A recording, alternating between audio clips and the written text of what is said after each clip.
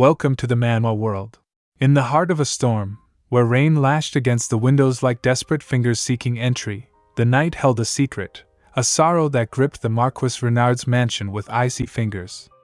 It was the night Arabella, his beloved daughter, went missing without a trace.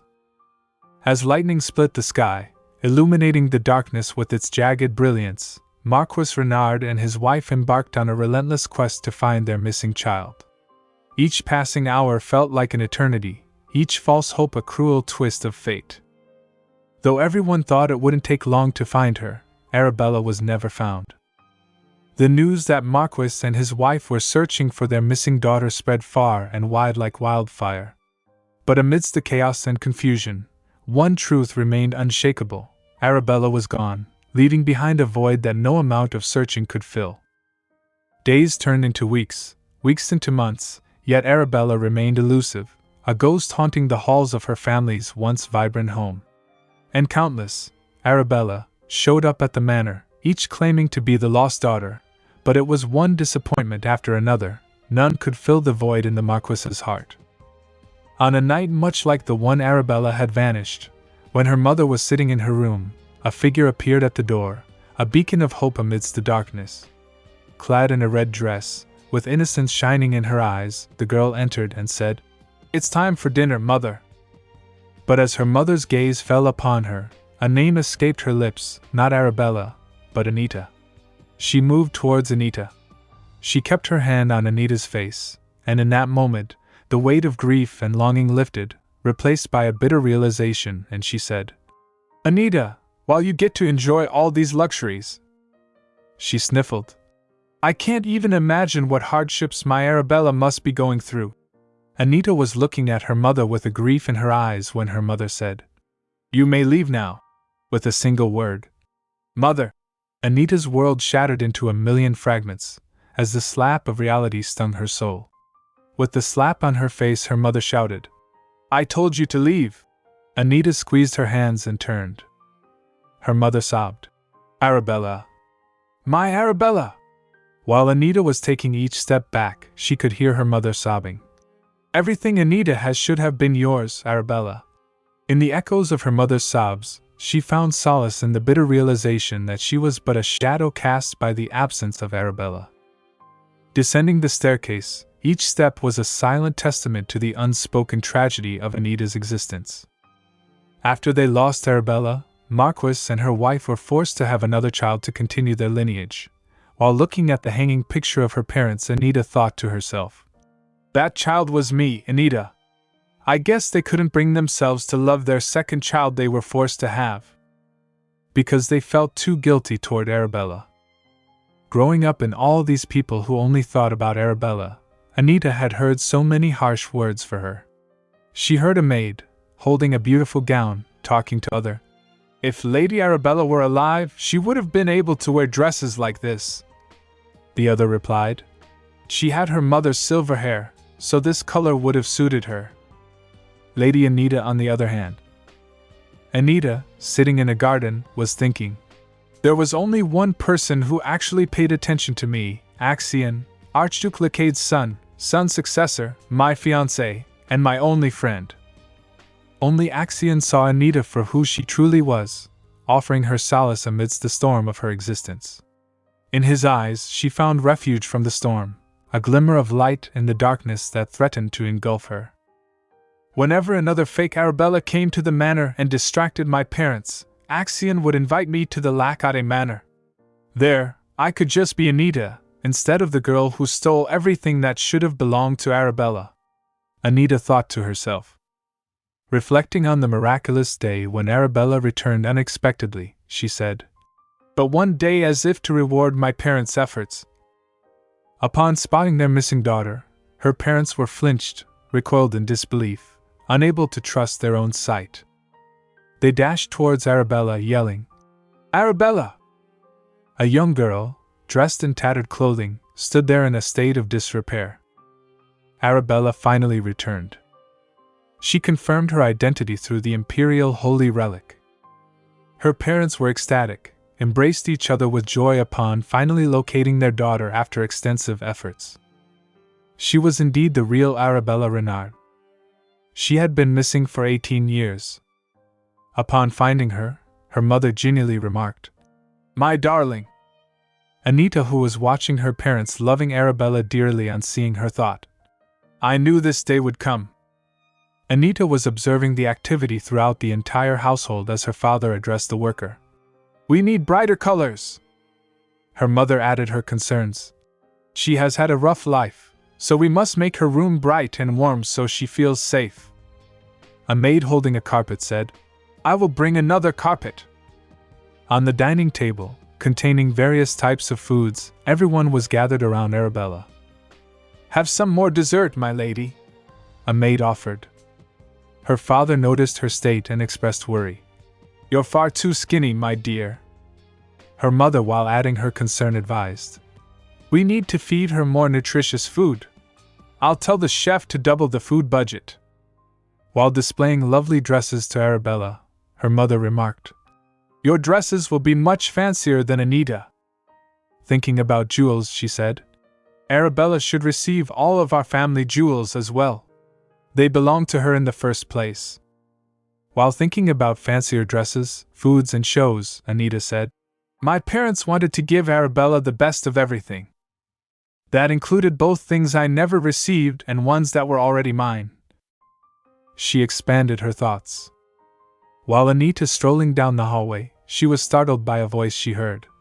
There must be a way to break off Anita's engagement to the Archduke's son. She was stunned hearing this. It turned out to be her parents murmuring to each other. Her father said, "We can't just break it off since the Archduke himself made the match." Her mother expressed her perspective.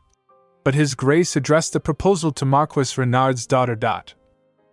Her mother, with evident concern, expressed, "If Arabella hadn't gone missing, she would have been the one to marry into their family. If we can find a way to break off the engagement, that spot will naturally become Arabella's." Her father pondered and said, Her mother yelled, "Bella deserves only the best, and I want to ensure she gets all of it."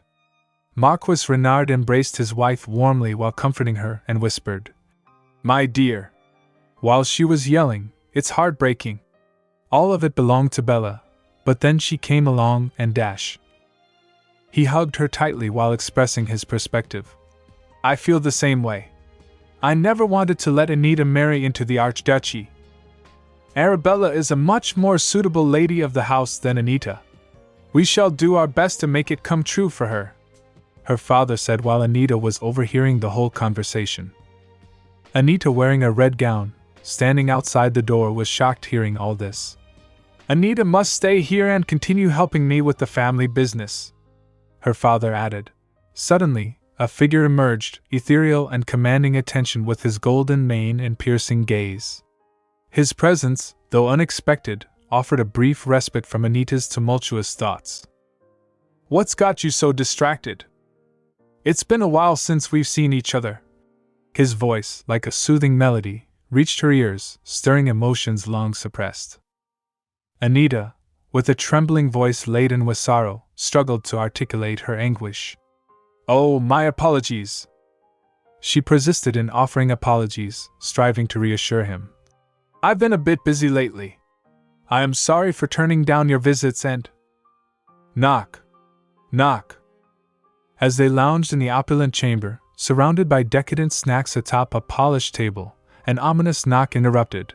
The boy's curiosity was piqued. "Are you expecting someone else besides me?" he inquired, his brow furrowed with concern.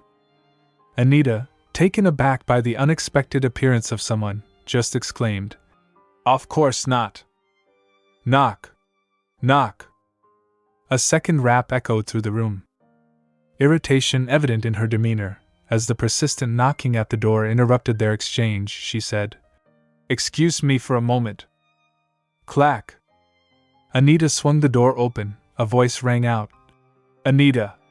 Standing before her were her mother and Arabella, their presence commanding attention. "Why don't you introduce Arabella to Lord Axion?" her mother commanded, her words a dagger plunging into Anita's soul. "She is your sister after all. I'm sure he would like to meet her," she persisted. Upon hearing this, Anita's fury ignited, her spirit brimming with defiance. As she contemplated the possibility of losing the one thing she held dear, she brooded intensely. They can take away everything else. I don't mind, those things were never mine to begin with. In the crucible of adversity, Anita found the ember of her strength, fueling her determination to defy the whims of fate and protect the love she held dear. She pondered. However, when it comes to Axion, I will do everything to ensure they don't steal him from me. The air crackled with tension as her mother stood there, commanded to introduce Arabella to Axion. Inside, Axion's curiosity piqued as he wondered who stood at the threshold and asked, Anita, who is it? Anita's demeanor momentarily faltered when confronted with Axion's inquiry. Anita courteously and subtly turned slightly and uttered, One moment. She swiftly exited, forcefully closing the door behind her with a resounding slam. She left her mother bewildered as she confusedly asked, Anita, what are you dash? Furiously, Anita declared, I refuse. Shock painted her mother's face as she attempted to conceal her comprehension and stammered, What? Anita clarified her stance. I will not introduce Arabella to Axion, she repeated. I refuse. Her mother's shock turned to outrage. What? And she yelled at her. You're always like this. Arabella, positioned behind her mother, bewilderedly gazed and attempted to intervene. And mother? Her mother responded with anger. Leave this to me, Arabella. She must be scolded. Her mother's fury escalated. She glared at Anita and said, When will you stop being so selfish? Don't you feel sorry for your sister? Undeterred, Anita snapped back. It doesn't matter how sorry you feel for her. You can't just barge in and force your daughter on him. Anita added, You're being rude to the Archduke's son, mother. Once again, her mother shouted at her. How dare you? Her mother yelled to bring her awareness. How could you be so selfish and awful, Anita? You should be sharing with your sister. While Arabella was fidgeting continuously, confused at the situation, Arabella, her breath quickening, made an effort to halt her mother. Mother, please don't dash. Arabella felt dizzy, stumbled and suddenly collapsed, her world spinning out of control. Panic engulfed her mother as she cried out for her. Bella, Bella, Bella! Darling! Please wake up! Anita, stunned by the turn of events, murmured, I'll call for a doctor. With a cluttered rush, she turned and disappeared inside. Anita dashed through the halls with urgency, her heart racing. She hurriedly entered a room, nearly bumping into the maid. The maid shocked and yelled, Eek! A Lady Anita? Gasping and panting, Anita wasn't able to utter a word. The maid flinched and asked, Why are you in such a hurry? Anita barely uttered, Call for a doctor. The maid was shocked hearing this. A doctor? Anita hurriedly explained to the bewildered maid. Arabella fainted in front of the first reception room on the first floor. The maid gasped and could just ask, A Lady Arabella fainted? The maid's trembling hands dropped the flower pot she was holding, mirroring the shock that rippled through Anita. Yes, my lady. I'll call for a doctor right away. Anita breathed deeply and turned back. Anita's thoughts raced faster than her feet as she retraced her steps. Each stride echoed the pounding of her heart, and her mind swirled with suspicion. The doctor who examined Arabella the day she arrived assured us she was in perfect health. So why would she faint so suddenly? Anita's mind whispered, wrestling with doubt. Suddenly she paused, lost in her tumultuous thoughts. A chilling realization gripped her. Was this her plan all along? Axion, retaining his captivating demeanor, sat with inquisitive eyes. Arabella sat nervously in front of the Axion, and suddenly her trembling voice shattered the tense silence as she stuttered. I apologize for barging in like this. To alleviate the tension, she included, Anita should be back soon. Axion offered a curt acknowledgement and said, I see. His piercing gaze bore into Arabella, sending shivers down her spine. Arabella was sweating as she was scared, just pondered silently within her own mind. Mother told me he was a polite young nobleman, but he's a bit scary. In the midst of Arabella's internal turmoil, memories flooded her consciousness like a raging river. The image of her concerned mother. While she was just worried about Anita, she must have been shocked seeing me faint like that. I'm glad it didn't take me long to wake up. She recalled her mother shouting in concern. Are you all right, Arabella? And Arabella, on coming to consciousness, just responded, Where is Anita? To steer clear of discussing Anita, her mother simply remarked, Don't mind her, are you feeling all right? After an epiphany, her mother uttered with a grin on her face, This is you should go inside and introduce yourself to Lord Axion. While her mother was trying to pull her, Arabella could just utter, Huh! What about Anita? Her mother hastily replied, She'll be back soon. Go ahead and wait in there. Arabella was trembling, sitting in front of Axion, questioned herself. Maybe he's mad that I barged in without asking him, just like Anita said. Arabella felt extremely anxious, finding it increasingly difficult to remain seated. She yearned to flee and found herself engaging in silent self-talk within her mind. This is so suffocating. I don't want to be here. She just squeezed herself while thinking about her parents' words. But I don't want to disappoint Mother and Father. Her father had said to her, I am sure the Archduke's son will take a liking to you, Arabella. Her mother had reprimanded her. You have to make a good impression, all right? I apologize for making you uncomfortable. She finally managed to utter, her voice betraying a hint of apprehension. Axion's response pierced through the tension like a blade. You have no reason to apologize to me. You weren't the one insisting on this unpromised meeting. Arabella's heart skipped a beat as realization dawned upon her. She pondered, Oh, did he hear everything we said outside? The shock of the possibility reverberated through her, leaving her speechless for a moment. Axion continued, offering a slight smile along the way. And as you said, Anita will be back soon. As she locked her eyes on him, a stream of thoughts flowed through her mind. He seems like a different person when he talks about Anita. Anita's mind swirled with a torrent of thoughts as she treaded through the mansion's corridors, her heart heavy with uncertainty. Arabella, did you go as far as fainting to fool me and meet Axion? Or perhaps it was her own mother, pulling the strings behind Arabella's actions. She also thought about her mother's harsh words. How could you be so selfish and awful, Anita? You should be sharing with your sister. She questioned herself. Was it Mother's order? It must have been. She wants Arabella to have the best of everything after all. Each step she took seemed to echo the resentment that lingered within the mansion's walls, a stark reminder of her isolation. She thought, Everyone in this mansion resents me. They look at me as if I'm someone who took everything from Arabella with no remorse. While contemplating, she doubted herself. Do I have to give everything of mine to Arabella just to be accepted in this household? Lost in this maze of confusion, she finally reached the door and hesitantly knocked. Knock. Knock. With a creak, the door opened. She looked at Axion and a poignant realization dawned upon her. Axion is the only one I can call mine. Do I give you up too? Axion turned with a smile and Arabella rushed towards Anita and said, Anita! And she immediately apologized. I'm sorry for worrying you. Whereas Anita, looking at her, just thought, You're here to take everything from me. Arabella gently squeezed Anita's hand and smiled.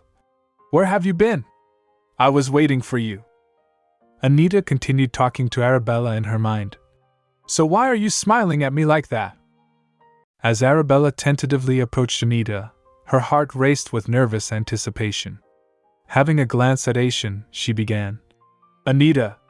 But before she could finish, Anita abruptly said, You can go. Stunned, Arabella's face lit up with joy and she stuttered, Really? Relief flooded through Arabella as Anita's words softened, revealing vulnerability. Upon noticing Axion's presence nearby, she whispered softly, Thank you. Arabella breathed, her fear dissipating in the face of unexpected understanding. Creak! She opened the door. With a newfound sense of freedom, Arabella's face lit up with a genuine smile. "Okay then, have a good time with Duke, Anita," she said. Observing Arabella walking with genuine joy, Anita contemplated quietly. How strange. Arabella is the one who had a rough life growing up in poverty, and I was the one who enjoyed the luxuries of growing up in a noble house. She continued pondering. Still, somehow, Arabella is much more cheerful and innocent than I am. Creak. The door was closed. Anita's heart pounded with a mixture of guilt and relief as she turned towards Axion, her words heavy with regret. "I apologize for my mother's rude behavior, Axion." Axion, with an air of grace, responded softly with a smile. "It's fine." Anita sighed, continued in a respectful manner. "I am sorry, but I think we should end our meeting early." Axion stood up from the chair as he spoke. "All right." Axion, while stepping towards Anita, said with genuine kindness, "Anita, I would like to invite you to the Archduke's mansion next time?"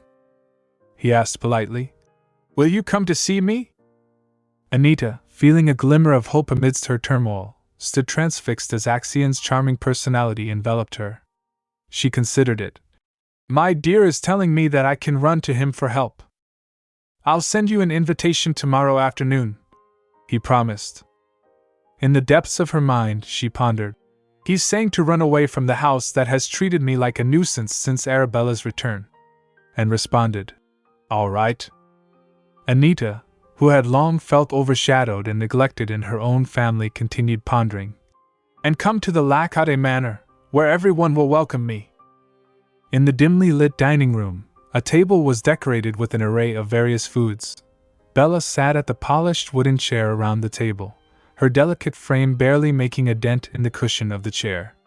Her father's voice, gentle yet laced with worry, cut through the silence, addressing her. "Do you like the food, Bella?" he inquired, his eyes betraying concern. A faint smile played on Bella's lips as she nodded softly. "Yes, father.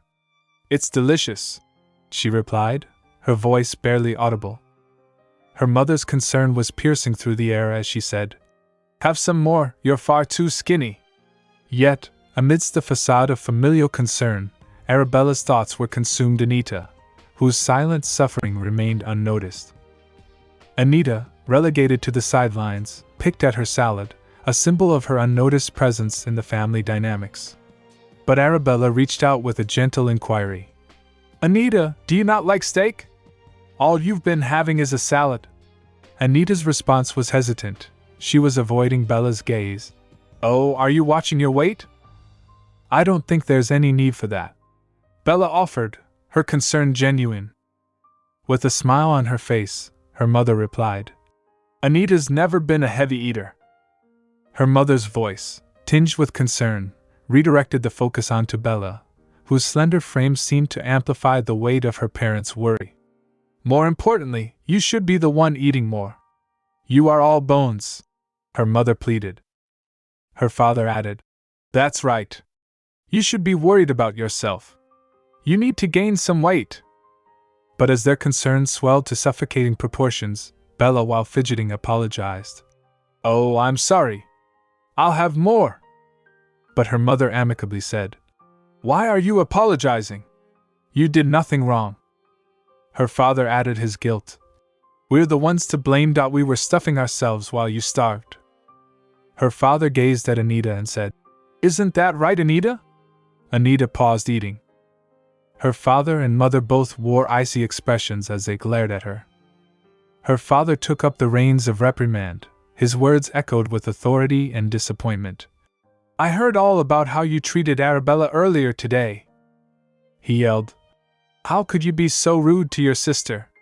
Your sister suffered while you enjoyed extravagant food and clothing in this house." Arabella flinched at the sight of her father's anger.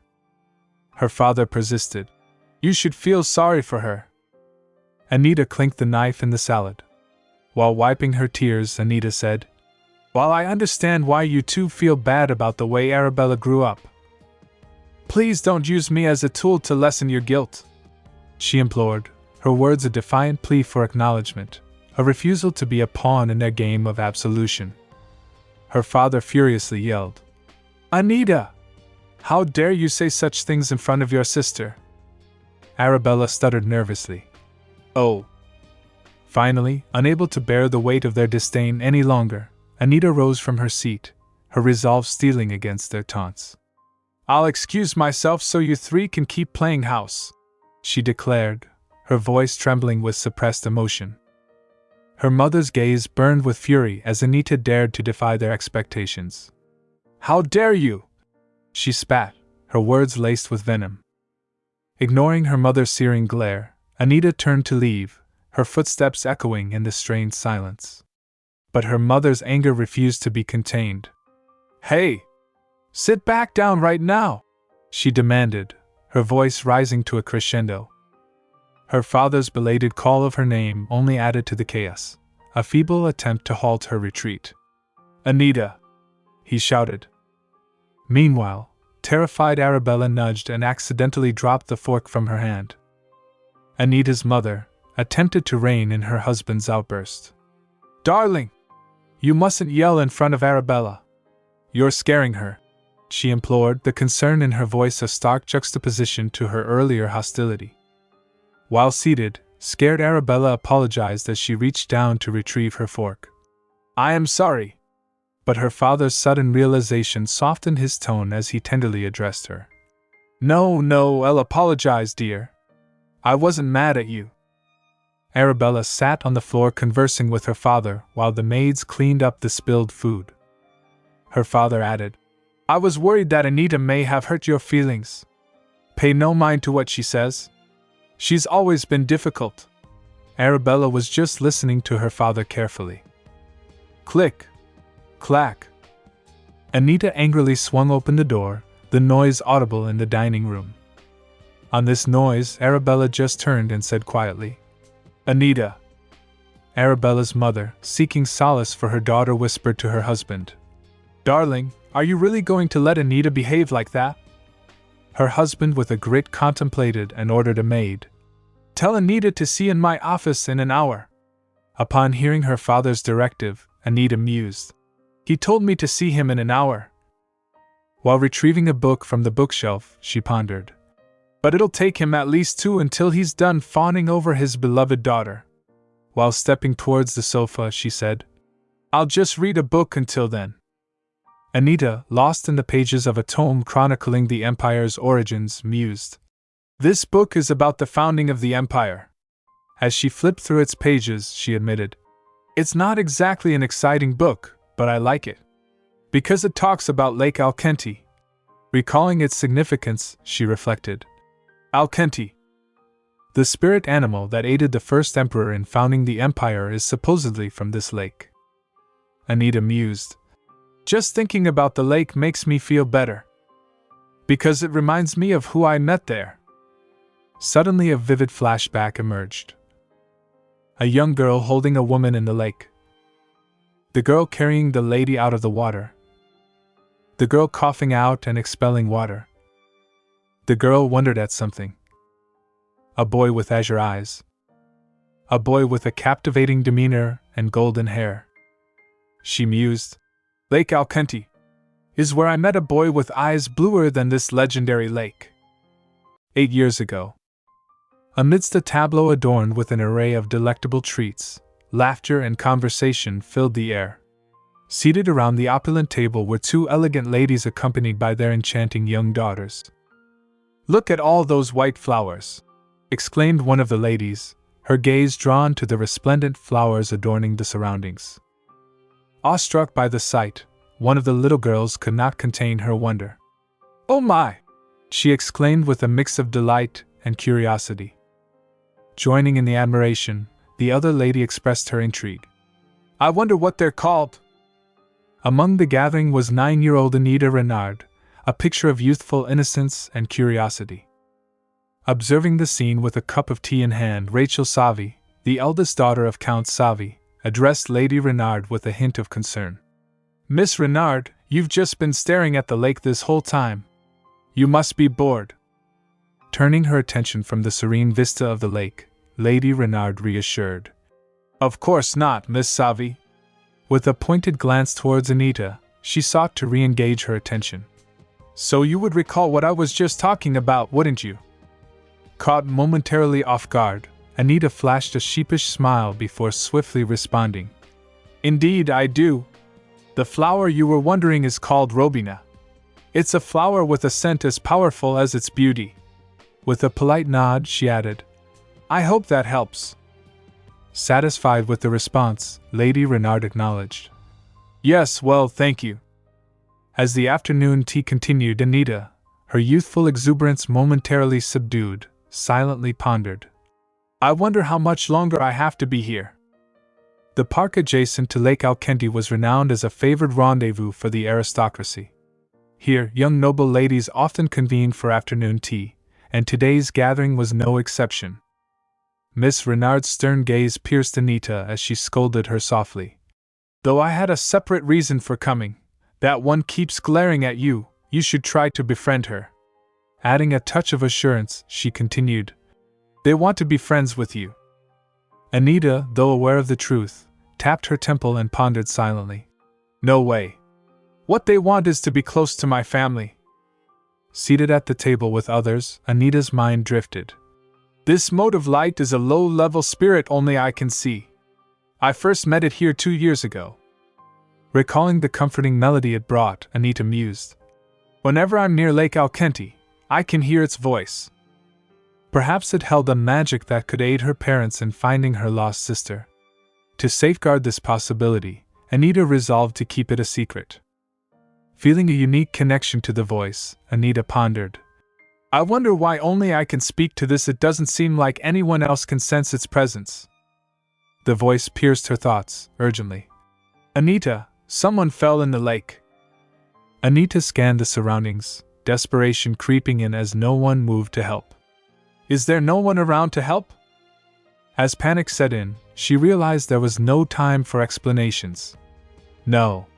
There isn't. She started to lose consciousness, so she needs help immediately. Conflicted, Anita clenched her dress tightly, pondering her options. Should I ask everyone to go on a walk? She wondered, only to answer herself. No. If she's already losing consciousness, there is no way for me to explain how I know that someone is drowning. Unable to articulate the inexplicable voice she heard, Anita remained in turmoil. In that case, Anita, amidst confusion and hesitation, finally made a decision and rose to her feet. All eyes fixated on her, wondering about her next move. Anita, enveloped in a fog of uncertainty, uttered, I'm going to take a walk around the lake. As she headed towards the water, a familiar voice echoed, Over there. Anita swiftly removed her shoes, affirming. She already sank below the surface. Placing her shoes delicately on the lake shore, she urged, Try to get people to come here. The voice interrupted once more. I can't, wait, don't tell me you're.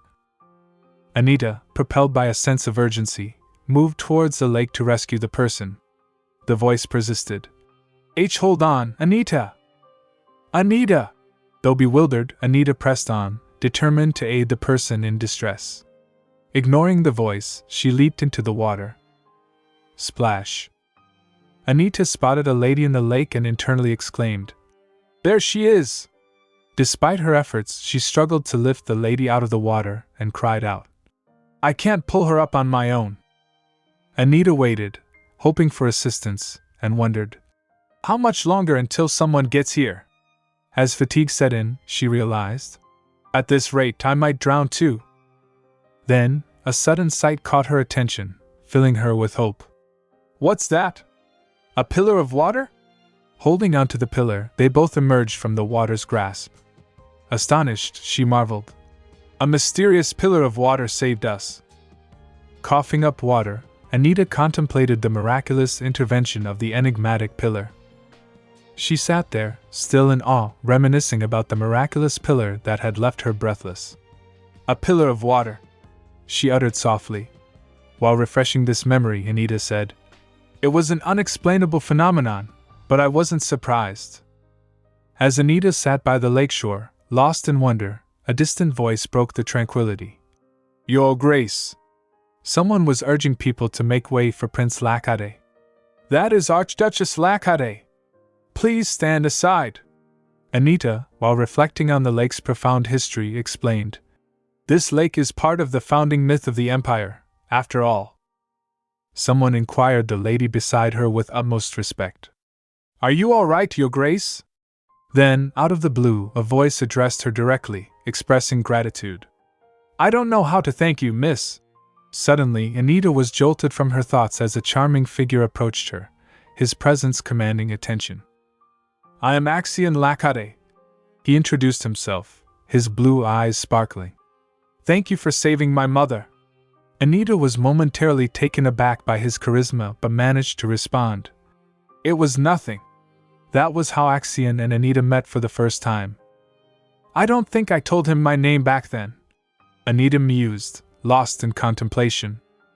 As she pondered how Axion had managed to discover her identity and reached out to her, she reflected. However, Axion somehow found out who I was and sent me a letter. She continued to ruminate. That was we got to know each other. Glancing at the pendulum clock, she contemplated departing, remarking, I guess I should get going. Click. Clack.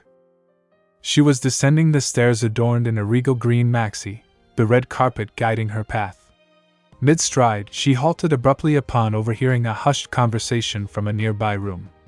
Arabella fainted today, but the doctor couldn't identify the cause. Her parents whispered urgently to each other. Concern etched on her mother's face, she implored her father. We need to hurry up and break off Anita's engagement. If rumor were to start about Arabella being ill, she'll never be able to marry into the Archduchy. The revelation hit Anita like an unexpected blow. Her father, considering an alternative, proposed. But Arabella could still marry the prince, couldn't she? Her mother's incredulous response echoed through the room. The prince? Suspicion clouded her thoughts as she questioned. Are you talking about the cruel man infamous for his vast experience with women? With conviction, her mother declared. There is no saying we won't end up like the Empress's family. Her mother's shocked inquiry silenced her father, leaving him unable to offer a retort. Their mother emphasized her point. The prince is not an option. Contemplating Arabella's fate, her mother expressed empathetically. We have to make up for all the love Arabella missed out on, even after she gets married. Amidst the charged atmosphere, her father proposed a daring plan to her mother. How about this, then? We'll ensure that the Empress notices Anita. Anita, eavesdropping at the doorway, was stunned by her parents' discussion regarding her fate. Undeterred, her father elaborated on his scheme, suggesting, if Anita becomes a suitress for the prince, it'll be easier to break off her engagement. And with her broken engagement as an excuse, we can also refuse the prince's marriage proposal. Enthusiastic about the idea, her mother exclaimed, That's a great idea! Let's do that, my darling. Anita, seething with anger as she listened, reflected bitterly. I did so much for my family, yet this is how they thank me. Contemplating her father's past actions, she sadly mused. I am really starting to wonder why does my father treat me like this without a second thought. Recalling the day she rescued the Archduchess, she questioned herself. I was the one who rescued the Archduchess that day, so why does he act like this engagement was offered to our household in general? Fed up with her obedient facade, Anita contemplated her father's expectations, pondering. Does he really believe I will continue to stay obedient and loyal to the family? Because I'm his daughter and that's my duty? That makes no sense. Anita's suspicions about her parents' peculiar treatment gnawed at her. I look nothing like either of my parents. People have always had doubts about my lineage because of that. Striding over the crimson carpet in the grand mansion, memories flooded back to Anita of the time when her sister Arabella's arrival had sparked rumors about her lineage. And once Arabella returned, the rumors only got worse. Recalling an overheard conversation among the maids, Anita's heart sank. Don't you think it's strange? One maid remarked to another. Then, correcting herself, she added, Lady Anita, I mean. Lady Arabella is the spitting image of her parents, but Lady Anita isn't resembles. Everybody whispers about it, but they all agree. It's strange. The other maid speculated. Who knows? She might not even be a noble dash. Caught eavesdropping, the maid gasped at the sight of Anita. Staring her down, Anita's voice cut through the air like a whip. How impudent! How dare you speak about me like that? The maid, trembling and bewildered, stammered. That's not what I meant, my lady. Anita's fury surged as she commanded. Leave this house at once. I'll personally make sure my mother knows that her insolent maids have been bad-mouthing their masters. Anita left the room while the maid kept pleading for forgiveness. She pondered.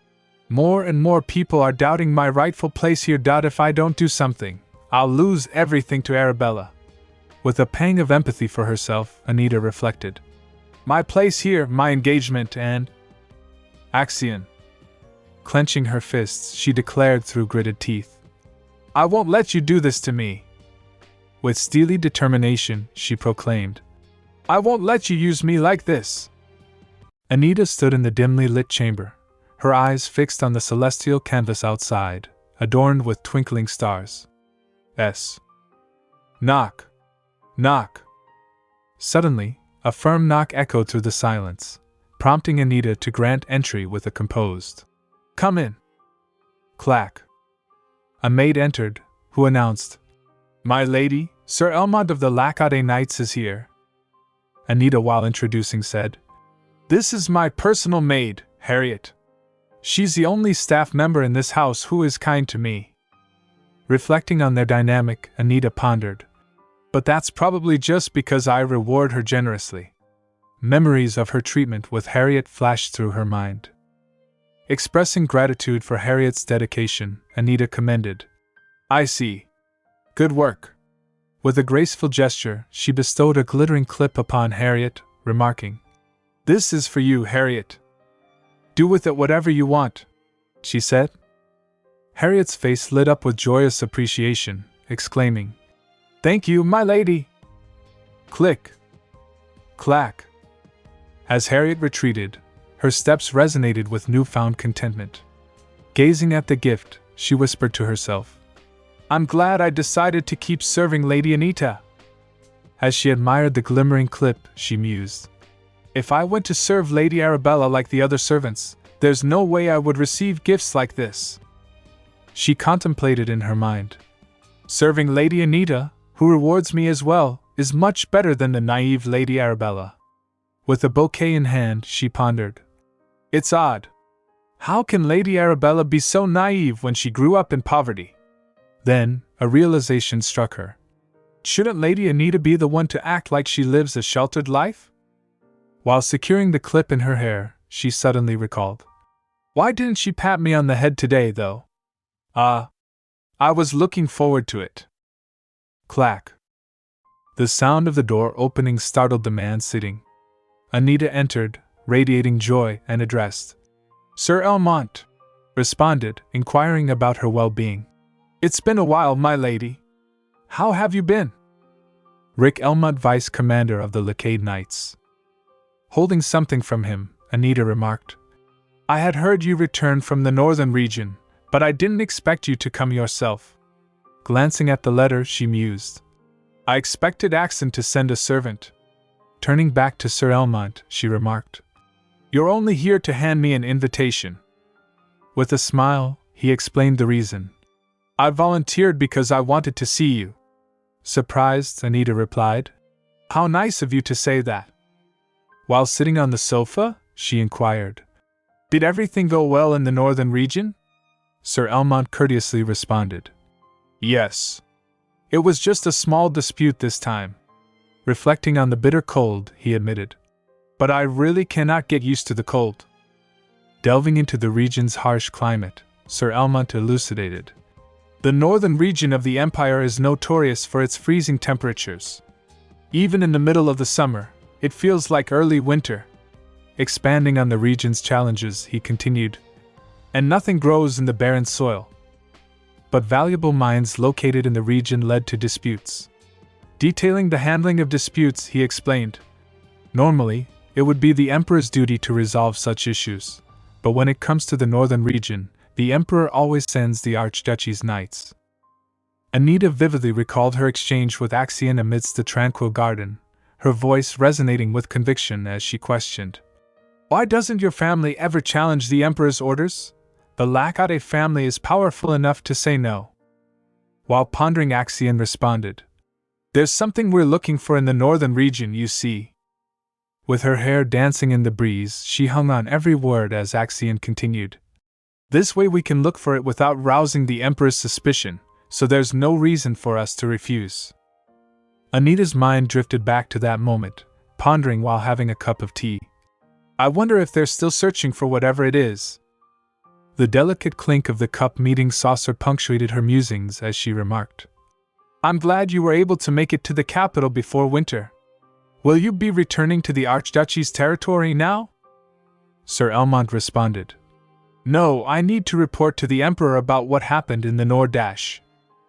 But before Sir Elmont could complete her answer, a thunderous voice from outside shattered the tranquility and grabbed their attention. We have a guest from the Lackade family? Why was I not informed of this earlier? Her mother's voice pierced the air, demanding, Hurry up and knock on the door. Knock, knock. With a gentle tap, a maid interrupted. Lady Anita, Lady Renard would like to see you. In a composed tone, Anita graciously replied, Tell her to come in. The door creaked open, revealing her mother with a visage of astonishment.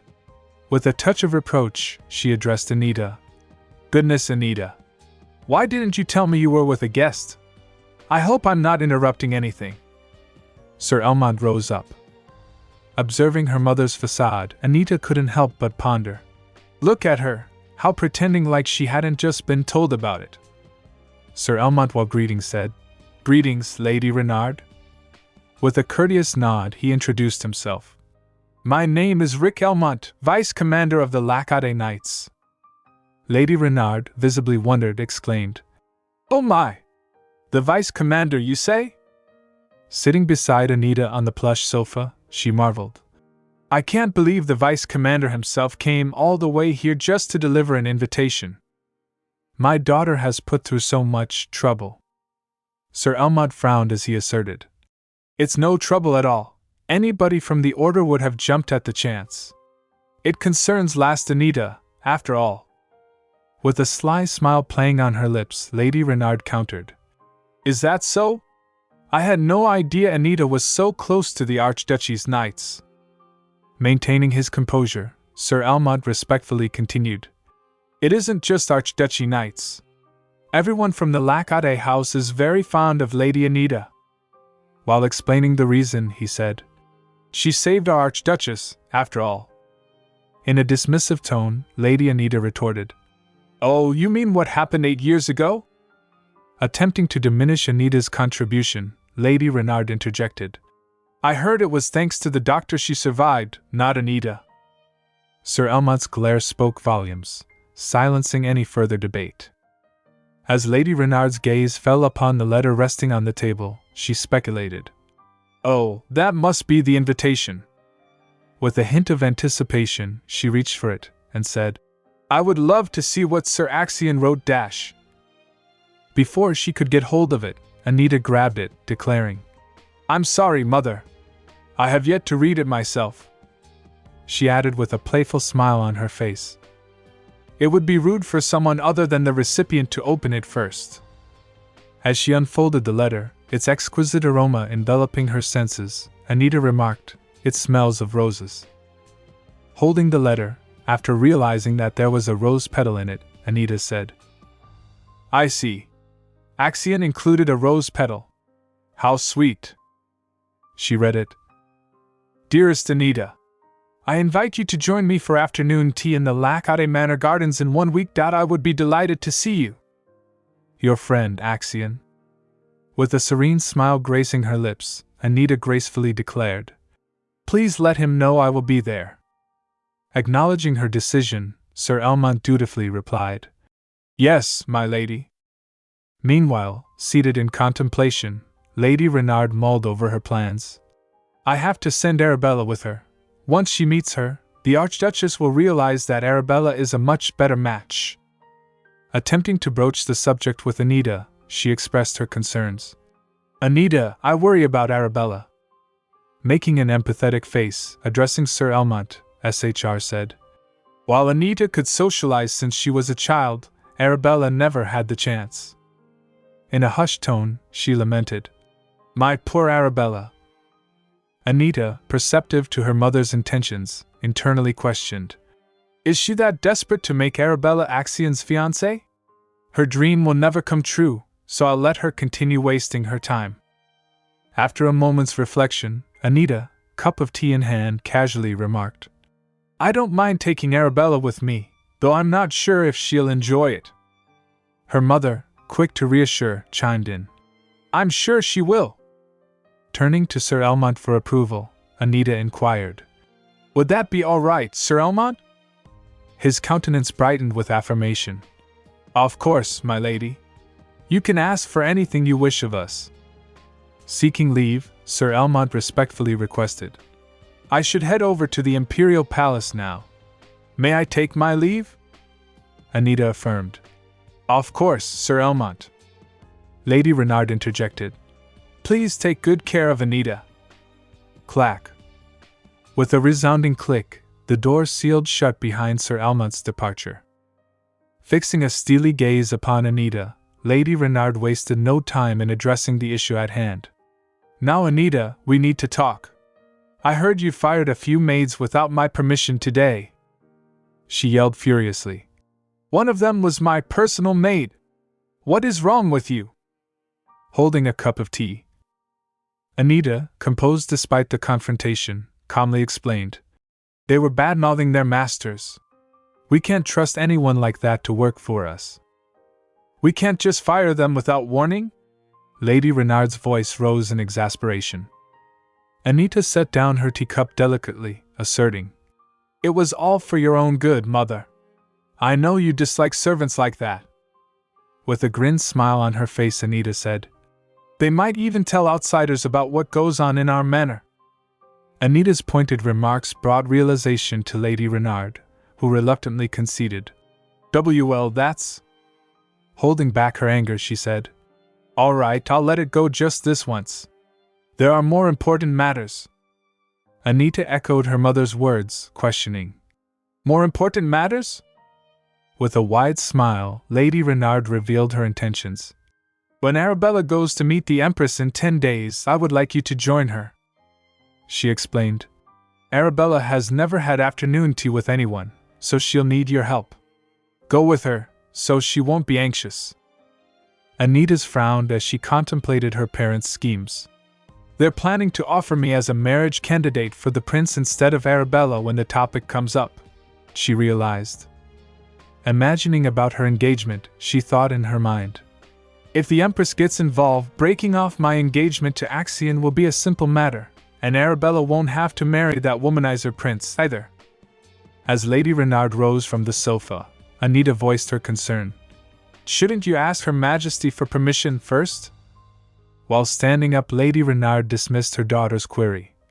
She has already permitted it. And about your engagement. Anita squeezed her clothes as Lady Renard's words struck a nerve.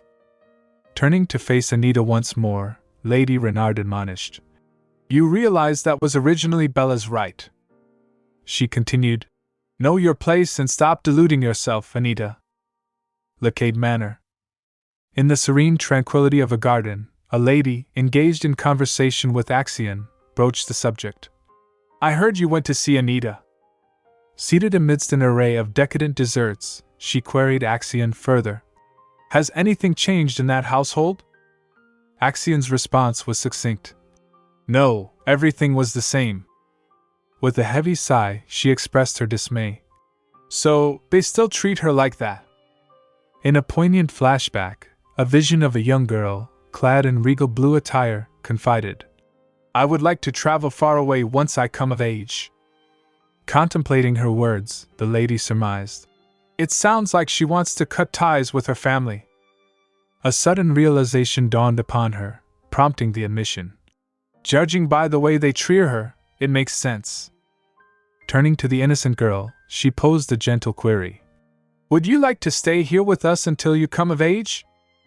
But the girl, with unwavering resolve, declined, stating, Thank you, but I cannot turn my back on my duties. Lost in contemplation, she reflected. She keeps rejecting my offers. I should stop pressing her. Turning back to Axion, she acknowledged her own remorse. I should have rescued her as well. Curious, Axion inquired. Are you worried about Anita? She clarified, burdened by her own sense of guilt. No, but I regret it. I should have insisted on her living with us. In the luxurious ambience of her golden-hued room, Anita savored a cup of tea, clad in a resplendent maroon and green royal max with a delicate white frill. Amidst her solitude, echoes of her mother's reproach lingered, vividly reminding her of recent scoldings. Your behavior has been inexcusable lately. You are confined to your room for the time being. Anita's mind wandered to the previous day's promise of familial unity. Just yesterday, they said, we should eat together as a family for Arabella's sake. She punctuated her contemplation with the clinking of her fork against the salad plate, pondering the mercurial nature of her family's decisions. They changed their minds so easily. Interrupting her reverie, a gentle knock rapped at her door, prompting her to grant entry with a composed, Come in. The creak of the door heralded the arrival of Philip, the Renard family's esteemed butler. With an air of deference, he conveyed his message. My lady, Master Renard wishes to see you in his office. Acknowledging his summons with a nod, she acquiesced. All right. Sensing his lingering presence, she inquired, Is there anything else you want to say? Philip, ever dutiful, hesitated before expressing his apprehension. I believe Master Renard is going to give you more work to do for him. Contemplating the implications, Anita responded calmly. I'm sure he will. Yet, Philip's concern persisted, evident in his next words. It's too much. You are still so young, so why do Master and Mistress Renard always dash? His sentence trailed off as Anita interjected with a gentle smile. That's enough, Philip. As Philip turned to depart, facing away, Anita issued a stern warning. You mustn't jeopardize your position. Firmly, she added. You know what would happen if Father were to hear what you were about to say, don't you? With a tone of reprimand, she continued. You'd be kicked out before you could receive your severance pay. So mind your words. With that, she gracefully returned to her chair. In Philip's mind, a silent acknowledgement echoed. Yes, my lady. I cannot be kicked out just yet. I must stay. Concerned for Anita's well-being, he quietly ruminated. For you, Lady Anita, my true mistress. As Anita entered her father's office, he gestured towards the scattered papers and remarked, Take all this paperwork with you. With raised voice, her father exclaimed, Since you're staying at home all day instead of socializing, you should be able to do this in 4 days. Standing before her father, Anita reflected on the situation. Ever since Arabella returned, he's been actively preventing me from participating in any social events. While her father continued his reprimands, she couldn't help but think, and he's making it sound like it's my fault. Recalling her early responsibilities, she reminisced. I began assisting my father with running our household. Having a flashback of a little girl with bundles of papers in front of her, she said, When I was just 12. Reflecting on a decision made a decade ago, she added, It's already been 10 years since I decided to cut ties with my family once I was old enough because I realized there was no place for Anita Renard in the Renard family. Continuing her train of thought, she expressed, Despite that, I had always considered it my duty to do my part as a member of this house until I am old enough to leave. Considering her steadfast commitment, she reasoned, That's why I always did everything without complaints. Lost in contemplation, she observed the scattered papers on the ground and lamented. However, all I'm doing is busy work that my parents don't want to do. Amidst her reverie, her father's voice cut through, yelling, Why aren't you answering me? This is easy enough for anyone to do in no time. A smirk played on Anita's lips as her father questioned, Are you afraid it might be too hard for you? With a playful glint in her eyes, Anita retorted. If it's that easy, shouldn't you just do it yourself? In response to her defiance, her father yelled. Can't you see I'm letting you do this for your own good? He persisted in his tirade, reminding her of her future. Do you think being the future Archduke's wife is going to be easy? Undeterred, Anita gently countered. Mother doesn't do a single piece of paperwork as the lady of the house. I doubt it'll be any different with the Lacade family. Her father's frustration peaked as he slammed his hand on the table and yelled. I've had enough of your whining. Continuing in a scolding manner, her father asserted. At 17, you are old enough to take care of the family's affairs.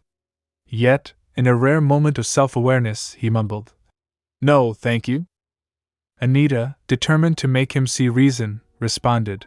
Unlike you, father, Axion doesn't need help with anything like this. Infuriated by her assertion, he said. What? With quiet resolve, Anita reaffirmed. He is intelligent and knows what it takes to be the head of the house. Turning away, addressing her father directly, she calmly stated. Please do the work meant for the head of the house on your own, father. As she made her way towards the door, her father's voice echoed furiously behind her. You can't keep acting out like this just because Arabella has returned. His anger escalating, he added, You've crossed the line. When Anita reached the door, she heard her father's final decree. Go to your room and reflect on what you've done. Undeterred by his commands, she retorted. I was just about to. With a resounding slam, she closed the door forcefully behind her. Witnessing her behavior, her father seethed with indignation, thinking, How dare she? His hands clenched in fury, he gritted his teeth, thinking, How long must I tolerate that ungrateful girl? A week later, a carriage arrived. Anita, adorned in a royal blue gown with a white frill, her hair neatly arranged in a bun, was lost in her thoughts. Wondering aloud, she mused. I thought my parents would make sure only Arabella made it to the Lacade manor. Suddenly, her mother appeared, squeezing her hand reassuringly. Anita, she said softly, trying to make her understand. If Bella happens to faint, you have to cover for her. Got it? Anita sighed, inwardly acknowledging the predictability. No wonder, she thought. Both Anita and Arabella settled into the tonga, and as Arabella's nerves got the better of her, she tentatively began. You Anita? Anita, sensing Arabella's hesitation, gently prompted. What? Fidgeting with nerves, Arabella struggled to articulate her thoughts. She could just utter, well. Finally, Anita's patience waned slightly as she urged. If you've got something to say, just say it. Taking a deep breath to steady herself, Arabella replied. Okay. Anita observed Arabella's condition, recognizing the urgency of the situation. At this rate, she won't be able to tell me whatever it is before we arrive. She mused. Arabella, visibly nervous, stuttered. Anita, I don't agree with Mother. Expressing her concerns, she continued. I would like you and Lord Axion to be happy. You're my sister, so how could I ever dash? Before she could finish, Anita interjected. What do you think sisters are like? Arabella, with a slight but joyous smile, responded. Well, sisters love spending time together, and they'll always make up by the next day, even if they fight. Upon hearing Arabella's idealistic view of sisterhood, Anita couldn't help but think, how unrealistic.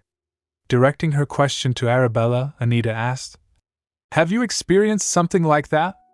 With a gentle smile, Arabella shared, There was a family that took care of me in the slums. They should be living comfortably now. Continuing her explanation, she added, Father said he sent them money as a way to thank them. Isn't that wonderful? Anita's response was skeptical. Sure, if it were true. Mentally addressing Arabella, Anita thought. But Arabella, our parents are not that generous. Arabella, clutching her gown, reassured. Anyway, don't you worry. I have no intention of stealing Lord Axion from you. Trust me. Inquiring further, Anita asked, "Have you ever talked to Mother about this?" Emphasizing her point, she murmured, Anita added, "Or to your personal maid?" Arabella hesitated, replying, "And no." Anita, feeling the throbbing in her head, remarked, "That means you haven't told them you don't want this. These people won't give up, even if you object. They're too stubborn." Attempting to make Arabella realize, Anita continued, "How do you expect them to know what you're thinking? Arabella, telling me your opinion means nothing." As Anita spoke, Arabella's worry intensified, causing her to tightly grip her clothes. When the tanga finally came to a stop, Anita announced, "We have arrived." While Anita disembarked from the carriage, Arabella remained seated, consumed by her concerns. In the serene surroundings of Lakade Manor Gardens, lush greenery and vibrant flowers adorned the landscape, emanating delightful fragrances. The sun's rays glistened upon the flora, accentuating their brilliance. Arabella, captivated by the beauty surrounding her, couldn't contain her awe, exclaiming, "Wow!" Turning to express her joy, she exclaimed, "It's so beautiful!"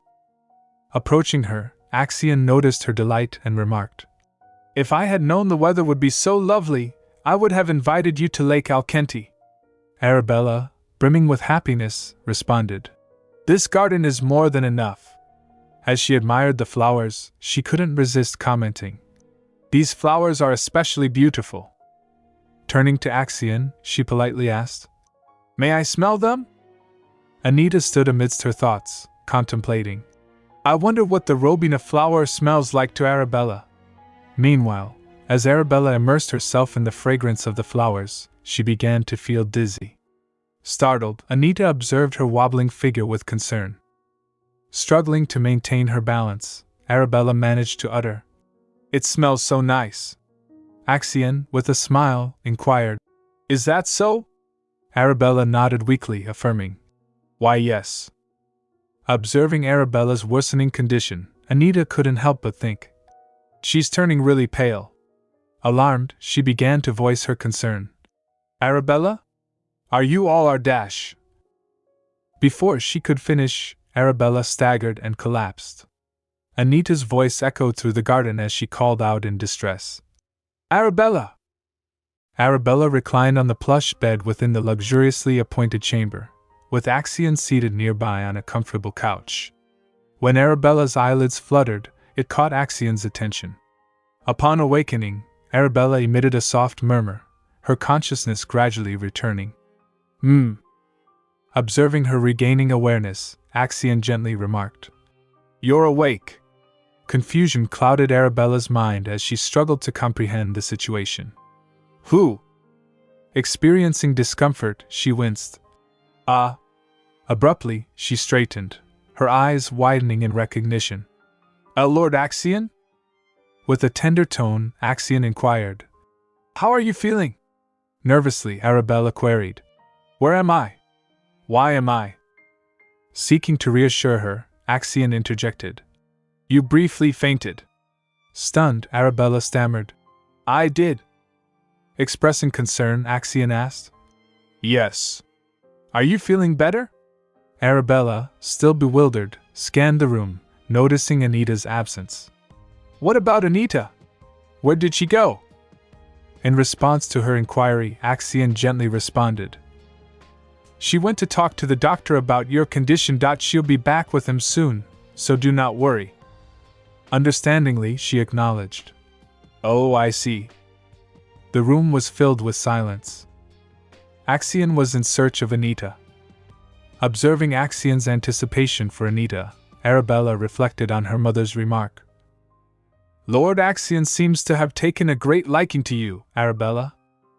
Realizing the lack of connection between them, she contemplated. Mother was mistaken. Gazing at Axion, Arabella continued her musings. His eyes only brim with warmth when he looks at Anita. They only brighten when she is in the room. Restlessly, she dwelled on thoughts of Anita. Anita is a kind person. She may appear cold on the outside, but... Having a realization, she pondered. This is wrong. I want Anita too. she addressed Axion. Lord Axion? Startled by her address, he turned towards her. Arabella slumped and said, I really like Anita. Axion, with his piercing blue eyes, fixed his gaze upon her and calmly stated, So. Arabella squeezed her hands and replied, I want her to be happy. I swear. I really want her to be happy. With a hint of hesitation, Arabella stuttered, It's what I.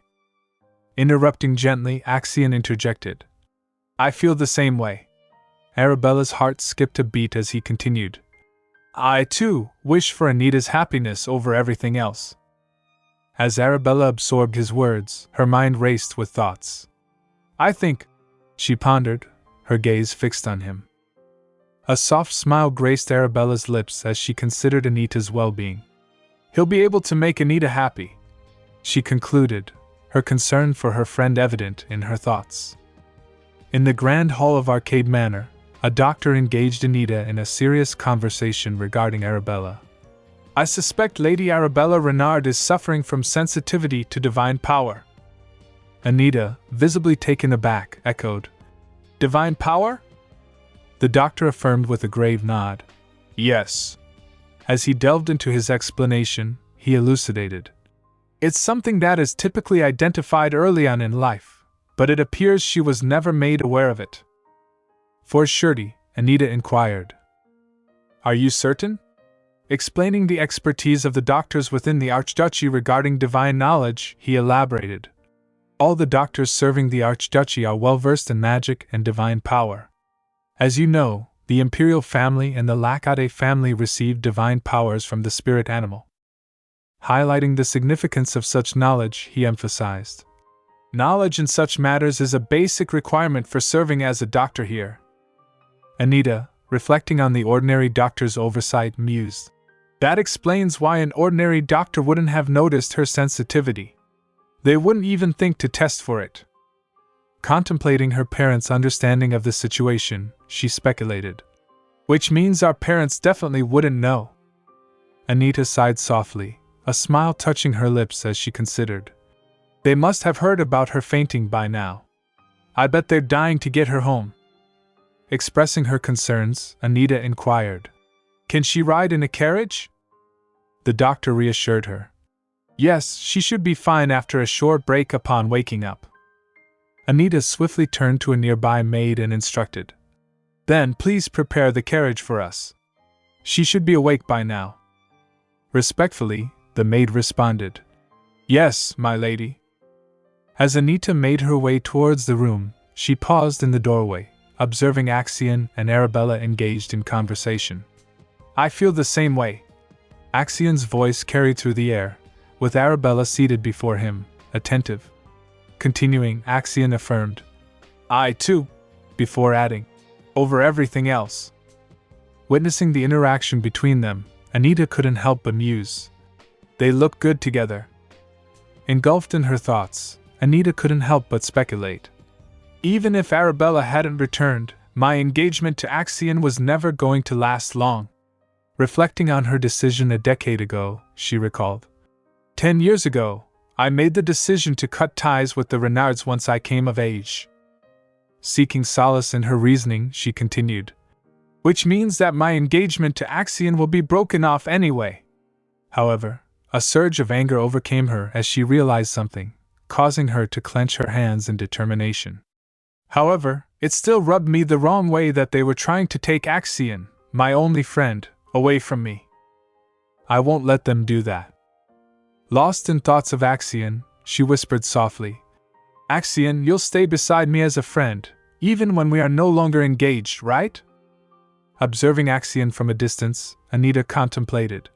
I believe our relationship won't change. However, if I do lose you as well. Walking through the halls of Arcade Manor, consumed by self-pity, she lamented. What else would I have left? As they both arrived at Renard Manor, Marquis Renard inquired of Anita. Where is Arabella? Upon entering, Lady Renard replied. I put her to bed in her room. With frustration evident, Marquis Renard slammed his hand down, exclaiming. So, Turning his ire towards Anita, he demanded, "Why didn't you do anything, Anita?" Anita's response was calm yet firm. "What could I have done?" her mother interjected. "Excuse me?" Undeterred, Anita continued, "I'm not a doctor. How was I supposed to prevent Arabella from fainting?" Her father sighed, attempting to realize Anita. "Anita, Bella has had a terrible life." Attempting to convey the hardships of Arabella's life, her father began. "Unlike you, she grew up in poverty. You've always been selfish, Anita, but this is too." Anita swiftly interrupted, her voice firm. "I could never be as selfish as you, father."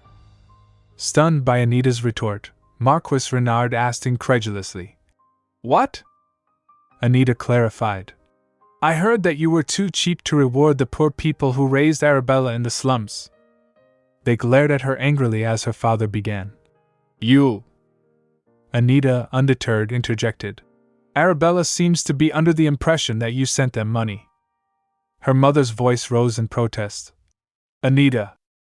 Unyielding, Anita continued. "Also, let's make one thing clear. Who is more at fault? Mother, for sending Arabella with me when she knew she might faint, or me, for failing to stop her from faint?" Before Anita could finish her sentence, her father's anger boiled over, and he slapped her. Lady Renard intervened desperately, pleading, "Darling, don't you remember that Anita has to go to the palace?" Lady Renard persisted in making him realize. "But you heard what she just said." Anita, reflecting on her mother's attempt to intervene, wondered.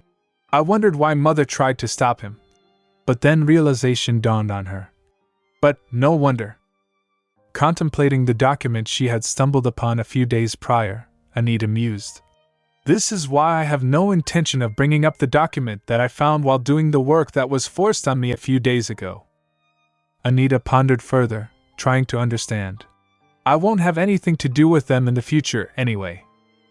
As Lady Renard restrained Marquis Renard, she admonished, "You could have punished her once she was back from the palace." Marquis Renard, unable to control his anger, retorted, "But she's not showing any sign of remorse." Anita, with a serene smile, addressed her father. "Father, I'd look out for yourself first." A concerned maid gently touched Anita's swollen face, remarking, "That looks painful. It's really swollen. The bruising might get really bad tomorrow." Suddenly remembering something, the maid's expression brightened. "Oh, I heard that bruises go away faster if you hold raw meat against them," she offered. "Should I bring you some?" Anita, mindful of the consequences, replied, "What if you get caught by the cook?" Sitting on the couch, Anita realized, "Don't worry. A ton of medicine will arrive by tomorrow morning."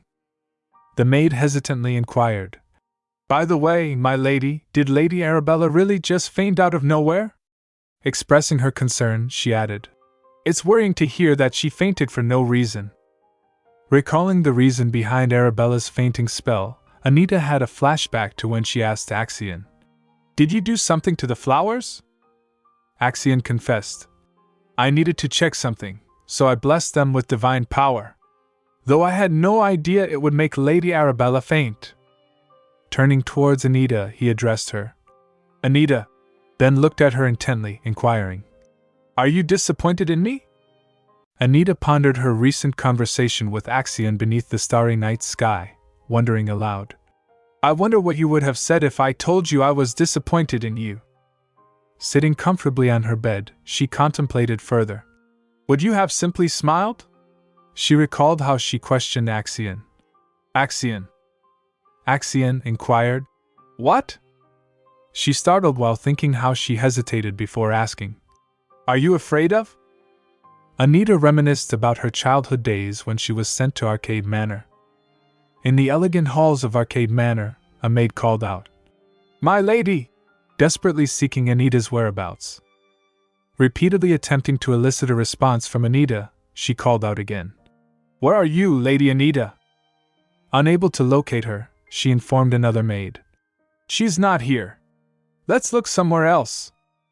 Finding solace amidst a garden filled with vibrant flowers, Anita questioned herself. What am I doing? Reflecting on the warmth and kindness of the people at Arcade Manor, she mused. Everyone is so kind and sweet to me. They're much nicer than anyone at Renard Manor. As she pondered, she nervously squeezed her clothes, feeling unworthy of their kindness. Recalling the Archduchess' caring demeanor towards her, Anita whispered, But I feel like I don't deserve their kindness. Considering her father's intention behind sending her to Arcade Manor, she thought, Father sent me here so our families could grow closer. I know I shouldn't be acting like this, but... Feeling overwhelmed, she bowed her head into her lap, admitting, It's suffocating. I feel like I can't breathe. In the midst of her turmoil, Axion suddenly appeared, declaring, There you are. Startled by his sudden presence, Anita exclaimed, Axion? Meeting her gaze with his piercing blue eyes, Axion stated, I've been looking for you. Anita looked towards Axion and asked, Why? She asked a question which startled Axion. Don't you hate me? While recalling the miraculous day when she saved the Archduchess, she reminisced. After the day I saved the Archduchess from Lake Alkenti, the two of us never had a chance to talk. Despite the constant animosity from her own family, Anita remarked, I was so used to being hated that I didn't really mind. With a heavy heart, she buried her head in her hands, feeling the weight of her loneliness. Axion, crouching beside her, softly assured, I don't hate you. Anita was stunned by his words, her eyes wide with disbelief. In a reassuring tone, Axion continued, Anita, there's no way I could hate you. Listening intently, Anita's gaze remained fixed on him, her expression a mix of surprise and relief. Extending his hand towards her, Axion gently urged, Let's go. Despite her hesitation, Anita reached out and clasped his hand. Axion grasped her hand and helped her to her feet. Anita couldn't help but reflect, That was the first time someone reached out to me like that. While recalling how Anita stood up, holding Axion's hand amidst the tranquil garden, she reflected, That's why I didn't notice that in that moment. Lost in thought, she continued, contemplating Axion's deep blue eyes. Axion's eyes were filled with desperation. A few days later, a maid hurriedly carrying a pot dashed towards a room. Upon entering, she addressed the Archduchess, who sat beside Axion as he lay in bed. I'll watch over him tonight. Please go and rest, Your Grace. She was Ella, a maid at Lacade Manor. The Archduchess declined, insisting, I'm fine. You should go and rest, though. Gently placing her hand on Axion's head, she remarked, This happens every summer, so I should be used to it by now, but I can't help feeling bad for him. Seated beside Axion, she inquired about Anita. Oh, has Anita gone to sleep? The maid confirmed. Yes, I took her to her room. Suddenly recalling something, she addressed the Archduchess once more. Your Grace? I noticed this when I was helping Lady Anita change, but she had several bruises on her side like she was pinched. Concern etched on her face, she added. There were some wounds that looked older as well. The Archduchess was taken aback. Wounds? While reassuring, the maid asked. Yes. What should I do? Should I use holy water to heal them to prevent scarring? Frowning slightly, the Archduchess replied. Yes, go ahead. You can get holy water from the temple in the morning. The maid sighed softly, acknowledging. Yes, Your Grace. Reflecting on the situation, she added. I wondered why Lady Anita refused help with getting dressed. I thought she might have been too shy, but it makes sense now. Who could have done that to her? The startled Archduchess pondered aloud. I heard that, a week ago, the Renard family wanted to test the parentage of a girl and asked for the Imperial Palace's holy relic. I wonder. Lost in thought, she mused. It's not as if the holy relic is sure to work. There is no way of knowing. With a determined expression, the Archduchess gritted her teeth, thinking. But those wounds, they were most likely caused by the girl claiming to be Arabella. In a decisive manner, she pondered. If this girl has something to do with Anita's wounds. The Archduchess contemplated, I should let the Renard family know. Interrupted by a knock on the door, she watched as it opened, revealing someone bearing a message. Your Grace, you're needed in your office. Rising from her chair, the Archduchess acknowledged. All right, and exited the room. Spotting Anita waiting outside, she called out, Anita? Crouching down in front of her, she inquired gently. What is it? Anita explained. I came because I saw the doctor hurry over here. I'm sorry if I'm being nosy, the Archduchess politely said. Not at all. You must have been worried about Axion. Attempting to comfort her, she continued. It's nothing to worry about. He tends to get sick like this at times, you see. While urging Anita to maintain secrecy, the Archduchess emphasized. But you have to keep it a secret. The successor of the Archduchy has many enemies, so his weaknesses can't be revealed. Anita nodded solemnly, assuring, I won't tell anyone. Recalling something, the Archduchess inquired. By the way, Anita, I heard that you had some wounds. Are you all right? Stunned by the sudden question, Anita faltered. Oh. Attempting to divert attention, she replied. I didn't mention them because they're nothing to worry about. Concern evident in her eyes, the Archduchess gently took Anita's hand as she pondered. I suppose that means that the Renards know about them, too. That's a relief to hear, but… Lost in thought, she mused. Seeing that there are also some old wounds, Anita must have kept those a secret from her parents. While gently squeezing Anita's hand, the Archduchess added, Anita, it's best to tell others about any pain you go through. Seeking to comfort her, she continued, And if you like, you can visit more often and stay longer. Anita replied gratefully, Thank you, but I don't think that's possible. As she withdrew her hand, Anita explained, I heard the children of farmers start tilling the soil when they turn 10, and I'm 10 years old now. Realizing her responsibilities, she added solemnly, That means I must study as much as possible to help Father with his work. I need to be able to deal with things like this on my own. Hearing the Archduchess's question, Anita was taken aback and stood up. Bending towards her, the Archduchess asked with concern, Did your father tell you that?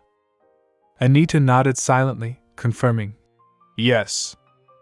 After a moment of contemplation, the Archduchess responded, I see. With a gentle smile, she turned to Anita and asked, Anita, could you stay by Axion's bedside for a bit? I need to go and take care of something for a moment. Meeting her gaze, Anita replied, Okay, I will. Patting Anita's shoulder, the Archduchess remarked, You're very kind. Stunned by the compliment, Anita recalled, Kind. Approaching Axion lying on the bed, Anita gently touched his hand and addressed him. Axion. Noticing his cold hand, she expressed, Your hand is cold. It was so warm earlier. Axion frowned slightly and murmured in discomfort. Patting his hand softly for a moment, Anita withdrew her hand, once again recalling the Archduchess's words. You're very kind. Puzzled by the remark, she pondered. What a strange thing to say. Everything I know about kindness comes from staying here. As Axion groaned softly, Anita glanced at him and thought, I wish I could have Axion's nightmares for him. With a sigh, she sat on the ground beside his bed, squeezing his hand gently. Whispering to him, she confessed, I'm used to them, after all. I can handle them better. Axion awoke to the dimly lit ambience of his room, his gaze falling upon Anita, peacefully asleep with her head bowed by his bedside. With a gentle touch, he carefully lifted her, ensuring she was settled comfortably upon the bed. As he tenderly tucked the quilt around her, a faint expression of discomfort crossed her face, accompanied by a murmured, Concern etched across his features. Axion inquired softly, Are you having nightmares? Gazing at her, he said, I'll have them instead. As he gently caressed her hair, he persisted in his tender care. So you can have nice dreams. Anita's breathing softened as she drifted into a deeper slumber, prompting Axion to remain by her side, his presence a reassuring comfort. Leaning in closer and tenderly clasping her hand, he reminisced. Do you remember, Anita? The day we first met. I keep thinking about that day, and I'm really glad. With a fond gaze fixed upon her face, he added, that you managed to come back from that lake. While explaining the Archduchy's history, Axion said, this empire was founded by the first emperor, who received divine power from a spirit animal, and 2 archduchies were formed. He continued, one archduchy was given to the emperor's sibling as a title, and his children received the title of count. And the other is the Lakate Archduchy, which originated from the first emperor's second son and has been passed down ever since. Thinking about the actual truth of the empire, he mused. However, the empire's actual truth differs from the well-known founding myth. The spirit animal known to have helped the first emperor actually put a terrible curse on the imperial family. And anyone who falls into Lake Alkenti, the source of the curse, drowns in its waters. The imperial family placed knights around the lake to prevent further deaths and maintain its divine reputation.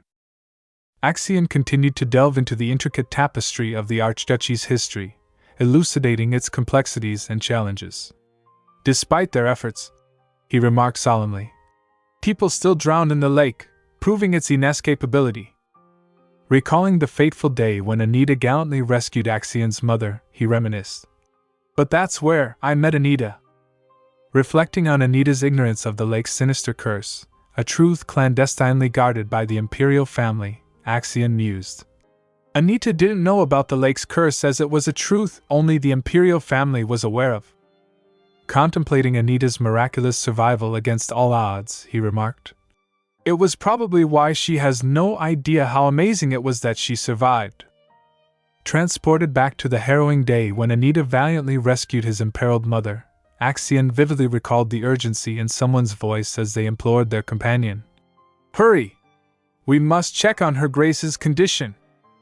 Recalling the events, Axion reflected. Those who don't have divine power have no chance of surviving the lake, so the fact that Anita didn't drown is nothing short of a miracle. Contemplating the reason behind Anita's miraculous survival, he pondered. I wondered whether the lake's spirit animal had perhaps saved Anita. Replaying the scene in his mind, Axion reminisced about the day Anita saved his mother. He remembered how he observed Anita standing behind her at a distance, while everyone was asking the Archduchess, Your Grace, are you all right? But it didn't matter. Anita had saved the Archduchess, and so I was going to treat her as our family's savior. Axion mused. Thinking about Anita, Axion admitted. But at some point, I found myself unable to take my eyes off of her. Reflecting on the rarity of divine powers in his era dominated by healing abilities, he remarked, I was the only person born with divine powers in an era where none but healing exists. Reflecting on his challenges, Axion pondered, and the Emperor is always waiting for the right moment to strike me down, while the Holy Temple is ready to strike him down. Sipping tea at a table, he contemplated. That's why I've always felt out of place and different. Observing 2 maids, one holding a cake for a celebration, he considered. The kind people of the Archduchy have no way of knowing, of course. As he delicately placed the cup in its saucer, a reflective moment dawned upon him. I often feel like an anomaly, as if I don't quite belong anywhere, he pondered. And in some peculiar way, Anita seems to share the same sentiment. Recalling a recent gathering where he had noticed her, he couldn't help but muse. She always seemed so isolated, as if carrying a silent burden. Placing a hand over his heart, he gently squeezed, the ache within palpable. Every time I see her, it's as if a pang shoots right through here, he murmured softly. Maintaining his hand over his heart, he contemplated further. If only she possessed divine abilities like mine, perhaps we could find solace in our shared experiences. Axion was discreetly observing the maids as they diligently searched for Anita. One of the maids exclaimed, My lady! Her voice echoed through the corridors as she repeated urgently, Where are you, Lady Anita? Reflecting on the tumultuous events, he found himself lost in thought. Then, on the day I thought I had lost you, he reminisced, recalling the frantic search that ensued. His hurried footsteps halted abruptly as he caught the sound of her stifled sobs. Recollecting the moment he discovered her in tears amidst the garden's serenity, a revelation struck him. I realized something, he murmured softly. As he watched her trembling form, a newfound clarity emerged.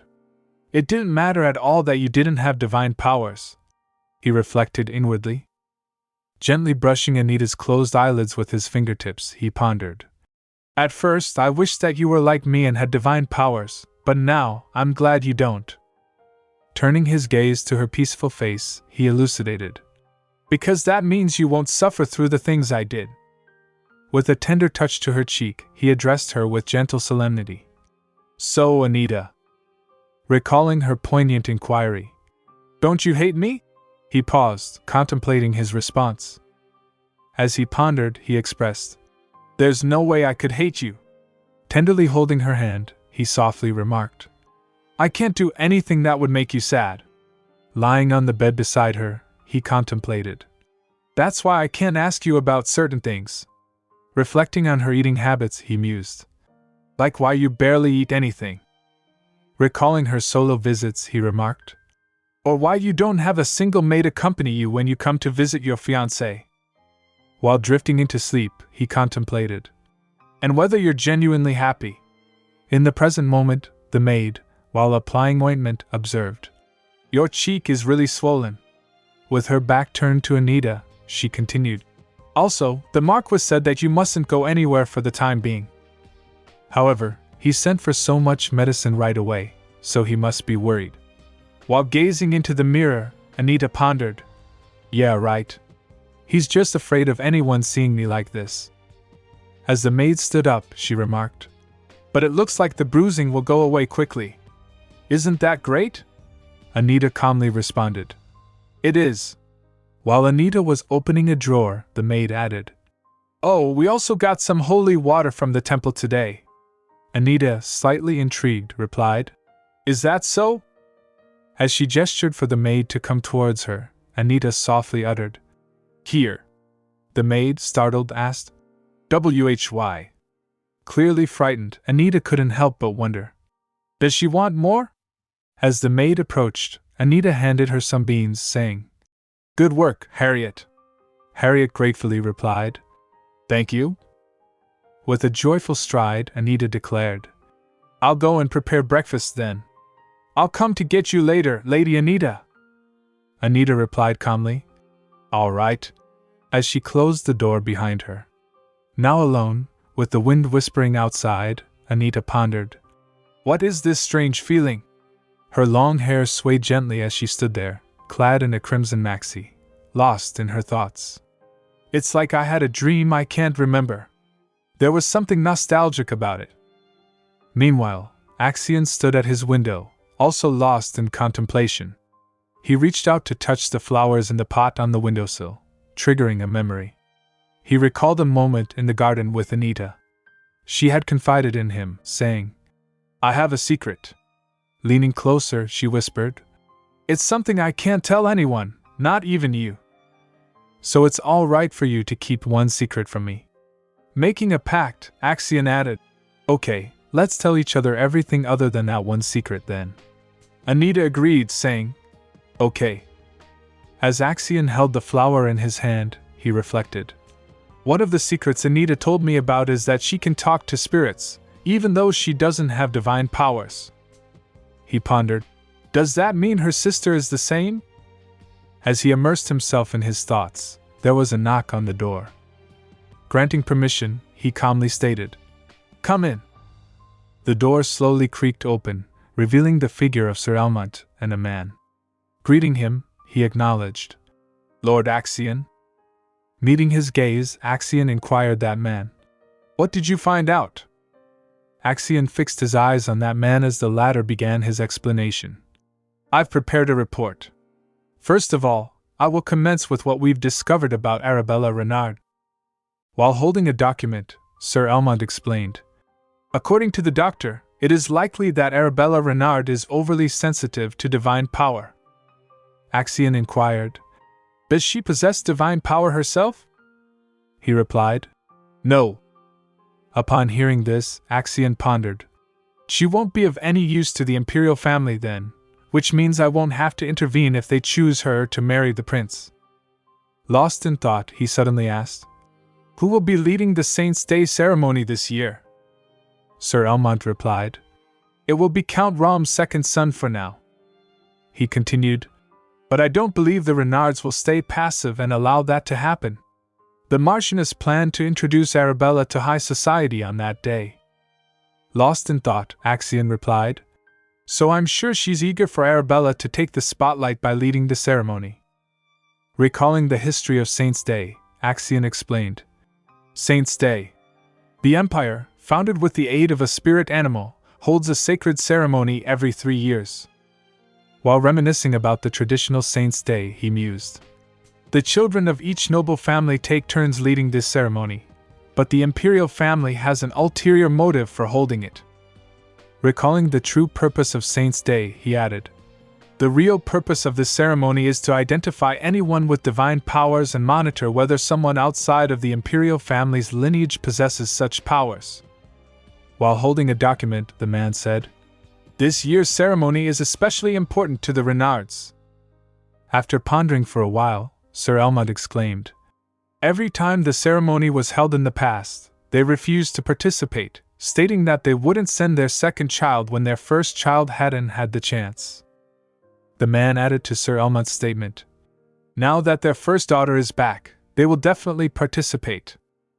Axion inquired, Is there any chance of Arabella fainting during the ceremony? The man glanced at the document and explained, Unless someone gets injured and requires healing by one of the priests, the likelihood of her fainting is low. He continued, However, if that does occur, people may become aware of her sensitivity. Sir Elmont added while contemplating, Then, the imperial family will desire her to marry the prince to utilize her ability to detect divine powers. The man remarked, I'm sure the Renards will be fearful that they might suffer a fate similar to the Empress's family.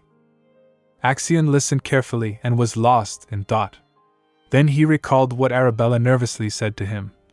I want her to be happy. Pondering, Axion considered. Anita rarely allows people to get close to her. Given that she barely acknowledges her sister, I'm certain the two of them aren't close. Glancing at the man, he mused. Thus, the fact that Arabella expressed that sentiment despite their lack of closeness might indicate that she genuinely cares about Anita. In an inquiring tone, Vance said, Lord Axion? What are you thinking about? Axion addressed him. Vance. Vance replied, Yes, my lord. Axion continued his response. I've decided to participate in this year's Saint's Day ceremony. Papers were scattered all over the bed. Anita, lying on the bed, holding a few documents, pondered. They keep assigning me tasks even though I'm confined here. With a gentle smile, she mused. Ha!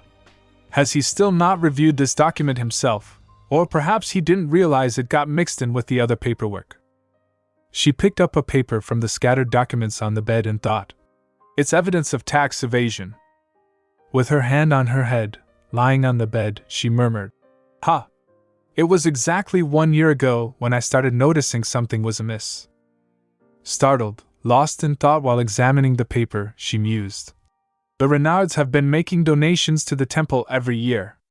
However, the donation amount didn't match last year, and a significant sum of money was unaccounted for.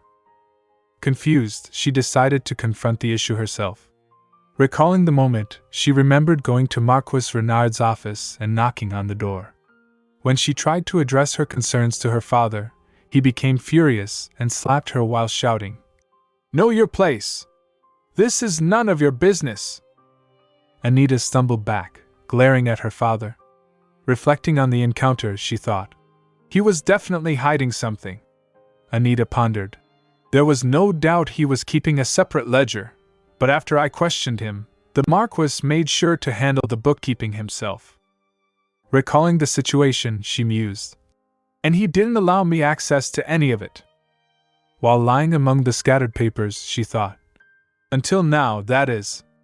Now the evidence is in my hands once more. Considering Arabella's sudden return, she speculated. The reason the Renards have been secretly donating such vast sums of money to the temple must be because of the torch of Ariadne, a holy relic that can locate anyone, no matter where they are. That must be how they found Arabella. Flapping the paper in her hand, she mused. 4 more months until the periodic tax audit. Lost in deep contemplation, Anita reflected. The Marquis's tax evasion will undoubtedly be uncovered this time, and the Imperial Palace won't turn a blind eye to it. Determinedly, she stated. Despite that, I have no intention of fixing this for them. While lying down, she thought. They won't be able to raise taxes in the territory to pay their fines anyway. They can only pay those fines using their private property. With a smile on her face, she mused. Good. That means the residents of the Renard family's territory won't be affected by any of this for the next 10 years.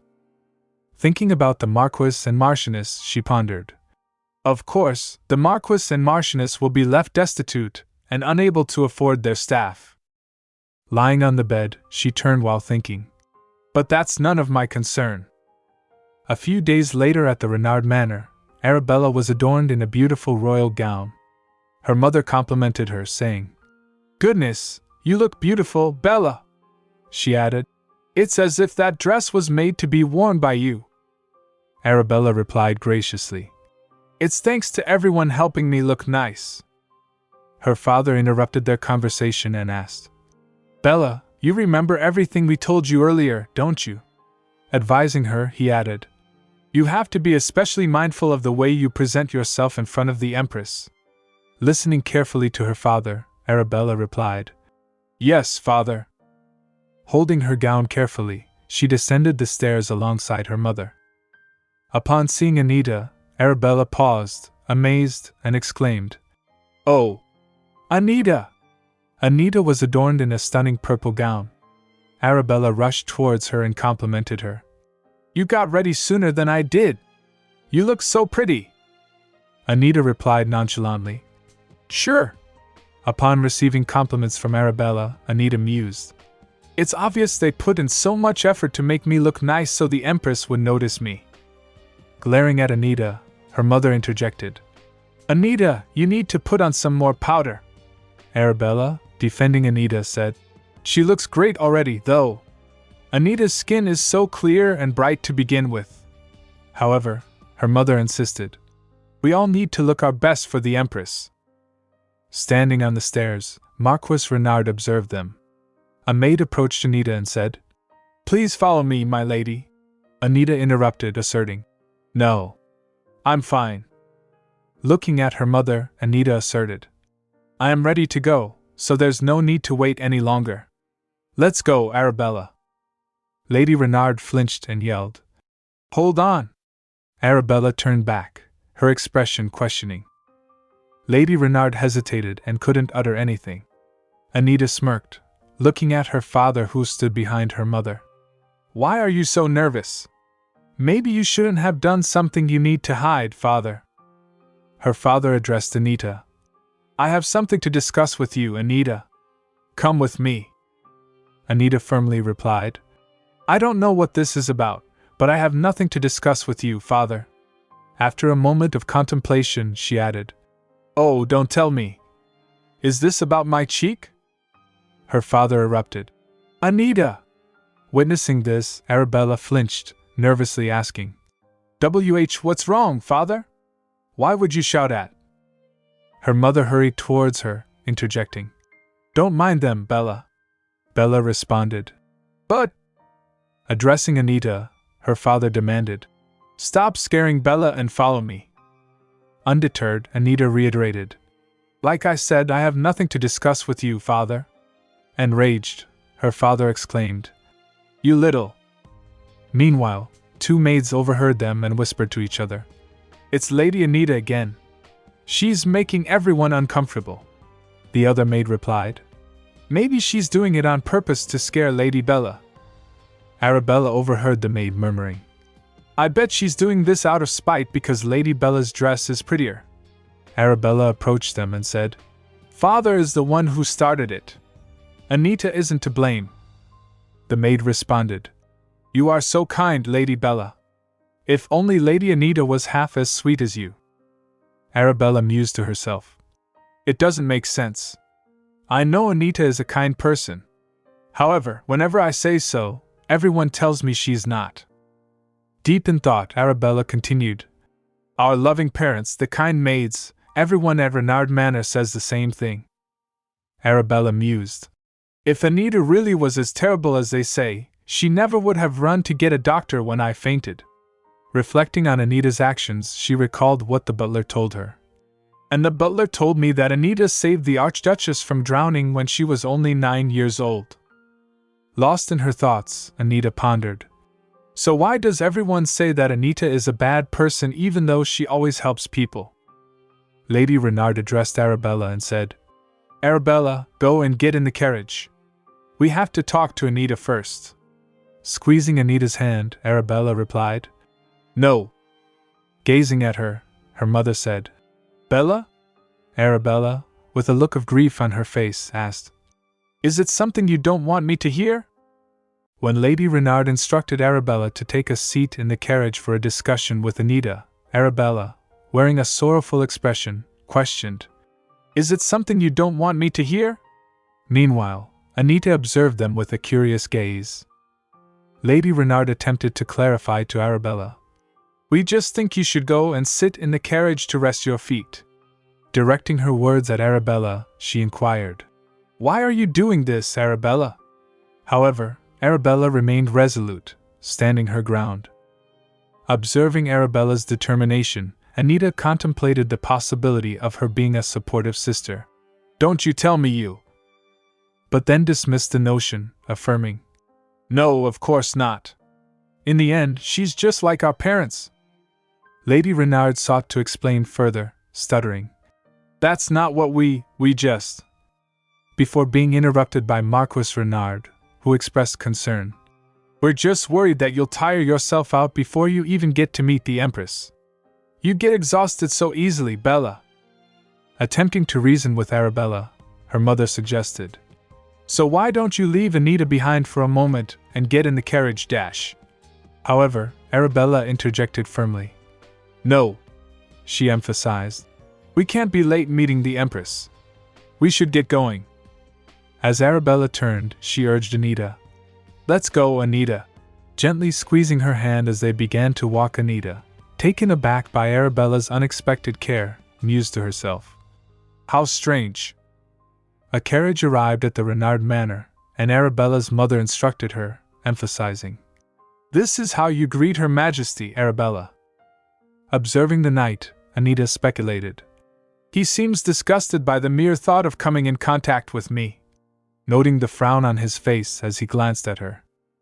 Lost in thought, Anita, while gazing at the prince, pondered. But he's not one of our usual knights.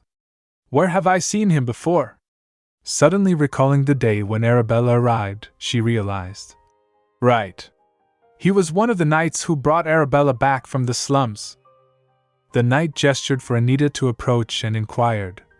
What are you waiting for? As they walked together, Anita couldn't help but wonder. He must be a newer recruit if he's never guarded us before, so why did he get assigned to us? He reached out his hand towards her, urging. Come on.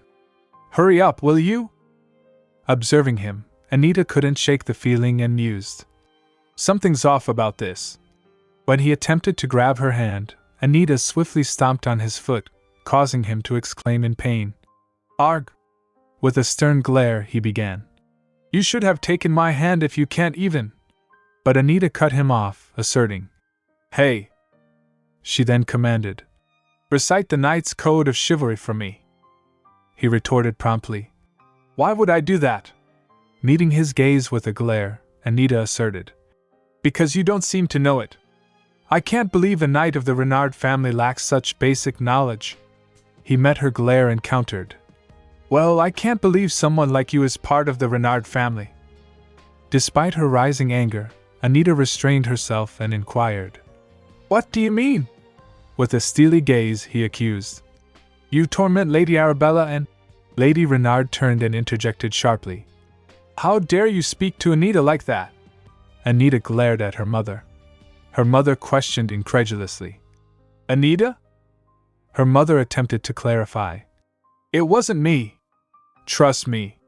Reflecting on her mother's reaction, Anita deduced. Judging by her reaction, I was right. For whatever reason, Mother has been spreading false rumors about me on purpose and is trying to hide her involvement.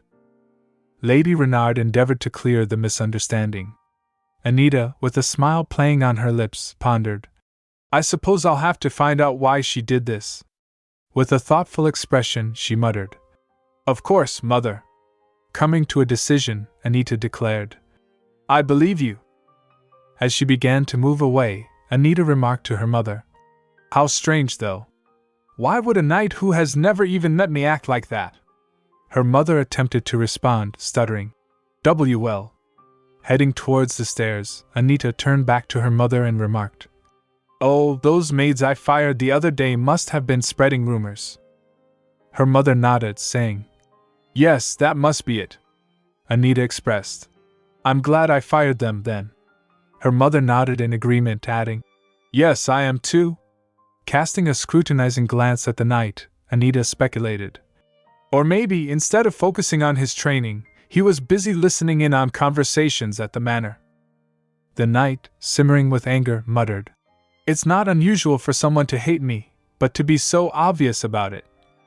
Pausing in her steps, Anita reflected. It feels different from the hate I'm used to. Turning to her mother, Anita declared. Mother, I never want to see that knight's face ever again.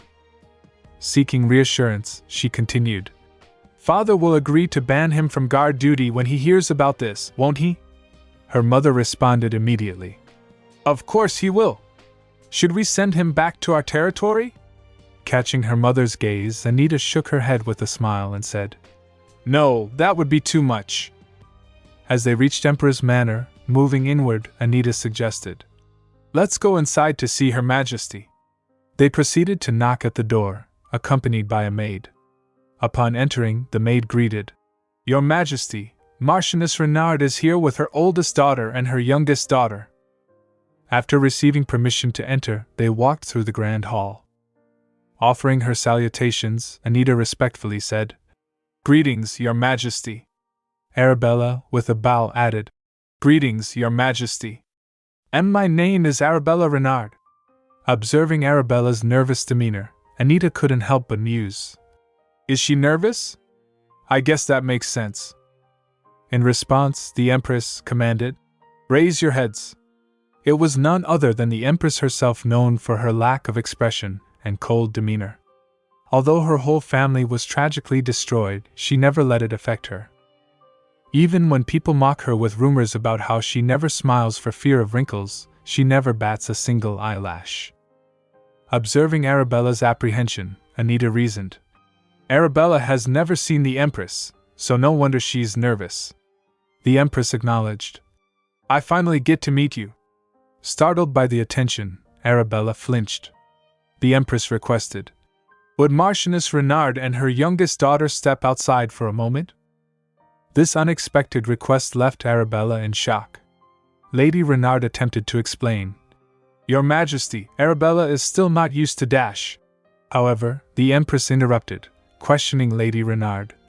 Is your eldest daughter not 19 years old now? Is she still too immature to speak without someone at her side? Feeling the weight of the situation, Lady Renard knelt down and apologized. I apologize, Your Majesty. That is not what I meant. In response, the Empress raised her voice, admonishing, Then mind your words next time. Standing tall, she directed her attention, demanding, Why are you still here? With a stern glare, she reiterated, I told you all to leave except Arabella Renard.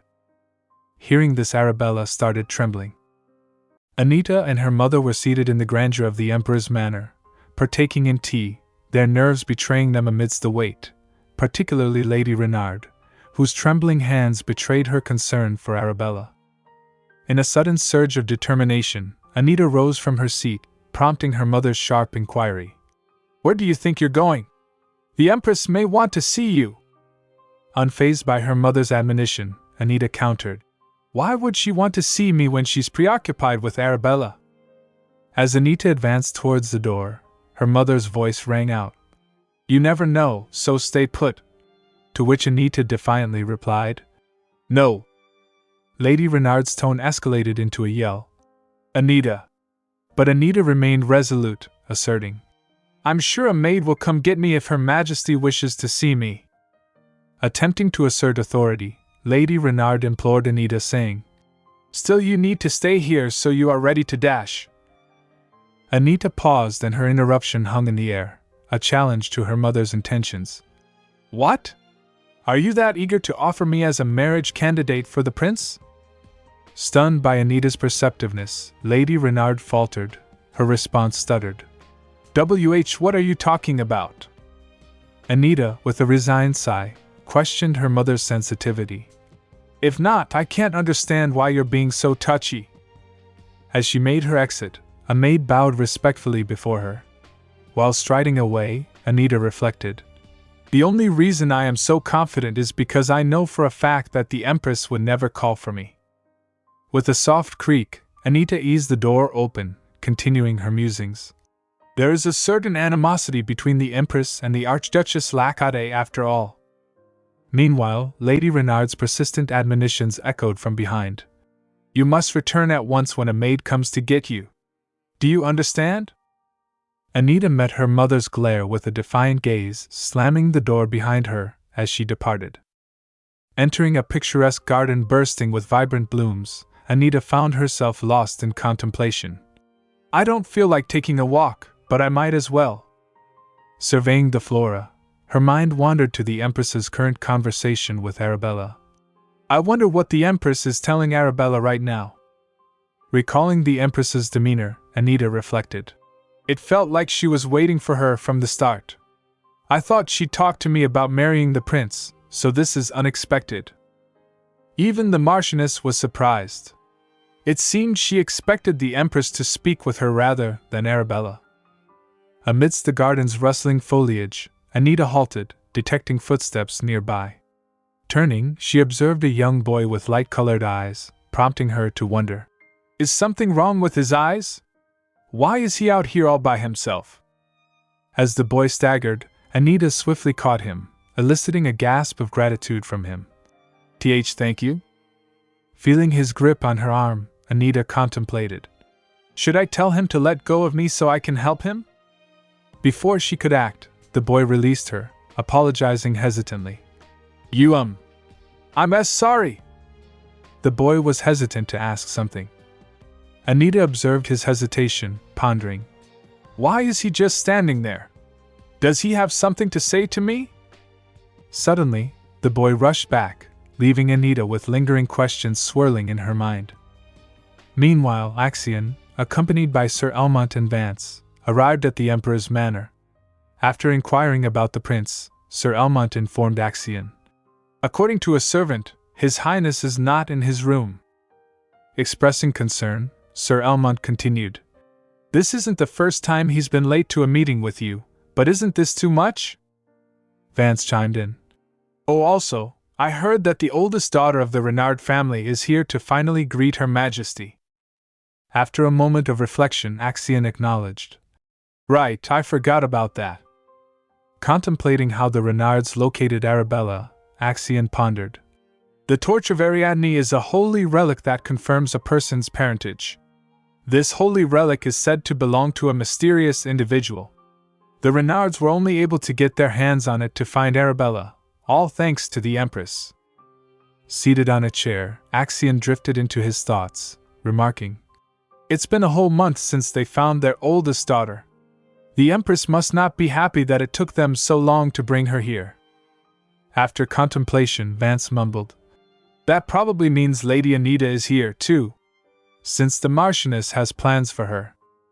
Axion smiled in agreement, acknowledging Vance's observation and said, You're right. Sir Elmont interjected once more. My lord, the prince is making you wait for far too long. Vance grumbled. Considering his long absence, perhaps the Empress called for him. Sir Elmont nodded in agreement, adding, That means you might have a chance to run into Lady Anita. Axion contemplated for a moment, but refrained from speaking, opting instead to make his way towards the door. Surprised by his departure, Sir Elmont inquired, "Where are you going, my lord?" While Vance expressed his concerns. "His Highness might be back soon." As Axion exited, he turned back with a reassuring smile, stating, "I won't be gone for long." Finding his way to the garden where Anita stood lost in thought, Axion called out, "Anita!" Anita, taken aback by Axion's sudden appearance, inquired, "What brings you to the Imperial Palace, Lord Axion?"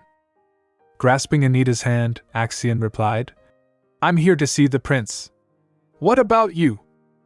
Meeting his gaze, Anita explained, "I'm here with Arabella for an audience with Her Majesty.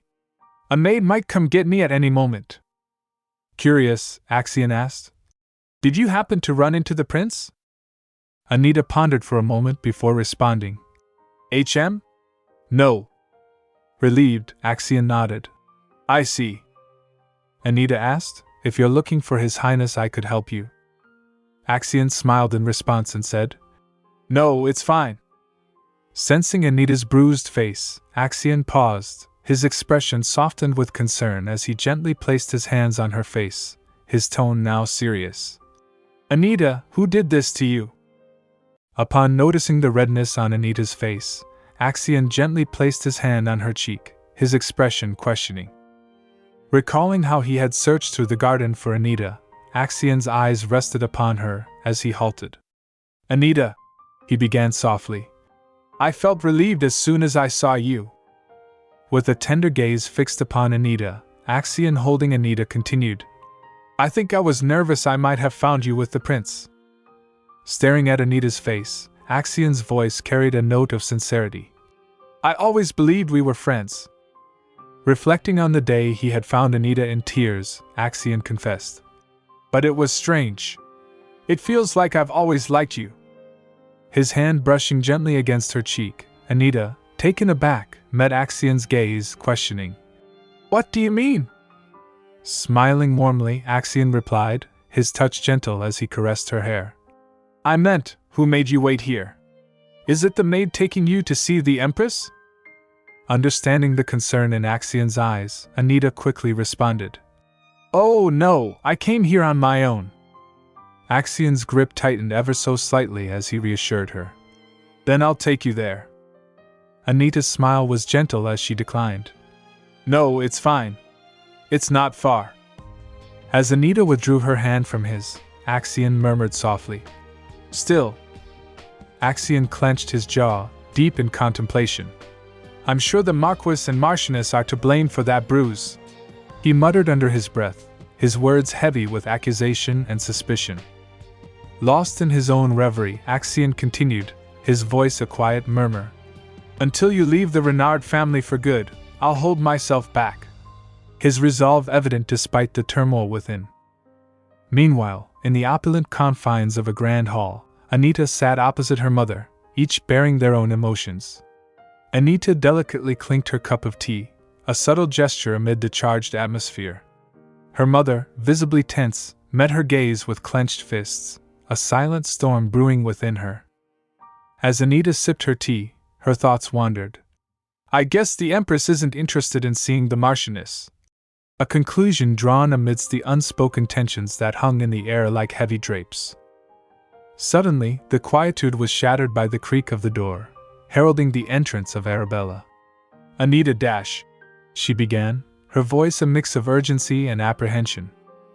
Upon seeing Arabella, Anita's mother sprang to her feet, her previous demeanor replaced with frantic concern.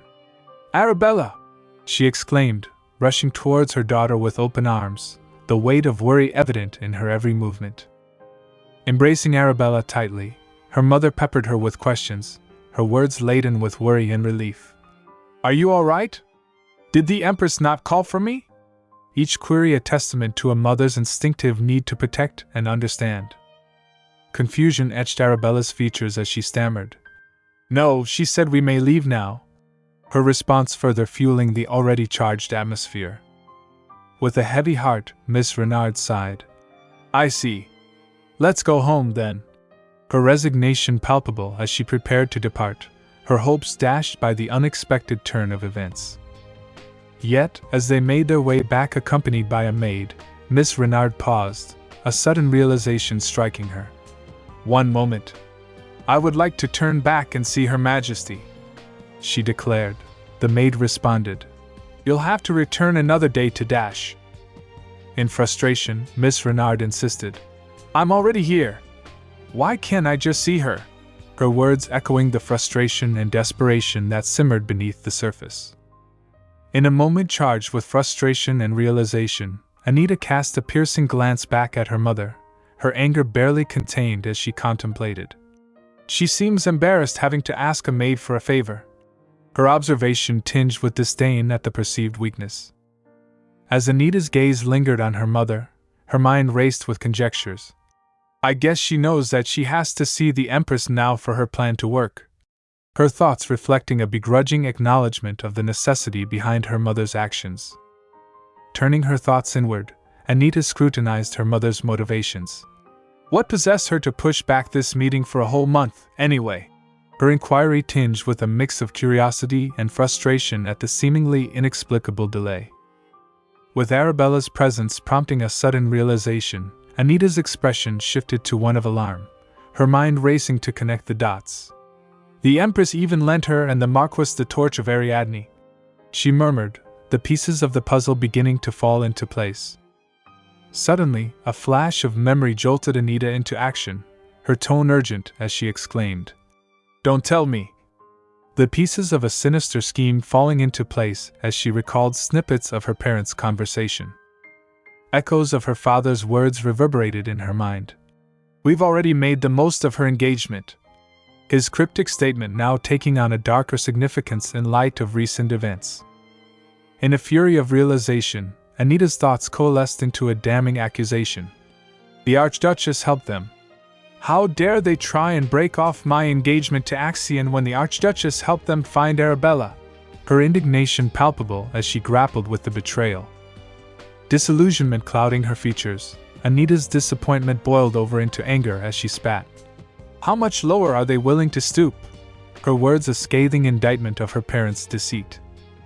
Meanwhile, Miss Renard's patience worn thin, erupted in a command to the maid. "Take me to her now!" Her tone sharp with urgency, a reflection of the mounting tensions and the need for immediate action. The maid hesitated, her uncertainty palpable as she began. "But—" Sensing the tension rising, Arabella intervened, gently grasping her mother's arm in an effort to soothe her. "Please, mother. You're making her uncomfortable," she implored, her voice soft yet firm, a plea for understanding amidst the mounting discord.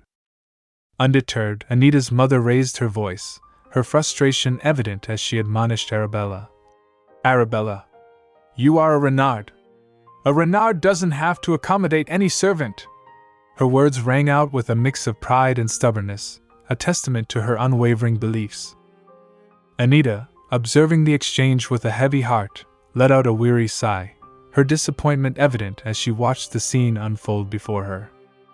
Suddenly, Miss Renard's resolve seemed to waver as she conceded. "Let's just go, Arabella." Her tone softer now, tempered by a hint of resignation. Arabella, torn between loyalty to her mother and her own sense of propriety, rushed to catch up, her voice trembling as she called out, Mother!" Outside, a carriage awaited them, ready to whisk them away from the tumultuous scene. As they made their way home, Arabella attempted to reason with her mother, gently explaining. Her Majesty wouldn't have been happy with an unannounced visit. Her mother listened, the weight of Arabella's words sinking in as she quietly admitted, "You're right." Meanwhile, Anita, a silent observer to the familial drama, paused, her thoughts lingering on the events of the evening. "Arabella?" she called out, breaking the silence. Responding promptly, Arabella turned her attention to Anita, her expression a mix of anticipation and curiosity. She inquired, awaiting Anita's next words. Later that night, as Anita settled into her room wearing a comfortable nightdress, a gentle knock echoed through the silence. With a click, she opened the door, revealing Arabella standing there with a warm smile. I'm glad you're still awake. Arabella greeted her, her demeanor radiant with genuine affection. With a polite request, Arabella asked, "Can I sleep with you here tonight, Anita?"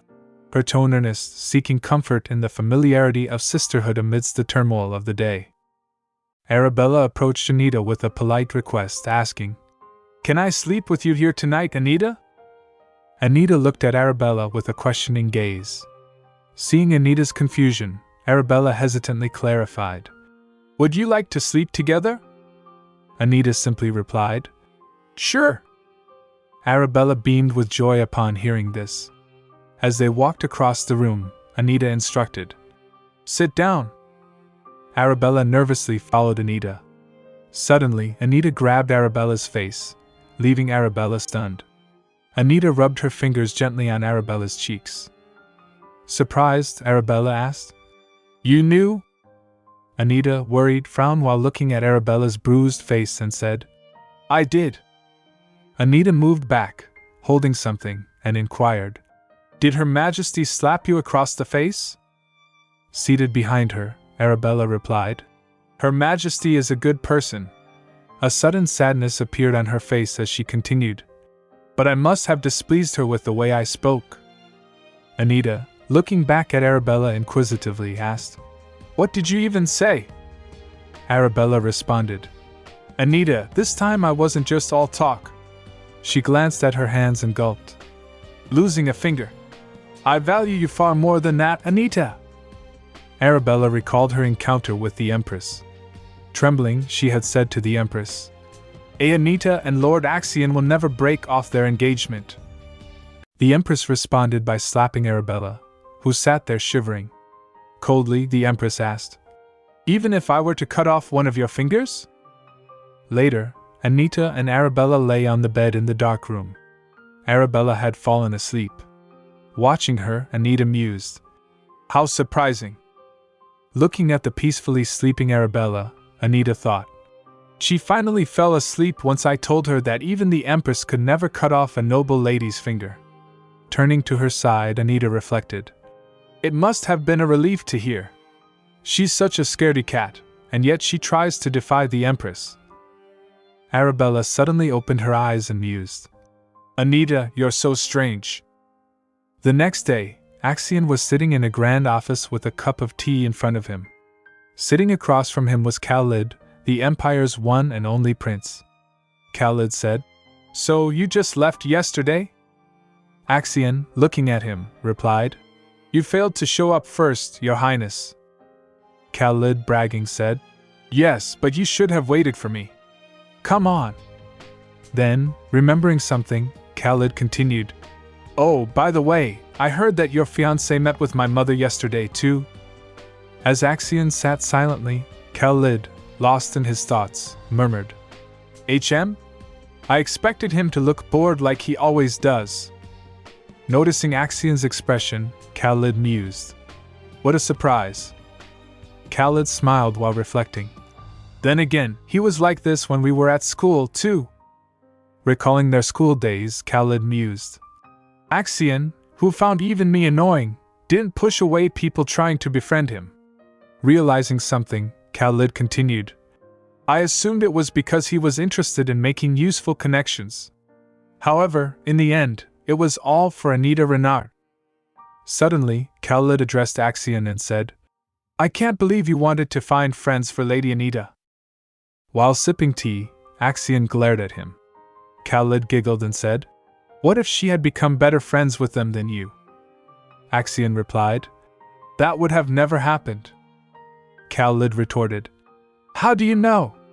Were you planning on getting in the way if they got too close? Why would I?" Axion smiled and said, "Why would I? It's impossible for anyone to get as close to Anita as I have." Hearing this, Khalid responded, "Is that so? Thank you again." Axion presented a stone to the prince. Looking at the stone, the prince said, "Thank you again." Holding the stone in his hand, Khalid continued, "I'm actually able to see the light when it's sunny outside now." Axion nodded his head in acknowledgement. Addressing Axion once more, the prince inquired, By the way, how is Her Grace, your mother? At this question, Axion looked directly at Khalid's face, triggering a flashback. For a long time, no one in the Empire had been born with proper divine powers. However, one day, the Archduchess gave birth to a successor with divine powers. For 10 years, the Emperor did nothing, yet his ultimate purpose was to eradicate the Archduchess and her son. The Emperor's plan was to make Axion despise his own powers. Khalid continued, "My mother still regrets letting His Majesty fool her into luring Her Grace into the lake." Axion replied calmly, "I'll let my mother know." The prince chuckled and added, "Also, please let her know that the future emperor will remember that progress was made thanks to Her Grace asking you to help." Meanwhile, Anita was hiding herself among the leaves and plants. She paused for a while and pondered. "I'm sure it will be happy to see me, even though I'm just here to ask a question." Suddenly, shouts began to echo around her. "Anita! Anita!" Again, there came a noise. "Anita!" Hearing the shout, Anita pondered. "I knew it." She then heard a magical voice. "It's been a whole month. I thought you'd forgotten about me. Why haven't you come to see me? I've never had to wait longer than 10 days to see you." Anita replied, "I've been busy." Seated in the bushes and lost in her thoughts, Anita heard the magical voice inquire, "What are you thinking about right now?" Anita gently asked, "Can you fix someone's sensitivity to divine power?" The magical voice responded, "That would be difficult. They just have to avoid going to the temple. But all they can do is heal, so maybe it's okay." The voice then asked, "Why? Do you know someone like that?" Lost in her thoughts, Anita asked back, "How did you know?" The spiritual voice explained, "We've had a lot of conversations, so I figured. Plus, I'm a great spirit, after all." Realizing something, Anita asked, "What's with that tone?" The spirit replied, "I didn't have anyone to talk to for a whole month, so I forgot how to talk naturally, okay?" Anita looked towards the bushes and said, "I'm sorry you had to wait so long." The spiritual voice asked, "So you'll come see me again, right?" Anita thought for a second and responded, "I can't promise anything, so don't wait for me." She then heard the magical voice behind her. "You're so cold, Anita. But I know that's how you show kindness." Anita turned and smiled, hearing, "Anyway, I'm so glad I met you, Anita." While Anita was seated among the bushes, carefully listening to the voice, the spirit said, "I really want to tell you my name someday." Anita, lost in her deep thoughts, began taking steps back from the lakeside. People around her were whispering to each other. As she walked back, Anita pondered, "Guess there'll be gossip about me being at the lake by myself." She then heard someone whispering, "Lady Anita Renard?" A lady seeing her said, "It's been a while." Anita pivoted her attention back to the lady in question, her gaze settling upon her as she struggled to recall her identity. "Lady Rachel Savi?" she ventured, her tone tinged with uncertainty as she attempted to place the familiar face before her. Delving into her recollection, Anita proceeded to elucidate on the enigmatic figure of Lady Rachel Savi. "There was rumor that Count Savi loved his second wife so much." Remembering the face of the Lady Savi, she continued, "that he treated his stepdaughter better than his own daughter. Although she was only the daughter of a count, Rachel had social skills that kept her well connected." Reflecting on her personal encounters with Lady Savi, Anita said, "However, whenever she was with me, she dropped her perfect facade. One time," Anita began, her words laced with reminiscence as she recounted a particular exchange. "I asked her." Seated across from Lady Savi, Anita broached a probing question, her inquiry laden with significance. "Lady Savi, do you consider me your friend?" she inquired, observing the visible surprise that flickered across her companion's features. Drawing from the wisdom of literature, Anita cited a poignant maxim. "A friend is someone you can be your true self in front of." With a measured explanation, she elucidated, "It was because of something I read in a book, but..." However, the tranquility of the moment shattered as Lady Savi's composure faltered. Her cheeks flushed with indignation as she sharply retorted, Excuse me?" Undeterred by the abrupt outburst, Anita persisted, her gaze unwavering as she recounted the visceral reaction that her question elicited. "It made Rachel very angry," she acknowledged, her voice tempered with understanding.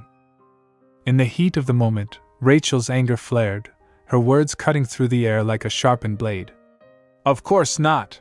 she exclaimed vehemently. She yelled again. "It would be best for you not to be so arrogant." With a composed demeanor, Anita absorbed the brunt of Rachel's ire, acknowledging the rebuke with a simple yet resolute response. "All right," she acquiesced, her words a tacit acknowledgement of the tension that hung palpably in the air. Anita persisted in her inquiry, her curiosity unabated despite the tense exchange that had transpired moments earlier. "Even after that," she mused aloud, her voice tinged with a note of perplexity, "I could never figure out why she was always so irritable around me." Lady Savi, seizing the opportunity to assert her dominance, interjected with a smirk, her tone laced with thinly veiled condescension. "Did the Renards stop supporting you?" she quipped, her words laden with implications of social standing and influence. Standing before Anita, Lady Savi cast a critical eye over her attire, her demeanor dripping with haughty arrogance. "Your outfit is just so simple," she remarked casually, her tone dismissive as she sought to underscore the perceived disparity in their sartorial choices. As Anita made a move to depart, Lady Savi's hand shot out, halting her in her tracks. "Wait!" she commanded, her tone betraying a sudden change in demeanor as she recalled something of import. "Oh my, really?" Lady Savi exclaimed, her expression a mask of feigned surprise as she turned to address those around her, her voice carrying with it an air of affected nonchalance. "I'm sorry, I have something to discuss with my friend," she announced, her words punctuated by a teasing jibe from one of her companions. Undeterred by the playful banter, Lady Savi linked her arm with Anita's, a smug smile playing across her lips as she reveled in the opportunity to flaunt their perceived camaraderie. "Let's keep walking with our arms linked, Lady Anita," she suggested, her tone dripping with self-satisfaction. "I feel like flaunting our relationship right now," Lady Savi continued, her words tinged with a hint of malice as she cast a disdainful glance towards the other young ladies in their midst. As they strolled leisurely among the lush foliage that bordered the tranquil lake, Lady Savi suddenly pivoted the conversation, her tone taking on a more conciliatory note. "Why don't I buy you a dress to thank you?" she offered, her gesture laden with implications of gratitude and reconciliation. However, Anita politely declined the offer, citing prior commitments with a gentle yet firm refusal. "No, thank you. I have somewhere to be," she responded, her words tinged with a note of finality. Undeterred by Anita's rebuff, Lady Savi pressed further, her curiosity piqued by the absence of Anita's entourage. "But where are your knights and maids? And what about your carriage?" she inquired, her tone betraying a hint of incredulity. Anita, however, remained resolute in her silence, offering no further explanation for her solitary presence. "I don't feel like answering that," she stated simply, her words a tacit rebuke to Lady Savi's probing inquiries. Seizing upon the opportunity to settle a perceived debt, Lady Savi paused, her expression unreadable as she contemplated her next move. "Since it doesn't seem like you'll ever come to see me, I'll settle my debt right now," she declared, her words laden with implications that stirred Anita's curiosity. As Anita met her gaze with a questioning expression, her mind raced with speculation. Grand Marchioness Oakland knew about the Renard family's oldest daughter, she mused to herself, piecing together the fragments of information that hinted at a deeper connection between their respective social circles. "It's something every noble knew about, so there's no doubt she would have known as well," Anita concluded, her thoughts swirling with unanswered questions as she sought to unravel the mysteries that lay at the heart of their enigmatic encounter. Anita continued, "She's the older sister of Marquis Renard, after all." Lady Savi shrugged and remarked, "The Saints' Day Eve ball will be held soon. Maybe I'll see you there? Anita paused thoughtfully. It sounds like she is implying the Grand Marchioness knew something else. Anita glanced towards Lady Savi and pondered. Is she trying to warn me about something? Upon returning to the manor, Anita was accompanied by Phillips. As she entered, she turned towards him and inquired, What is it? Phillips respectfully responded, The Marchioness was asking about your whereabouts. Where were you today, my lady? Anita began walking towards her room, with Phillips standing behind her, awaiting her response. Anita replied while continuing her stride. Lake Alkenti. She ascended the stairs, but suddenly heard Arabella's voice. You're home late, Anita. Arabella questioned. Where have you been? Anita looked towards Arabella and inquired. Why do you ask? Arabella hesitated briefly before responding. And no reason. I was just a little worried. Anita clenched her jaw, her thoughts swirling. Don't be curious about where I've been, Arabella. I went to the slums where you used to live. To see your parents and your injured sister. I wanted to compensate them with my own money. She recalled vividly the visit to Arabella's old house, the encounter with her family, and the urge to right the injustices she perceived. Because based on his ledger, I knew that the Marquis had no intention of giving them any money. The memory of the incident where Arabella's sister was injured flashed in Anita's mind. One of the Renard knights pushed your sister for calling you by your old name, and she even broke her leg. Despite the gravity of the situation, Anita found herself conflicted. She remembered the tender question from Arabella's mother. Is Lady Arabella doing well? Anita's heart softened at the memory. Your mother still loves you. I've never been loved like that. The weight of her actions pressed heavily upon her. Anita turned her gaze towards Arabella, grappling with her emotions. Out of pity for your old family, I can't tell you where I've been today, Arabella. With a heavy heart, she ascended the stairs, addressing Arabella. Why would you be worried? Arabella turned, confusion evident on her face. Huh! As Arabella approached, attempting to clarify her intentions, Anita listened attentively. Anita, I really didn't mean anything by it. I just have something I want to do with you, but you seem so busy. Anita sighed softly, sensing the weight of Arabella's unspoken request. It'll be Saint's Day soon. It might be too late to get a dress made, but there's still jewelry. Anita, sensing Arabella's underlying desire, relented. Fine. Arabella, still puzzled, echoed. Huh! Anita clarified, her tone resigned. If you're implying that you want to go shopping. Arabella beamed with joy, her excitement palpable. Why, yes, I am. The next day, a carriage arrived to transport Anita to the Lacade Manor. Stepping out of the carriage as it reached the Lacade Manor, Anita was greeted by Axion, who offered his hand. How was the journey here? He inquired. Anita replied with a simple, It was fine. Her thoughts drifting momentarily. It's already been 7 years since I started having afternoon tea with the Archduchess a couple of times a month. As they made their way towards the manor, Axion posed a question. When will you ride your carriage all the way to the front doors of Lacade Manor? Anita paused, contemplating his words. Her Grace might have given me permission, but that's only because I'm engaged to her son. It's a privilege I was only given because I'm your fiancé. Suddenly, Anita turned towards Axion and interjected. Oh right, Arabella is fine now. Axion, perplexed, murmured. Anita clarified. She fainted the last time, remember?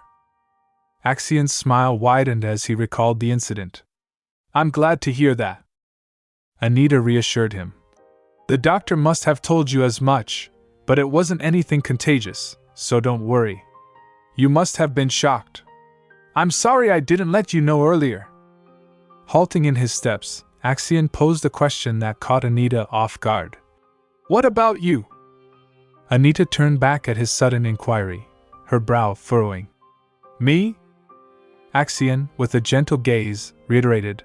Yes, you, Anita. Meeting his gaze, Anita felt a surge of emotions. Are you all right? he asked softly. Anita searched his eyes for a moment before responding. Why do you ask? Her mind swirled with questions as she pondered his concern. Do I not look all right to you? Axion and Anita stood in the middle of the garden, silently gazing at each other. The air was filled with an unspoken tension as Anita responded to Axion's question, saying softly, I'm fine. Seeking to clarify her response, Anita added, I've never been sick. Axion listened intently to Anita, his concern evident. Their moment of conversation was interrupted by a voice calling out, Lord Axion! Both Axion and Anita turned towards the source of the voice. There stood Madame Grace, the head maid and Axion's aide, her presence commanding attention. Anita smiled warmly at Axion and said, You don't need to stay with me, Axion. It looks like Madame Grace is here to take me to the Archduchess. Axion, his expression turning serious, looked deeply into Anita's eyes and responded, Don't give in so easily, Anita. Taken aback by his intensity, Anita asked, What? Axion, unwavering in his determination, questioned her further. What must I do so you will act the way you want to? Before Anita could gather her thoughts to reply, Axion posed another question, his tone both earnest and gentle. Also, may I escort you to the Saint's Day Eve ball? Anita's surprise was palpable, her mind racing with the implications of Axion's words. The garden, once a serene backdrop, now seemed charged with the weight of their conversation. Axion's questions hung in the air, awaiting Anita's response, as Madame Grace stood by, witnessing the unfolding drama with quiet anticipation. Anita was taken aback by Axion's sudden questions, causing her to reflect inwardly. Why is he asking me this so suddenly? Nervously, she fidgeted with her gown, her thoughts racing. Although there are less than 3 months until I leave the Renards, this still remains true. Blushing slightly, Anita replied while thinking. You are the only person I want as my escort to any balls I attend. Axion listened to Anita intently, his gaze never wavering. Her heartfelt answer brought a smile to his face, and he giggled softly.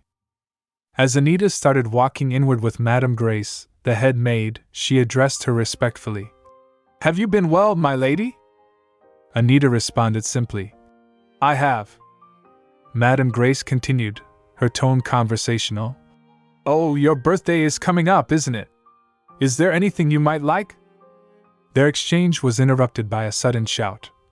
Madame Grace! Madame Grace paused, turning towards the voice with a mix of curiosity and concern. Ella? Why are you shouting? She inquired. Ella, with urgency in her voice, replied, I have an urgent message for you. The tension was palpable as Madame Grace listened attentively. Abruptly, she bowed towards Anita and said, I apologize, my lady. Puzzled, Anita asked, What is it? With her head still bowed, Madame Grace explained, It seems I have forgotten that Her Grace told me she would not have time for tea today. Anita was shocked by this revelation and repeated, Her Grace said that? Madame Grace remained in her bow, clearly distressed by her mistake. Anita, maintaining her composure, nodded and said, I understand. Internally, Anita mused. Is it a political issue? Arabella is the one who will become head of the family, after all. As the implications of the day's events settled, Anita's thoughts drifted to the political complexities and familial responsibilities that surrounded her. The garden, once a place of tranquility, now felt like the epicenter of her contemplations and future uncertainties. Anita recalled Axion's recent words. Don't give in so easily, Anita. She frowned, reflecting on his statement. I understand that, but I want to hear it for myself. She mused. Determined, Anita moved hastily towards the door. Madame Grace called after her. Wait, my lady! But Anita was resolute. She grabbed the door handle with a firm grip and swung it open, striding into the Archduchess's room with both maids following closely behind. The Archduchess, noticing Anita's sudden entrance, looked up from her bed and said, Anita? Anita quickly took a seat in the chair beside the bed, her demeanor repentant. Please forgive my rudeness. she implored. The Archduchess smiled gently and replied, "It's all right." However, the Archduchess's condition was evident as she began coughing hard. Concerned, Anita asked, "How long has it been? And what is the disease called?" The Archduchess chuckled softly, wiping her mouth with a handkerchief. "Ha, nothing gets past you, does it?" she remarked before explaining. "The doctors are not sure either." Anita, her worry growing, continued, "What about His Holiness or His Majesty?" Realizing the audacity of her question, Anita quickly regretted it. "Oh no, how dare I ask such a thing?" she thought to herself. Her mind raced with the political implications. Both of them are eager for Her Grace to die. The temple would jump at the chance to step in as Axion's guardian, since he has divine powers, and the Emperor has always been wary of the Lackade family. The weight of the situation pressed heavily on Anita. Anita sat nervously, her heart pounding from her previous words. Sensing her discomfort, the Archduchess spoke gently. "It's all right." Anita glanced at the Archduchess, who continued to reassure her. "You saved me from the lake, remember?" The Archduchess smiled warmly at Anita, adding, "If you think about it, all these extra years have been a gift." Moved by the Archduchess's kindness, Anita mused internally. "Oh, I was wrong." She reflected on the care Arabella's mother had shown her, thinking, "I believed I had never been loved like Arabella, but—" Gathering her resolve, Anita addressed the Archduchess with determination. "I won't let this disease kill you, Your Grace." The Archduchess looked at Anita with a gentle smile, replying, "You are as kind as always, Anita." Reaching out, the Archduchess squeezed Anita's hand, drawing her closer. "Could you keep this a secret from Axion?" she asked softly. Anita hesitated, murmuring, "I don't think I can promise that." The Archduchess gazed at her thoughtfully. Just then, a carriage arrived at the Lackade Manor to fetch Anita. As Anita prepared to leave, she reflected on the situation, rattled by her thoughts. It's been 3 years since Axion began working as Her Grace's proxy, so her disease must have been developing for that long, at least, she pondered. While rinsing her mouth, the Archduchess observed Anita, who appeared lost in contemplation. Anita's mind raced. "I'm sure she thought I was just being obstinate when I said I wouldn't let her die." While holding a piece of paper, Anita's thoughts churned. "However, I don't make promises I don't intend to keep," she resolved silently. Looking at the paper, she spoke aloud to herself. "I know what I have to look for first." Her gaze remained fixed on the document as she pondered. "She asked me to keep this a secret from her son, but there is no doubt he already knows." Reading through the contents, Anita realized, all of this is top-secret information from the Lackade family's archives. Axion must be looking into this already. As she immersed herself in the details, Anita's thoughts raced. If even the Lackade family couldn't locate these relics, it'll be far more difficult for me. "But," she recalled the Archduchess's words, "you are as kind as always, Anita." With renewed determination, Anita tightened her grip on the paper. Lost in her thoughts, she glanced at the Archduchess sitting on the bed, feeling a deep sense of purpose and responsibility. After bidding a final farewell to the Archduchess, Anita boarded the carriage to return home. As the carriage pulled away, she raised her hand to wave goodbye, her mind still occupied with the task ahead. Upon reaching her home, Anita stood before the mirror, contemplating her reflection. "Nothing in my life has ever been easy," she mused. A few days later, Marquis Renard and his wife were in a hall around the table having tea. Miss Renard tried to share her worries. "I just know that the Lackade family is trying to distance itself from us," she exclaimed, her voice tinged with anxiety. Marquis Renard looked at her with concern and attempted to console her. "Don't you think you're blowing things out of proportion, dear? They have no reason to distance themselves from us after all these years." Miss Renard, lost in her thoughts, responded sadly.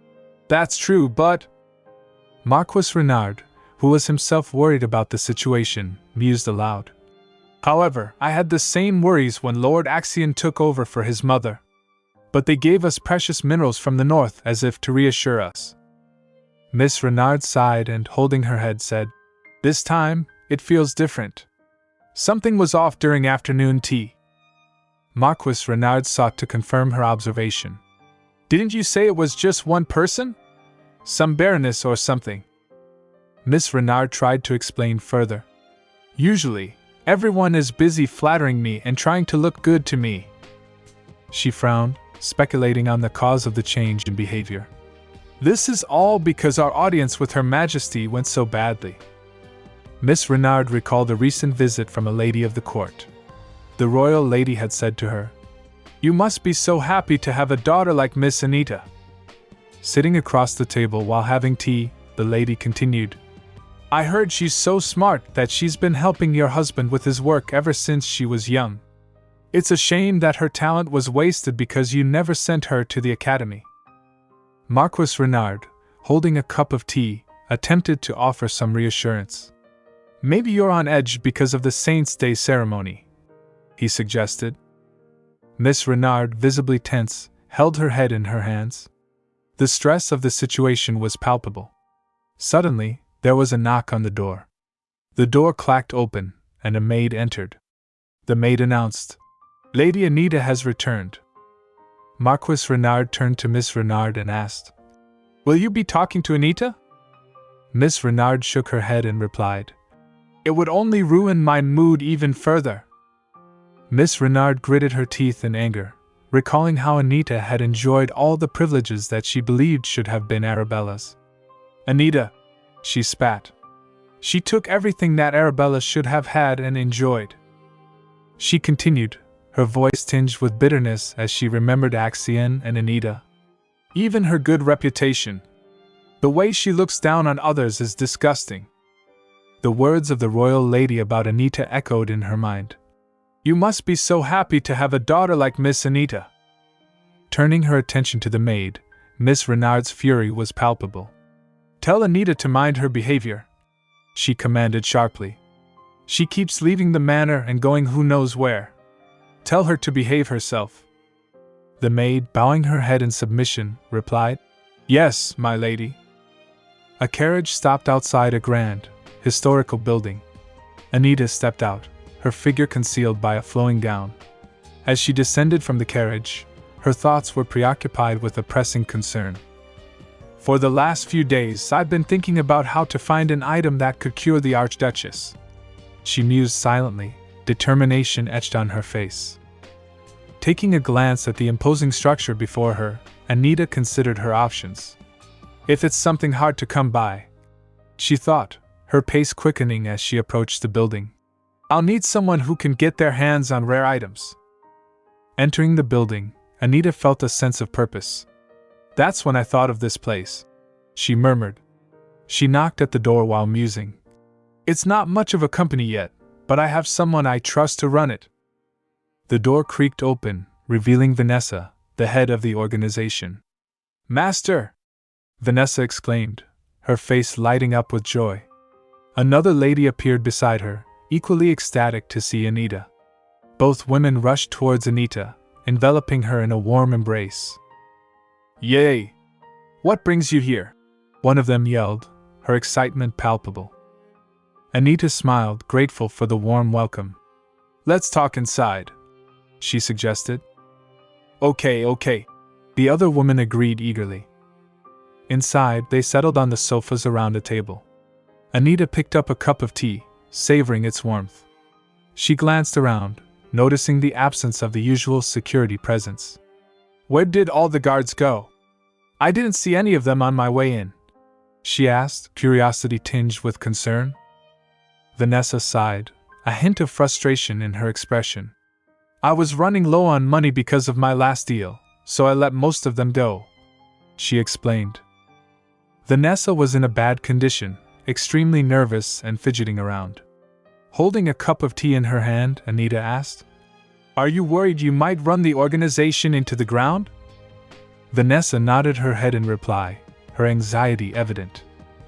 While taking a sip of tea, Anita said calmly, "Even if you do, it'll be my fault for failing to employ the right person.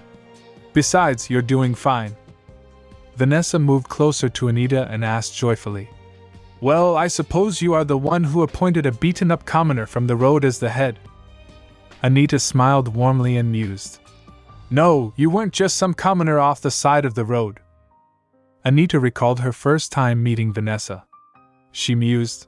Back when Arabella was still missing, the Renards would donate money to orphanages for show. She remembered the day vividly. Anita was following her parents when she suddenly heard a voice behind her. "Wait! I have something to tell you!" the voice called out. Anita mused. That's when I first met Vanessa. She saw a young girl, wearing worn-out clothes, rushing towards her, breathless. Anita turned towards her, intrigued by her urgency.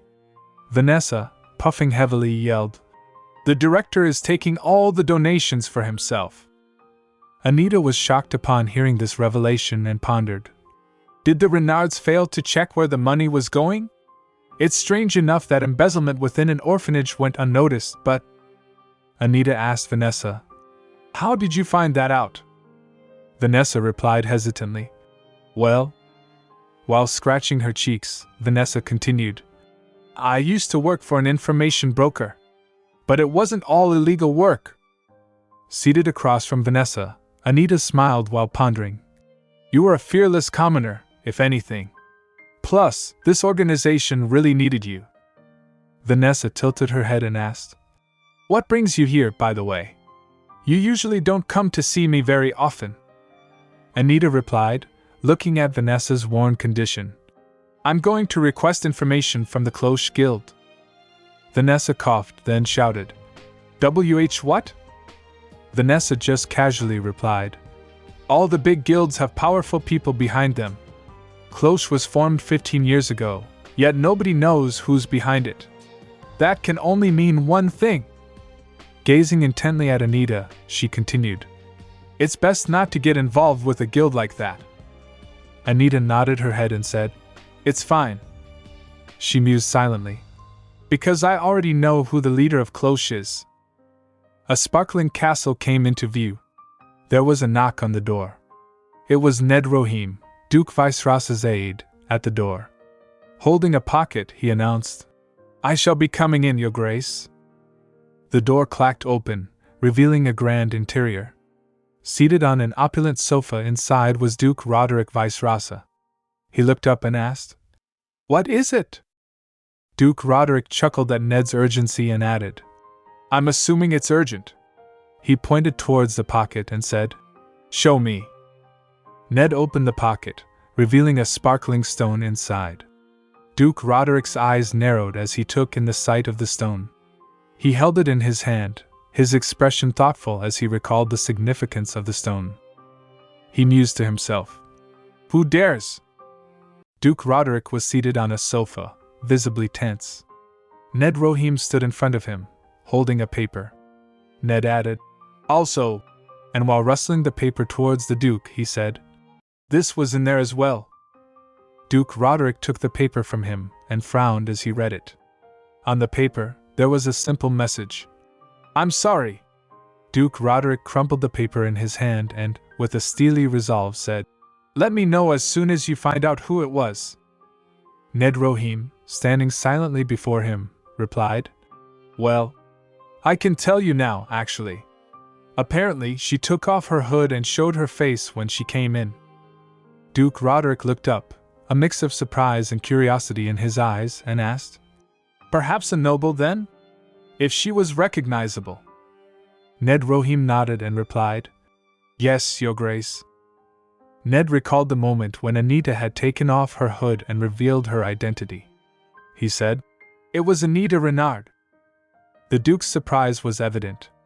He leaned forward, his curiosity piqued, and asked, "You mean the young lady that the Emperor speaks to at every banquet?" Ned affirmed, "Yes, that is correct. We thought she might have something to do with the Emperor, but that didn't seem to be the case." Duke Roderick chuckled, trying to confirm. "And you're sure it's not just someone who looks a lot like Anita Renard?" Ned replied confidently, while pointing towards his eyes. "There's no mistaking her. She had jet black hair and sharp eyes." Duke nodded, acknowledging Ned's description, and asked, "Right, and she has purple eyes." Ned, trying to recall her eye color, said, "Pardon? Well, I suppose they were purplish, yes." Duke smirked and said, "She got me." Duke repeated Ned's word. "Pardon?" Holding the stone in his hand and lost in thought, he said, "I knew she was clever back then as well, but who would have thought she would find the same vial?" As Duke Roderick reminisced about a particular night along Lake Alkenti, he recalled sitting by the lake when he heard someone approaching. Reflecting on the memory, he said, "I had no idea that I would run into such a young girl at Lake Alkenti in the middle of the night." He vividly remembered seeing a young girl, Anita, and had asked her, "You're 7? You look no older than 5. Anita had replied confidently, "Yes, I'm 7 years old." Duke Roderick, lost in his thoughts, murmured, "I was sure she had forgotten about me." He then recalled the promise he had made to her so many years ago, saying, "If you ever need me, I'll help you out one time. But to get my attention, you'll have to do something to really shock me." Reflecting on this, he added, "So I also assumed she had forgotten about the promise I made in passing back then." Listening intently, Ned asked with curiosity, "So you've met Anita Renard?" Duke nodded, his mind still partly in the past. "A long time ago," he confirmed. Ned hesitated for a moment before asking, "How many times have you run into her? I thought you only went to the temple." Duke smiled, a hint of mystery in his expression. "Those without secrets have no charm, don't you think?" Holding the stone and observing its glint, Duke Roderick mused aloud. "Maybe I'll attend this year's Saint's Day Eve ball." He chuckled and added, "I'd be a terrible adult if I were to crush a little girl's hopes and dreams." Ned, puzzled by the Duke's sudden decision and his cryptic remark, murmured, "Pardon?" The scene shifted to the day of the Saint's Day Eve ball. A maid was styling Anita's hair, her movements slow and somber. She sighed and commented, "It's too cruel." Anita, not understanding the maid's lament, asked, Anita was dressed in a plain golden gown, which contrasted sharply with her vibrant personality. The maid, looking at her with a mixture of pity and frustration, replied, "Red is your best color, but they gave you such a plain dress." Anita glanced at her reflection, her expression thoughtful. Noticing the jewelry, the maid added, "And Lady Renard said you may only wear pearls?" Anita tilted her head slightly and asked, "You think so?" The maid nodded and sighed again. "It looks like you're going to the temple rather than a ball." The maid began brushing Anita's hair as Anita pondered her current situation. "Come to think of it, last year I wore a red dress with golden roses embroidered on the skirt," she thought, standing in front of the mirror while the maid adjusted her dress. Anita continued reflecting. "Meanwhile, this year, they gave me this ivory dress decorated with only pearls." She touched her necklace and mused. "I suppose they want to make sure I don't stand out while still allowing me to attend." Her mind wandered to a past memory. Once, while wearing a pearl necklace, Arabella had remarked, "Anita, that's so pretty." Anita had taken off the necklace and, offering it to Arabella, said, "Then you should have it, Arabella." Arabella had been excited to see another necklace on the nearby table. Wait! Look, there's another one just like it with a different stone," she exclaimed, smiling as she held the necklace. "We should wear them to the Saint's Day Eve ball. What do you think?" Anita, touching her current necklace, felt a pang of disappointment. "Because of the Marchioness, I won't even be able to wear the necklace Arabella picked out," she thought. The maid opened the door and said to Anita, "It's time to go, my lady." Anita looked towards her and replied, "All right." She descended the stairs and found herself standing in front of Arabella in the grand hall. Arabella touched her own necklace and appeared shocked to see Anita wearing a different one. Fidgeting nervously, Arabella's reaction caught Anita's attention. Seeing Arabella's unease, Anita thought, "Is she disappointed that I'm not wearing the necklace?" Arabella whispered softly, "It's okay."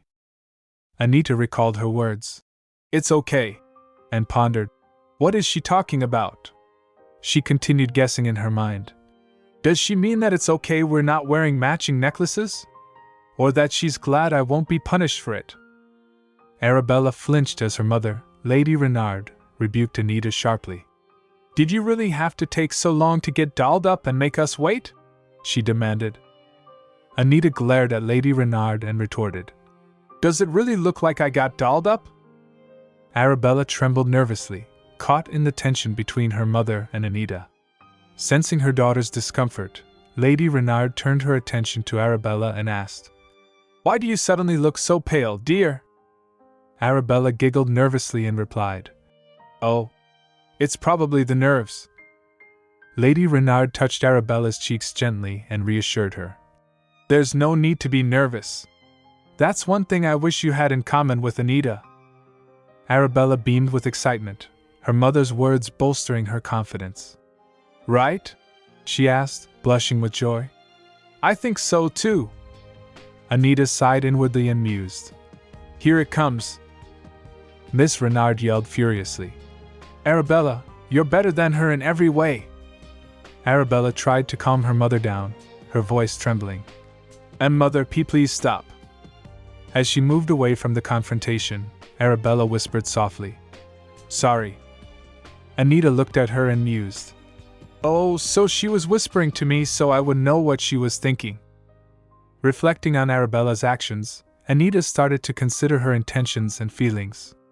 The door creaked open, and all three of them began moving towards the exit. Miss Renard tried to say something. LL. Arabella, puzzled, wondered. Huh! At that moment, a carriage arrived at the Renard Manor. The door opened, and someone entered. Miss Renard, surprised, murmured, Lord Axion? Lord Axion, dressed in a royal outfit, stepped into the room. Seeing him, Anita was equally surprised and exclaimed, Lord Axion? Miss Renard, trying to compose herself, explained, He seems to be here to escort you. I suppose I'll allow it. Anita, still trying to understand the situation, said, Pardon? She mused silently. Why isn't she trying to stop me? In the serene beauty of the royal garden, Anita and Axion strolled as if they were a royal couple. The fragrant flowers and gentle breeze created a magical atmosphere around them. Suddenly, Anita broke the peaceful silence and turned to Axion, asking with curiosity, What brings you here so suddenly? Axion, with a charming smile, replied, I wanted to surprise you. As he spoke, he reached into his pocket and pulled out a beautiful, glinting pin. Anita's eyes widened in surprise as Axion carefully placed the pin in her hair. What are you doing? She asked, her voice a mixture of amusement and confusion. With a playful twinkle in his eyes, Axion continued combing her hair with his fingers and replied, A small bribe. So that you forgive me for coming without asking first. Arabella and Lady Renard were seated in the carriage, each lost in their own thoughts. Miss Renard, gritting her teeth, mused quietly, It seems like the Lacade family has no intention of cutting ties with us.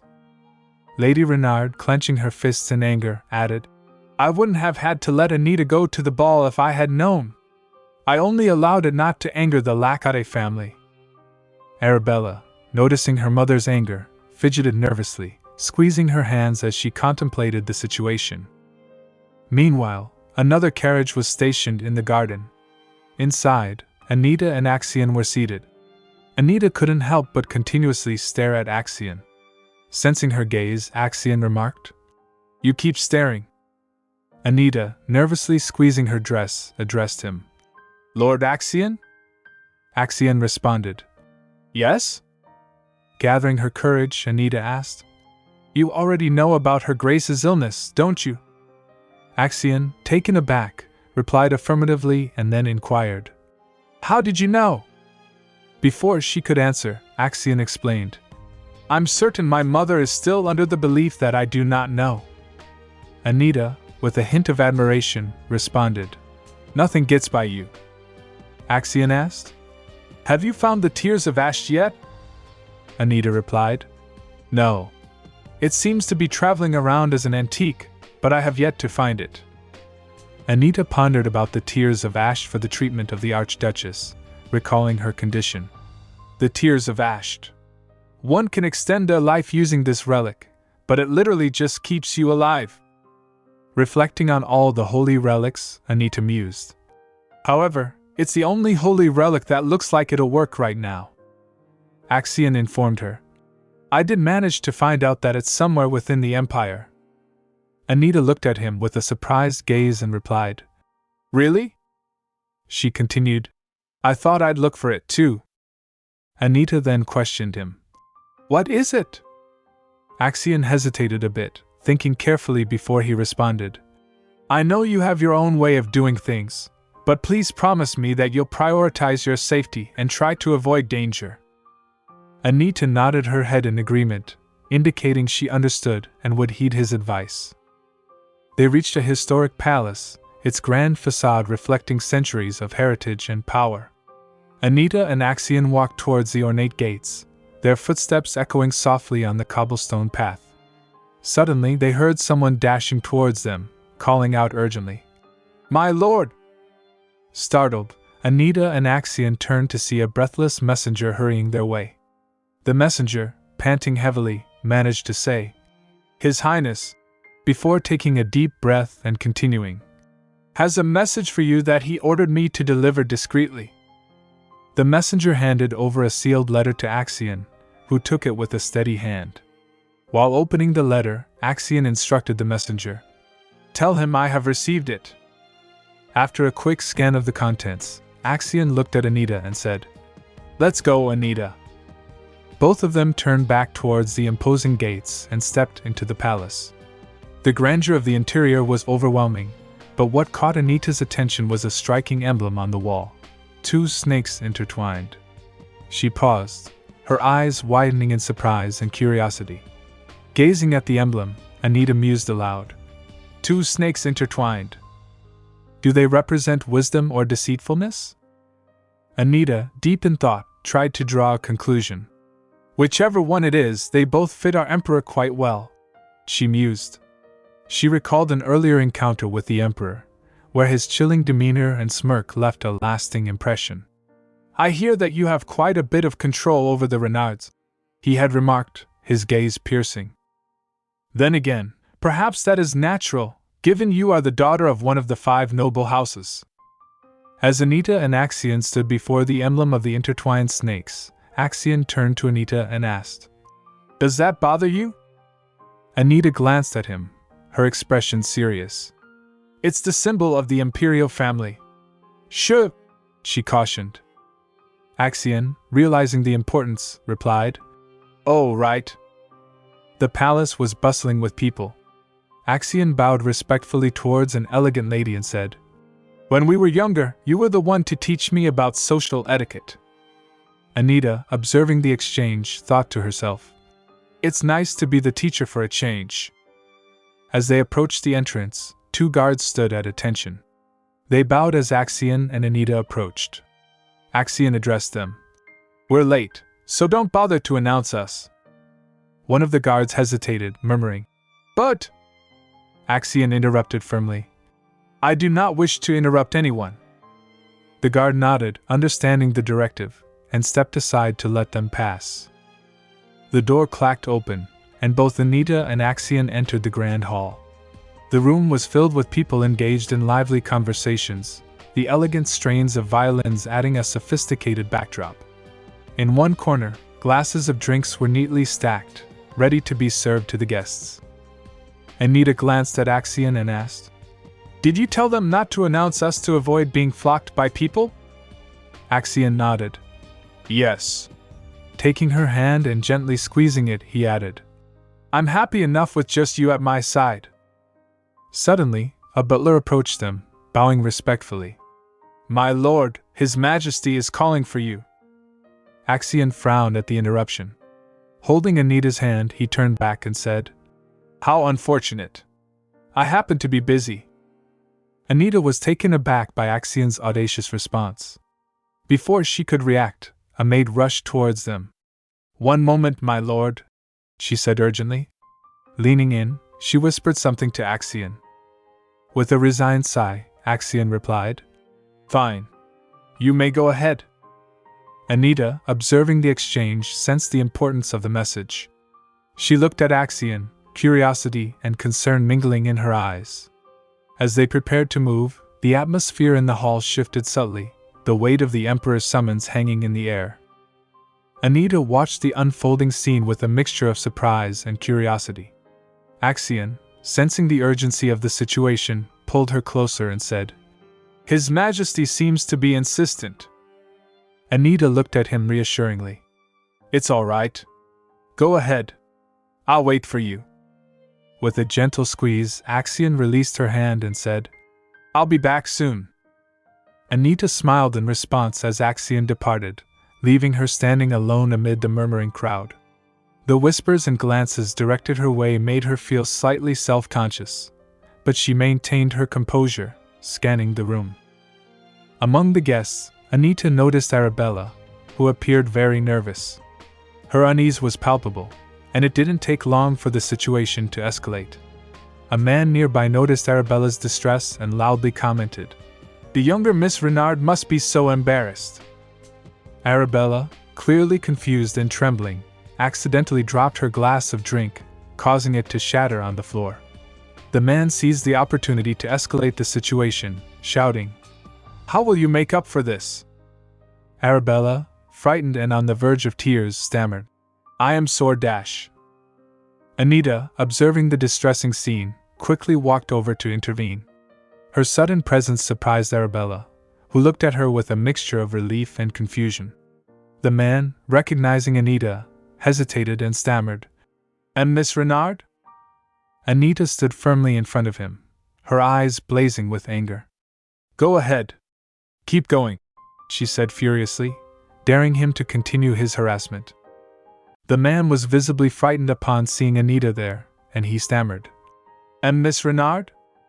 Furious, Anita responded sharply, Go ahead. Keep going. The man tried to murmur something, but no words came out. Anita looked at him with a fierce glare and thought to herself, How pathetic of him to raise his hand over a few drops of wine. Struggling to find his voice and after a brief moment of thought, the man attempted to explain. Miss Renard, you have no idea what that woman did to. Interrupting him with a twitch of anger, Anita demanded, That woman? In a swift movement, Anita snatched a folded hand fan from someone nearby and slapped the man with it. He gritted his teeth and exclaimed, You have no idea what your older sister did to me. Holding the hand fan firmly, Anita listened intently. Gazing at him, she repeated his words. What she did to you? She glanced at his collar, which was stained with alcohol, and remarked dismissively, That's nothing. The man huffed in frustration and asked, So you were aware of what she did and still believed I was in the wrong? Anita replied with a steely calm, Well, either Arabella's hand slipped, or you bumped into her. She demanded an apology for Arabella and said, More importantly, I believe you should be apologizing. The man angrily retorted, For what? Anita glared at him and asked, Why should I have to look up at you? The man stood there, contemplating, and then reluctantly bowed to apologize. Anita commanded, Lower. He remained in the same position, prompting Anita to repeat with an intense glare, Lower. Frustrated, the man said, How am I supposed to bow any lower? Anita interrupted, Mr. Linnet, was it? Did someone pay you to do this? Mr. Linnet glared at Anita, flinched, and replied, Oh, it must be because of your gambling debts. I don't believe anybody is helping you out anymore. Mr. Linnet clenched his fist and defensively asked, If you are referring to my hand, these scars are just from practicing my instrument. Anita, still glaring, responded, Don't you know you're nothing but a pawn to be discarded? If you wish to be forgiven, get on your knees. Mr. Linnet hesitated, the tension palpable as he struggled with his pride and the gravity of Anita's words. Arabella watched the unfolding scene with a look of confusion. Mr. Linnet hesitated for a moment before slowly getting on his knees and saying, Miss Renard. Anita turned sharply when she heard a voice exclaim, What on earth are you doing? She looked over and thought to herself. There he is, just in time. The man who had spoken was the one the Marchioness had asked to escort Arabella today. He approached quickly and added, "He's one of our cousins." This man was Marquis Euclid. Looking at him, Anita pondered. Why was he just watching this whole time? After a moment of reflection, Anita addressed Marquis Euclid directly. While you may be all right with turning your back on a family member, I cannot allow such a thing. Marquis Euclid responded. Excuse me? Arabella hesitantly approached Anita and said, Hey Anita, I'm fine. Marquis Euclid retorted. It's not as though you consider Miss Arabella to be your family anyway. Anita glared at him, her protective instincts flaring. She thought, what he's about to say before he takes Arabella away is obvious. So now seems like the appropriate time to say this. Grasping Arabella's wrist, Anita declared firmly, Of course, I would look out for her. Pulling Arabella closer and smiling, she added, She is my sister, after all. Marquis Euclid was rendered speechless, and everyone standing there was taken aback. Arabella, too, looked at Anita with surprise. Holding Arabella's arm, Anita began moving toward the door. They both sat down on chairs around the table on the balcony. The evening air was cool, and the quiet atmosphere provided a stark contrast to the earlier confrontation. Anita turned to Arabella and asked, Did Grand Marchioness Euclid chaperone you today? Arabella replied, She did. Arabella then looked at Anita with a mix of emotions and asked, Having an older sister like me must be embarrassing for you. Anita smiled gently and said, Oh, I know you just called me that for everybody else to hear. Fidgeting nervously, Arabella continued, Up until a year ago, I would get chased away from shops just for looking at dresses like this. Tears began to well up in her eyes as she spoke.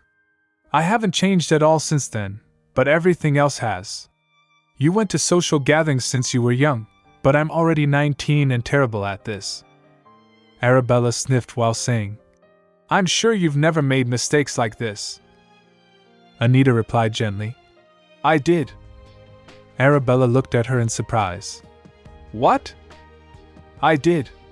I have made mistakes like that, Anita affirmed.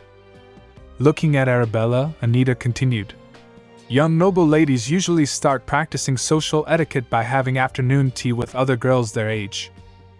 Arabella, sitting nervously, responded, It's rare to start with a ball like this. Mother and father were being too hasty.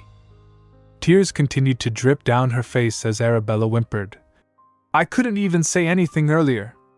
I just stared at the ground. Anita reached out, placing a comforting hand on Arabella's shoulder. The pathetic one here was that young nobleman who insulted you. Arabella replied, But I accomplished nothing today. I was introduced to other ladies my age but couldn't even properly greet them. I'm an embarrassment to our family. Anita asked politely, The young noblewomen you were introduced to, were they Miss Disalanta, Miss Savi, and Miss Whedon? Arabella looked surprised and asked, How did you know? Anita sighed.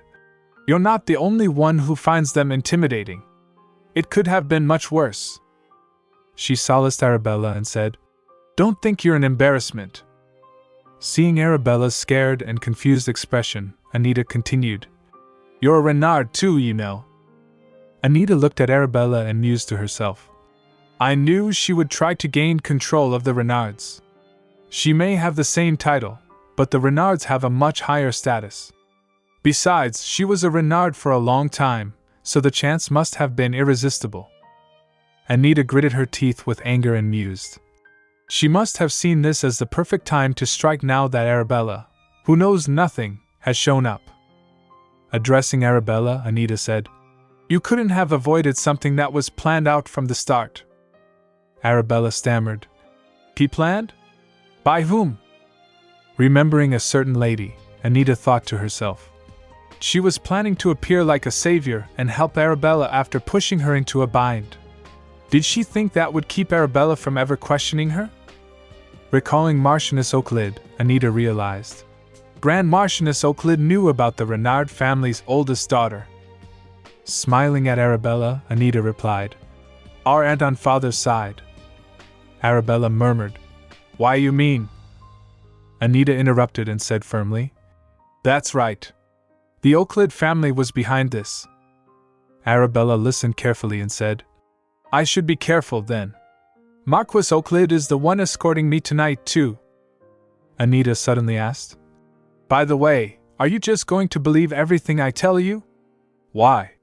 Because I'm your sister?" Arabella replied, "Well, I guess there's that, but—" She looked at Anita and continued, "Even if you weren't my sister, I would believe you." Anita was taken aback by her answer. Arabella continued, "Admittedly, hearing my old family was doing just fine without me made me a little sad. I think it's more so because I had to hear it from mother and father. Apparently, seeing me in person is burdensome." Hearing this, Anita pondered. That's how they must have stopped her from going to see her old family again. Arabella said, "These days, I keep imagining how different things could have been. If we had grown up together, I could have been more like you." She beamed with joy, adding, "We would have had tea and gone shopping together. Even our tastes could have also been similar. It's nice to think about."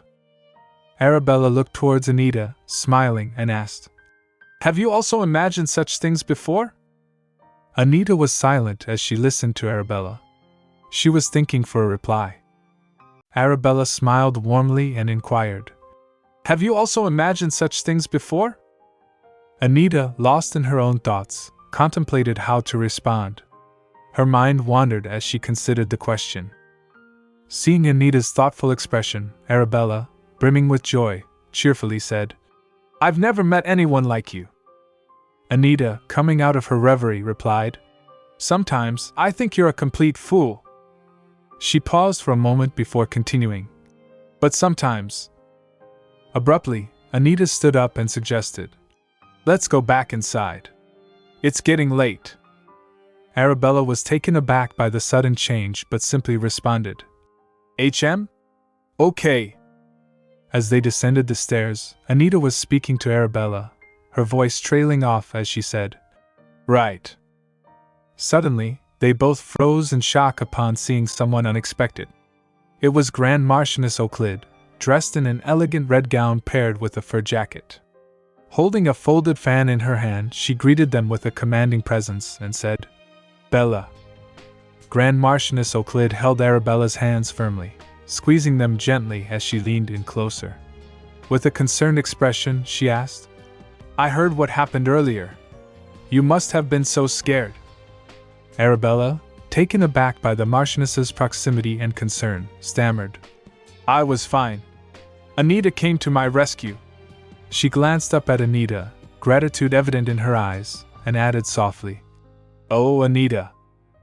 Anita, however, was not looking at Arabella with the same warmth. Her eyes were fixed on the Grand Marchioness, glaring angrily. The Grand Marchioness, noticing the tension, turned to Arabella and said, "You should have told me Anita would be coming, Bella." Arabella, feeling a bit chastised, murmured, "Oh." Meanwhile, Anita's thoughts drifted to her parents and the implications of the Grand Marchioness's presence. She frowned, her mind racing as she pondered. As idiotic as the Renards can be, they would have noticed the Grand Marchioness repeatedly asking whether I was attending the ball. Observing the Grand Marchioness conversing with Arabella, Anita's mind was filled with irritation and skepticism. She mused, "It's her fault for making everybody else do her work for her. Is she taking it out on Arabella since her plan didn't work?" Determined to confront the situation, Anita turned towards the Grand Marchioness and said, "Why would she have to tell you about something as trivial as my attendance?" Without pausing, Anita continued, "Or was it important enough to you that it warrants chiding Arabella after what she just went through?" The Grand Marchioness visibly flinched at Anita's pointed remarks. Attempting to maintain her composure, she let out a soft giggle and replied, "Of course not." Anita, unsatisfied with the response, retorted, "That's fine then." The Grand Marchioness, regaining her poise, looked at Anita and, covering her mouth with her hand fan, gasped dramatically. "Oh my! I understand wanting to stand out, and you may be too young to know this, but that kind of jewelry is inappropriate." Anita, while thinking about the significance of the jewelry, replied coolly, "Really? This was a gift from Lord Axion." The Grand Marchioness smiled, delicately covering her face with her fan, and said, "Well, I also heard about the commotion you caused today. I understand you were angry, but I'm sure there was a more elegant way to resolve things." She giggled lightly, adding, "I cannot believe you let your emotions get the best of you despite growing up as the daughter of a marquis." Anita's thoughts simmered as she mused. No wonder Marquis and Marchioness Renard are so concerned. Arabella, listening to this exchange, appeared confused. Anita glanced at her friend and thought, "I'm sorry, Arabella. I don't want to be like you." Arabella frowned, her gaze fixed on the Marchioness, and mused, "If I had been even half as docile as you, I would have succumbed to this woman's toxicity already." Stepping closer to the Marchioness, Anita said firmly, "I won't ask what you were doing while neglecting your duty as Arabella's chaperone." The Grand Marchioness was momentarily at a loss for words. Sensing the opportunity, Anita stepped closer and said, "However, I fear you will have to write a letter of apology to my mother, who trusted you with Arabella." Taking Arabella by the wrist, Anita directed her gaze firmly at the Marchioness and added, "And it would be best to apologize to Arabella herself right now." The Marchioness, gritting her teeth at this demand, forced a sigh and, with a strained smile, said, "I apologize, Bella." Arabella, maintaining her composure, responded, "I accept your apology, Grand Marchioness Euclid." As the Marchioness gazed at Arabella with inquiring eyes, Arabella simply smiled back. Leaning in closer, the Marchioness whispered, "You didn't even stutter." Arabella whispered in reply, "I don't always stutter." Anita, addressing the room, said, "2 years ago, when the Renard territory went through a drought, you treated us like strangers." The Marchioness attempted to interject. "That was..." But Anita cut her off. "But today, you're a Renard again. You're only our aunt when it suits you, so I've decided to do what suits me." Looking at the Marchioness, Anita continued with determination, "I'm going to put the nobleman who threatened Arabella on trial, and I plan to find out who was behind this incident, too." The Marchioness addressed her sharply. "Miss Anita, acting so mercilessly is a bad look." In reply, Anita smirked and said, "Thank you for another long lecture." She began to walk away, leaving Arabella and the Marchioness watching her retreat. Suddenly, Anita turned back and added, "You've ignored your duties as chaperone long enough. It's time to get back to them." The Marchioness's face flushed with fury, while Arabella looked on in shock. Anita walked down the stairs, her mind racing with thoughts. "I guess the Duke isn't going to respond. I figured as much," she pondered. In the hall, there was a great bustle as people whispered among themselves. A lady murmured, "You mean the Duke?" A man replied, "Of course. We only have one Duke in the Empire." As Anita continued walking, she overheard another man say, "How long has it been? 18 years? Someone else murmured excitedly, "Duke Roderick Vice-Rasa has arrived." Anita was shocked hearing this and turned suddenly. The door clacked open, and Duke Roderick Vice-Rasa entered the hall. Immediately, the room buzzed with whispers. "Why would he attend this ball?" one person murmured. Another added, "Wasn't he living in seclusion ever since the Duchess disappeared?"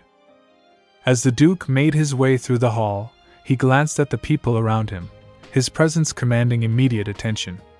Standing on the stairs, Anita watched him closely. Their eyes met, and she saw a flicker of recognition in his gaze. Anita smiled and mused to herself, "It's been a while." But then, unexpectedly, the Duke turned away, shifting his focus elsewhere. Anita tilted her head, a questioning look on her face. It looked like he recognized me. So why is he turning back? She thought, feeling a mix of confusion and curiosity. At the door of the grand hall, Ned stood yawning, his eyes scanning the opulent surroundings. I thought I might be able to have some fancy food, but he insisted on going in alone. What a heartless, evil, yet generous master, he muttered to himself. Inside, the Duke glanced around at the people, then abruptly moved outside. As he exited the grand hall, he suddenly staggered, his usually steady gait faltering. Ned's eyes widened in alarm. "Why, Your Grace!" he yelled, dashing towards the Duke. He caught him just in time, holding him upright. "Did something happen in the ballroom?" The Duke, trying to steady his breath, addressed him. "Ned." "Yes, Your Grace?" "Find out everything about Anita Renard," the Duke commanded, his voice strained. Ned hesitated, recalling their previous investigation. "We have already looked into her background, Your Grace. There was nothing out of the ordinary." Ned, with a note of caution in his voice, advised. "You must be cautious. The only reason they don't have their guard up is because they believe you are only looking for the Duchess." The Duke listened intently, a thoughtful expression on his face. After a moment, he scoffed and said, "Is it really necessary to be cautious? That's why I started the guild." Ned, recognizing the importance of his master's words, added, "Also, that young lady is not the same age. She's 17. He shared more details. "She was born in November, which makes their ages differ by over a year." The Duke stepped forward, deep in thought, and said, "I see." Lost in his contemplations, the Duke murmured, "I suppose I have made a fool of myself." The hall was abuzz with activity, and amidst the bustling crowd, Anita stood poised on the stairs, attentively listening to the hushed conversations swirling around her. Voices murmured about the Duke, their words carrying a mixture of curiosity and speculation. "I thought he had come out of seclusion, but I guess not," remarked a gentleman nearby, his tone tinged with surprise. To which, a lady replied softly, "Maybe he's not used to seeing so many people yet." Anita couldn't help but recall the recent encounter with Duke, replaying the scene in her mind. "The Duke definitely recognized me," she mused to herself, her thoughts trailing off into uncertainty. "Does he not want anything to do with me now that he's actually seen me?" Her mind wandered to Duke's cryptic words. "But to get my attention, you'll have to do something to really shock me." This statement lingered in her thoughts, leaving her pondering over its implications. Walking briskly, Anita continued to contemplate her situation. "I was ready to face his wrath, but—" Her sentence hung unfinished, reflecting her inner turmoil. Lost in thought, Anita suddenly felt a wave of emotions wash over her, causing her to momentarily lose her composure. Regaining her composure, she resumed her pace, her mind still preoccupied with the recent turn of events. "The point is," she muttered to herself, her voice barely audible over the din of the hall, "the Duke clearly just rejected my request." Anita's mind was consumed by thoughts of the holy relic, its significance weighing heavily on her. "Now Vanessa is the only one who can help me find the holy relic," she murmured to herself, her gaze fixed on a distant point as she contemplated her next move. Meanwhile, Axion's footsteps echoed through the grand hall as he entered, his expression betraying a deep concentration. "If you don't want that snatched out from under you, you'll have to hurry up and find it first," he remarked to himself, his voice carrying a sense of urgency. His eyes wandered to the grand chair at the center of the hall, a symbol of power and authority. "The Emperor has his eye on it," Axion thought, a flicker of concern crossing his features. Just then, the Emperor himself made his presence known, his regal demeanor commanding attention as he addressed Axion.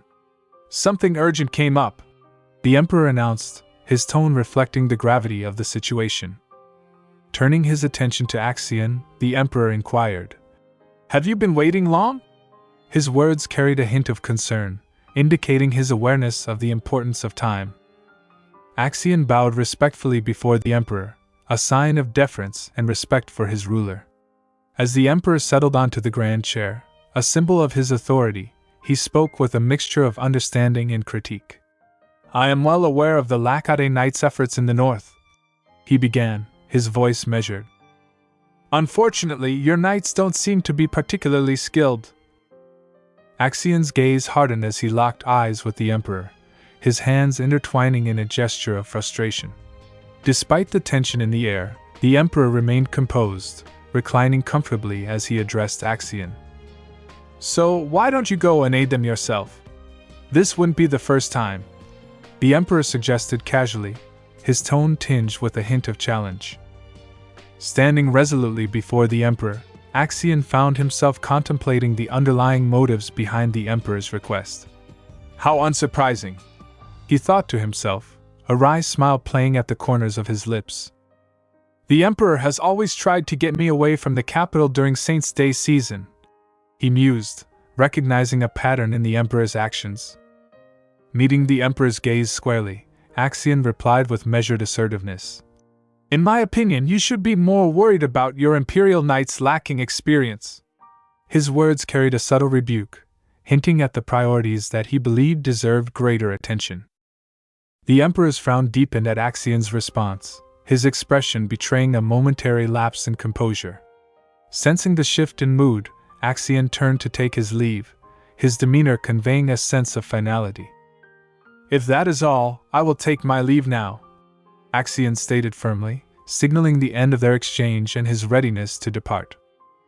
As Axion stepped outside, the echo of the Emperor's outburst lingered in the air, a testament to the tension that had simmered within the grand halls. Axion stood at the threshold, his thoughts swirling amidst the tumultuous events. Inside, the Emperor's rage manifested in a crash, accompanied by his thunderous voice exclaiming, "That insolent bastard! How dare he!" The intensity of the outburst was palpable, even outside the room where Axion stood. Listening intently, Axion remained composed, his mind processing the Emperor's anger. The Emperor is under the impression that I am only in the capital to undermine him, Axion reflected, a touch of irony coloring his thoughts. That means I should be able to attend the Saints' Day ceremony, he reasoned, finding a silver lining in the situation.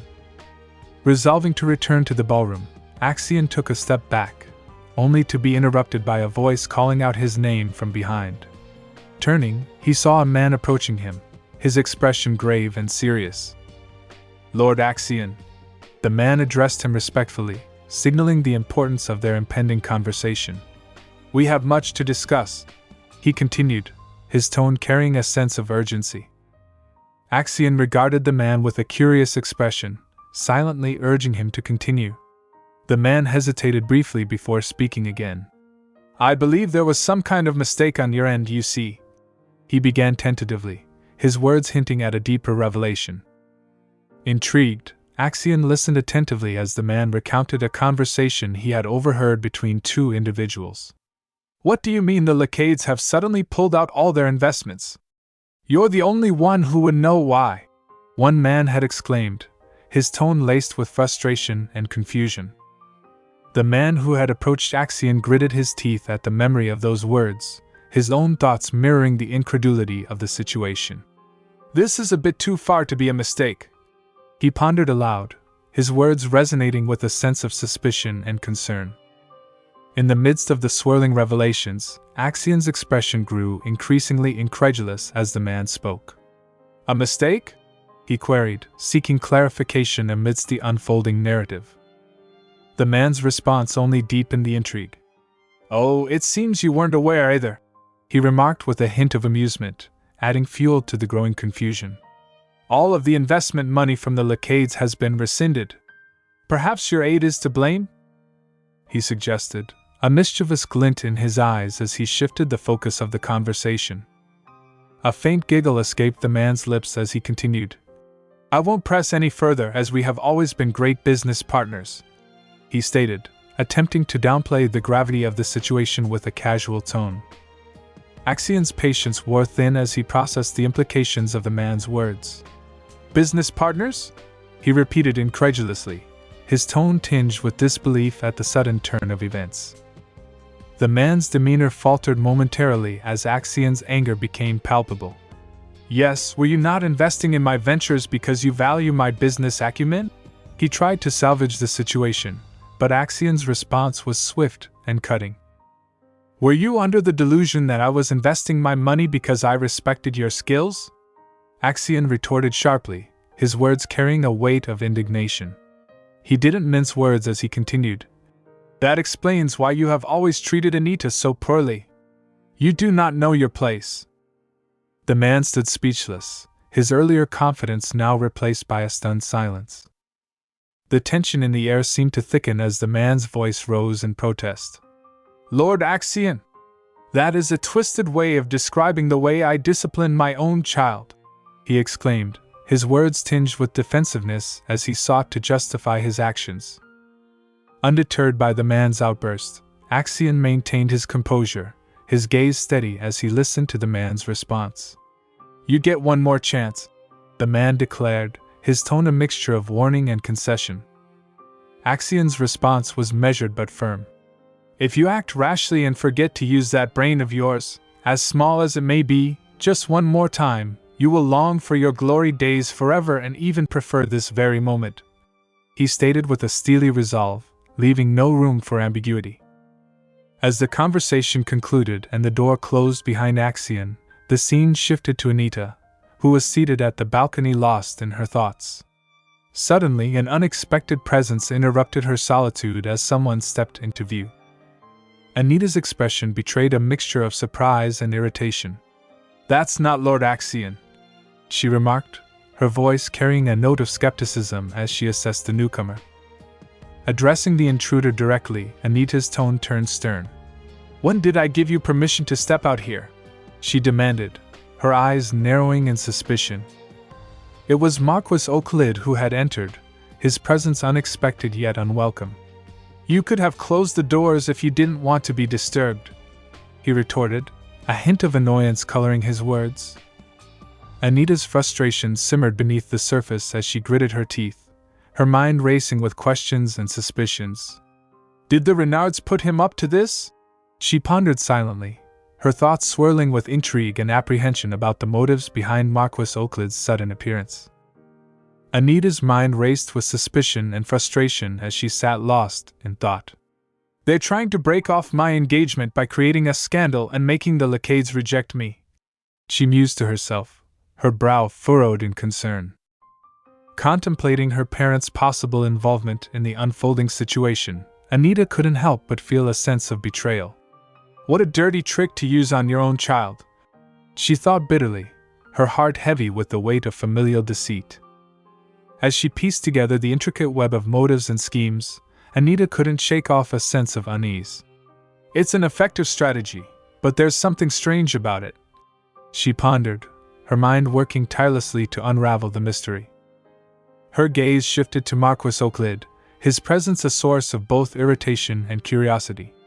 Why would he agree to it? Anita wondered aloud, her eyes narrowing as she considered the possible implications of Euclid's actions. Observing Euclid's scoffing demeanor, Anita's thoughts turned dark. When it comes to him and me, the rumors will be especially vicious, she acknowledged, a flicker of defiance in her eyes. Approaching Euclid with a determined stride, Anita couldn't help but question the motives of those behind the scandal. Grand Marchioness Euclid is obsessed with how people view her. So why would she have offered up her son to get mixed up in such a scandal? She mused, her voice tinged with skepticism. Euclid's voice cut through her thoughts, his tone tinged with wounded pride. Did you really have to humiliate me like that? He questioned, his gaze challenging Anita's resolve. Anita met his gaze squarely, her own expression hardening. If you are too angry to realize how you are behaving, you should leave. Scandalous rumors can arise even between cousins, she retorted, her words carrying a warning.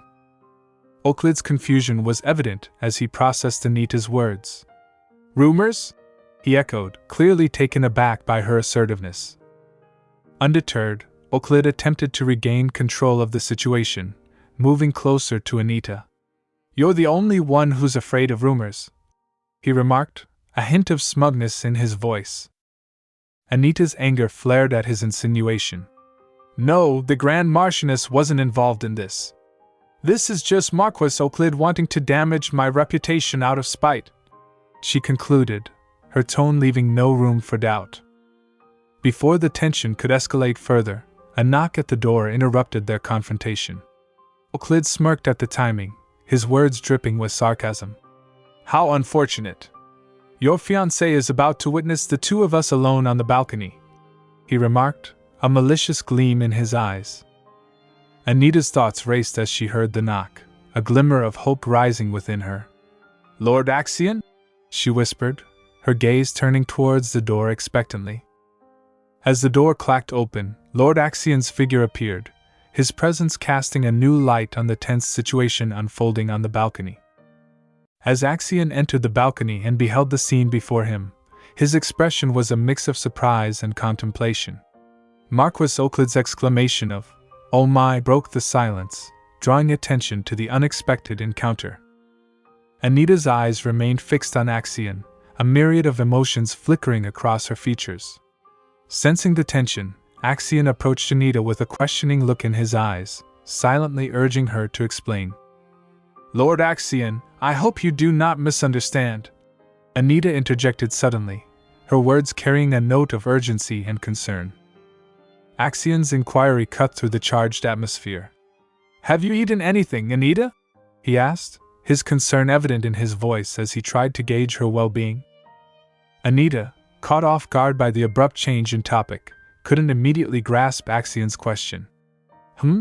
She murmured in confusion, her mind still reeling from the earlier confrontation. Returning the question, Anita asked, What about you? Hoping to shift the focus away from the tense encounter with Marquis Euclid. Meanwhile, Euclid stood by, observing the interaction between Axion and Anita with a mixture of curiosity and disbelief. He couldn't fathom why Axion remained silent in the face of the tense situation on the balcony. Axion's response, laced with a touch of humor, lightened the mood slightly. Not yet, but I'm starting to get hungry, he replied, offering a small smile as he subtly deflected the tension. Deciding to leave the balcony and its unsettling atmosphere behind, both Axion and Anita moved towards the door and stepped outside. As they descended the stairs together, Axion couldn't help but seek clarification from Anita. Did anything happen out there? He inquired softly, his gaze fixed on her, searching for any signs of distress or discomfort. Anita met his gaze with a reassuring smile. No, she replied simply. Anita's resolve shone through her words as she expressed her determination.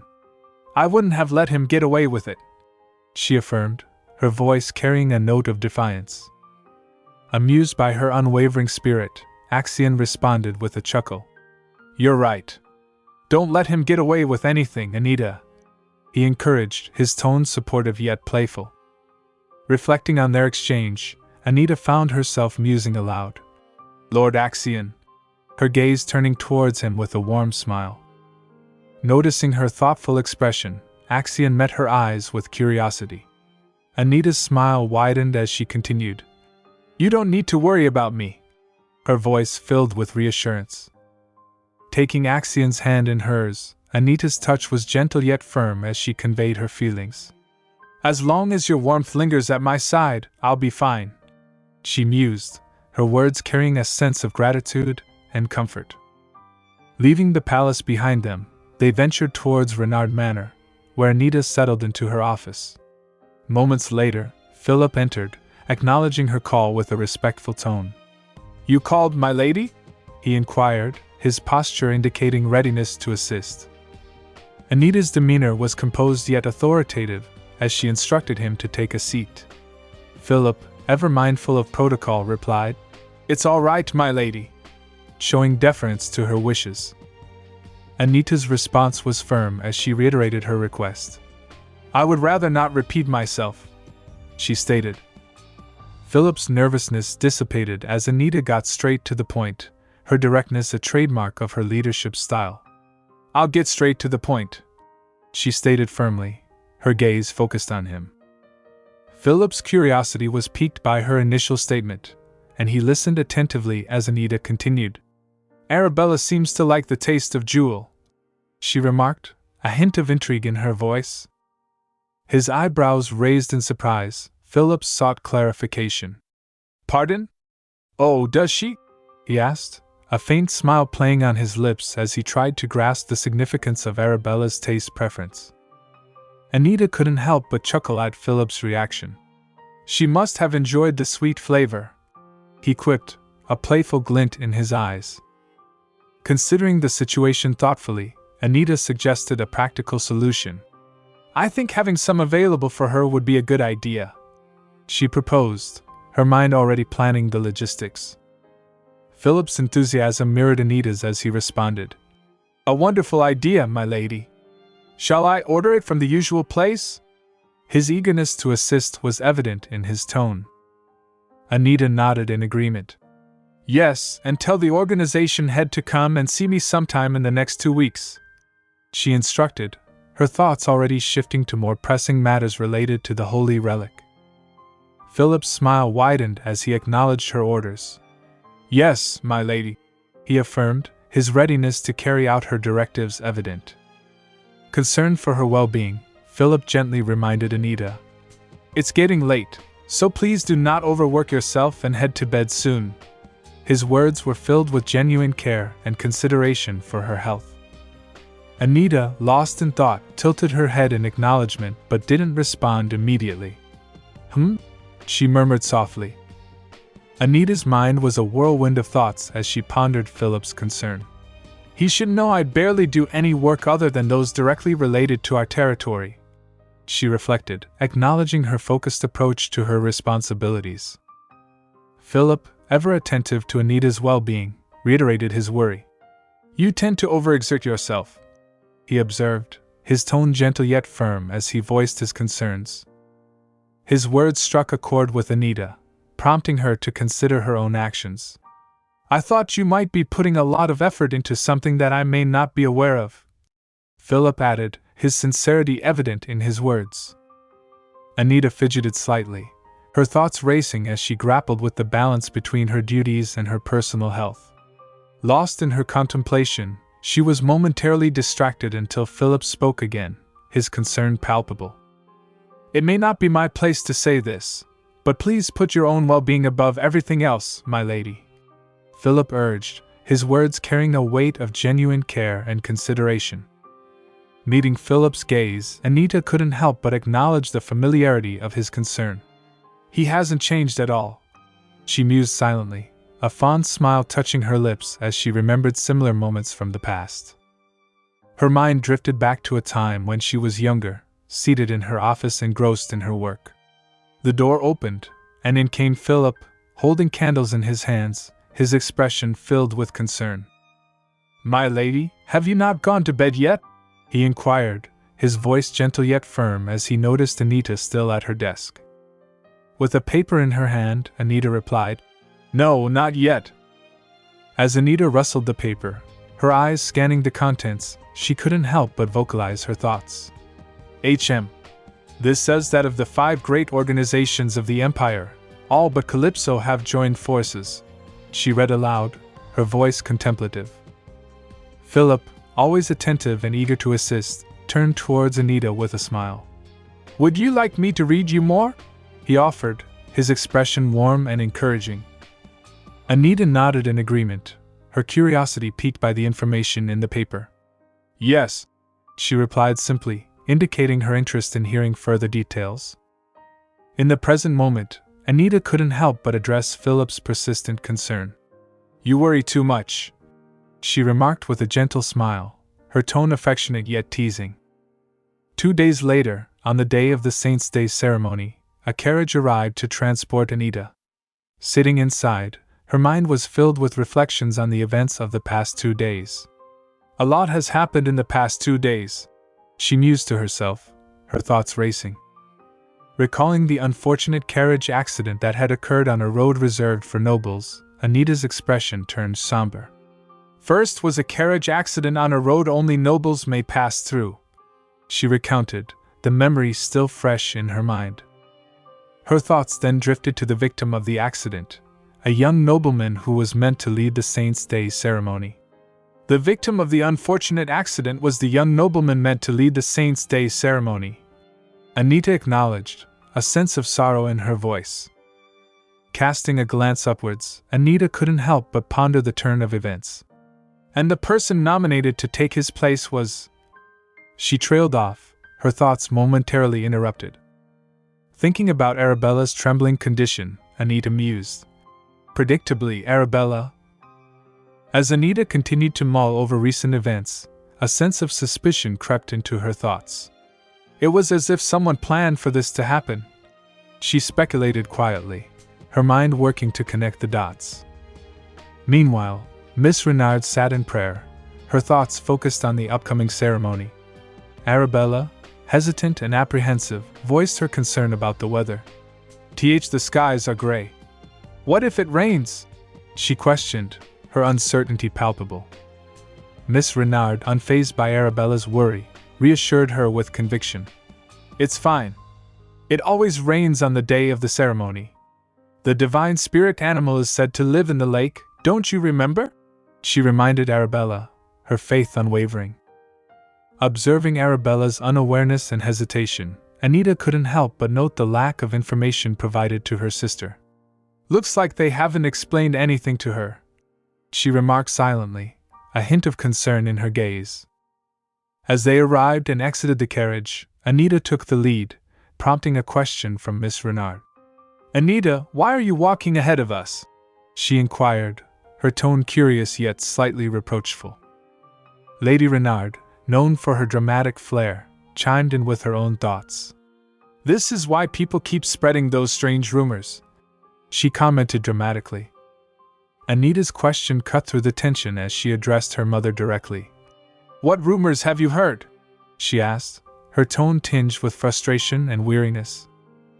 Miss Renard, caught off guard by the directness of Anita's question, attempted to explain the nature of the rumors.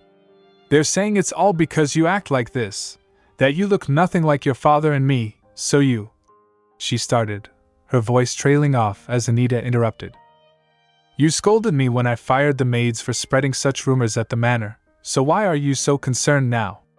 Anita interjected, her words pointed and accusatory. Miss Renard was momentarily speechless, taken aback by Anita's reminder. What? She managed to utter, her expression reflecting a mix of surprise and uncertainty. With a sigh, Miss Renard attempted to clarify her perspective. Well, that's obvious. It's different when we're out in public, she explained, her tone suggesting a sense of resignation. Anita, looking directly at her mother, responded with a simple yet loaded word. Sure. The garden was alive with activity as they entered, the air buzzing with excitement and anticipation. Arabella, taking in the grandeur around her, couldn't help but voice her wonder. Will all of the nobles be watching the ceremony? She asked her mother, her voice tinged with a mix of nervousness and curiosity.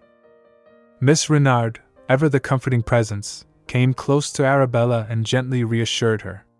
Oh, Bella, she murmured affectionately, her words meant to soothe Arabella's apprehension. With a nod, Arabella replied, Of course they will, her eyes wide with awe as she tried to imagine the prestigious audience that would witness the ceremony. Meanwhile, Anita, ever vigilant, turned back to check on them. Observing Arabella's moment of confusion and vulnerability, Anita couldn't help but reflect on the changes around her. I haven't changed at all since then, but everything else has, she thought to herself, a hint of nostalgia coloring her thoughts. Feeling a sense of responsibility towards her sister, Anita took Arabella's wrist firmly but gently, guiding her forward. Follow me, she instructed, her tone firm yet reassuring. Arabella, surprised by Anita's sudden directive, hesitated for a moment before nodding in understanding. Huh! Oh, okay, she murmured. Anita and Arabella were both walking towards the garden when Arabella, noticing Anita's unusual demeanor, inquired with concern. What is it, Anita?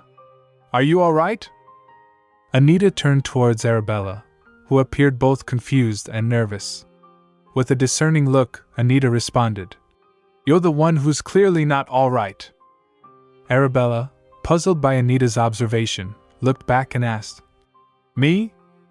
Nodding slightly, Anita explained, You said you'd get scared standing in front of crowds? Touched by Anita's recollection, Arabella softly said, "You remembered." Facing Arabella directly, Anita asked firmly, "If you can't do it, tell me now. I'll lead the ceremony instead." Reflecting on Arabella's evident anxiety about leading the ceremony, Anita thought to herself, "It's better if I do it rather than have Arabella fail. The imperial family puts a lot of importance in this ceremony, after all." Arabella smiled, trying to appear composed, and said, "It's fine. I'll do it, Anita." Anita, still concerned, sought further reassurance. "Are you sure?" she asked. Arabella smiled again, though the nervousness was still evident in her eyes. "It still scares me, but I feel like I can do it now." With a nod of understanding, they both began moving inward. The atmosphere was charged with activity, filled with the sound of whispers and murmurs as people engaged in hushed conversations.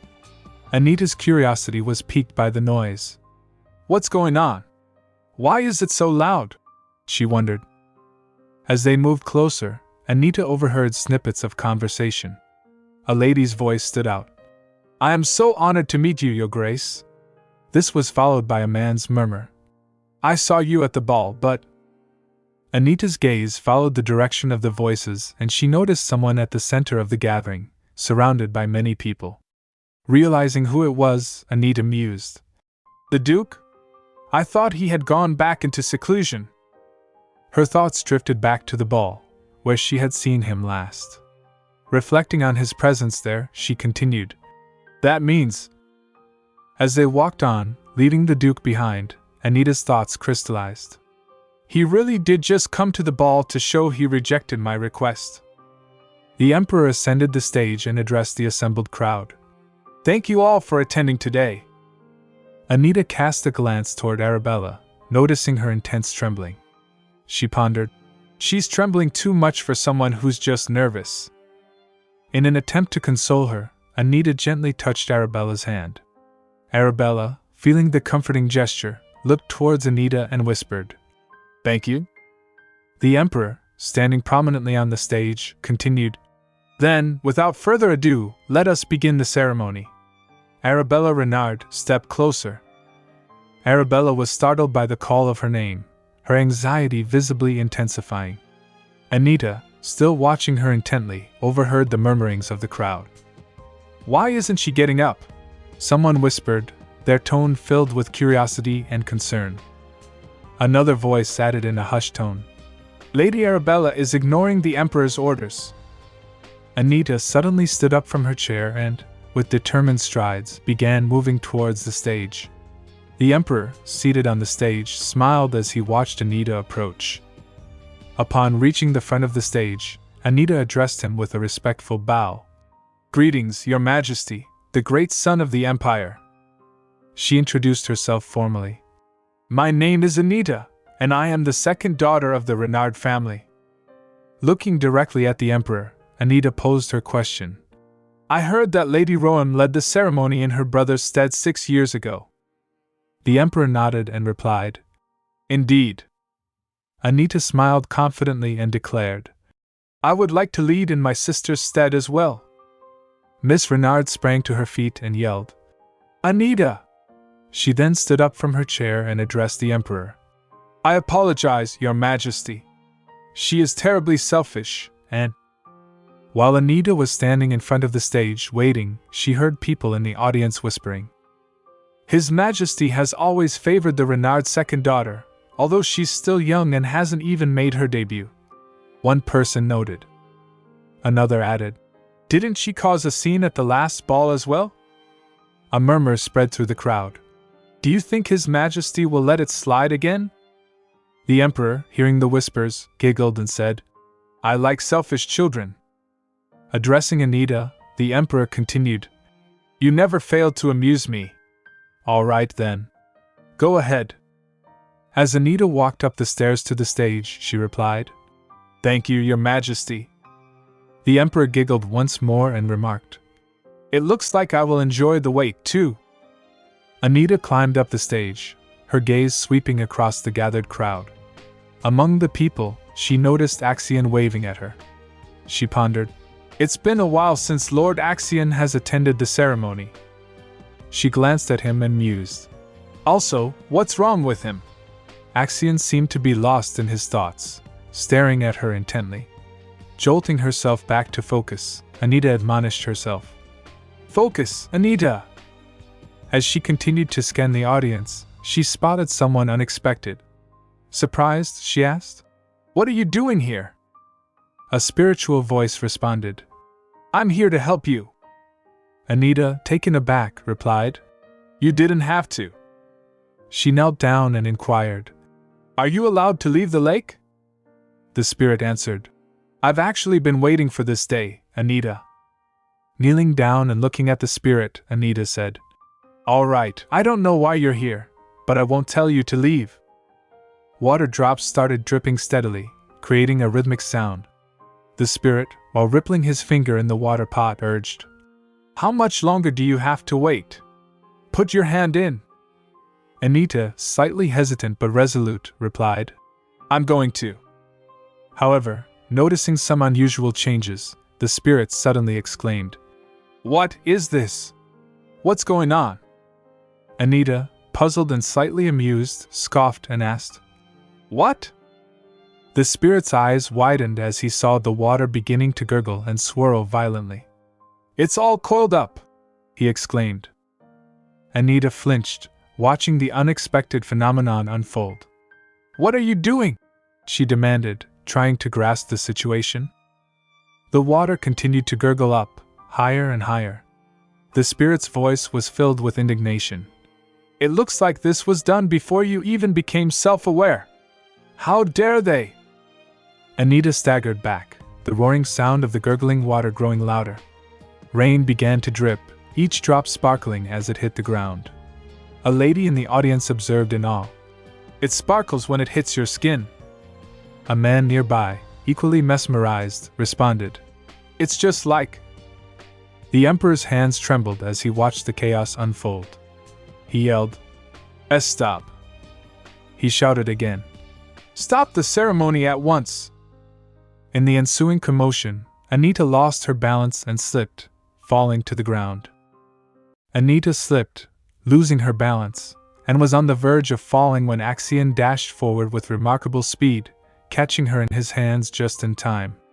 His eyes, filled with concern, gazed down at the unconscious Anita he now held. With a murmur of worry, he softly said, "Anita!" As Axion cradled Anita, his thoughts drifted back to an earlier moment.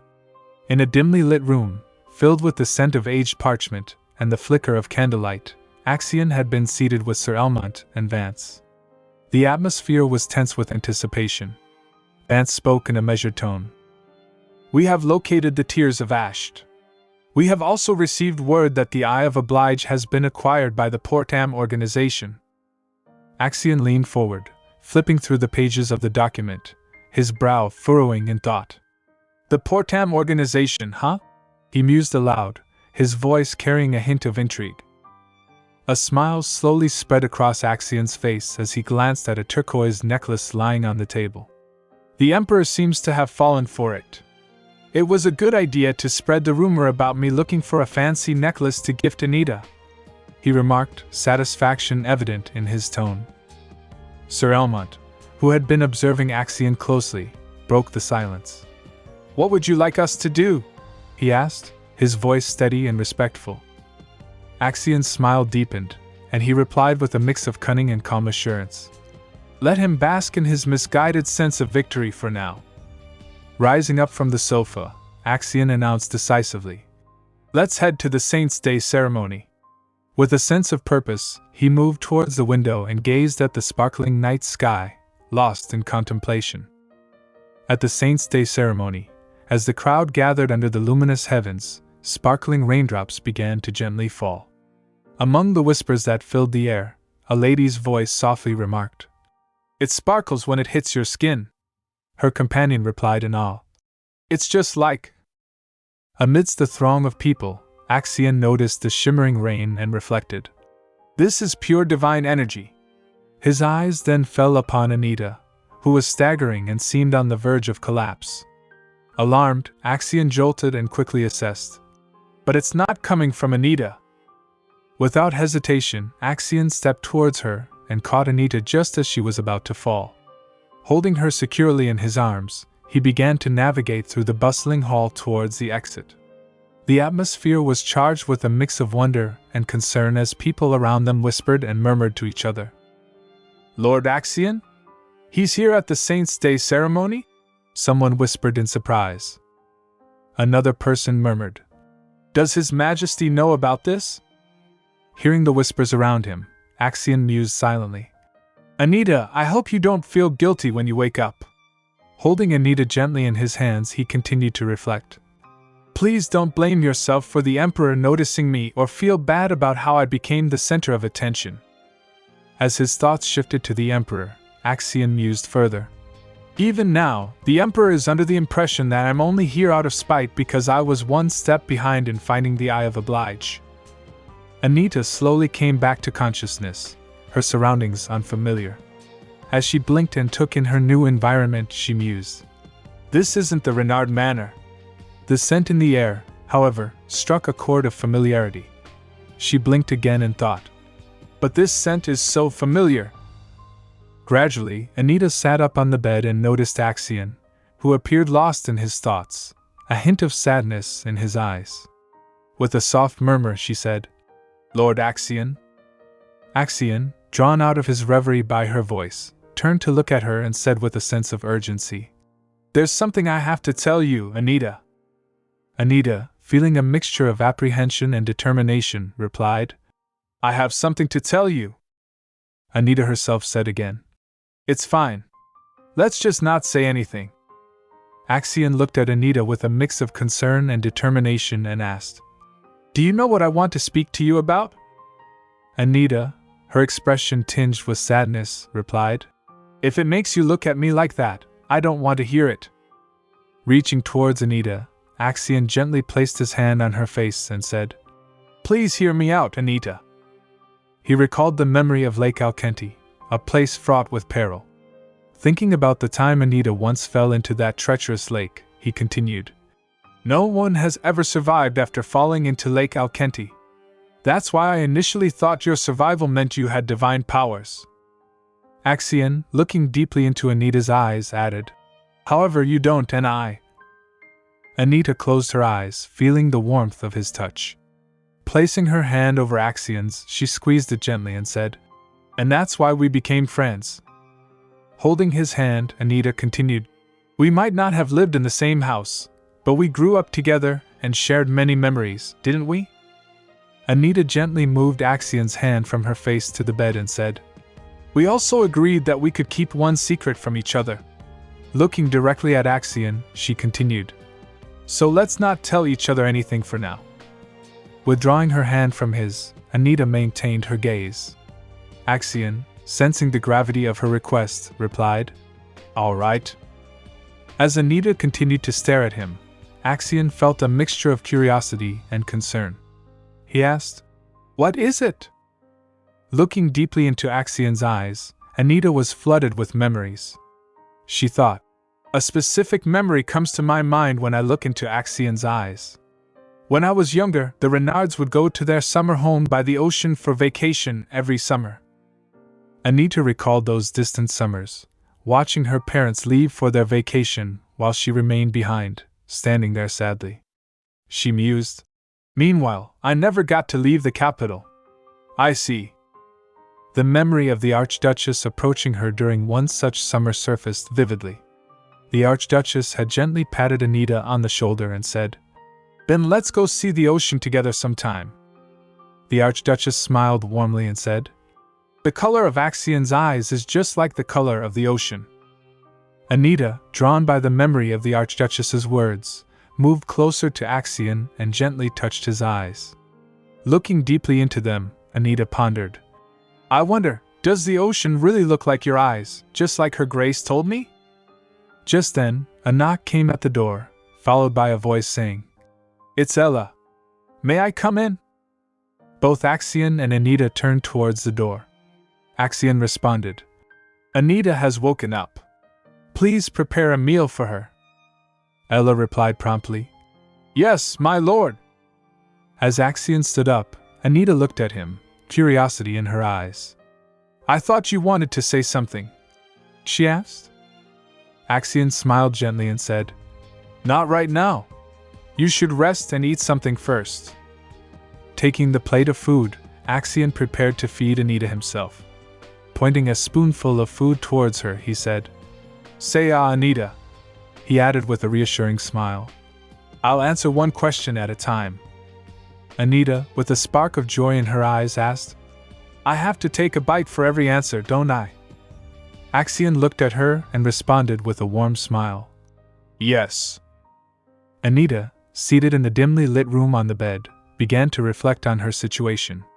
"Thinking about it now, it's strange," she mused to herself. The thoughts that followed were heavy with contemplation.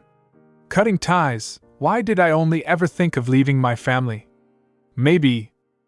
She shook herself from these ruminations and decided, "No, I'll think about that once I'm back at the manor." She opened a drawer, and as she looked at the knife inside, Anita thought, "Right now, this is more important." Holding the knife in her hands, Anita gulped and pondered. "I might have divine powers like Lord Axion. This is worth testing out." Anita placed the knife at her wrist and thought, "Healing a wound like this takes about 2 days at the temple, so if the blood stops on its own, it'll be a success." With a determined resolve, she sliced her wrist. As the blood began to drip onto the ground, Anita was taken aback by the immediate flow. "The blood isn't stopping at all," she said, her voice filled with shock and disappointment. Standing up from the bed, she turned around, her mind racing. Maybe surviving at the lake and what happened at the ceremony were all a coincidence, she thought, trying to make sense of the situation. As Anita walked, the blood dripped steadily into a pot. The sight of it accumulating so quickly left her even more perplexed. She exclaimed, "Huh!" her voice echoing her confusion and surprise.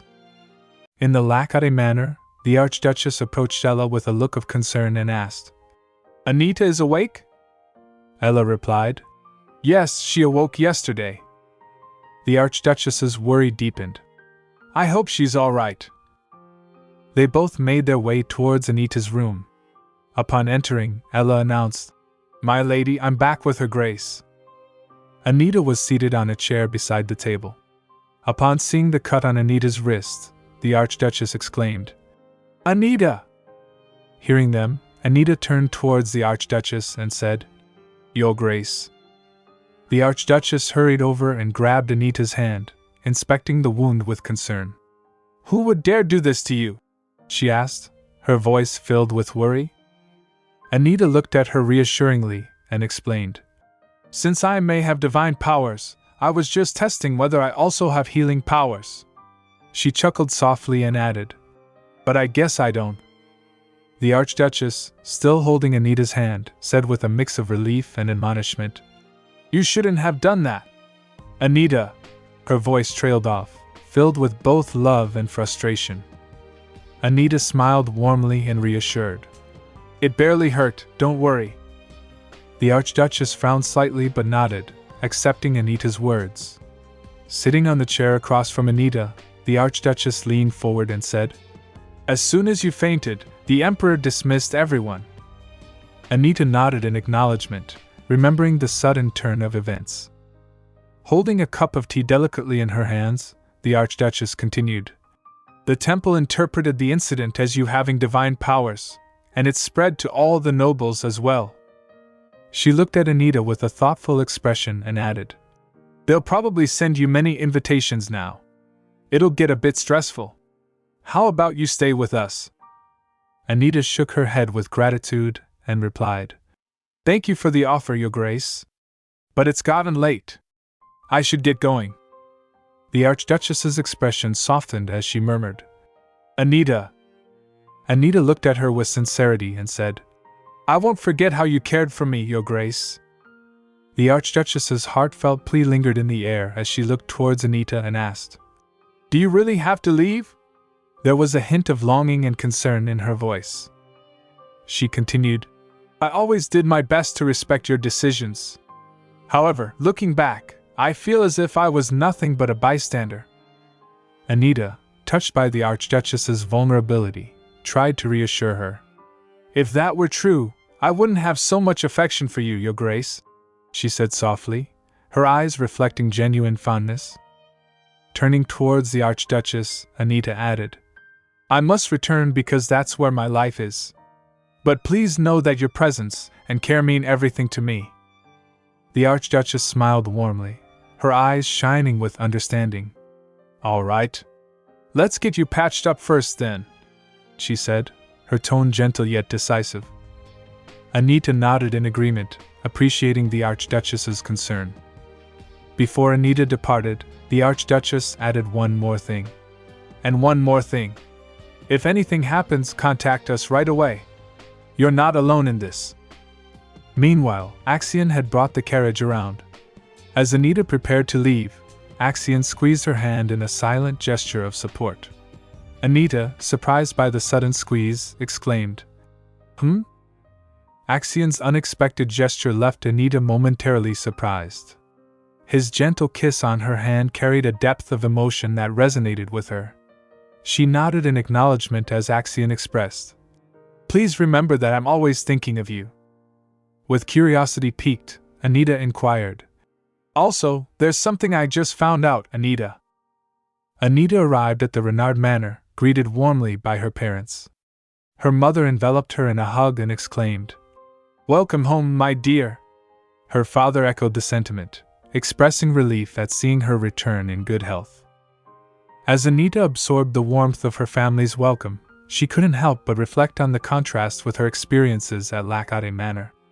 Her mother's joy and her father's relief seemed genuine, yet she couldn't shake off the lingering thought prompted by Axion's revelation.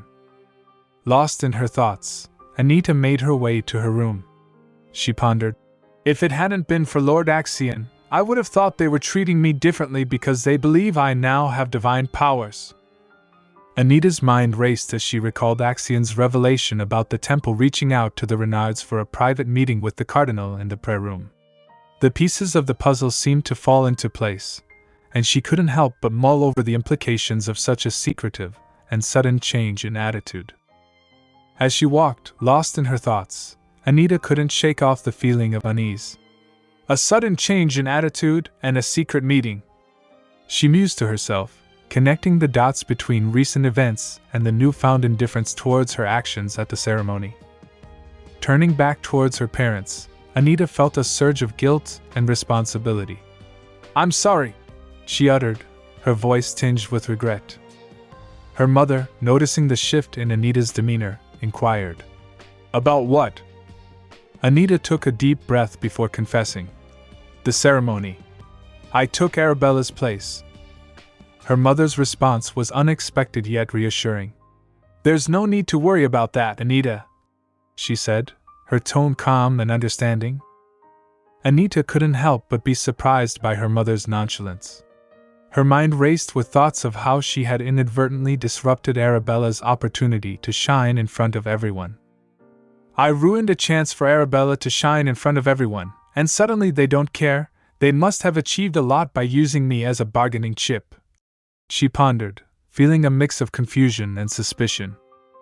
Lady Renard's smile faltered as Anita's unexpected statement hung in the air. "Now that you're home, you should rest up," Lady Renard began, her tone gentle.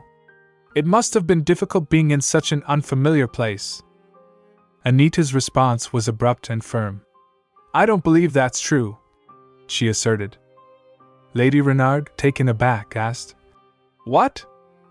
Anita continued, her voice unwavering. "I spent a lot of my childhood there, and it is where I will be living in the future." Lady Renard took a step towards Anita, concern evident in her expression. "But for now, you're not yet." Anita's glare silenced her, and she interrupted. "And don't touch me. We were never this close." Lady Renard recoiled slightly, her composure slipping. "How could you talk to your own mother like that?" she exclaimed. Marquis Renard, sensing the tension in the air, attempted to console her daughter. "I'm sure Anita is just tired, dear," she said softly, trying to ease the awkwardness of the moment. Lady Renard looked at her daughter, uncertain but willing to give her the benefit of the doubt. Do you think so? She asked, searching for reassurance. Anita sighed, feeling the weight of the strained interaction. I'll take my leave now, she said quietly, her voice tinged with a mixture of resignation and determination. Alone in her room, Anita sat holding a cup of tea, lost in her thoughts. As she absent-mindedly dripped a drop of blood from her wrist into the cup, a sudden flash caught her attention. A spirit appeared before her, its presence both surprising and intriguing. "Hi!" the spirit greeted, its voice filled with curiosity and energy. Anita, composed yet intrigued, replied, "Hello?" The spirit, hovering near her, remarked, "Twice a day is a bit exhausting. I won't be able to come see you for a whole week now." Anita felt a pang of guilt. "I'm sorry," she said, realizing the burden she had unintentionally placed on the spirit. The spirit, hopping onto Anita's hand, reassured her. "No, don't apologize. So, why did you call me, Anita?" There was a hint of curiosity in its voice, eager to understand Anita's intentions.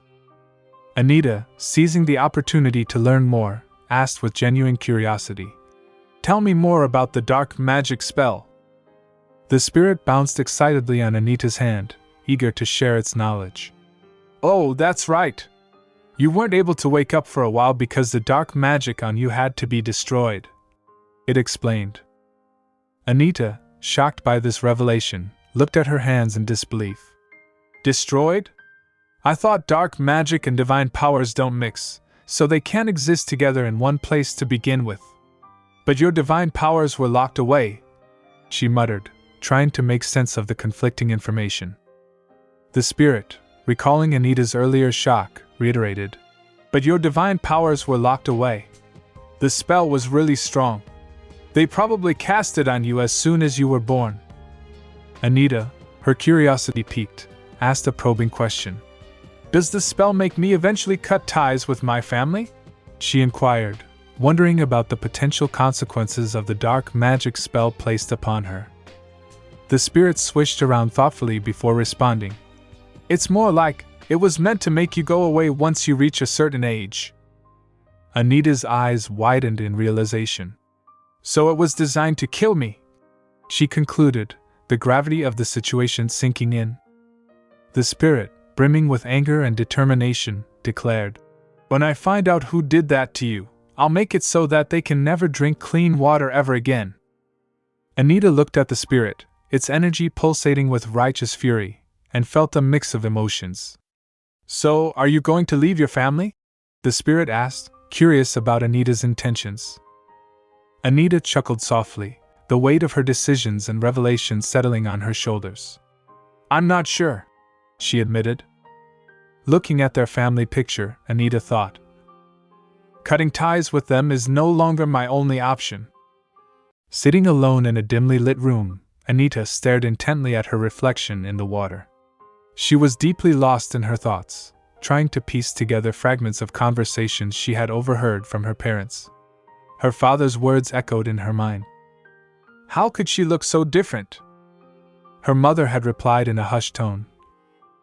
"I heard a maid who served at the manor for years before the marriage was the midwife." Her father murmured again. "But she doesn't take after her father either." As these memories resurfaced, Anita found herself pondering over her parents' nature. She thought to herself, "The two of them are the kind of people who would have sacrificed their own child just to find Arabella." Her mind then shifted to the mysterious magic spell the spirit had mentioned. She wondered, "The question is, who cast the dark magic spell on me?" Reaching out for the glass of water beside her, she mused. "For now, I'll keep looking for a way to cure the Archduchess. Finding the dark mage can wait." Just then, a knock on the door interrupted her thoughts. Without looking up, Anita said, "Come in." The door creaked open, and she turned her gaze towards the entrance. Standing there was a maid, holding a tray with an elegantly sealed invitation. The maid bowed respectfully and said, "My lady, I'm here to deliver an invitation." Anita looked at the maid with a questioning gaze, her curiosity piqued by the unexpected visit. Glaring at her, Anita replied, Leave it there for me. But why are you delivering it? Placing the tray on a nearby table, the maid turned and exclaimed, Oh, Lady Renard said she felt bad about assigning a commoner as your maid, so…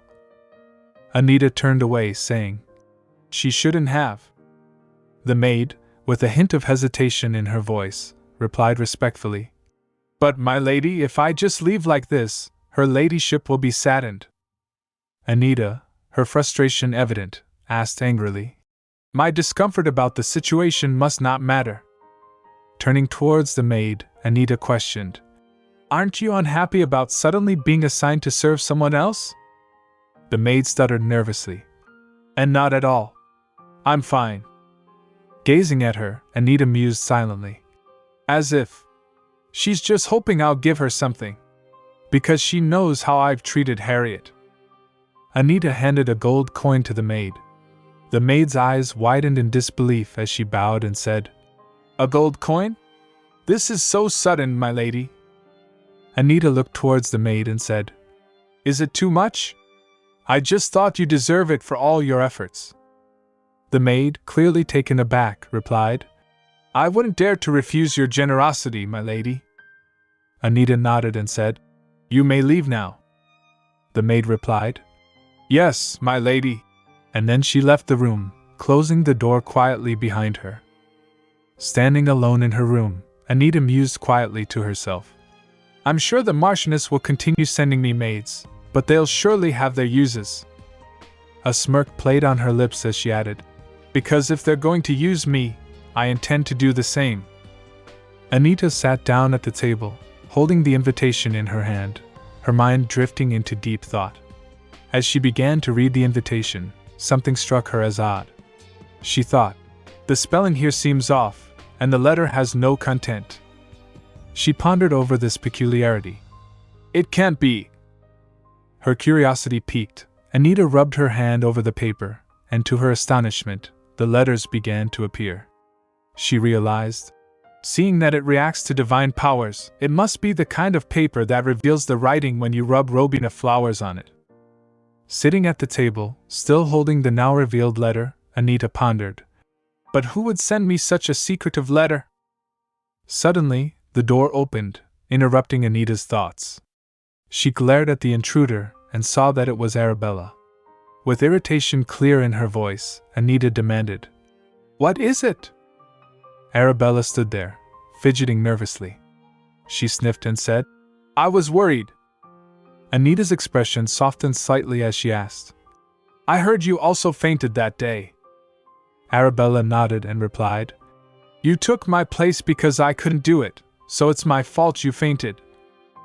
Anita gazed at her firmly and said, Don't apologize when you haven't done anything wrong. Don't you understand that I'm the one who stole your spotlight? Arabella exclaimed in confusion. Huh! Squeezing the fabric of her gown, Arabella continued, I don't like it when people talk about me. That's the only reason you went up there in my place. Please don't talk about it as if you've done something wrong, Anita. Hearing this, Anita frowned, deep in thought. Arabella, with a joyful tone, added, Mother and Father were also really worried. They even went to the temple. They couldn't get any holy water, but still, they're not the warmest people, but I believe they genuinely worry about you. Anita sighed deeply and said, You're so naive. Placing her hand on the table for emphasis, Anita asked, I heard the whole capital already knows about my divine powers.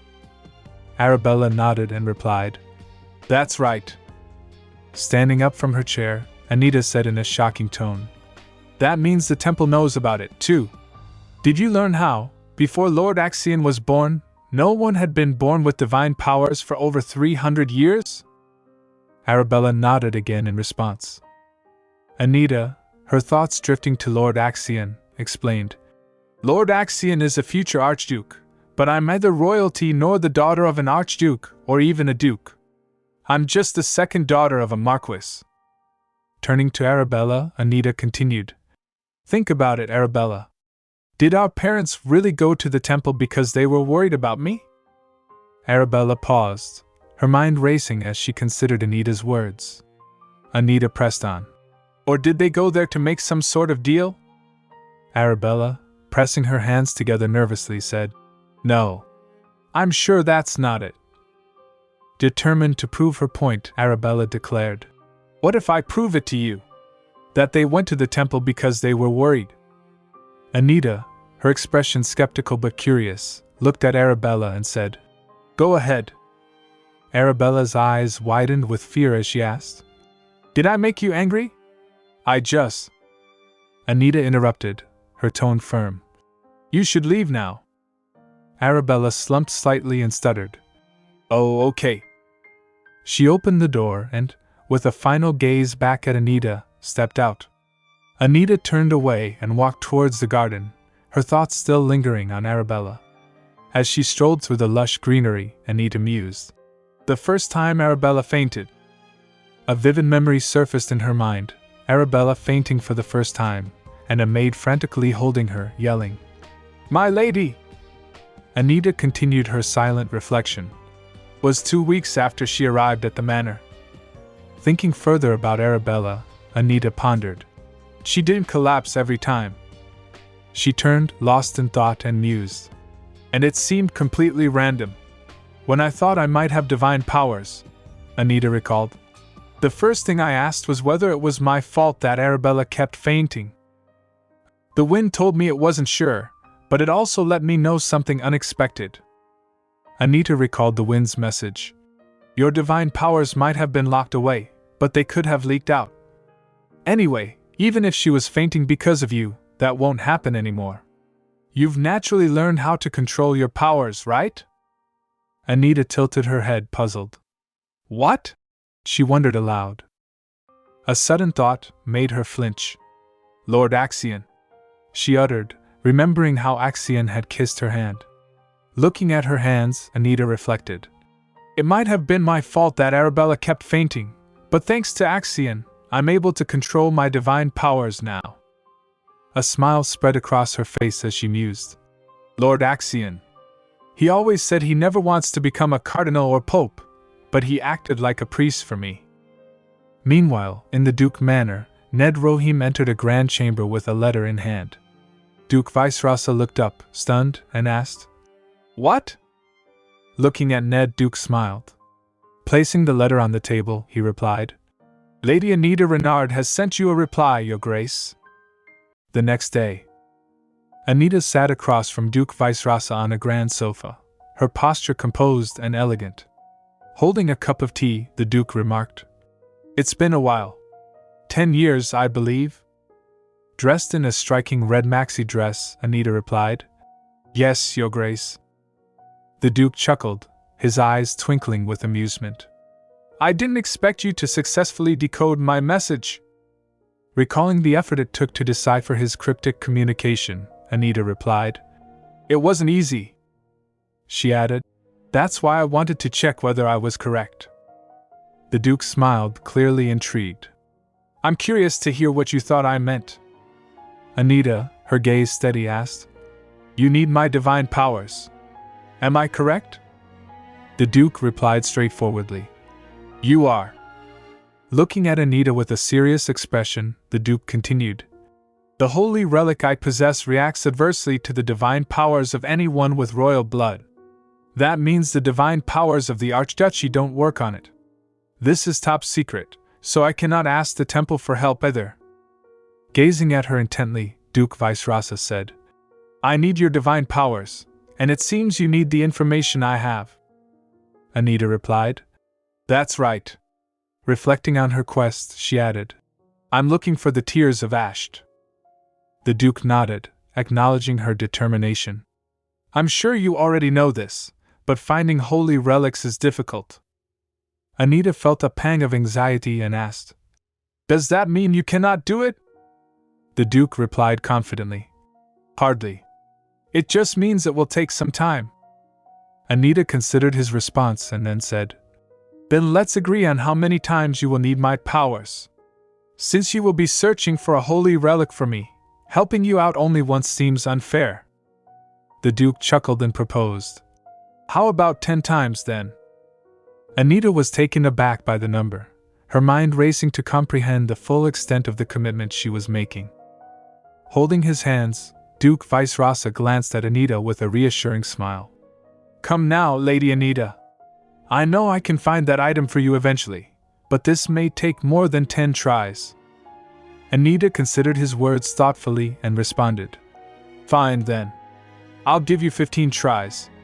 In exchange, I would like you to promise me one more favor, no matter what it is." The Duke nodded and simply replied, "All right." As she fidgeted with her dress, Anita said, "There is one issue, Your Grace." Anita glanced at the Duke with a touch of hesitation and said, "I do not know how to use my divine powers." The Duke looked at her with a questioning gaze before chuckling softly. Tapping a box placed on the table, he reassured her, "I know how it's done, so don't worry." The Duke opened the box, revealing its contents. Anita's eyes widened in surprise as she saw the item inside. She pondered. So, the holy relic he wanted to use was the torch of Ariadne. The Duke, observing her reaction, said, "I suppose you do not know me well enough to trust me. Let me reveal one of my secrets, then." With a poised demeanor, he placed one leg over the other and smiled. "I am searching for my wife and child." The scene shifted to a clear sky where birds fluttered freely. Inside a room with a view of the sky, Axion stood by the window. The door opened, and Rick entered. Axion turned to address him, saying, "Rick." Rick bowed respectfully and reported, "Something unexpected has occurred. Our informant at the Duke's manor sent news of Lady Anita." Axion chuckled softly and remarked, "How strange." Rick, with concern, asked, "Shouldn't you dissuade her from visiting the Duke, my lord? I trust Lady Anita to stay out of trouble, but it's still a risk." Axion, deep in thought, replied, "It's fine. Anita can handle herself." Turning around, Axion mused, "However, it's better to be safe than sorry." With a determined expression, he added, "Send in more of our stealthiest agents to keep an eye on the Duke."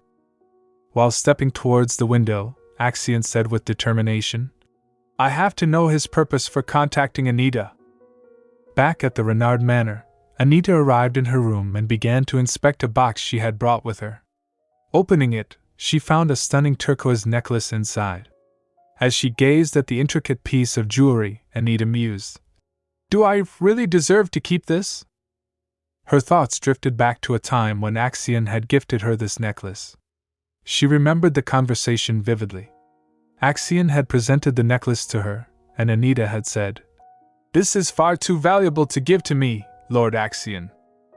Axion, seated across from her, had responded with a polite smile, "I won't be able to use it for anything else anyway, as I got it by saying it'd be a gift for you. So please accept it." Smiling, Axion had added, "Besides, it might be useful to you someday, Anita." Despite her initial reservations, Anita had continued to gaze at him, murmuring, "But still."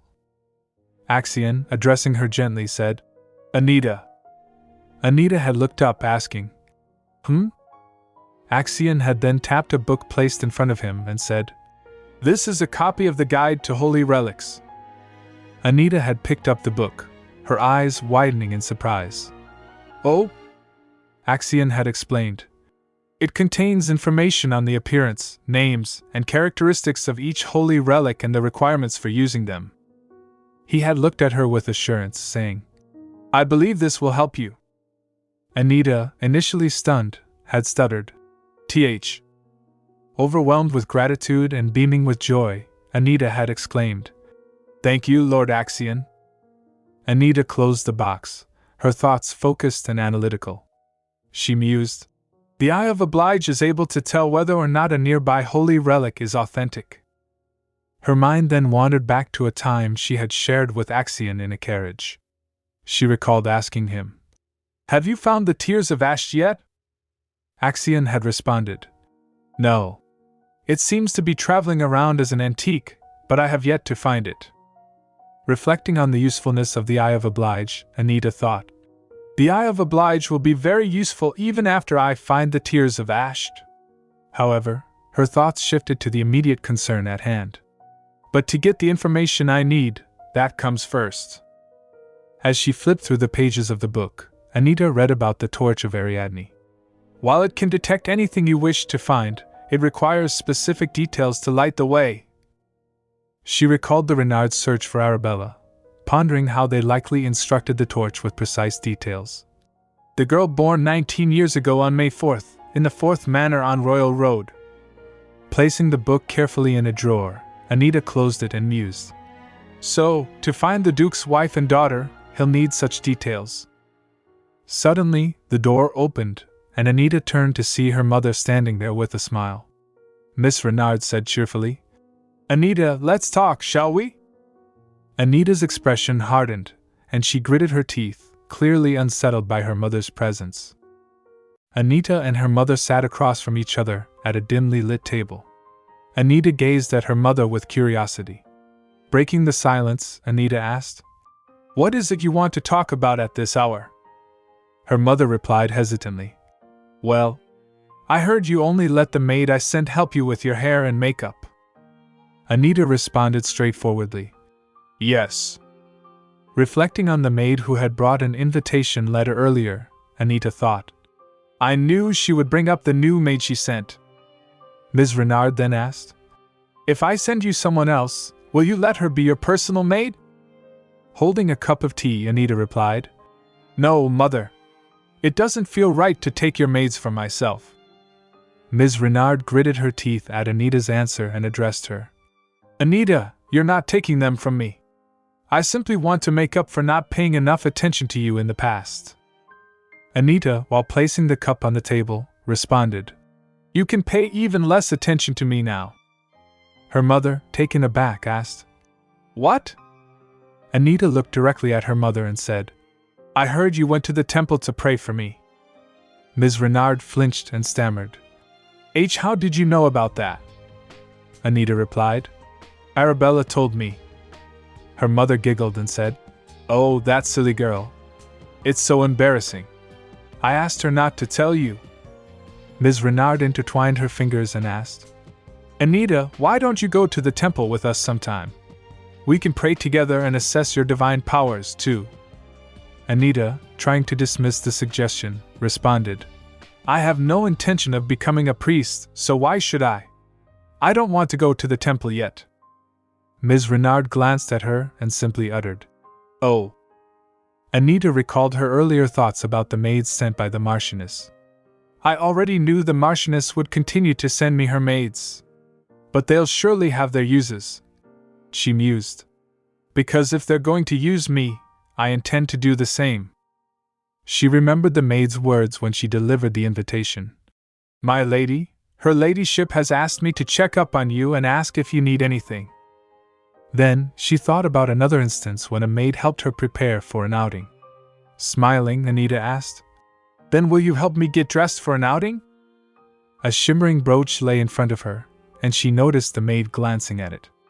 Anita continued, "By the way," she paused, then added, "my mother seems very concerned about me." The maid jolted. "Oh." Looking at the brooch, Anita asked, "I heard she even went to the temple because of me. She went again today, is that right?" The maid answered, "Yes." While gently tapping the sparkling brooch, Anita softly said, "I'm worried my mother will get sick from praying so hard. She's already having such a hard time, so I feel bad for taking away one of her most trusted maids." The maid gulped at this, then whispered while looking at Anita, "In fact, there's no need to worry about that." She continued, murmuring, "Her ladyship is meeting up with others at the temple, so she won't just be praying." Curious, Anita asked, "Really? Who is she meeting?" The maid replied, "I'm not sure about that, but, oh, have you seen the head maid with a big envelope full of papers? That has to do with the favors her ladyship is doing for someone at the temple." Anita smirked, musing to herself, "I'm sure it was a half-true fact to earn my trust." She then said to the maid, "Is that so? Thank you for telling me." Anita handed the sparkling brooch to the maid and thought, "Besides Madame Sabina, The Marchioness treats all the other maids like they're nothing but decorations. But they are also humans with their own wills and desires. The maid took the brooch and walked away. As she left, Anita reflected. This maid probably thinks she earned this brooch by telling me useless information, but that information was more than enough. Miss Renard sat calmly across from Anita, sipping her tea. Anita looked at her and asked, "Is that all you had to say?" Meanwhile, in a grand room, the Emperor was tending to a plant when a knock sounded at the door. A person entered, bowed, and reported, "A carriage passed through the gates of the Duke's manor a few days ago, sire. They spoke with the Duke for a little over an hour before they left." The Emperor flinched at the news. He turned and demanded, "Who was it?" Bowing, the person replied, "It was Anita Renard, sire." The Emperor asked, "And do you know what they talked about?" The person answered, "We were not able to figure that out, Your Majesty." The Emperor's grip on the scissors tightened, his hands trembling with anger. He shouted, "Not able to? What are you able to do, you useless fool?"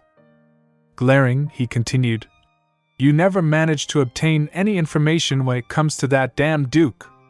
In a fit of rage, he hurled the scissors to the ground. The person recoiled in fear, trembling as he sat down and asked, "Should we have someone spy on Anita Renard?" The Emperor, glaring sideways, responded, "Anita Renard is far too smart not to notice and get suspicious." He shouted again, "I'll have to cut ties with Marquis Renard. Find fault with him." After issuing his command, the Emperor turned away. The person replied, "Understood, Your Majesty." The Emperor sighed and pondered. "That's right. Anita Renard has divine powers." He brushed the leaves of the plant with his hands, deep in thought. The Duke must be looking for a way to activate the torch of Ariadne. Holding a leaf, he suddenly smiled and mused. He'll give up soon enough. In the Renard manor, Anita walked through the hallway in a flowing green maxi dress.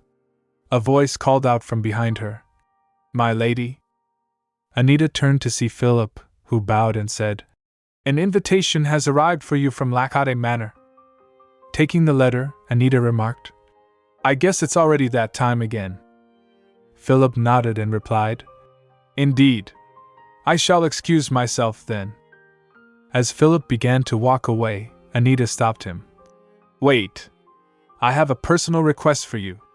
Will you accept it?" Philip nodded affirmatively and said, "Of course, my lady." Anita looked at him and said, "It's just one thing." She then requested, "Please get me my records from the department in charge of keeping the personal information of nobles." Philip walked back towards the door, where the maid standing by bowed and greeted, "Greetings." Philip felt confused by this unexpected formality. The maids exchanged questioning glances, watching him intently. Philip paused, hesitating as he gripped the edge of a table.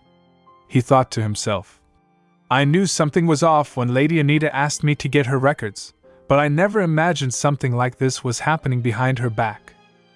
With a sense of urgency, Philip continued towards Anita's room and knocked on the door, saying, "This is Philip, my lady." He then realized, "Oh, she must be at Lacade Manor by now." Philip, looking concerned, asked Anita, "Why are you asking for those records all of a sudden, my lady?" Anita smiled and replied, "No reason. I just want to confirm something."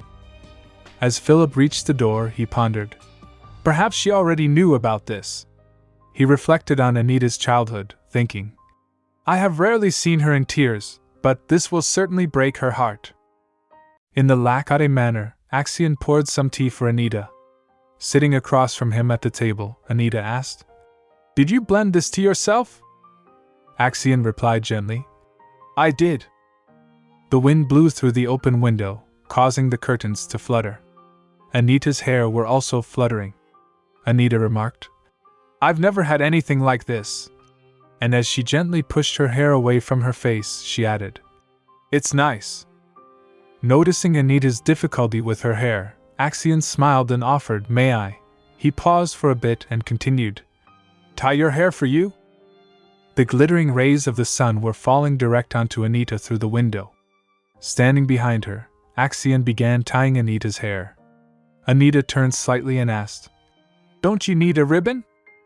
Axion gently replied, "I can just use my handkerchief." Anita smiled and commented, "I suppose you have always been good with your hands." Holding her cup of tea nervously, Anita said, "I have something to confess to you." With his handkerchief in his mouth as he tied her hair, Axion murmured, "What is it?" Anita revealed, "I was under a dark magic spell." Axion flinched at the revelation. Anita continued, "That was why I kept wanting to cut ties with my family. But I don't think it was just because of the spell." She gently confessed, "I just wanted to live a happier life." As he tied the final knot, Axion pulled the handkerchief and asked, "So, what's stopping you? You have more than enough influence within the Renard family. You can just take over." Anita turned towards him, intrigued, and uttered, Axion smiled and moved closer, saying politely, "Use me, Anita." As Axion and Anita were standing holding each other's hands, Anita was lost in her thoughts. Thinking about some documents, Anita mused. These records detailed the conversation the Marquis and Marchioness had with the temple. Holding Anita's hands, Axion said, "I don't want you to get hurt because of them." Anita didn't respond to Axion but thought to herself, "I shouldn't put off reading it any longer. I need to come up with a countermeasure." Later, in her room, as Anita reached for the documents, there came a knock on the door. It was Philip, who announced, "My lady, I have brought you the documents you requested." Anita said, "Come in." The door opened, and Philip entered, holding the documents. Philip was standing in front of Anita holding those documents. Anita gazed at him and said, "Hand them over." Philip bowed and handed the documents to Anita. He squeezed his eyes, then said hesitantly, "My lady, please do not let this hurt you too." Anita interrupted, looking up at him. "Those two are absolute trash." Philip was taken aback by her outburst. As Anita read through the documents, she became increasingly startled and murmured, "I knew it." Looking at Philip, she said, "Good work, Philip. You may go now." Philip replied, "Yes, my lady." As he left, Anita added while slipping those papers, "Also, you probably won't need this, but still." Alone in her room, Anita continued reading the documents. She was visibly shocked by what she read, continuously flipping through the pages. Anita was stunned on reading those papers. Sitting in a relaxed position on the sofa, holding the papers, she sighed and pondered. "This is why they were so worried I would find out. They're planning to sell me to the temple." She continued to reflect. "The documents from Lord Axion say the same things as those the butler acquired." As she reviewed the documents, Anita mused. Parents make all the decisions for their underage children. That's why the Renards were in such a hurry. As Anita reflected on her parents' intentions, she thought, "First, the temple will return all of the Renards' past donations in exchange for me." Thinking about Arabella's wedding, Anita mused, "Second, when Arabella gets married, the temple will provide a high priest for the ceremony." She crumpled the papers in frustration, continuing, "Third, even when I am affiliated with the temple instead of the Renard family, my surname will remain the same." Gazing out at the dark night and glittering stars through the window, Anita pondered. "Those two who call themselves my parents are even more vile and underhanded than I thought. Are they even my actual parents?" As memories of the past flooded her mind, Anita mused. After Arabella went missing, the Marchioness spent 3 years at their summer home. While she was there, I was born much earlier than expected. Thinking about Madame Sabina, who brought her up, Anita continued. So Madame Sabina acted as the midwife since they didn't have time to call for one. Recalling her childhood, Anita thought, "At one point, I thought I must be an illegitimate child of the Marquis. I don't look anything like either of them." She remembered overhearing maids gossiping about her. One whispered, "She must be that maid's daughter," and the other quickly hushed her. "Shush!" Sitting in her room, Anita was lost in her thoughts. Recalling the rumors about her being the daughter of the maid, Anita pondered. The rumors started spinning out of control as soon as I began attending social events, as if to prove that I wasn't the only one who thought that. Thinking of Madame Sabina, she mused. No. If I really were an illegitimate child, the Marchioness would not have allowed me to show my face in high society. Besides, Madame Sabina is one of the Marchioness's most trusted maids. Suddenly she heard something fluttering in the window. Startled by something at the window, Anita exclaimed, "What's that?" She noticed a sparrow perched on the window ledge with a small paper tied to its claws. Moving quickly, Anita untied the paper and watched as the sparrow flew fluttering away. Standing by the window, she held the paper in her hand, her expression one of surprise as she read it. Reading that letter, Anita murmured, "How did he?" The letter contained a brief message. "Anita, remember that the Lacate family is always on your side." Reading this, Anita again murmured on realizing. "Lord Axion?" Nodding thoughtfully, Anita said to herself, "All right. I'll keep that in mind." She moved to a nearby table and picked up an artifact. As she examined it, she mused, "I can only send short messages through this artifact." Anita continued, "But that's more than enough right now." Holding the artifact close to her ear, Anita called out, "Vanessa." On the other end, Vanessa responded as she was shocked hearing her. "Huh? Oh, Master," Anita instructed. "Those documents I gave you last time, hand them over to the tax bureau." Vanessa was again stunned hearing this and asked, "Huh? Are you sure? The Renards would be..." Anita interrupted and firmly replied, "That's right. Report them." The next day, a carriage arrived at Renard Manor. Inside, Marquis Renard, impeccably dressed, was deep in thought. He mused to himself, "I knew he would call for me in the end." A smirk played on his lips as he continued reflecting. Come to think of it, this happened 18 years ago, too. His mind drifted back to an incident from the past. He remembered the Emperor seated on his grand chair, addressing him directly. "You were the only one who came to mind, Marquis. Your loyalty must have left a strong impression." Sitting in the carriage, Marquis Renard smirked again and mused. "I am his most trustworthy vassal. Of course, he would leave such an important matter to me. I was worried because I hadn't had as many private audiences with His Majesty since then." But then he quickly reprimanded himself. "But obviously I needn't have to." Reflecting on the Emperor's generosity, he mused.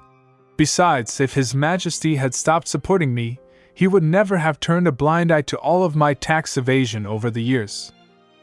As Marquis Renard reached the Emperor's manor, he felt a sense of trepidation. In front of the Emperor, he said, while stammering, "Why, Your Majesty?" The Emperor sat there, exuding extreme rage. Marquis Renard stuttered again. That's..." The Emperor, his voice filled with fury, said, "If you are trying to find an excuse, you need not bother." Hearing this, Marquis Renard flinched and thought to himself, "But why?"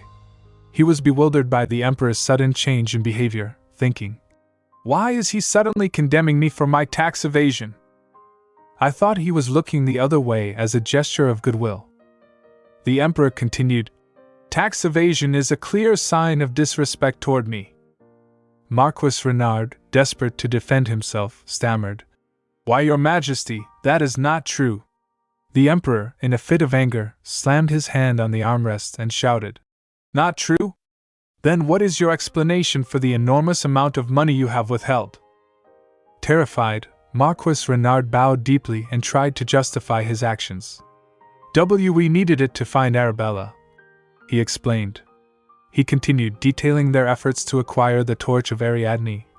"The temple was in possession of the Torch of Ariadne, but they would not let us use it. So all we could do was make large donations to them for years." The Emperor's eyes narrowed as he listened, then coldly asked, "So, your excuse is that you had no choice?" Marquis Renard, feeling the weight of the Emperor's gaze, nodded and replied, Yes, Your Majesty. The Emperor's expression remained stern. He tapped a document laid out before him and said, "If that is true," before furiously throwing the paper towards Marquis Renard. "How do you explain this?" he demanded. Marquis Renard quickly sat down to retrieve and read the document. As he scanned the contents, his face paled. The Emperor pressed further. "Was the tax evasion recorded there also for the sake of finding Arabella?" His voice grew louder, filled with fury. "If you confess the truth, I may consider some leniency." The Marquis, hearing this potential offer of mercy, began to contemplate his next move. Inwardly, he thought, "If I can be forgiven for this, I am prepared to turn over our family's fortune to the imperial family." And Marquis Renard stood frozen, unable to find the words to respond. The Emperor, his voice cold and resolute, issued his verdict. "Leave the capital." Shocked, Marquis Renard could barely believe what he had heard. He stammered, "Pardon?" The Emperor's expression hardened. "I cannot stand those who lie to me," he stated firmly. With a dismissive wave of his hand, he continued, "Take your wife and move to your own territory. Do not even think about coming back to the capital until I have pardoned you." Desperation crept into the Marquis's voice as he yelled, "Your Majesty! You know just what being in the capital means to us nobles. I will give you anything you want. All of our mines, our treasure, and—" The Emperor interrupted, taking a measured breath before addressing him with a scornful tone. "Look here, Marquis," he said, a mocking smile playing on his lips. "Do you really believe I need anything from an insignificant Marquis?" Marquis Renard clenched his fists in anger, his voice trembling as he retorted. "I insignificant? Your Majesty, you yourself relied on us to—" The Emperor, suddenly enraged, cut him off with a sharp "Ugh!" In a swift motion, he grabbed a long cloth and choked the Marquis, tightening it around his neck. The Marquis struggled for breath, his eyes widening in panic. After a few tense moments, the Emperor released him, and Marquis Renard collapsed, gasping and clutching his throat. "Forgive me, Your Majesty," he managed to stutter, his voice barely above a whisper. The Emperor looked down at him with disdain and said, "I knew it. You were never capable of keeping a secret." Renard Manor.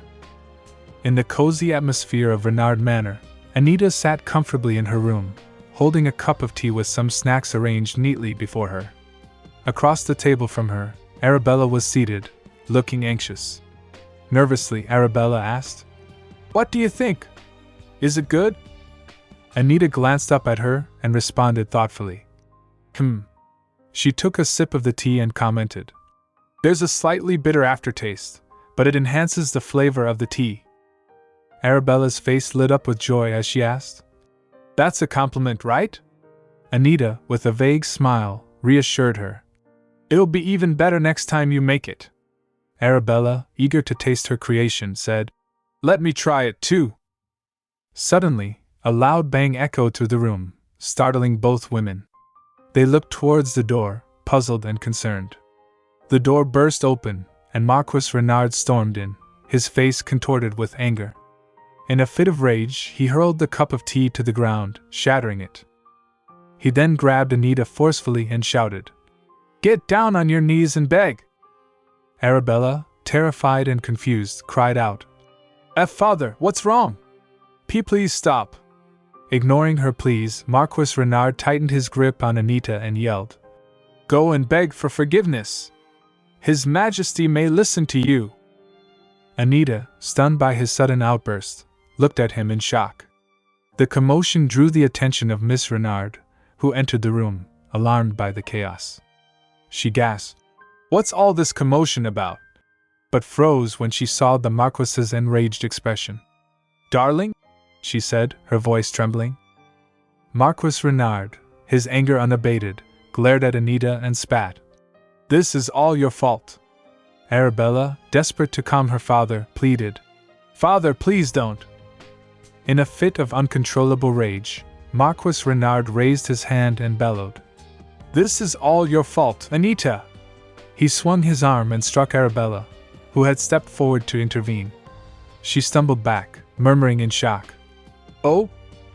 Arabella flopped to the ground, her face bruised from the impact. Her mother rushed to her side, exclaiming, "Oh my goodness! Bella!" Concern etched on her face, she gently asked, "Are you all right? Let me see." Marquis Renard, now sounding regretful, looked at Arabella and said, "I'm so sorry, Bella. I didn't realize you were in the way." Arabella, still shaken, replied, "That's not the issue, father." She glanced at him with a mix of disappointment and concern, stating firmly, "Anita is hurt, too. Her arm hit the chair really hard. Her arm might even be broken." The Marquis, seemingly dismissive, responded, "Broken bones can be mended."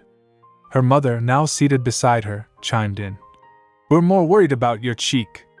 But Arabella persisted, "I'm telling you, Anita was hurt much worse." Her mother, without a trace of sympathy, retorted, "Then Anita shouldn't have done something to deserve it." Arabella, her voice rising in frustration, looked at her mother and questioned, "You just got here, mother. Why are you so sure that Anita is at fault?" Miss Renard tried to explain. "No, Arabella, I meant..." But Arabella cut her off, defending Anita. "Anita was just having tea with me. I brewed it for her, and it tasted terrible, but she said it was good anyway." Anita, standing at a distance, watched the exchange silently. Miss Renard, taken aback, yelled, "Bella! You're not a maid! Why would you brew tea for her?" In response, Arabella shouted, "Mother!" The tension in the room was palpable. Amid the heated argument, Anita spoke up, her voice calm but firm. "Leave, Arabella." Arabella looked at her in disbelief, uttering, "Anita!" Her mother seized the opportunity, saying, "You see, Bella? She still orders you around even when you're worrying about her." Struggling to keep her composure, Arabella pleaded, "Please, mother, please stop." Her mother, not relenting, shouted, "Anita! What did you do to Bella?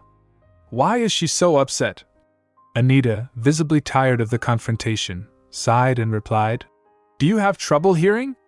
All I told her was to leave." She then turned to Arabella and said seriously, "And I'm serious, Arabella. Leave." Arabella, feeling defeated, slumped and agreed, "All right, Anita."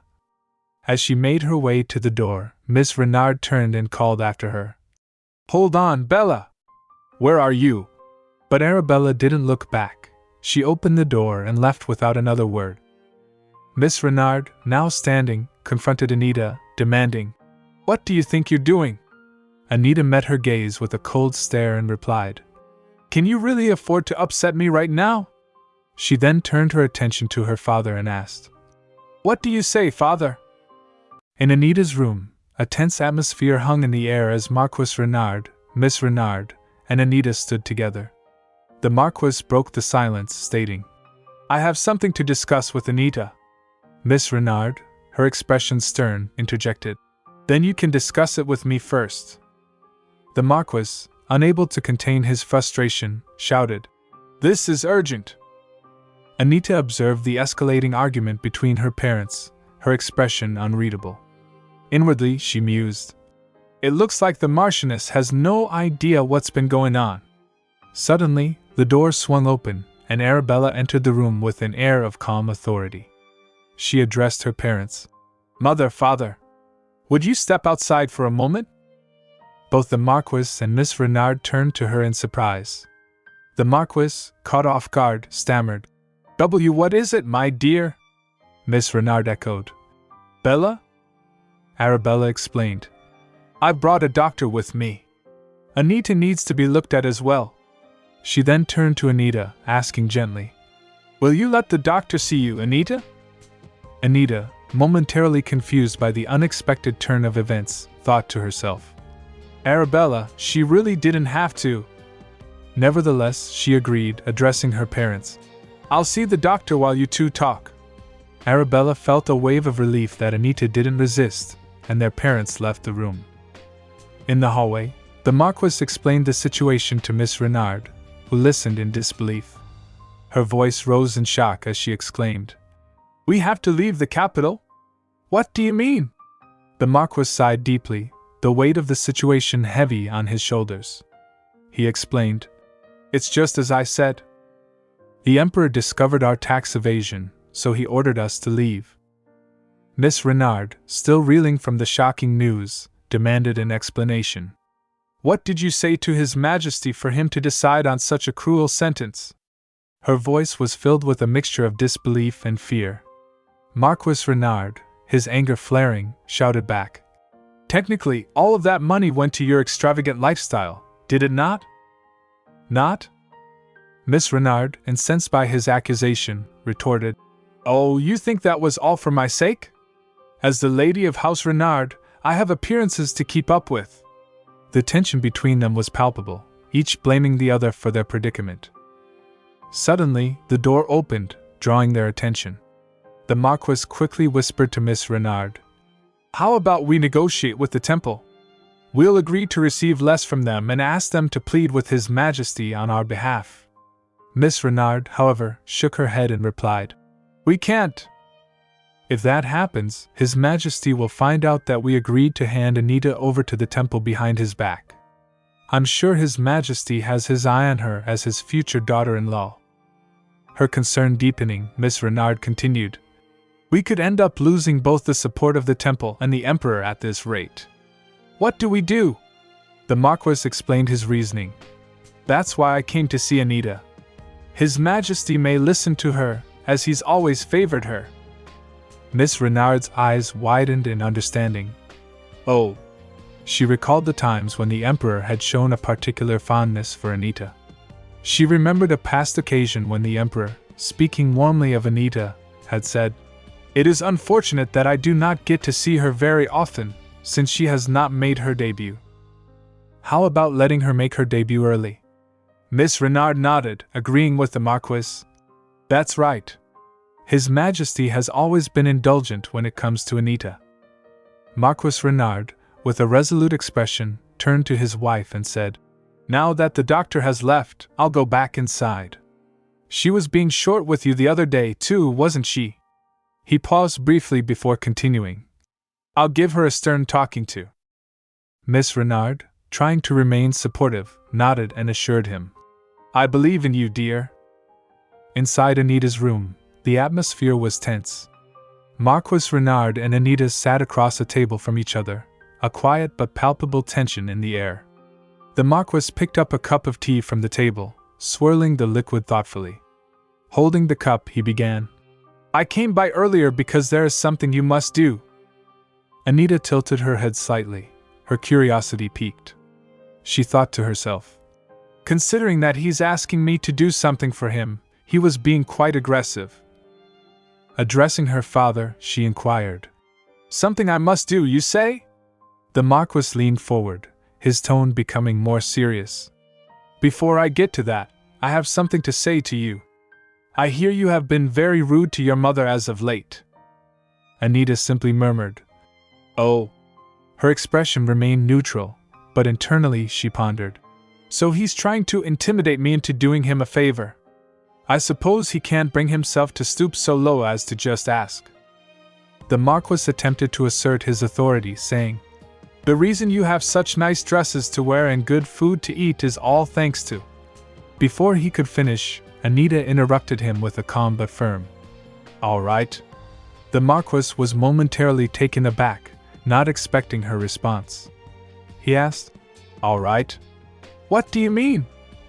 Taking a deep breath, Anita looked him in the eye and said, If you consider the money you spend on me to be a waste, I'll leave. Compare how much money I brought into the march with how much you have spent on me. If there is a difference, I will pay it. Marquis Renard's anger flared at Anita's unexpected response. What? He exclaimed, his voice rising in frustration.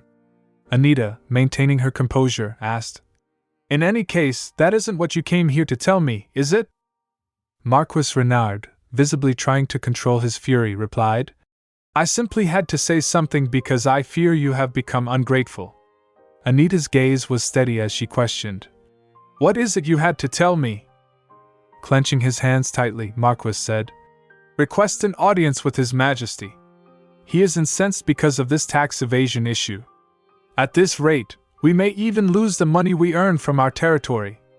Anita considered his words carefully, thinking, "Does this mean he intends to pay off the Emperor to try and assuage him? But the Marquis doesn't have that kind of money, so he must be planning on extorting the residents of our territory." With a knowing smile, Anita addressed her father. "I'm sure you are aware of this, father, but—" She pointed a finger in the air, continuing, "If you try to extort the residents of our territory to pay your way out of this, you will end up having to repay that money thrice over, according to imperial law." Marquis Renard, infuriated by her response, slammed his fist down and yelled, "So? Do you plan on simply watching as our family falls to ruin?" Anita, unperturbed, looked at him and asked, "So, you want me to ask His Majesty to ignore all of this in exchange for offering him enough money?" Marquis, visibly calming himself, responded, "No. No matter what, just convince His Majesty not to send us away from the capital." Anita's realization struck her as she thought, "Oh, so you've been ordered to leave the capital?" Anita reflected on the situation, thinking, "I didn't think the Emperor would actually act on the tax evasion, as he's ignored it so far." She took a deep breath and mused, "This is working out much better than I expected." The Marquis, sensing her resolve, tried to explain his actions. "We needed to donate that money to find Bella. You know just how much we long to get her back." Anita responded with a simple, "Yes, I do." Holding a cup of tea from the table, Anita smiled and said, "I'll ask His Majesty for an audience. I'm sure he'll let me see him in the next few days." It was all for the sake of finding Arabella, was it? As she spoke, Anita thought to herself, that money was being spent on other things as well. He really has no remorse for what he has been doing.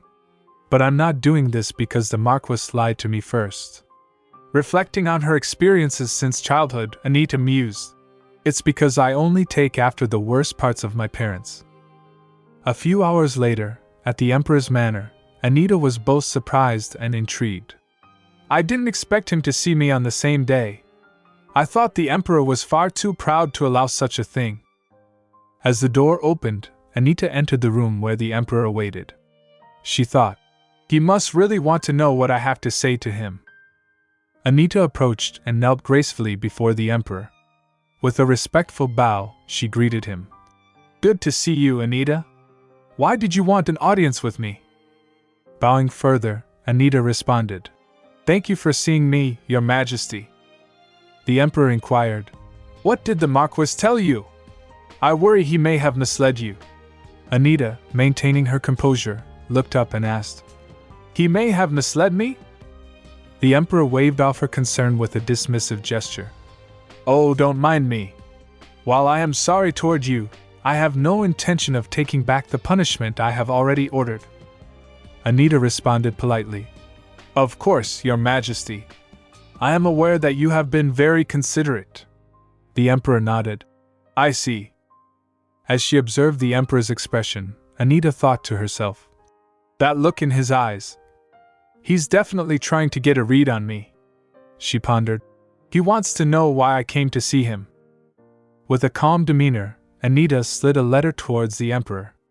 "Your Majesty, this is the true reason I asked for an audience with you." The Emperor took the letter but appeared puzzled. "What is this, Anita?" he asked. Anita clarified, "My parents are trying to transfer my guardianship to the temple." The Emperor's grip on the letter tightened as he absorbed this information. "They tried to." He trailed off, momentarily taken aback. Then he looked at her with renewed focus and continued, "Hand you over to the temple?" In the opulent Emperor manner, Anita stood before the Emperor, who sat regally, holding a crumpled piece of paper. His face contorted with anger as he furiously addressed her. "Who do they think they are trying to send you to the temple?" Anita, her head bowed in disappointment, responded, "I am not of age yet.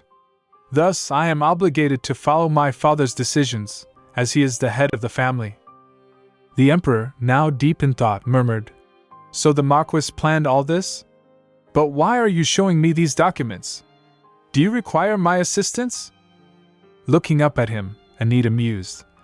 He must have already figured out that I would be indebted to him if he helped me. She smiled inwardly, contemplating.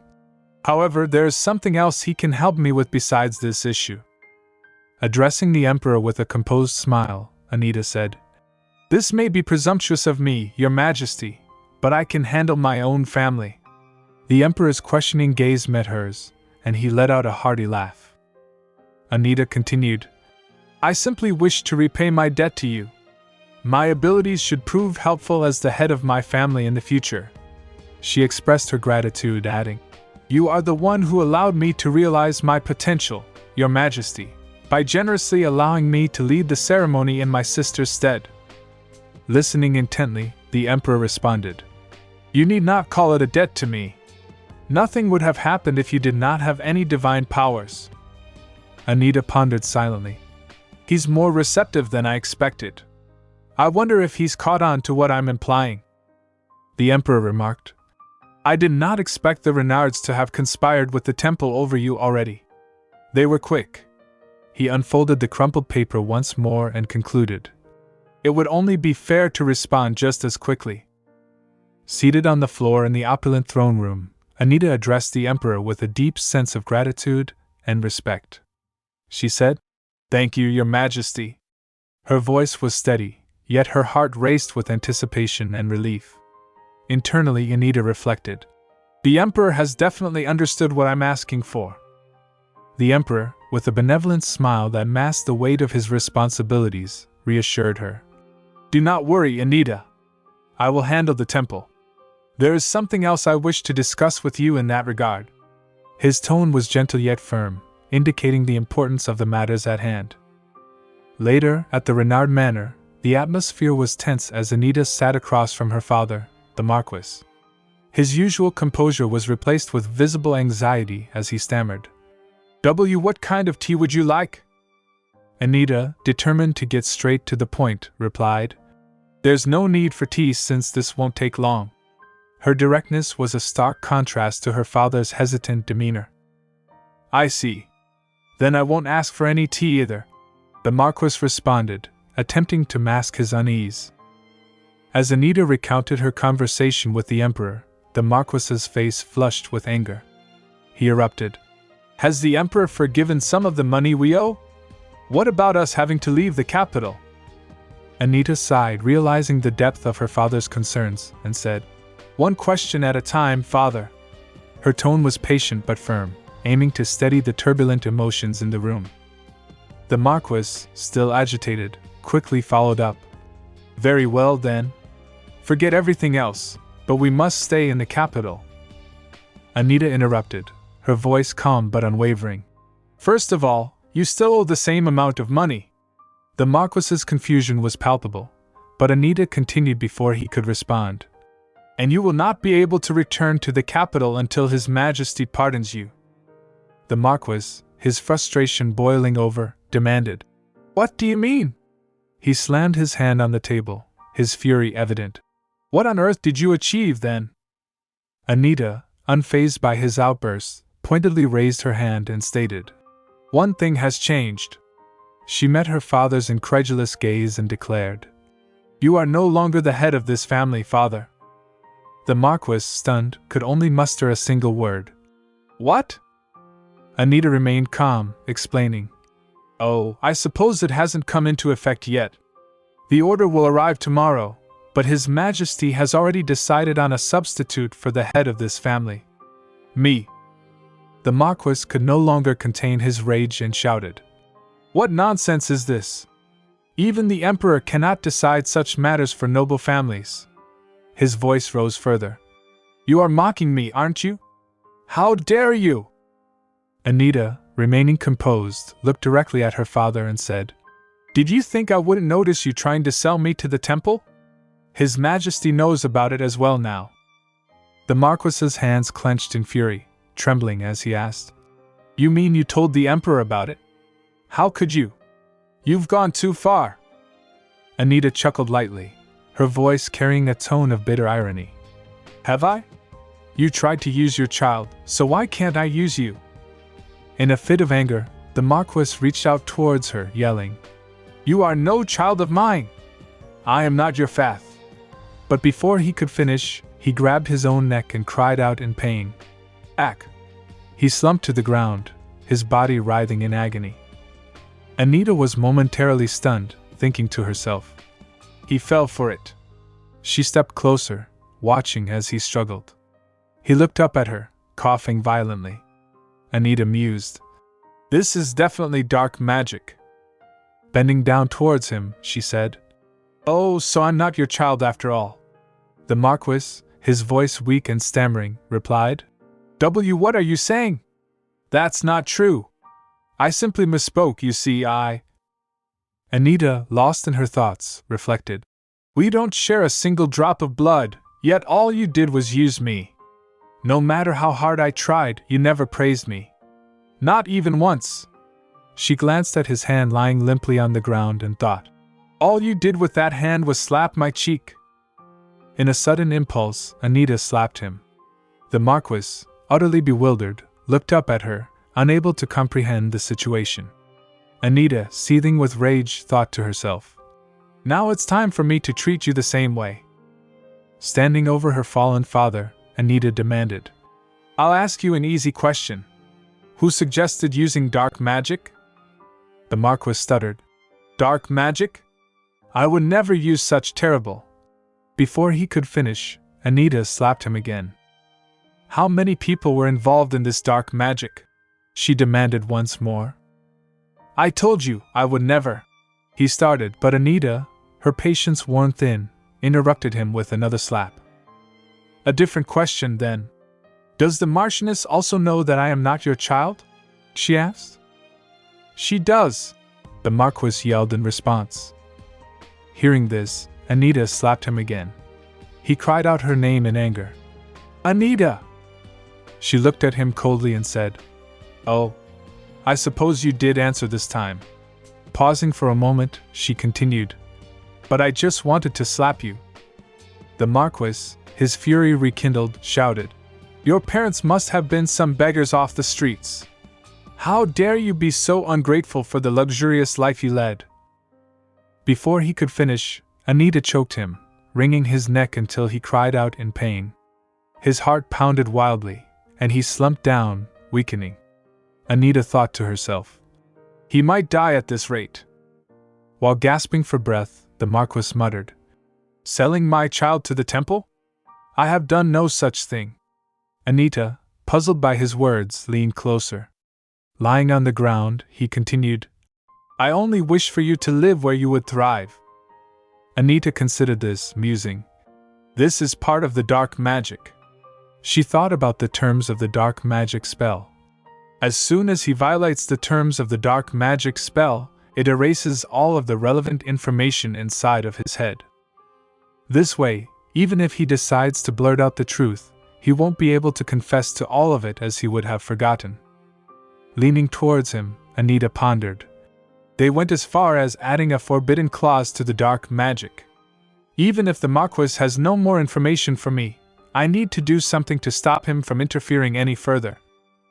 Coming close to his ear, she whispered, Don't worry about Arabella. Anita, maintaining her calm demeanor, leaned in closer and said, You said I was your child, didn't you? The Marquis flinched at her words, his anger momentarily replaced by a flicker of fear.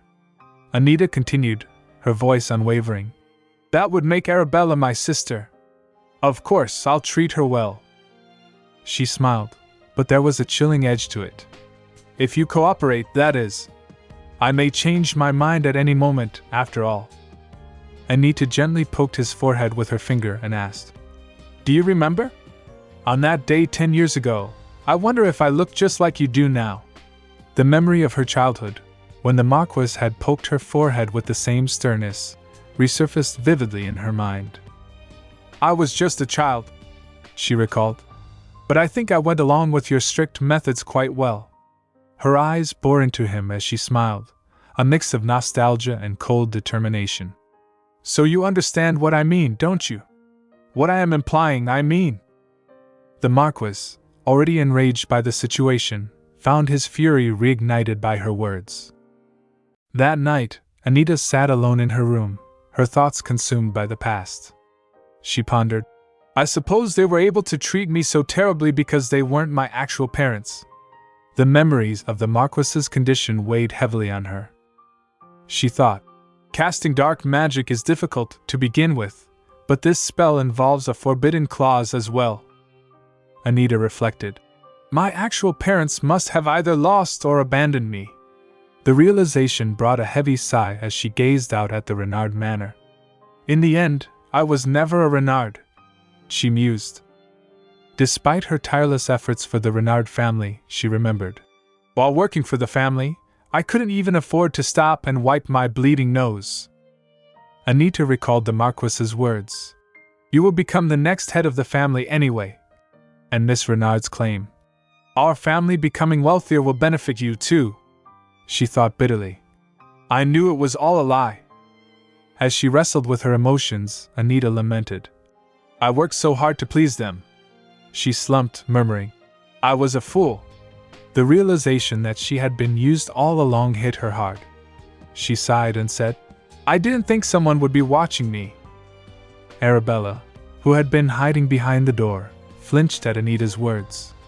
Anita, sensing her presence, said, I know you're there. Come out. With a swish, Arabella emerged, her face etched with concern. I'm sorry.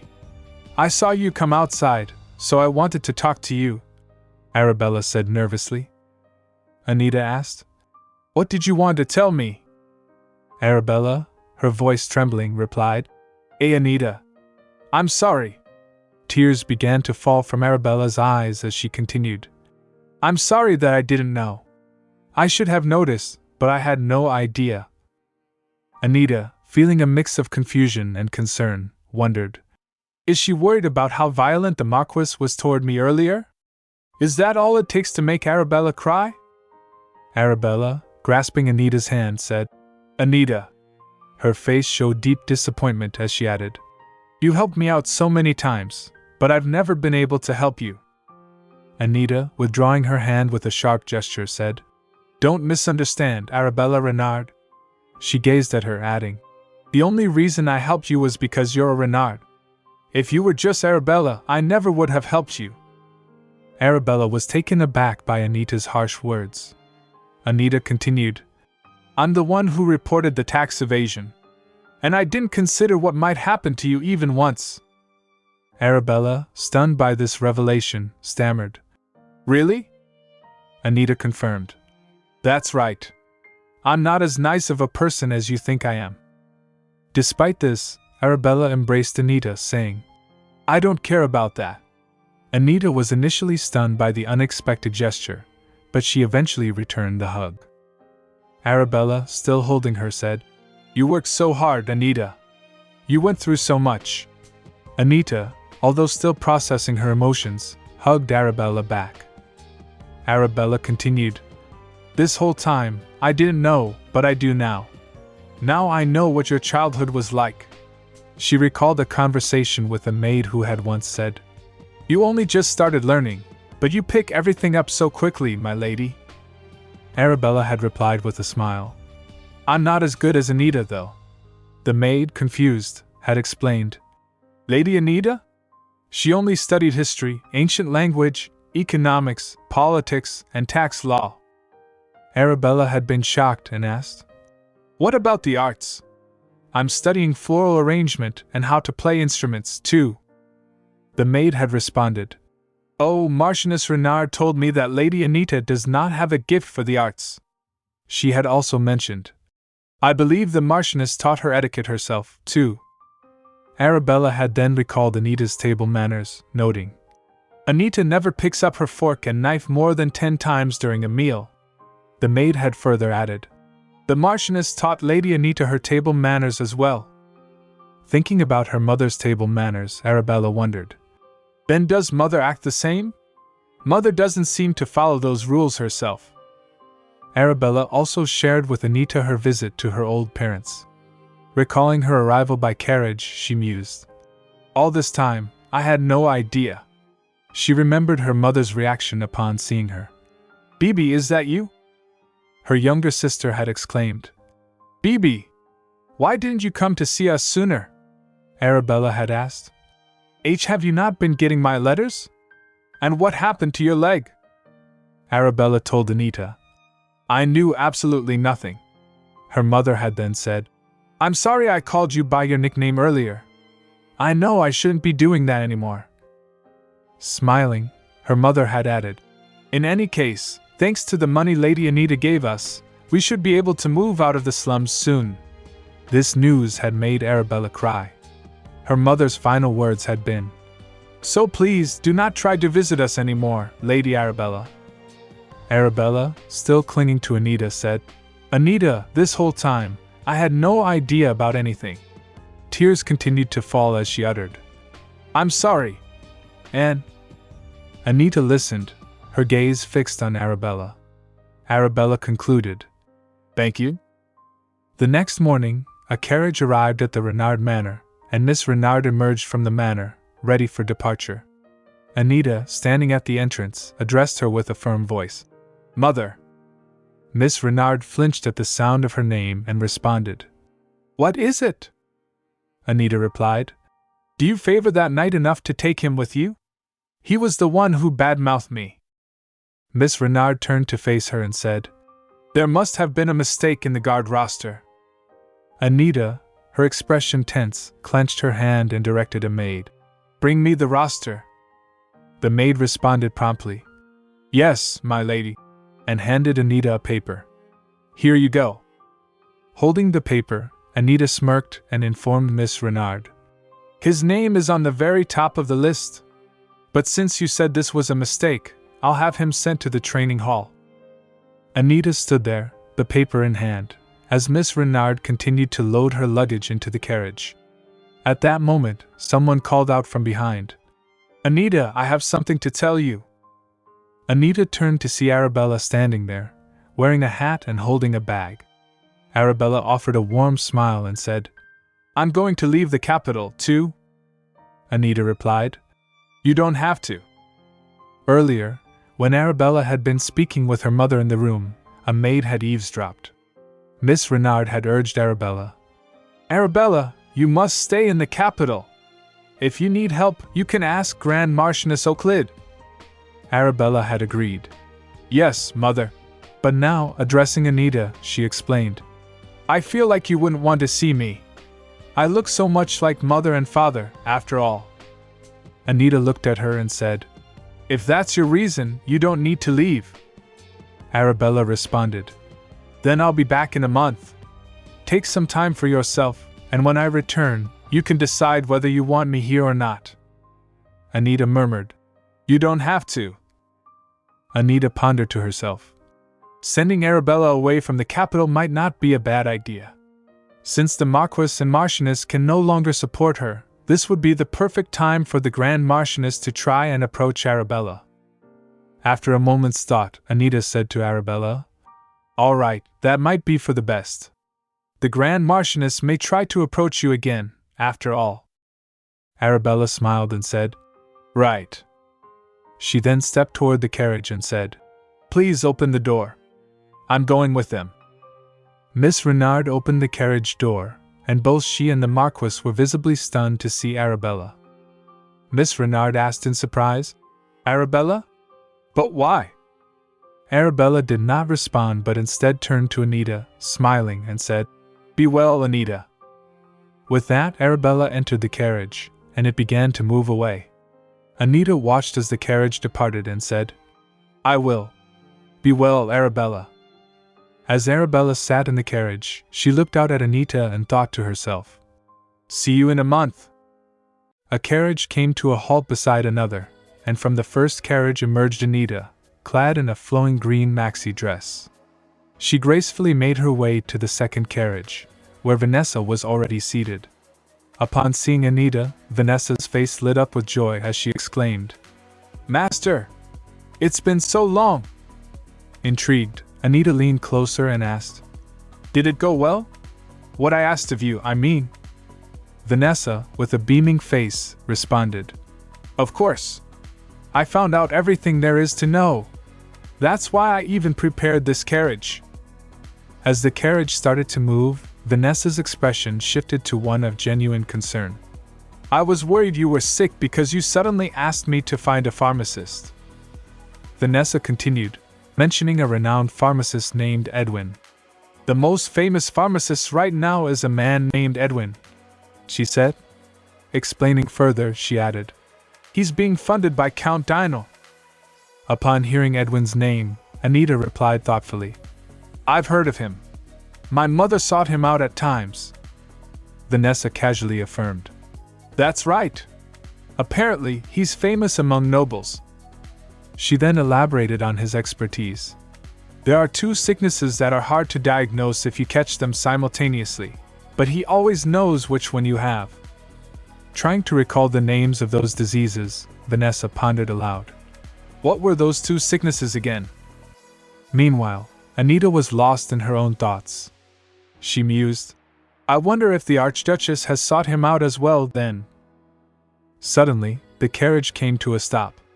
Vanessa glanced outside and realized, "I think we've arrived. I expected as much when he wouldn't let me make an appointment until I offered a bribe, but—" They stepped out of the carriage in front of a beautiful building. Vanessa remarked, "He's really raking in the cash, huh?" Anita, taking in the grandeur of the place, replied, "It's much fancier than I expected." As Anita moved towards the building, she pondered to herself, "If nobles are his main clientele, he must be extremely arrogant." Walking alongside Vanessa, she suddenly paused, turned back, and instructed, "Wait here for a moment." Inside the building, a gentle-looking man named Edwin, the pharmacist, was seated. Upon seeing Anita, he warmly greeted her. "Please sit here. I did not expect Marquis Renard's youngest daughter to visit me in person." Anita took a seat on a plush sofa in front of him. Her eyes wandered to a maid standing nearby. Noticing her presence, Anita inquired, "Why is that maid still standing there when the tea has already been served?" The maid gazed back at Anita upon hearing this. Edwin responded gently, "Oh, please don't mind her. She's a maid who works for me." Anita immediately asked, "What happens if I ask you to send her away?" She recalled a conversation with Vanessa, who had mentioned, "One thing stands out though. Apparently, his maid always stays in the room when he sees his clients." Anita had asked in response, "And none of them have complained about it," Vanessa explained. "If they asked him to make her leave, he apparently acts upset. He says something about how he can't focus if the balance is off." Smiling, Edwin replied to Anita, "It may be hard to diagnose you if I send her away. I have an obsessive disorder that makes it difficult to focus if the environment changes." Anita glared at him and commented, "This must be why they say geniuses are eccentric." Observing the maid standing nearby, she mused, "So that must be the maid Vanessa mentioned." Holding a cup of tea in his hands, Edwin remarked, "My maid has yet to master how to brew a proper cup of tea. Perhaps one day she will earn her keep." Anita, wanting to remove the maid from the room, asked, "Could I ask your maid to move a bit? I prefer not to have someone standing behind me." Edwin replied, "Of course. Move over to the side, girl." Obediently, the maid moved aside and said, "Yes, sir." Standing at a respectful distance from Anita, the maid inquired, "Is this better?" Anita nodded, replying, "Yes." "So, all you need to hear are my symptoms?" Edwin smirked confidently. "Of course. I am very skilled, after all." Anita, recalling the delicate condition of the Archduchess, pondered to herself, "It's too risky to reveal the Archduchess's condition right away. I'll have to make sure he doesn't leak information first. Let's start by giving him the symptoms of Fenlow disease." Assuming the role of a patient, Anita began describing her symptoms. "I faint as if dozing off at random and cough up blood." Edwin listened intently before responding, "That alone is not enough to narrow it down. Many diseases carry such symptoms. Might there be other symptoms?" Fixing her gaze on Edwin, Anita muttered, Other symptoms? Suddenly, sensing something unusual, Anita's eyes widened.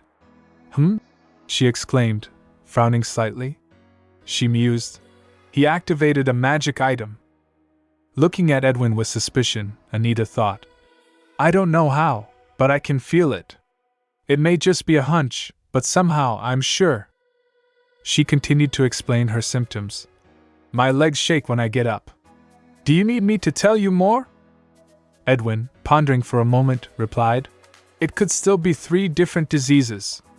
Anything else? Anita, thinking carefully, added, I think I have trouble with digestion. The maid standing nearby subtly tapped something in her pocket. Then Edwin stated, That would mean it's Ashpen disease. Anita, testing him, said, Oh, my mistake. Actually, I have no appetite. At this confusion, the maid flinched and again tapped something in her pocket. Edwin quickly corrected himself. Oh, so it's Fenlo disease. Impressed by the quick responses, Anita remarked. How impressive of you to diagnose me so quickly. Edwin, hearing this, smirked and responded. Is that not why you came to see me in person, my lady? He added, Your medicine won't be ready before tomorrow at 4 in the afternoon. Showing a feigned expression of inconvenience, Anita said, I can't do tomorrow. It will be at least 4 days until I can come back. Edwin hesitated but then answered, Well, my schedule. I mean, we will make it work, Lady Anita. Anita nodded. Then I will take my leave. Edwin replied courteously, Yes, my lady. As she passed by the maid, Anita mused to herself. Just as I thought, the sound I heard from his magic item was very rhythmic. She continued, It was probably. Recalling the scenario, she remembered the maid standing near them and tapping something that sounded like Fenlo. She then recalled Edwin immediately diagnosing. Oh, so it's Fenlo disease. Anita concluded in her thoughts. This must be why they say geniuses are eccentric. As Anita moved through the opulent hallway, she took a deep breath, reflecting. No wonder he can't diagnose anyone without his maid in the room. The next day, Anita found herself at the Duke's manor, seated in a grand room adorned with intricate tapestries and gilded furniture. She wore an elegant red maxi dress that contrasted beautifully with her surroundings. As she waited, Ned, one of the Duke's attendants, entered to greet her. I apologize. There was an urgent matter he needed to attend to, Ned said, his tone respectful. Anita's gaze drifted to the cup of tea on the table. She mused. I wondered why he was serving me tea when he's not even a servant. Looking up at Ned, she inquired. Does that mean he might not show up? Ned quickly reassured her. No. He should be here soon. Seemingly lost in her thoughts, Anita replied absent-mindedly. Oh. Ned, noticing her pensive state, suggested. It must be dull for you to wait here. Shall I show you around the manor? Agreeing to the distraction, Anita followed Ned as he led her through the grand corridors and up the sweeping staircase of the manor. Observing him, she thought, I didn't expect to experience something usually reserved for young noble children. However, Ned pointed towards a room adorned with ornate decorations. If you turn your gaze to this room He continued, showing her a statue. This was the late Duke's favorite As they walked down the hallway, he babbled on. Where shall we go next? Anita, walking behind him, reflected. I didn't expect him to be so entertaining. The time went by so quickly. Ned then directed her attention to a green door. And this is... He suddenly paused, reconsidering his words. Actually, no. Shall we go elsewhere? Anita, intrigued but accommodating, responded. All right. Moving towards the garden, Ned announced. Next up is the manor gardens. However, he abruptly stopped, flinching as he saw someone ahead. Your Grace, he exclaimed. It was the Duke. He commanded. Stand aside, Ned. Ned bowed and stepped aside. Yes, Your Grace. Turning his attention to Anita, the Duke addressed her. Lady Anita. Anita glanced at him, replying, Yes, Your Grace. The Duke raised his head, his eyes narrowing slightly as he looked at the green door behind Anita. With a stern expression, he asked, Why are you here? In the grand halls of the Duke's manor, Ned stepped forward, trying to mitigate the situation. Your Grace, I was giving her a tour of the manor. The Duke's eyes narrowed, his gaze piercing. Anita, lost in her thoughts and struck by the tension in the room, found herself speechless. The weight of the Duke's disapproval was palpable. With a sigh, the Duke addressed Anita. Please refuse such offers from now on, Lady Anita. I despise outsiders walking through my manor. Anita lowered her gaze, her voice soft yet clear. Yes, Your Grace. Looking down, Anita reflected. Come to think of it, I can see why the Duke is irritated. So much so that it's strange how apologetic the butler is being toward me. Ned, with a tone of disappointment, began. My lady, I apologue dash. He paused, then corrected himself, addressing the Duke. I shall refrain from overstepping in the future, Your Grace. Turning his attention back to Anita, the Duke softened his tone. Lady Anita. Anita looked up at him. Yes? The Duke continued, his voice laden with regret. My apologies. I was being needlessly curt with you. Anita responded with respect. You had every right to be, Your Grace. The Duke blinked, surprised by her acceptance. Wait, aren't you supposed to say something like, Why did you act like that if you were going to regret it? He reiterated, almost prompting her. Go ahead and dash. Anita, understanding his cue, asked politely, Why did you act like that if you were going to regret it? The Duke's expression shifted to one of regret. He leaned forward slightly, his tone sincere. I'm sorry. I acted rashly. Will you forgive me? Anita met his eyes and answered softly. Yes. The Duke nodded, turning away slightly before addressing her again. Follow me. Stepping forward to the green door, the Duke announced. You are the first outsider I am showing this to. His voice carried a mix of pride and reservation. Ned, standing behind Anita, was startled by this declaration and exclaimed, Your Grace? While opening the green door, the Duke turned and said, Let's call it a benefit of being in the same boat. Consider it an honor. As he pushed the door open, he added, Well, not that there's much to see. This room is simply full of portraits. They entered the room, revealing walls adorned with framed pictures and portraits. The atmosphere was heavy with history and personal significance. Ned, observing the room's contents, told Anita, His Grace was a total rascal when he was that age, unlike you, my lady. The Duke smiled wryly. I still have nightmares from that time. Anita, studying a picture of the Duke from his youth, replied, I see. Ned pointed to a prominent portrait and said, And over here is the former patriarch. The Duke explained.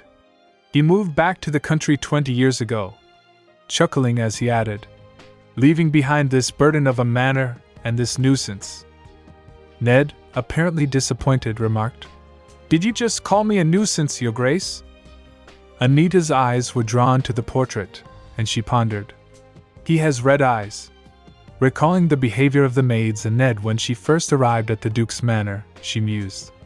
When I first came to this manor, it didn't seem like the servants looked down on me for being the daughter of a marquis. She continued her thoughts. However, they did look surprised when they met my eyes, before smiling at me.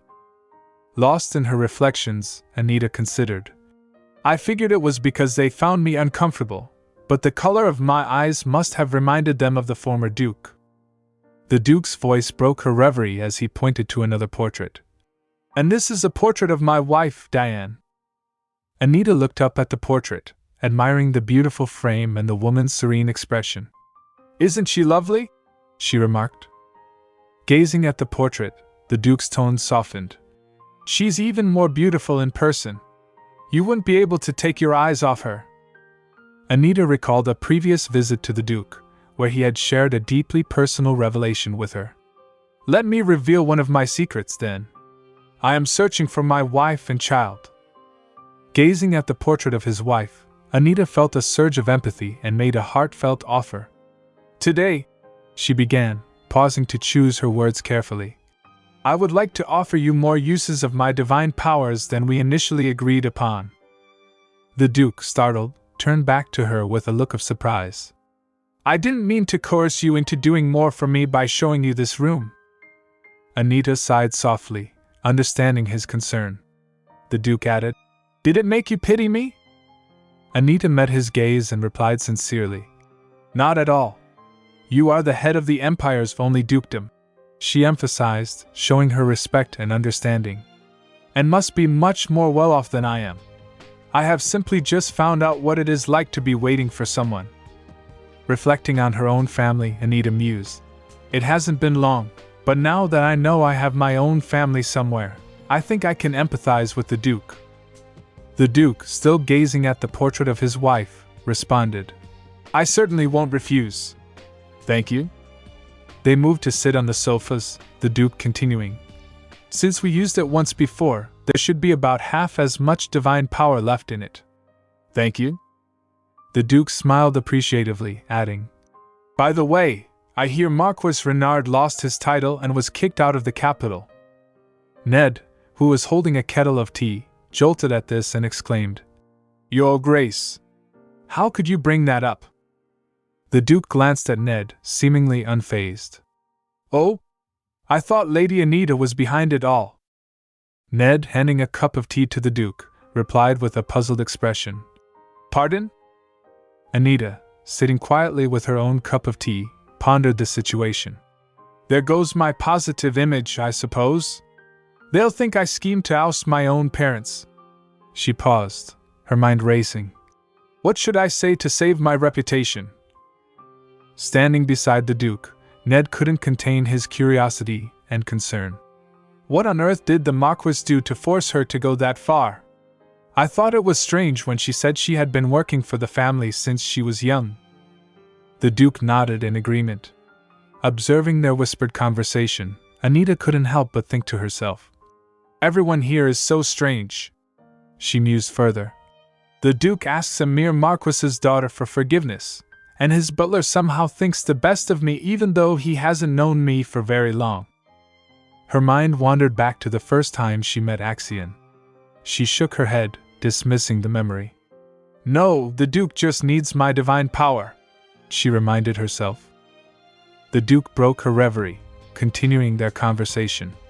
"That must mean everyone will scramble to become the next head of the family. Since the Emperor made a move himself, you still have some time," he said, adding a note of caution. "But it won't last long."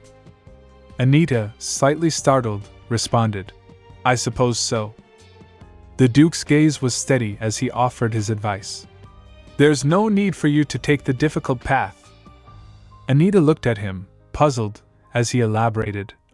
"If people find out that the Duke supports you, those leeches should fall off on their own." He then asked her, "You will come of age soon, but in the meantime, would you like me to be your guardian?" Anita was stunned by his offer. She murmured, "Pardon?" She pondered the implications. "If I accept, I wouldn't have to be careful of Grand Marchioness Euclid anymore." "But—" Her thoughts trailed off, considering the weight of such a decision. Ned suddenly burst out, "Your Grace, please watch your language. Leeches?" The Duke looked toward him and retorted, "Am I wrong? They are leeches." Ned tried to calm the situation. The Duke paused, his expression softening slightly. Anita, with a gentle smile, said, "Thank you," as she graciously acknowledged the Duke's offer. "For your kind offer," she added sincerely before making her exit from the room.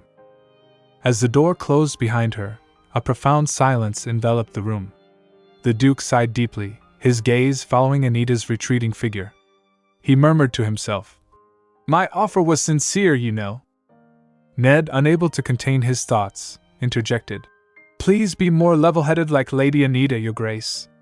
He continued with a hint of frustration. "Just because she met you when she was young doesn't mean she would simply accept your offer without consideration." The Duke, deep in contemplation, responded thoughtfully, That's why I offered to be her guardian rather than her godfather. Ned's eyes widened, and he retorted, If you had even mentioned the word godfather, I would have shut you up myself. His tone was a mix of exasperation and concern. The Duke seemed lost in thought, his mind replaying Anita's words. I have simply just found out what it is like to be waiting for someone. Her gratitude and acknowledgement of the offer lingered in his mind. He glanced at the spot where Anita had been seated moments before. Holding a cup of tea, Ned continued with a serious tone. There are a lot of things on my mind. He took a breath and added, Anita Renard is not on our side. In fact, he said, placing the cup of tea on the table and handing it to the Duke, I do not wish to speak ill of her character, but once your deal with her is over, I believe it would be best to cut ties with her. The Duke, slightly agitated, pushed the cup of tea away. Yes, she may be on their side, he agreed, his voice tinged with frustration. He then added, which means that cutting ties would indeed be for the best. In his agitation, the Duke's hand trembled slightly, causing the cup to fall from the table and shatter on the floor. The sound of breaking porcelain echoed through the room, intensifying the Duke's fury. I am aware, he exclaimed, his anger palpable, that the Emperor is fond of her. A few days later, a carriage arrived outside the building belonging to Edwin, the pharmacist. Anita, dressed in an elegant royal gown of maroon color, stepped out of the carriage and made her way to the entrance of the building. As she approached, she overheard Edwin's voice from inside. Meet her now? Intrigued, Anita pushed open the door with a swift motion. Edwin was engaged in a conversation with his maid. As he noticed Anita's presence, he was holding a cup of tea and appeared quite startled. Oh, you're here. In response to his sudden reaction, the maid quickly excused herself and moved to stand at a respectful distance. Anita took a seat on the sofa and observed the scene thoughtfully. Something seemed off. Seated on the sofa in front of Anita, Edwin held a small bag of medicines and began to explain. Take one of the red pills and one of the blue pills after breakfast, and a green pill after dinner. He then added, ensuring that Anita understood the importance of following his instructions. If your symptoms do not disappear, please come see me again. Anita listened intently as Edwin spoke. However, he quickly reassured her with a correction. That won't be the case, of course. The maid, who was positioned at a distance from them, appeared visibly anxious and was trembling slightly. Anita, maintaining a calm demeanor, offered a smile and remarked, I've heard great things about how effective your medicine is. Go ahead and open that. Edwin complied by opening a small box, only to be taken aback by its contents. The box was filled with numerous sparkling, glittering, and shining gold coins. Stunned, Edwin's eyes widened as he gasped. What is? He stopped mid-sentence, clearly overwhelmed. Anita, with a poised demeanor, tapped on the box of gold coins and said, I have one more request for you. Edwin, now visibly restless and eager to secure the gold coins, responded with an eagerness that betrayed his desire. Go ahead. How could I ever refuse? Anita then glanced at the cup of tea on the table, noting its cold state. But first, my tea seems to have gone cold. Turning her attention to the maid, Edwin raised his voice in frustration. Firen! What are you doing? The maid flinched at the sharpness of his tone. Edwin continued, his irritation growing. How could you just stand there and not notice the tea getting cold? Nervously, the maid began to apologize. I'm sore. However, Anita interrupted her with a questioning tone. Am I hallucinating? She glared at the maid and added, her voice firm. Or did you just dare to raise your voice in my presence? With a final reprimand, Anita concluded.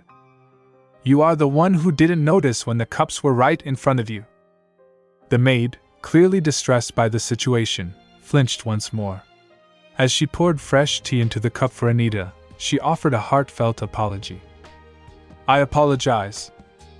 Edwin, who had been sitting restlessly and clearly agitated, finally spoke up, his voice betraying his impatience. He asked, "Would you tell me about your other request now, my lady?" In response, Anita, who had been observing him closely, said with a thoughtful tone, "By the way, I've been wondering. You said you feel uncomfortable without this maid in the room." At this, Edwin visibly flinched, his discomfort evident. Not missing a beat, Anita continued, "What would you do if she were to quit?" Edwin, trying to mask his unease, chuckled aloud and reassured her. "There's no need to worry. That girl." The maid, who had been standing quietly, was taken aback by Edwin's casual dismissal. Edwin went on, "Has sworn to work for me indefinitely." Anita noticed a faint sound, like something tapping, and began to speculate. "It's that magic item again." The maid was, in fact, tapping an object in her pocket, producing a soft, rhythmic sound. The repeated tapping seemed to convey an urgent message, which sounded like, "Her out of there. You promised." As she took a sip of her tea, Anita mulled over this new revelation and thought, "I knew it. He has something to use against her." Turning her attention back to Edwin, Anita said, "My other request is about an illness a young noblewoman I know suffers from. She has pain in her shoulders and teeth." Throughout this exchange, the maid continued her tapping, which seemed to echo a sort of communication. Edwin, with a smile, responded, "Is that so? Please give me a moment to think." The tapping continued, and the sound of it conveyed messages like, "I told you she's fine. It's not easy to get her out, you know. She's become the young lady's new favorite playmate." Edwin, once more focusing on Anita's request, said, "Oh, if she has pain in her shoulders and teeth." Anita, scrutinizing Edwin's reactions, began to ponder. "He's unable to make a diagnosis without his maid giving him the answer." Observing Edwin's fidgeting, Anita inquired, "Why do your hands look so busy all of a sudden?" Raising his hand into the air, Edwin admitted, "I apologize. I have a habit of wiggling my fingers when I'm stuck." He paused to collect his thoughts and added, "I do not recall the name of the illness at the moment, but I believe I can have medication ready for her in 2 days." Anita, acknowledging his response, nodded and said, "All right. Would you ask your maid to escort me out?" Edwin's reaction to this request was one of surprise and slight discomfort. Anita quickly clarified her intention. "I didn't bring my own, so I may need someone to show me the way to my carriage." Edwin, attempting to appear accommodating, replied, "Oh, yes. Of course." Anita, looking at him with a firm expression, concluded, "Thank you." Following the maid through the hallway, Anita remarked suddenly, "What a strange way of communicating." The maid stopped in her tracks, clearly unsettled by this comment. Anita continued, "It must have taken a while to come up with." The maid, visibly stunned, remained silent. Anita, stepping forward to stand directly in front of the maid, offered, "You would be better off trusting me than that swindling pharmacist." The maid, now visibly nervous and stammering, responded, How did you?" Anita, with a knowing smile, said, "I find it stranger that no one ever suspected anything." The maid, her eyes cast downward in embarrassment, responded hesitantly, "Most aristocrats don't pay attention to a mere commoner." With a respectful bow, the maid addressed Anita. "You seem to know your way to your carriage, so I will take my leave." As the maid turned to depart, Anita's gaze followed her. Reflecting on the sound she had heard earlier, which was reminiscent of the maid's tapping, Anita recalled the messages she had overheard. "Her out of there. You promised. I told you she's fine. It's not easy to get her out, you know. She's become the young lady's new favorite playmate." With a sudden burst of intuition, Anita called out, "If you change your mind..." The maid, startled by this unexpected offer, looked back while continuing to walk, smiling gently. Anita added, "Just let me know." The maid, walking through the hallway, found herself lost in a sea of memories. Her thoughts drifted back to a significant moment from 3 years prior, a period that had profoundly shaped her life. She vividly recalled sitting in front of Edwin, her mind racing with confusion and surprise. She had asked, her voice trembling slightly, "Me? In your stead, sir?" At that time, Edwin, sitting across from her with an air of calm authority, had responded by crossing his arms and fixing her with a steady gaze. His words were clear and unyielding. "Yes. You're a woman but not particularly skilled, so no one else will want you." She had been overwhelmed, lost in her thoughts as she struggled to process his words. Edwin, observing her reaction, continued, "This is a fantastic opportunity for you, isn't it? All you've been doing so far is menial chores. And I'm sure you don't think yourself too good for it." Her mind was a whirlwind of emotions as she sat there. Edwin's words stung, but they also highlighted a past she hadn't considered before. The maid's thoughts swirled with past experiences. She remembered the countless hours spent performing menial labor, her hands becoming raw from the repetitive tasks.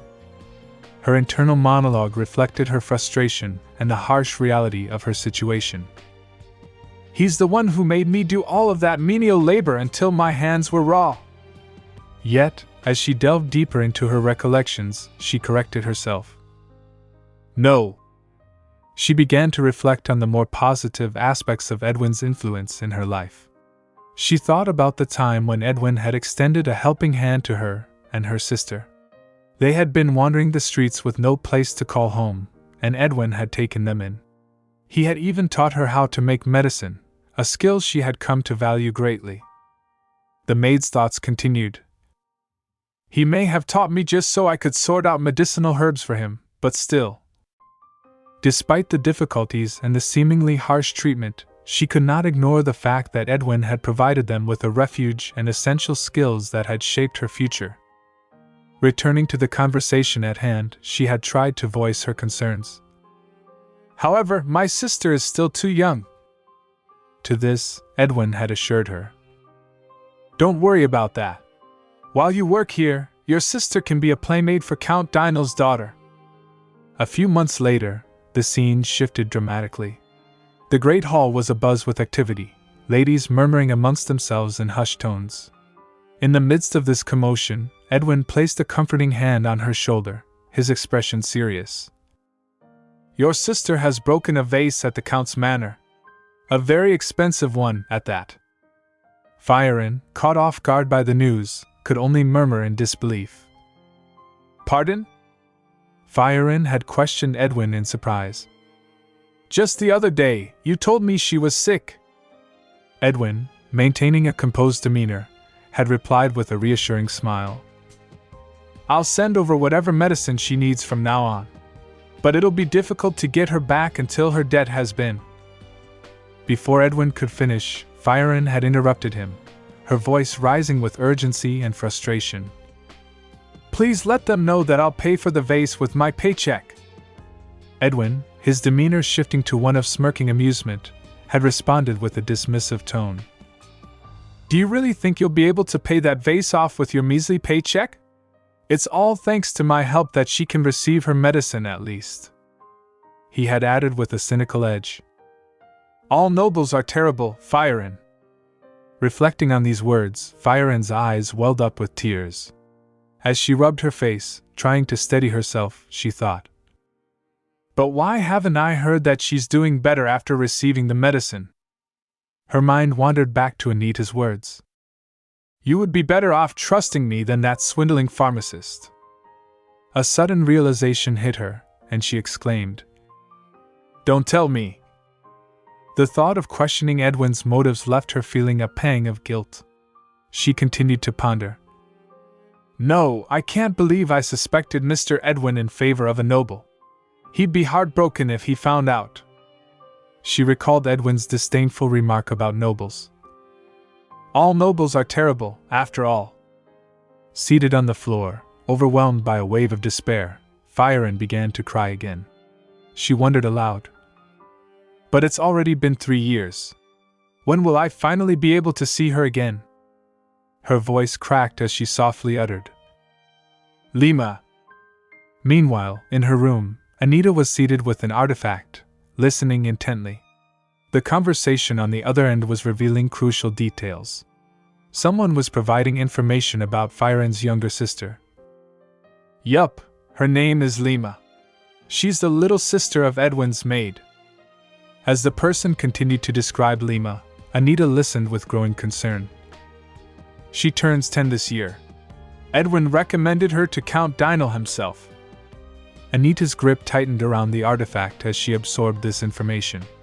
The speaker continued, and because she happened to have pink hair, which is his daughter's favorite color, she started working there as a playmate right away. Anita responded with a note of concern. Oh? That shouldn't keep her from seeing her sister though, should it? The person on the other end reassured her. It shouldn't, no. Realizing the depth of the situation, Anita understood the implications. Vanessa, who was on the other end of the conversation, asked, Why did you want me to do a background check on that maid anyway, Master? Holding the artifact firmly, Anita replied, Because that pharmacist. She paused briefly, considering her next words carefully before continuing. Seems to be even worse than I thought. In the opulently adorned room, Edwin was sitting. The door to the room was open, and his gaze was fixed on a box of gold coins placed prominently before him. He remarked, a hint of contemplation in his voice. I heard she had become the new head of the Renard family. I suppose she's too young to know the value of money. Nearby, Firen was setting 2 cups of tea on the table with careful precision. As Edwin's hand rested on the box, he added, But something about her seems strange. Firen, sensing Edwin's curiosity, murmured in response. Pardon? Edwin elaborated, his tone indicating a mix of curiosity and concern. Marchioness Renard, oh, I suppose she's Grand Marchioness now. Anyway, she had some anxiety medicine prescribed by me in the past as well. Firen, still in the midst of pouring tea into a cup, responded. Yes, I remember. After a brief pause of contemplation, Edwin speculated. Perhaps Lady Anita needed the medicine for her then. The rumor that she kicked her parents out of the capital must have just been a rumor. As he reached for his cup of tea, Edwin instructed. Don't forget to prepare medicine for the symptoms she described. Firen, nodding in understanding, replied. Yes, sir. With a reassuring pat on Firen's shoulder, Edwin smiled and emphasized.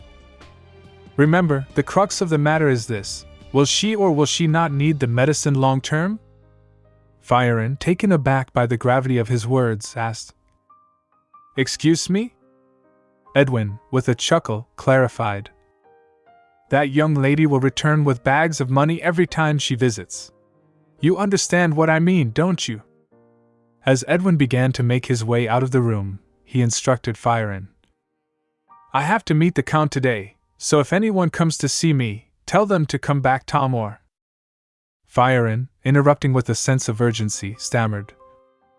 Yes, sir. Edwin turned slightly, curious about her interruption. Firen, with a look of concern, reached into her pocket and produced a small bag. Handing it over to Edwin, she said, Lima needs this. It's exactly the amount she needs, so please be careful not to spill. Edwin, taking the bag with a swift motion, responded. Ah, yes. Turning to the person standing by the door, Edwin called out. You there? The person approached and replied. Yes, sir. Inquiring about the timing, the person asked. Will you be leaving shortly? Shaking the bag in the air, Edwin instructed. Pass this on to your master's daughter's playmate. I will call for you again once I'm ready to leave. The person, acknowledging the order, said. Yes, sir. As the individual bowed and prepared to leave, Firen, with a note of urgency, asked. You work for the Count, don't you? The person turned to listen. Fire and added. It's something really important, so please take good care of it. In her golden-adorned room, holding a tray of teapots, Firen's thoughts wandered back to the expressions of the man she had entrusted with the bag. She pondered. That man, he didn't seem very happy earlier. But I'm sure he'll deliver the medicine. Her contemplation was abruptly interrupted when she saw the same man again. He had reappeared, carrying the bag she had given him. To her dismay, he dropped the bag on the ground in the hallway and walked away. Firen hurried over to retrieve the bag, her heart pounding with anxiety. As she picked it up and took it back, she questioned herself.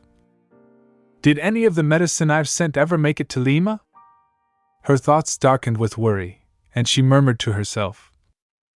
Is Lima even alive?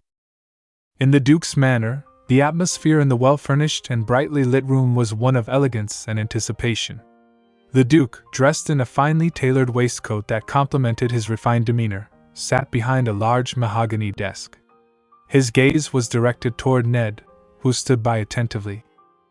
The Duke's face beamed with a mixture of satisfaction and enthusiasm as he inquired.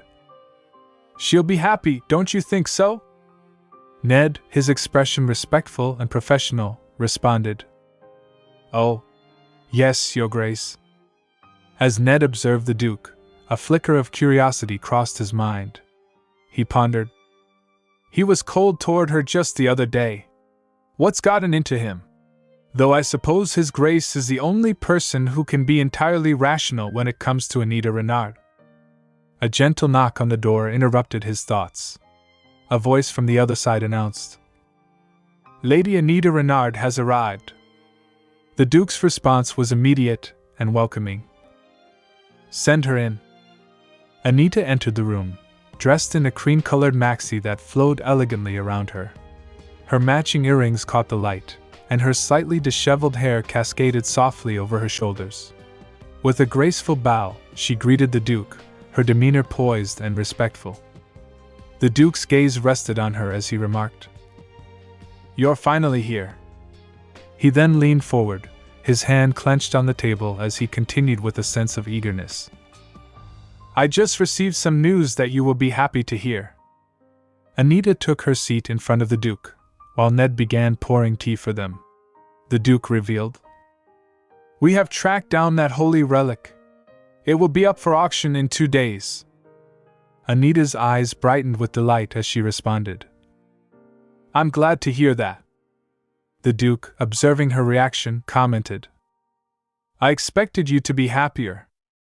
Anita, though pleased, responded with a calm and measured tone. I am. Thank you. She paused, her gaze fixed on the Duke.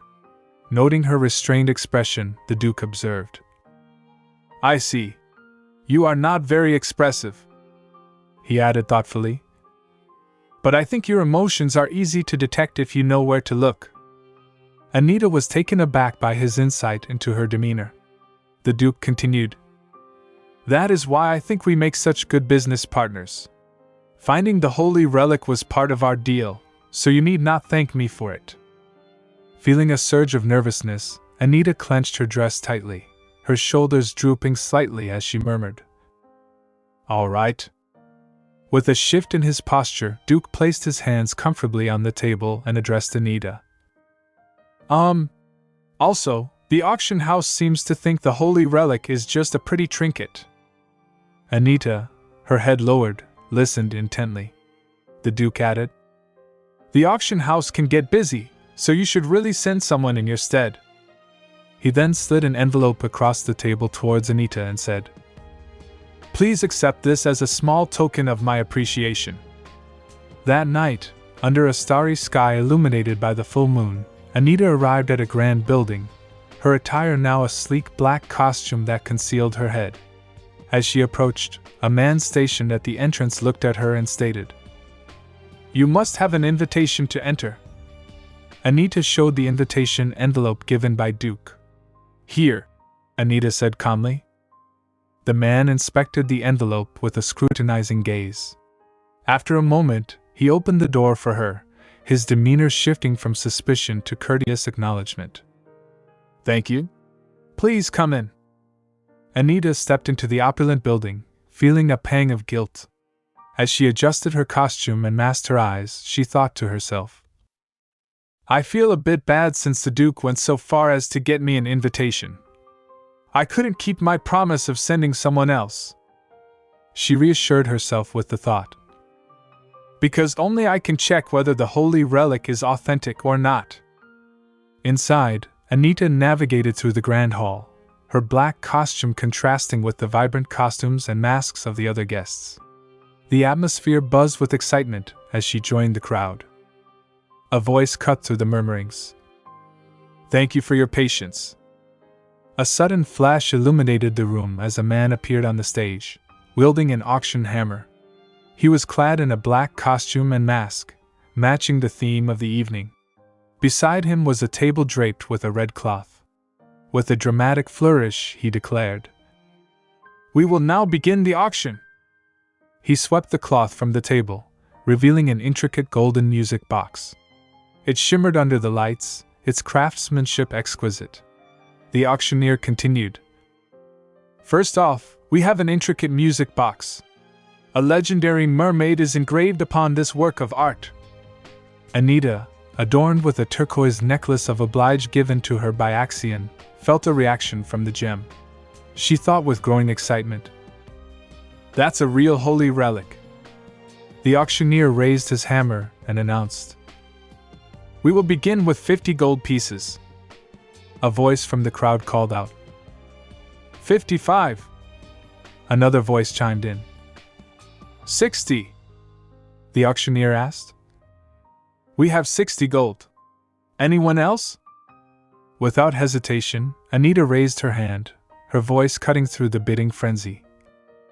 500 gold. A collective gasp rose from the crowd as the auctioneer, taken aback, stuttered, 500? As sold. To the young lady. Murmurs spread among the onlookers. One whispered, "She's buying that old piece for 500 gold?" Another replied, "She must be a rich collector with no eye for real value."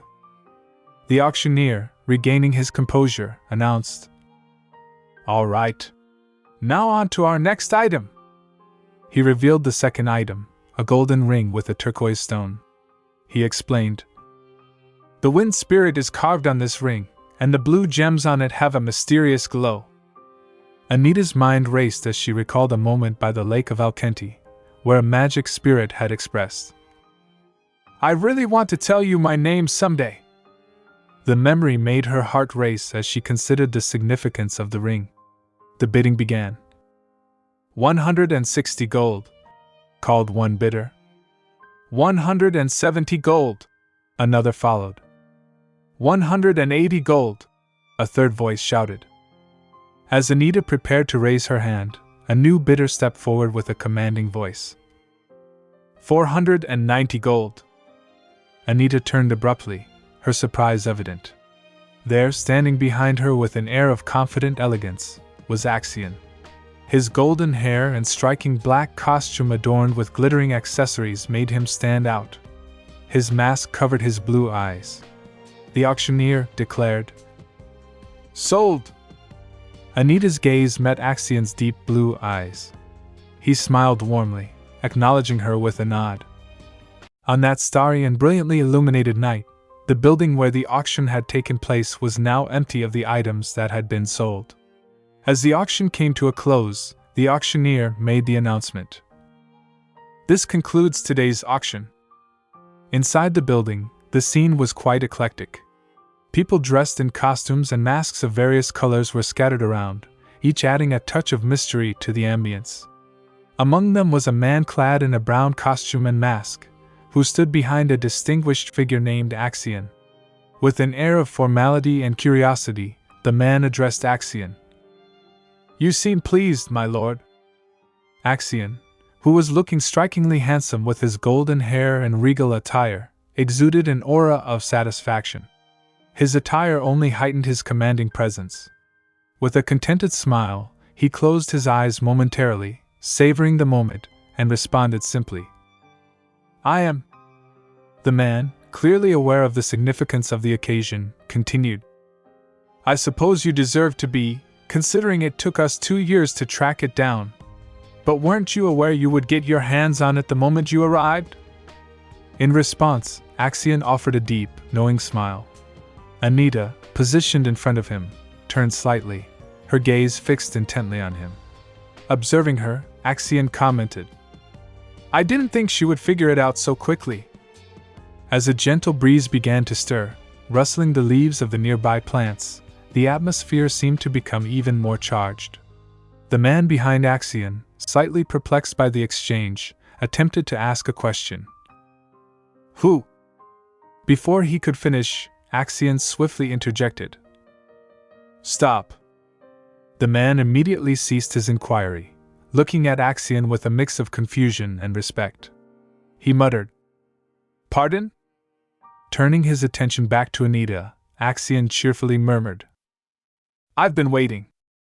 Anita, sensing the gravity of the moment, stepped forward and addressed Axion. Let me fill you in on the details back in the carriage. The man, still trying to piece together the situation, gazed at Anita with a look of curiosity and unrecognition. Anita, now closer to him, politely requested, Would you lead the way? The man, startled by the directness of her request, responded with a hurried nod. Yes. They were comfortably seated in the carriage and it had begun its journey. Axion, having removed his costume and mask, turned his attention to Anita. His striking blue eyes met hers as he asked, Should I take you home? Anita, who had also removed her costume and mask and was gazing out of the window, responded without looking away from the passing scenery. No. I thought I'd stay with you for the night. She then abruptly turned her gaze towards Axion and added, Unless this request is too sudden. Axion, with a warm smile, reassured her. Not at all. Everyone will be happy to see you. Suddenly, a thought crossed Axion's mind. He began searching through his pocket and said, Oh, right. Would you give me your hand for a moment, Anita? Anita, taken aback by the unexpected request, raised her hand slightly and asked, Why? Axion retrieved a ring with a turquoise stone from his pocket and handed it to Anita. Her eyes widened in surprise as she took in the sight of the ring. She looked up at Axion and said, This is the ring you got at the auction. With a knowing smile, Axion confirmed, That's right. I made a high bid on purpose. He continued, his deep blue eyes holding a gentle gaze. It looked like you wanted it, so I thought you'd be happy if I got it for you.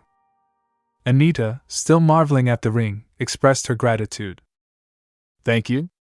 I was always curious how the spirit would respond to this.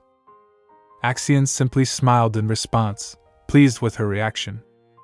The carriage eventually arrived at the Lacade Manor, where they were greeted by the grandiose setting of the estate. In the opulent surroundings of the manor, Axion, Anita, and the Archduchess were seated together in a luxurious room. The Archduchess, intrigued by the events of the evening, inquired, So, where did you run into each other today?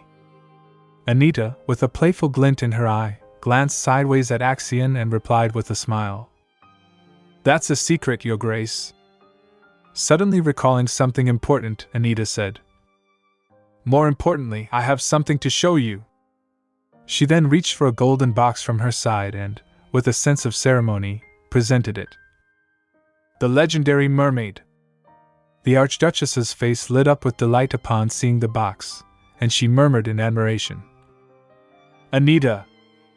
Noticing the Archduchess's excitement, Axion encouraged her. Go ahead and try it out, Your Grace. The Archduchess, clearly moved and thrilled, responded, I suppose I should. With that, the Archduchess carefully opened the golden, glittering box. Anita observed the Archduchess's reaction closely. The Archduchess, holding the box and looking at its contents with awe, eventually turned to Anita and said, Thank you. Later that night, as Anita was traveling in a carriage, the coachman informed her. The reservation is under the name of Vanessa. Anita, seated in the carriage, contemplated.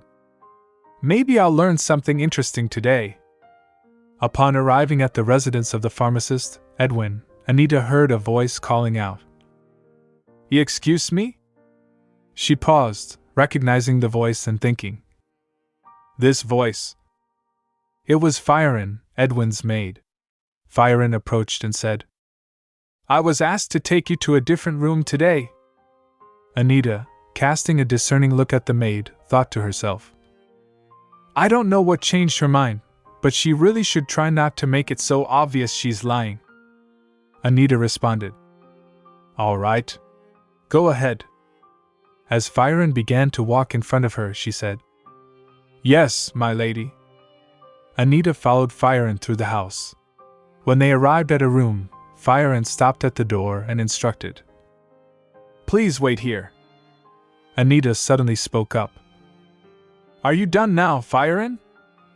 Firen, clearly startled by the directness of Anita's question, froze momentarily. Anita then turned to face her and said, I let you get away with one lie, so say what you have to say. No tricks this time.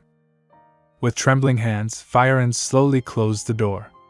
She looked back at Anita and asked, My lady, am I still of use to you? Anita, maintaining her gaze, responded, Yes. I need someone like you.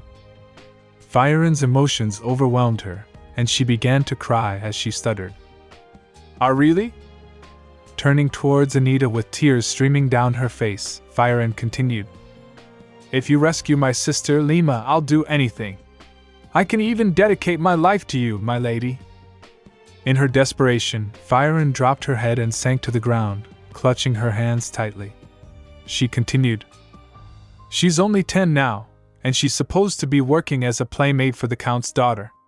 But what do I do if that was also a lie? Anita leaned in closer, offering reassurance.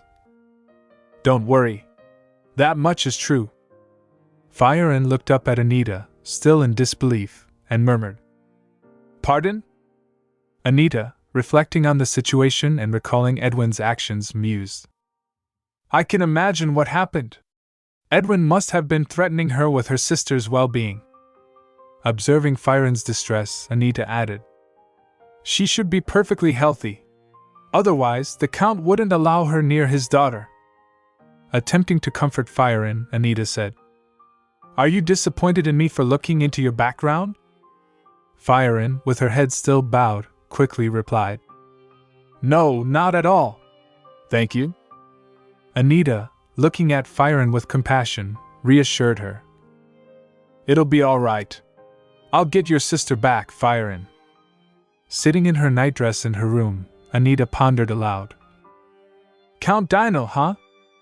Her thoughts drifted back to the information she had received through the artifact. Vanessa's voice echoed in her memory. They say Count Dino is really devout. He has all of his magic tools blessed by the temple before he uses them and makes his servants do the same. Reflecting on this, Anita murmured.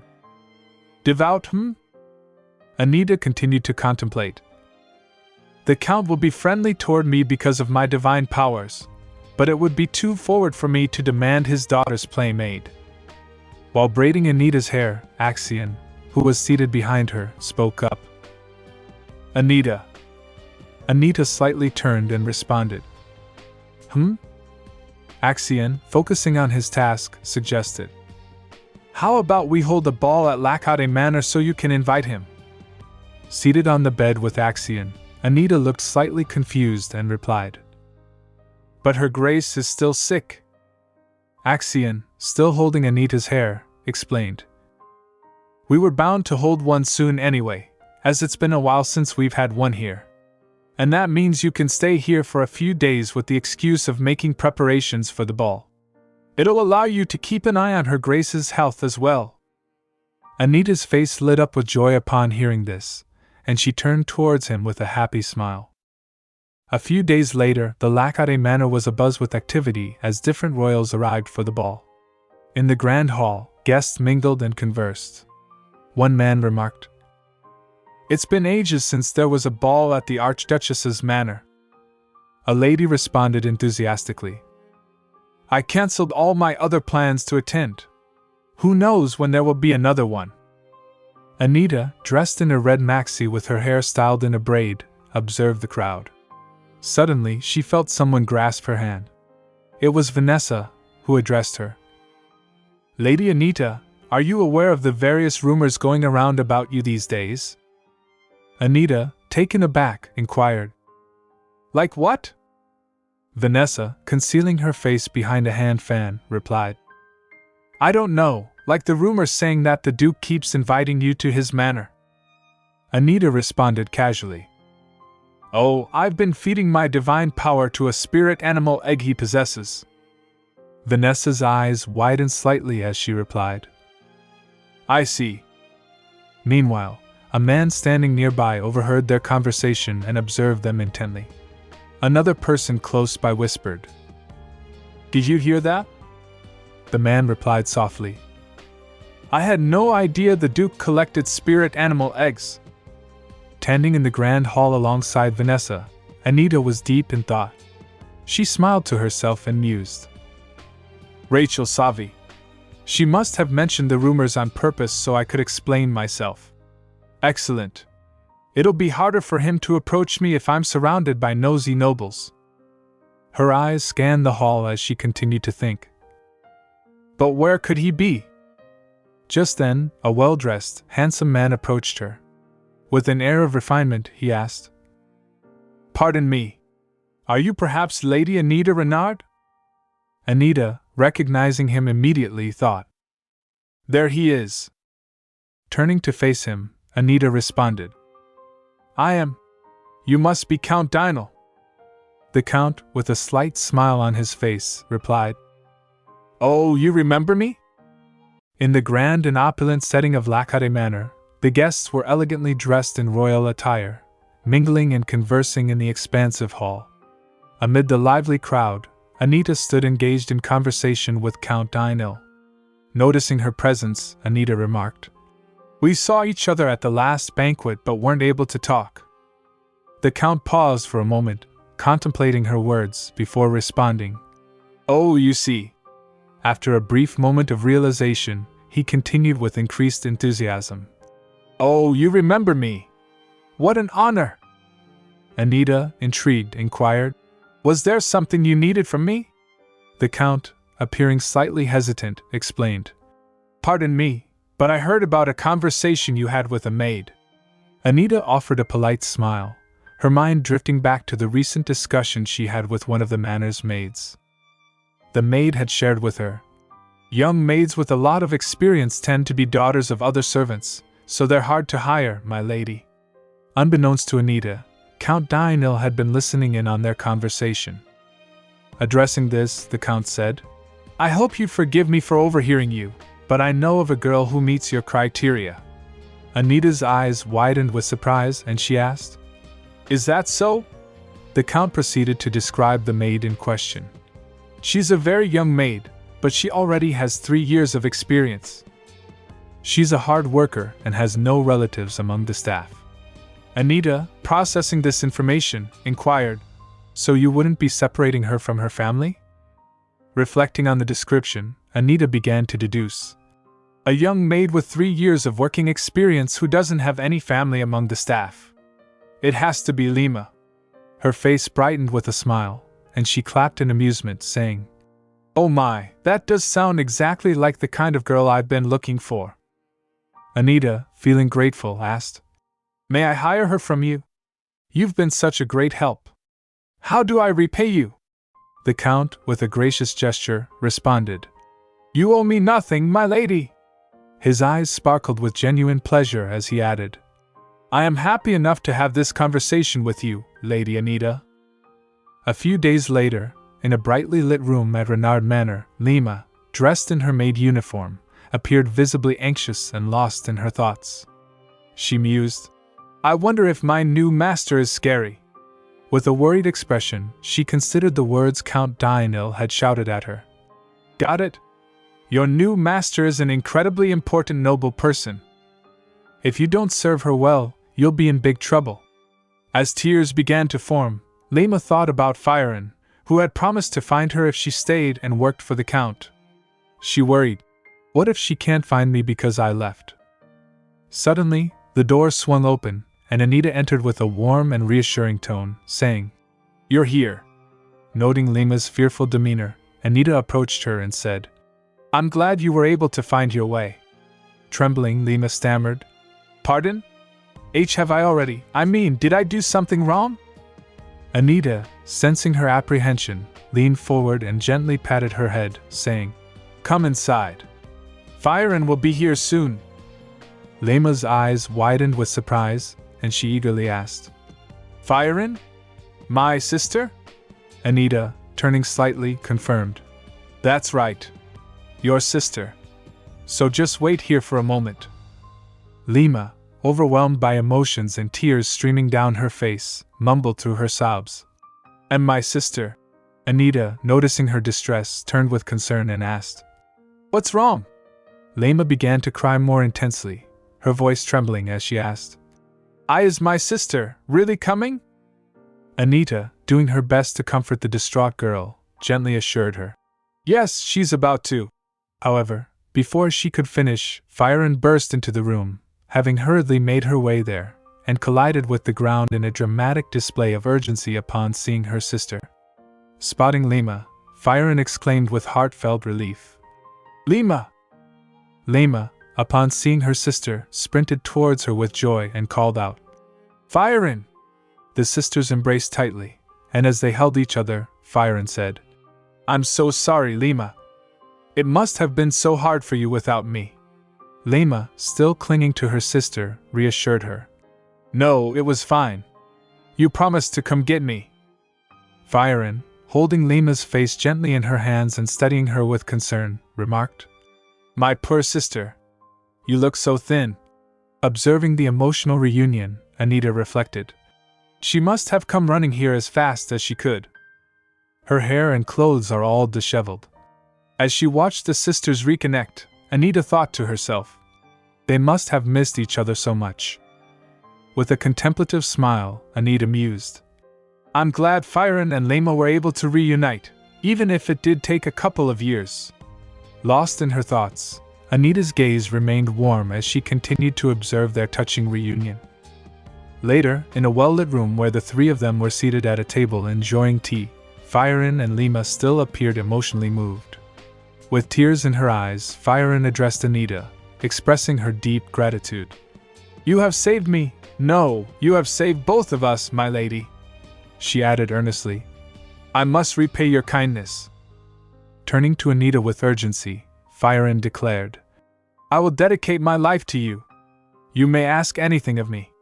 Anita, holding her cup of tea and contemplating, responded thoughtfully, After a moment's reflection, Anita posed a question. "Does that mean you're willing to be apart from your sister again?" Both Firen and Lema were taken aback by this unexpected question.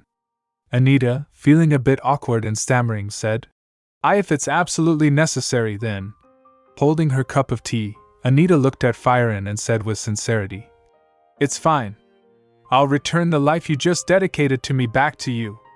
Take it instead of giving it away again." Firen appeared confused by Anita's words. Noticing this, Anita clarified, "Rather than giving me your life, how does working for me sound?" She then pointed upwards and explained, "There are only two things you need to do." 4 days later, Anita and Firen emerged from the carriage, both dressed in elaborate costumes that concealed their heads. As they stepped onto the ground, Firen noticed a young girl standing outside a building and called out, "Master!" The girl, Vanessa, was enthusiastically waving at them. Noticing Vanessa's excited gestures, Firen turned to Anita and said, "My lady, there's a little girl waving at you over there." Anita responded with recognition, "I know her." Vanessa hurried towards them, her face alight with excitement as she exclaimed, "Is this Miss Firen? I've heard about you. You're that genius pharmacist." Firen was visibly stunned by this acknowledgement, taken aback by the recognition. With a bright and welcoming smile, Vanessa gestured towards the entrance and said, "Welcome! Come on in!" Anita and Firen followed her inside. Once inside the building, they removed their head coverings. Anita, curious about the current situation, asked Vanessa, "How are things now?" Vanessa replied, "He's calmed down a bit now, but he's still being noisy." As they moved forward, their expressions shifted to confusion and concern. They stopped in their tracks, staring at an unexpected sight. Firen's eyes widened in shock as she saw Edwin bound and lying on the ground, shouting angrily. Her voice trembled as she stammered, "My lady! Why is he here?" She then asked, her worry evident. "Why is my former master tied up in here?" Anita, calmly pulling a knife from her costume, responded, "Well, if you're looking for a reason." She directed a fierce glare at Edwin and continued, "Let's just say I called him here for your revenge, Firen. This man is completely incompetent on his own," she added, "and so he used you by blackmailing you with Lima." Holding the knife firmly, Anita revealed further. "Lima was never sick, and that story about her breaking a vase was also a lie." Firen's face reflected a mix of shock and disbelief as she absorbed this information. Anita continued, "Any of the money Lima made all went into this man's pockets." Overcome by a surge of anger and betrayal, Firen collapsed onto the ground, her hands clenched tightly. She cried out, "I trusted you. I thought I owed you, so I did everything you asked of me." Her voice rose in intensity as she shouted, "You never should have brought Lima into this." With her head bowed and her hands resting on the floor, Firen's tears flowed freely as she cried out in anguish. "How could you do that to a child?" Her sorrow was palpable as she continued, "It's all my fault. I shouldn't have believed his lies. Then Lima wouldn't have had to." The weight of her realization and the depth of her pain were clear as she struggled with her emotions. Anita sat down near her and while comforting her said, "Don't let yourself feel guilty for him." Anita handed that knife to Firen and said, "All I'm doing is giving you a choice." Glaring at Edwin, Anita asked Firen, "What would you like to do?" Firen was shocked and couldn't understand, so she mumbled, "Pardon?" Anita again asked her, "Should I kill him for you?" Anita grasped Firen's wrist firmly and handed her the knife, saying, "Or you can do it yourself if you'd like." Firen, taken aback and unsure, paused to contemplate the gravity of the situation. Holding the knife tightly, she took hesitant steps towards Edwin, who was still flailing on the ground and trying to shout. Firen lifted the knife, preparing to make a decisive action. However, in a sudden moment of clarity, Firen's resolve faltered. She clattered the knife to the ground, tears streaming down her face. With a voice filled with anguish, she looked at Edwin and declared, "I'd like to stop here, my lady. I'm furious, but I want to be someone Lima can look up to." Anita observed Firen's decision with understanding and nodded. "All right. If that is your decision," she replied. Turning her gaze back to Edwin, she added with a determined tone, "Then I will take care of this man on my end. I plan on sending him very far away, so don't worry." Firen, visibly relieved yet still trembling with fear, nodded and responded softly, "Yes, my lady." Anita, addressing Firen, continued, "All right then. There's just one more thing I would like your help with." As a carriage arrived at Renard Manor to transport Firen, Anita watched her with a contemplative expression. She mused aloud. "Firen, you said you'd do anything, right?" "See you." Lima, standing beside Anita, cheerfully added, "Be safe, Firen." Firen, standing in front of the carriage with a bag of luggage, turned back to Anita and said, "But my lady, this is—" Her voice trailed off as she tried to understand the situation. She then asked, "I had no idea you meant you would send me to the academy to study." Anita, maintaining a polite and composed stance, replied, "I'm not sending you for free. There's someone I need you to cure." "Someone I need you to cure?" Anita added. "That's right. So go and learn as much as you can. Even with a terrible, witless teacher, you displayed incredible talent, so. Looking warmly at Firen, Anita concluded. Think of it as me investing in that talent. I will gladly be your sponsor. Firen's face lit up with excitement as she responded. My lady. She paused for a moment, then continued with determination. I'll do my best, I promise. Anita simply responded with a satisfied, all right. A few days later. In a grand, well-illuminated room tastefully furnished with opulent decor, Anita was seated in front of Duke. Ned, the attentive servant, was carefully pouring tea for Anita while she appeared lost in her thoughts. As she contemplated the current situation, Anita reflected aloud. Now I just have to wait for Firen to return from the academy. Her mind drifted to the golden box she had acquired from the auction, known as the Tears of Ash. She thought to herself, good. I just got my hands on the Tears of Ash as well. Everything is going according to plan. However, a moment of contemplation caused Anita to close her eyes as she pondered something that was troubling her. She murmured, except for one thing. In the center of the room, an item of interest, a golden device adorned with red buttons, was spinning, emitting a mechanical whir.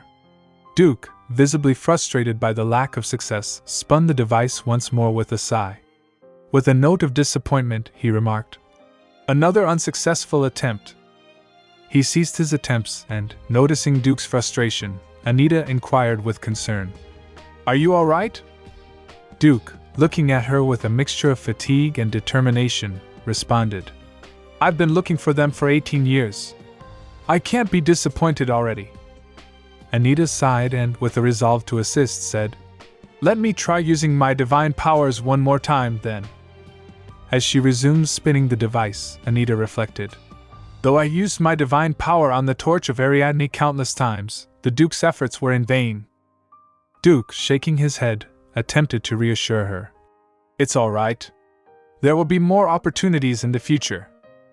Placing his hands on the table and leaning slightly forward, Duke continued, for now, allow me to show you around the manor since you are here as my guest.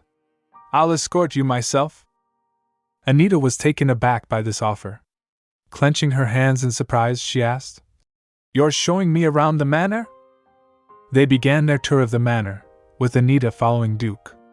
As they walked, Duke remarked, the servants are so diligent about keeping this place spotless.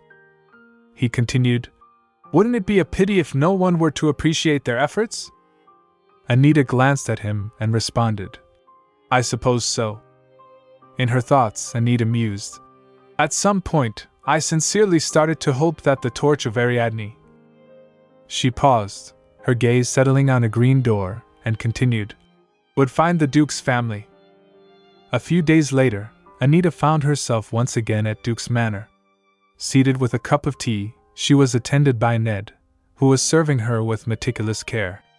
Suddenly, the door swung open, and Duke entered with an exuberant, good morning! Ned, upon seeing Duke's disheveled appearance, exclaimed in alarm, Your Grace! You cannot show up looking like that! Anita, startled by the commotion, turned and stuttered, Your Grace!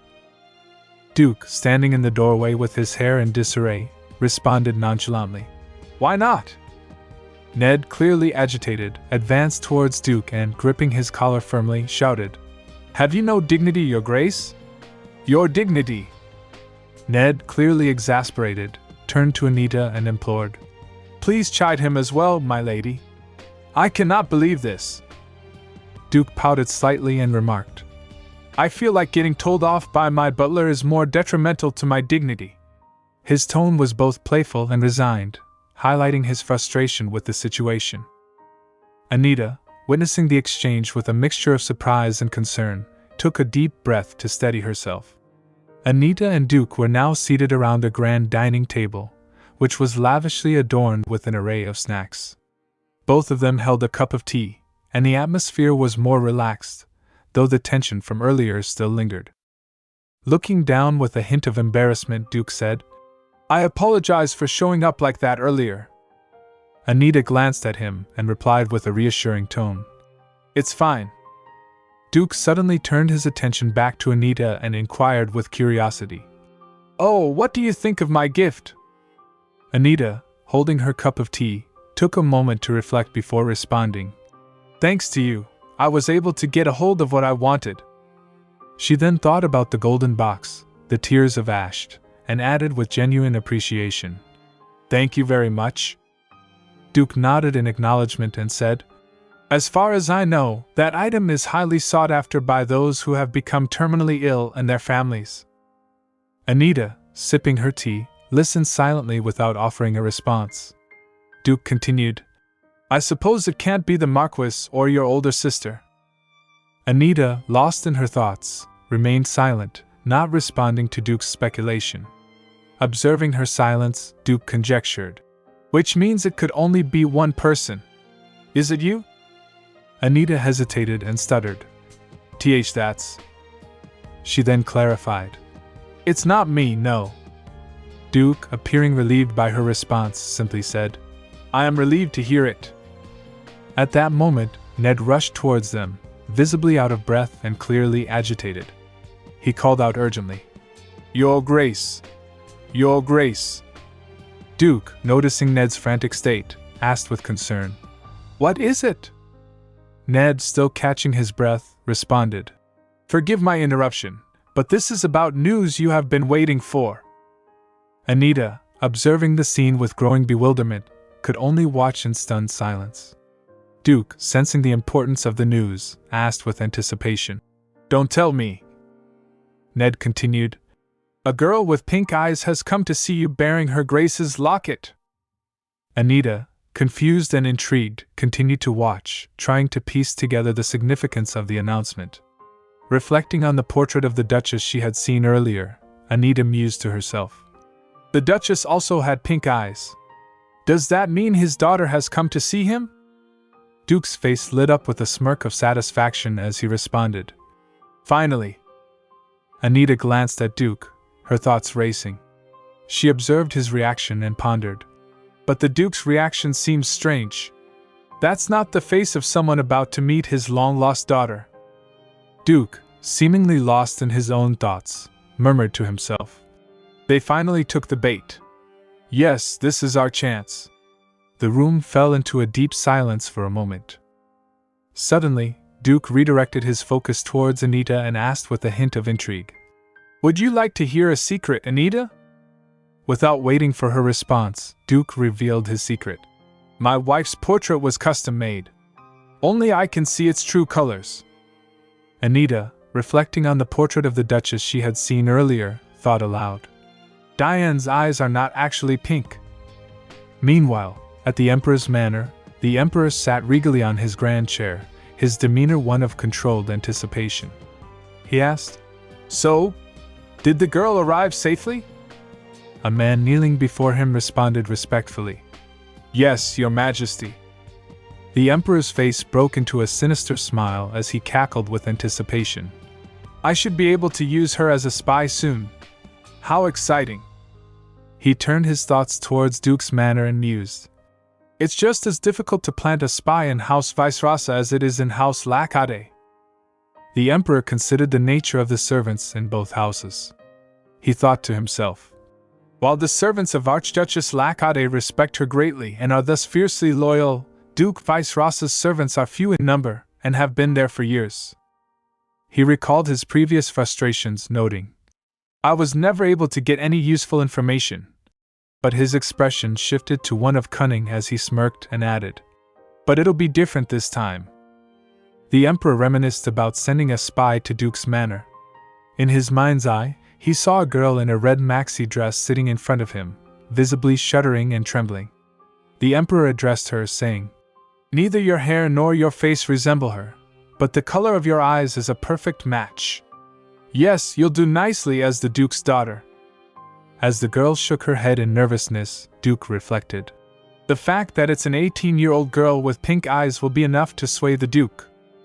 The Emperor chuckled darkly and said aloud, What a pity that I won't be there to watch this long-awaited reunion. I would love to see the Duke getting teary-eyed over his fake daughter.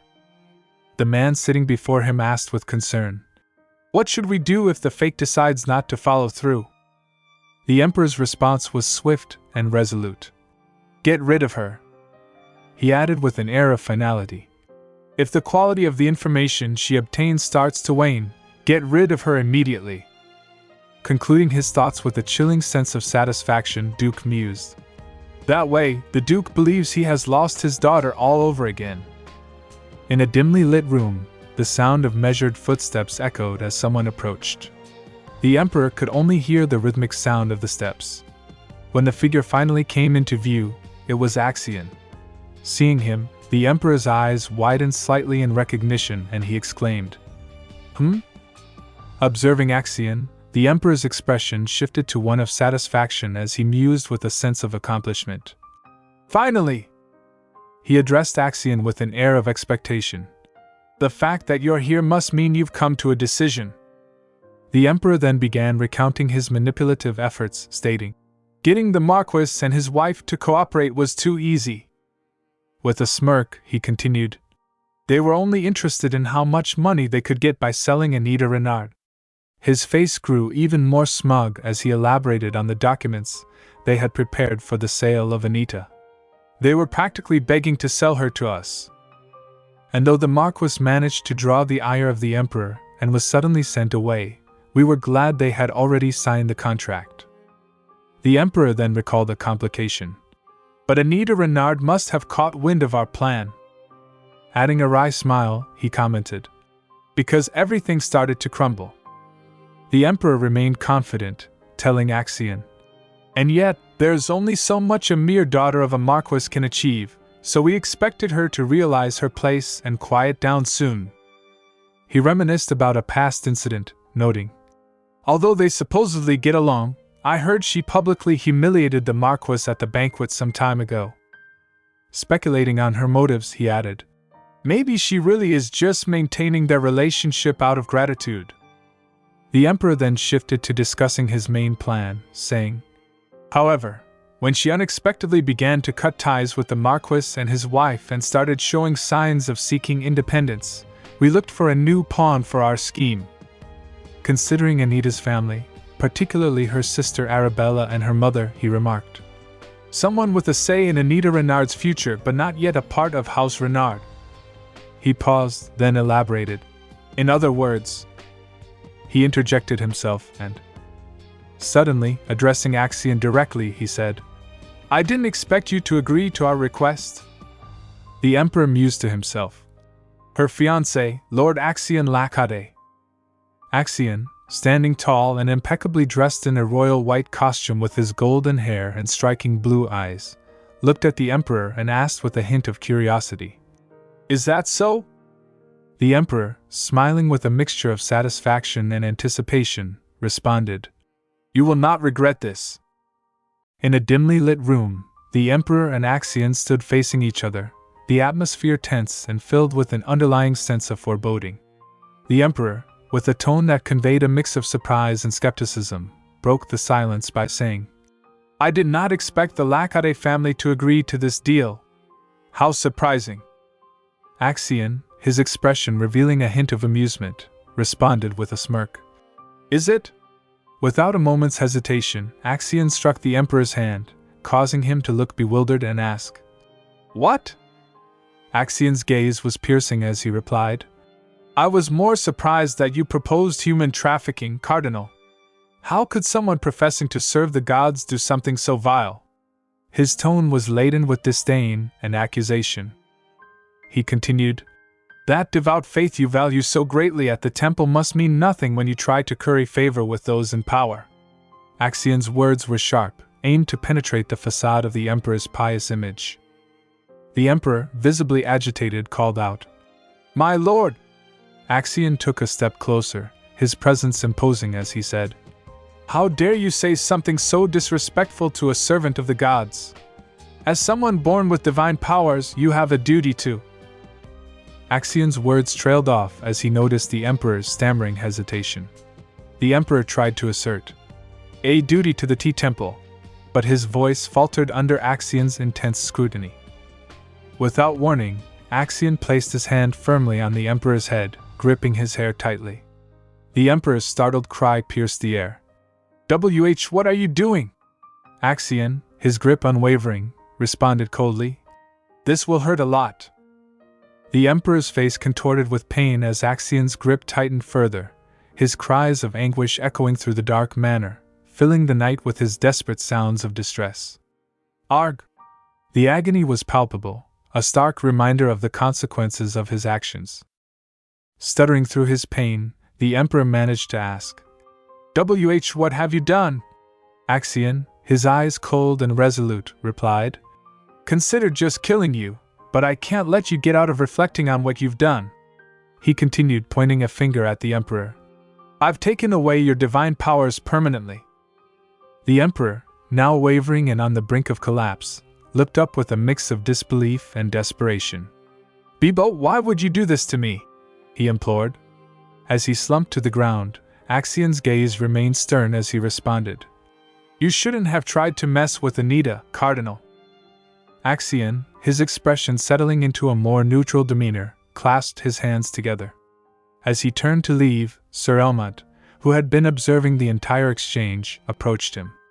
The recoil of tampering with someone's mind is significant. Are you all right? He inquired with genuine concern. Axion glanced at his hands and replied, I feel much better now, so it's bearable. Suddenly, Axion turned slightly, addressing Sir Elmont with a new urgency. More importantly, it seemed like you had something to report to me.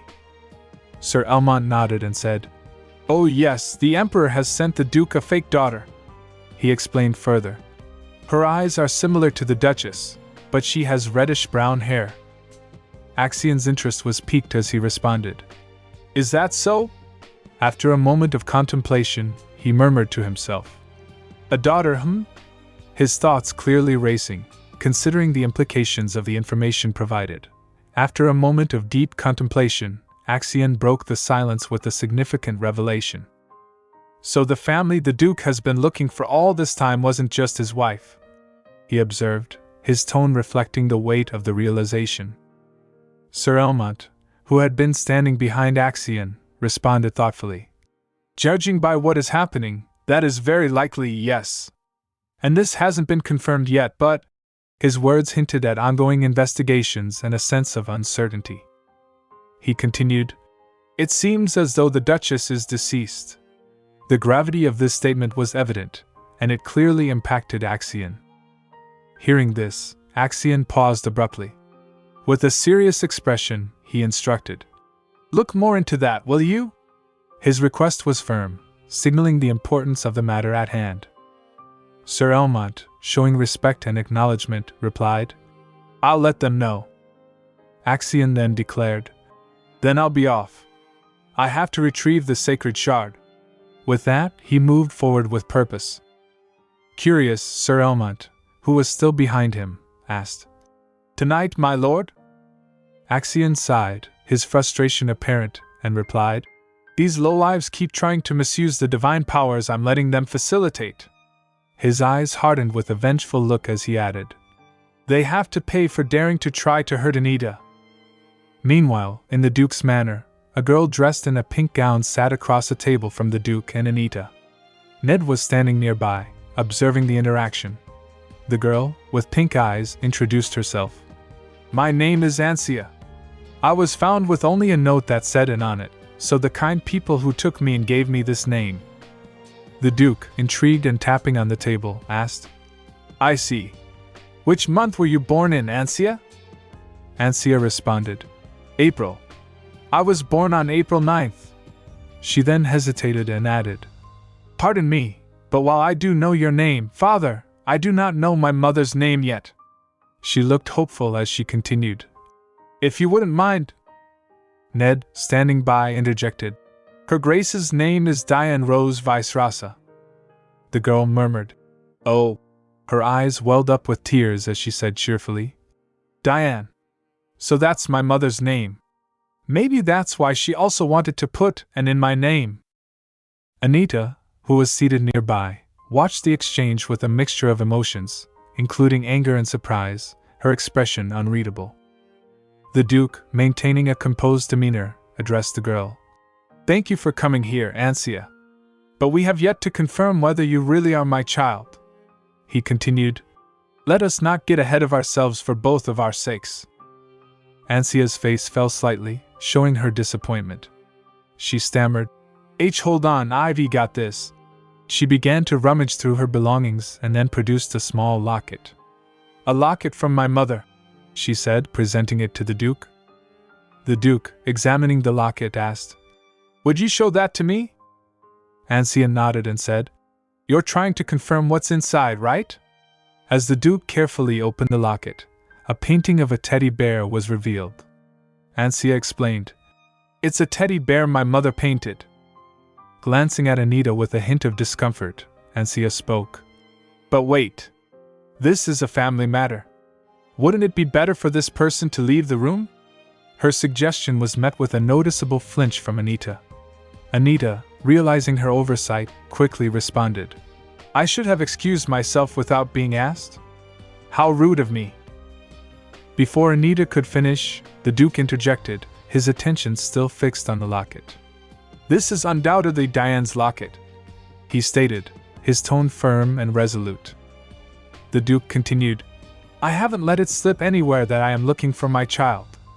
As he clicked the locket shut, he questioned, so how did you know to come here? Ansia began to explain, her voice tinged with emotion. I'm an aspiring opera singer and was going from troupe to apply when someone told me about her ladyship, the Duchess. Tears welled up in her eyes as she continued. And when I came here with the locket I always kept on me, the butler began to cry as soon as he saw me. She added, he told me that House Vice Rasa had been waiting for my return. The revelation caused Duke and Anita to rise abruptly, a sign of their shared urgency. Ansia, noticing their reaction, asked cheerfully, where are you going? The Duke, not addressing her directly, instructed Ned. I will see Lady Anita off, so go ahead and take Ansia to her room. Ned responded, yes, Your Grace. With that, Duke began to move away. Ansia, thoughtful and a bit hesitant, called out from behind, please give me back my locket. She smiled, adding, it's the only keepsake I have from my late mother. Duke turned slightly and asked, what? Ansia stammered, the locket. Could I have it back? Duke regarded her with a sidelong glance, contemplating for a moment before responding, all right. I'll leave it with you. With that, Anita and the Duke exited the room. As they stepped outside, Duke abruptly paused and said, I apologize that you had to see such an unsightly scene. Anita, unfazed, replied, I don't mind at all, Your Grace. Duke offered a small smile and inquired, did you get a look at the picture inside the locket? Anita recalled the image of the teddy bear and said, partially, yes. The Duke then shared, Diane excelled at many things, but she had no artistic talent at all. Anita was taken aback by this revelation and responded, is that so? The Duke reminisced about the past, saying, I was the one who painted that teddy bear. You see, at the time, some people looked down on her for her lack of painting skills, saying it was necessary for a noblewoman to be artistic. Anita was struck by this insight and said, I don't know if I have any right to hear about this, Your Grace. The Duke's expression softened as he replied, I'm telling you this because it's you. The Duke turned his gaze toward Anita and asked, do you think I should treat that girl as if she were my real daughter? His voice carried a hint of uncertainty and concern. He continued, it may all be an act, but if my real child finds out that I took on the role of father to a fake, then... He turned his face away with a dismissive chuckle, saying, ha! It's ridiculous, isn't it? Still with his face turned, he added, it's not as if I have any idea whether my real daughter resents me, is angry at me for taking so long to find her, or if she's even alive. Anita, considering the Duke's predicament, replied simply, no. Looking intently at Duke, Anita said, if it were me, I don't think I'd be angry with you. She moved a little closer and added, oh, I would be upset about the time we missed out on. So I might grumble about that a bit, but... She paused thoughtfully before continuing, If your daughter knew that you started an information guild and even pretended to be fooled by a fake just to find her, she would never resent you." The Duke absorbed Anita's words, lost in contemplation. Anita, sensing his introspection, added, "And she would probably want to kill whoever was responsible for." She stopped abruptly, then added, "Oh, maybe not that part." The Duke chuckled, the tension in the air slightly eased. "Actually," he began, then paused to think. "She absolutely would if she took after Diane." Anita nodded. "Her Grace sounds like a wonderful person." As they conversed, the Duke noticed a carriage arriving outside through the window. A man dressed in a black costume that concealed his head approached and addressed the Duke. "Anita Renard was born over 2 years before Cloche was even founded. Do you still want us to look more into her, Your Grace?" The Duke's expression tightened as he pondered. "I'll know that she isn't the right age, but—" The man, standing behind him, raised his head, attentively listening. The Duke then directed firmly, "Go and find out more about Anita Renard." The man responded with a respectful nod. "Yes, Your Grace." 4 days later. In the Renard manor, a flurry of activity was evident as a maid dashed towards Anita's room. Anita, sitting comfortably and holding a paper in her hand, was startled by the sudden commotion. "My lady!" the maid called out cheerfully. Anita, caught off guard, responded, "What is it?" The maid, holding a teapot, smiled brightly and said, "Your tea got cold, so I prepared a fresh pot. I'll know you don't like to drink tea that has cooled off, Lady Anita." Anita sighed softly, musing to herself. "She's been acting like this for 3 days already." The maid, continuing her attentive service, approached Anita and asked, "The material of this night dress looks very stiff. Are you all right with it, Lady Anita?" Anita, somewhat bemused by the maid's concern, replied, "I think it's soft enough." Without waiting for further discussion, the maid, now holding the teapot, rushed out of the room. She returned shortly, this time with clothes in hand, and exclaimed, "Oh no! It might feel ticklish if it's too soft, so I'll bring you one that feels better right away." Anita, slightly perplexed by the flurry of activity, called out to the maid, "What are you doing?" The maid, now with mop in hand, responded earnestly, "I'm cleaning, my lady. Since you are staying in this room, I cannot allow a single mote of dust in here." The scene continued with the same intensity, as the first maid reappeared with the freshly brewed tea and began pouring it for Anita. As Anita observed, she thought to herself, "I thought she would stop on her own, but—" As soon as Anita took a sip of the tea, the maid eagerly inquired, "How is it, Lady Anita?" Anita replied, "It has a good scent, but—" She paused, reflecting on the situation, then asked, "Are you acting like this because you think I'll become the next head of the house?" The maid, holding the teapot, answered, "I don't know much about that, but I always served you, my lady, so—" Anita, seeking clarity, probed further, "Or is it because I had my mother's maid serve me for a while?" The maid stammered, "Well." Anita sighed, her tone reassuring, and said, "That maid left to the estate with mother. I have no intention of hiring any more maids because you were always enough, so don't worry." The maid, stunned by this revelation, took a moment to absorb the information. Anita then handed her the paper and said, "In any case, please deliver this to Philip." The maid, now holding the paper, responded enthusiastically, "Yes, my lady. I'll be back in no time."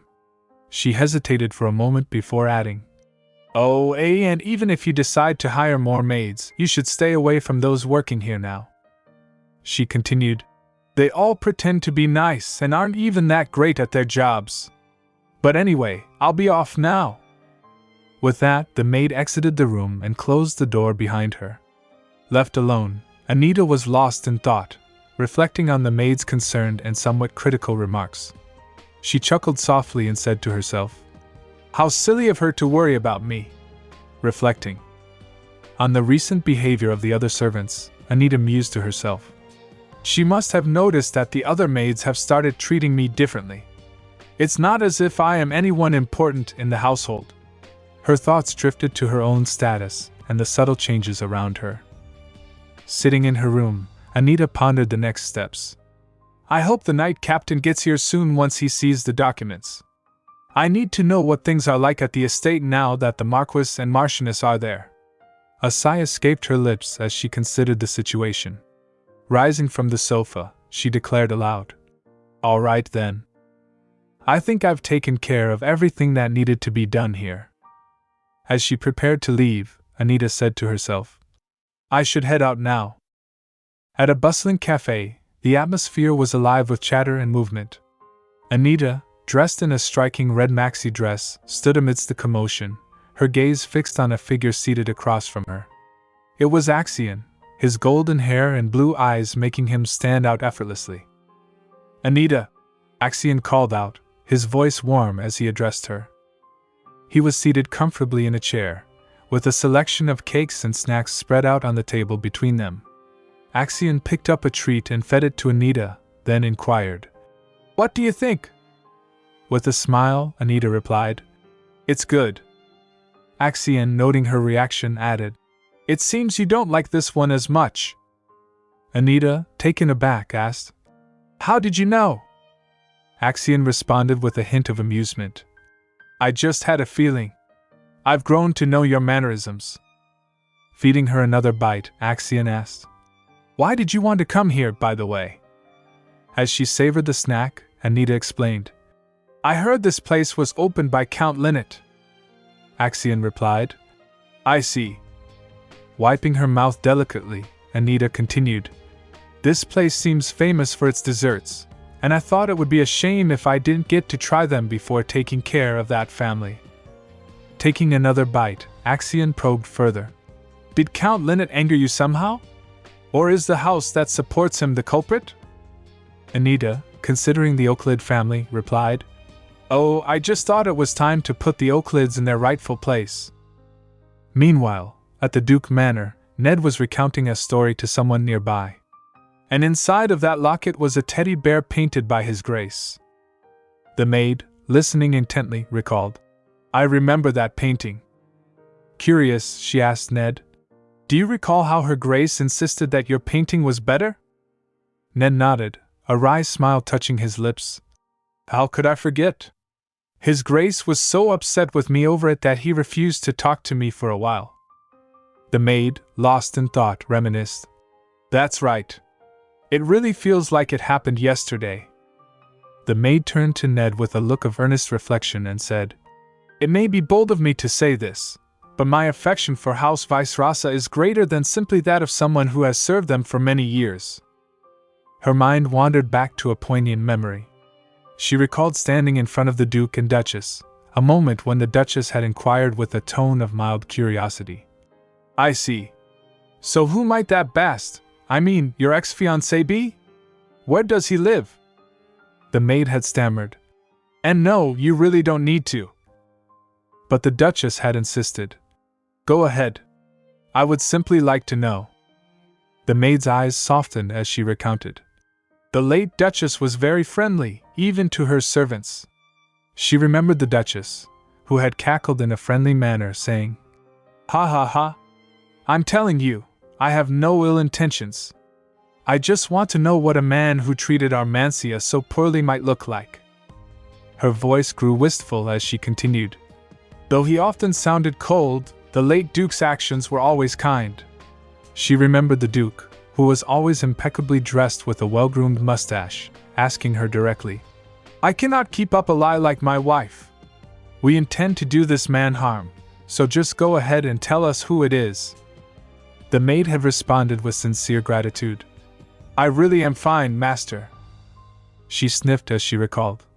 The fact that both of you care so much is far too kind. The maid's voice was filled with emotion as she reflected.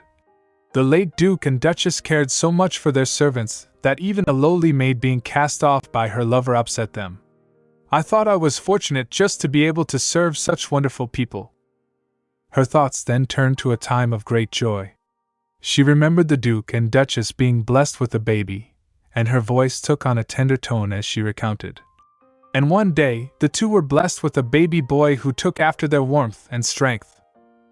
The recollection of their shared happiness and the joy they all felt was vivid in her memory. The maid's eyes welled up with tears as she added, "I was overjoyed to watch him grow into a wonderful young lord." She had witnessed his growth over the years with pride and affection. But then, her voice faltered, and she mused with a touch of sadness. "But perhaps our happiness," she interjected herself and whispered, "No, my happiness wasn't deserved." Her thoughts drifted to the locket of the late Duchess, and the memories became overwhelming. As she recalled these moments, her tears began to fall freely.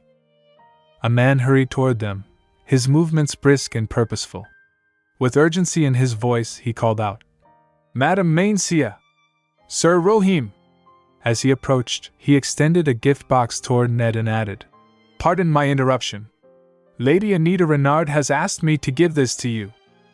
Ned took the gift box from the man, who continued, "I told her it was against our policy to accept gifts, but she strongly insisted." Ned, accepting the box with a courteous nod, responded, "That's all right. I'll go and give her my thanks in person." He looked over to the maid standing beside him and said, "Thank you for bringing this to us." The maid, standing with a determined expression, said, "I will join you." Ned turned towards her with a hint of surprise. "You too, madam?" The maid replied, "Lady Anita has visited the manor many times now, and I believe she will continue to do so. As the head maid, I should really introduce myself to her." Ned and the maid made their way to the room where Anita was seated. They opened the door, and upon seeing them, Anita greeted, "Oh, Sir Rohim." The maid, slightly taken aback by the recognition, paused momentarily. They both bowed in unison and said, "Thank you for visiting us, Lady Anita."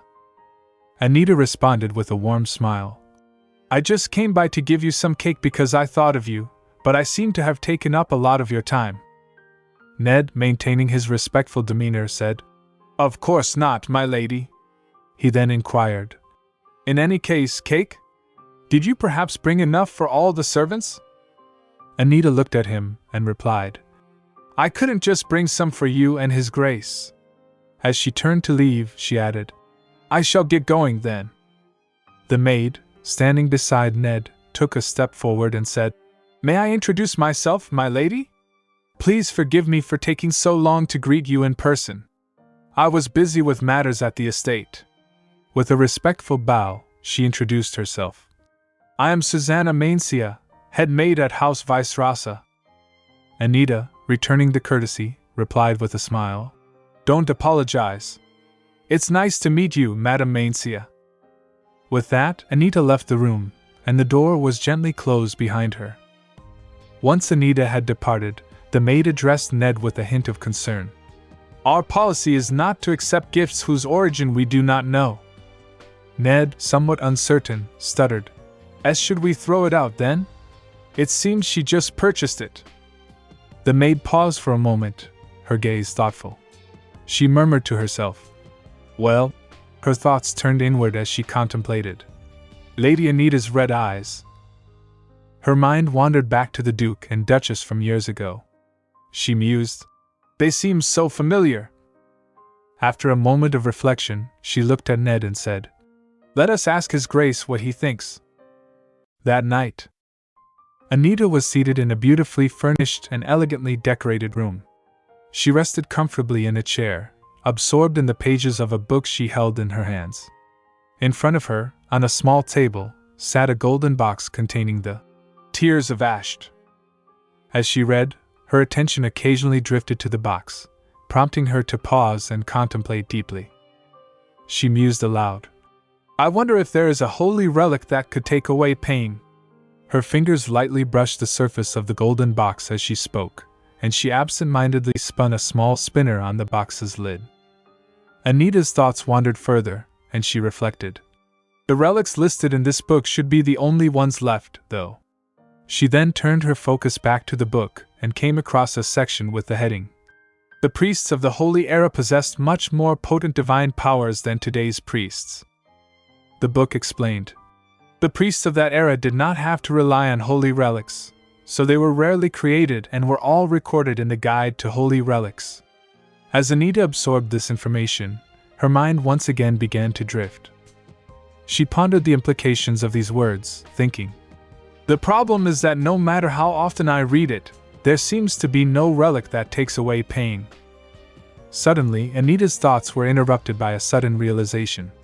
She flinched slightly, her eyes widening as she gulped and said to herself, "No, hold on. Come to think of it." Anita began to recall the details of the Saint's Day ceremony she had attended. She thought, "Does this guide include the holy relic that was displayed at the Saint's Day ceremony? I remember it so clearly." Her memory of the ceremony was somewhat hazy, but she vividly recalled. On the day of the ceremony, there was a holy relic next to the Emperor's seat. Trying to reassure herself, she noted, "I've checked enough times to be sure. That holy relic isn't in this guide." Flipping through the pages of the book, Anita's mind was busy with thoughts. She mused, "Which means, there are other holy relics not included in the guide." Anita spoke to herself. "I shouldn't solely rely on this book, then." With a glance at the golden box in front of her, she resolved, "Let's take a different approach." As she continued to think about the holy relics, her mind raced with possibilities. She considered, there could be two or more of the same relic, and there may even be holy relics out there no one knows about. Lost in deep contemplation, Anita acknowledged, "Of course," and made a firm decision. "I'll also have to consider the possibility that some of the known holy relics are fakes." Meanwhile, Duke was seated in his room, gazing out of the window, lost in his own thoughts. The quiet was suddenly interrupted by the sound of the door opening as Ned entered the room. Ned called out, "Your Grace?" Still engrossed in his thoughts, Duke mumbled, "A daughter because," and then added, "So." Duke held a glass of alcohol in his hand, and as he looked at it, Ned remarked, "It reeks of alcohol in here." Duke, still preoccupied with his thoughts, responded without much attention, "I had a glass or two. Would you like one too?" Ned approached Duke but stopped short when Duke continued, "The reason I spread those rumors about me looking for my daughter was not only to make everyone remember Diane." Duke glanced at the glass of alcohol in his hand and added, "But also because I thought our child may have been a girl." Turning his attention to Ned, Duke continued, "I thought I had already come to terms with the fact that Diane was no longer part of this world, but I could not help but break down at the mention of a keepsake." Ned, at a loss for words, could only murmur, "Your Grace." Duke then declared, "However, it doesn't matter." He placed the glass of alcohol on the table and said, "I'm sure they have no idea." His expression hardened with anger as he stated, "If I can find even the slightest lead that will point to my daughter and the culprit, I no longer care what happens to me and my rotten heart." Ned responded respectfully, "We've already begun the investigation, Your Grace." Duke acknowledged, "Lady Anita was of great help. I had no idea she would agree so readily." Ned replied, "I was surprised by that too." He added, "She would have been able to make quite a large request in exchange for you using her divine powers to activate the torch of Ariadne." Duke recalled Anita's words, "I don't need anything in return," he had told her. "I may be the wrong person to say this, but you should really make use of this opportunity, Anita." Anita had shaken her head and replied, "I've already gained the invaluable tip that infusing a holy relic with divine powers makes it more potent. Also," she paused and added, "I personally wish for you to find your family soon." Reflecting on this, Duke sighed and lowered his head, saying, "She just can't help but be kind, no matter what I do." His thoughts turned to the search for divine powers. Duke explained, "Most people, including the current emperor, do not know why we look for those who can use divine powers through the Saint's Day ceremony." Thinking about the throne, Duke said to Ned, "The tyrant, fearing that the throne would lose its absolute authority, destroyed any and all documents regarding divine powers. Thus, the only places where such records still exist to this day." His thoughts shifted to his lost wife as he continued. Our House Vice-Rasa and House Lakade, he concluded. In other words, no one would ever dream that one day, in the far future, Duke picked up the glass of alcohol and said, someone would appear to inform these two families that if they joined forces, they could bring down the imperial family. Duke turned to Ned and instructed, Ned, go and send Lady Anita Renard an invitation. Ned looked surprised and asked, an invitation? Duke, taking a sip of alcohol, explained, I must show her my gratitude, obviously. On a bright, sunlit day, as the sun beamed its warm rays across Renard Manor, Anita sat in a well-appointed room, deep in thought. The room's serene atmosphere was occasionally disturbed by her murmured musings. Lost in contemplation, Anita muttered, Her thoughts were preoccupied with her plans and strategies. She pondered aloud. It's about time for me to spread rumors about being unwell. What would be the most effective way? As she considered her upcoming responsibilities, she reflected. The Emperor personally appointed me as deputy head of House Renard, and my coming-of-age ceremony is around the corner. Anita's thoughts then shifted to Grand Marchioness Euclid. She mused, there's no doubt Grand Marchioness Euclid is getting nervous. The thought of her rival's anxiety seemed to bring a momentary sense of satisfaction. Just then, a knock at the door interrupted her reverie. Anita, still lost in her thoughts, called out, Come in. The door opened, and Philip entered, carrying a respectful demeanor. My lady, he said, an invitation has arrived for you. Anita looked up and inquired, Who is it from? Philip stepped closer and somewhat hesitantly stammered, WL. He extended the invitation letter to her, remaining silent. Anita took the letter from Philip and scrutinized it. She asked, What is making you hesitate so much? Philip sighed and replied, It's from House Vice-Rasa. Anita responded with a simple, Oh. She then looked at Philip and asked, But why is that cause for concern? Philip, clearly uneasy, said, I just worry that. Before he could finish, Anita interjected, that the Emperor might be angered when he notices House Renard getting involved with House Vice-Rasa? Philip stammered in reply, Pardon? That's a bit. His voice trailed off as he struggled to express his concern. Anita reassured him, I'm not certain he won't be angered. But don't worry too much. I am not the head of House Renard yet, after all. Philip clarified, That isn't what I worry about, my lady. Anita pressed, What is it then? Philip continued, Before Duke Vice-Rasa became a shut-in, everybody found it difficult to approach him. He is not to be taken lightly, so... He paused, struggling to find the right words. Anita looked at him, understanding his concern. So you want me not to be manipulated and used by him, is that it? Philip replied, Pardon? Oh, yes. It is as you say, my lady. Anita, waving her hand dismissively, said, I'll keep your advice in mind. Philip bowed and said, I apologize for taking up your time, my lady. He then left the room. Anita opened the letter. Her thoughts were interrupted by her musings about the source of her concern. He wouldn't be so worried if he knew what was written in this letter, she thought. With a growing sense of curiosity, Anita began to read the letter. The message was casual and somewhat surprising. And so I invite you.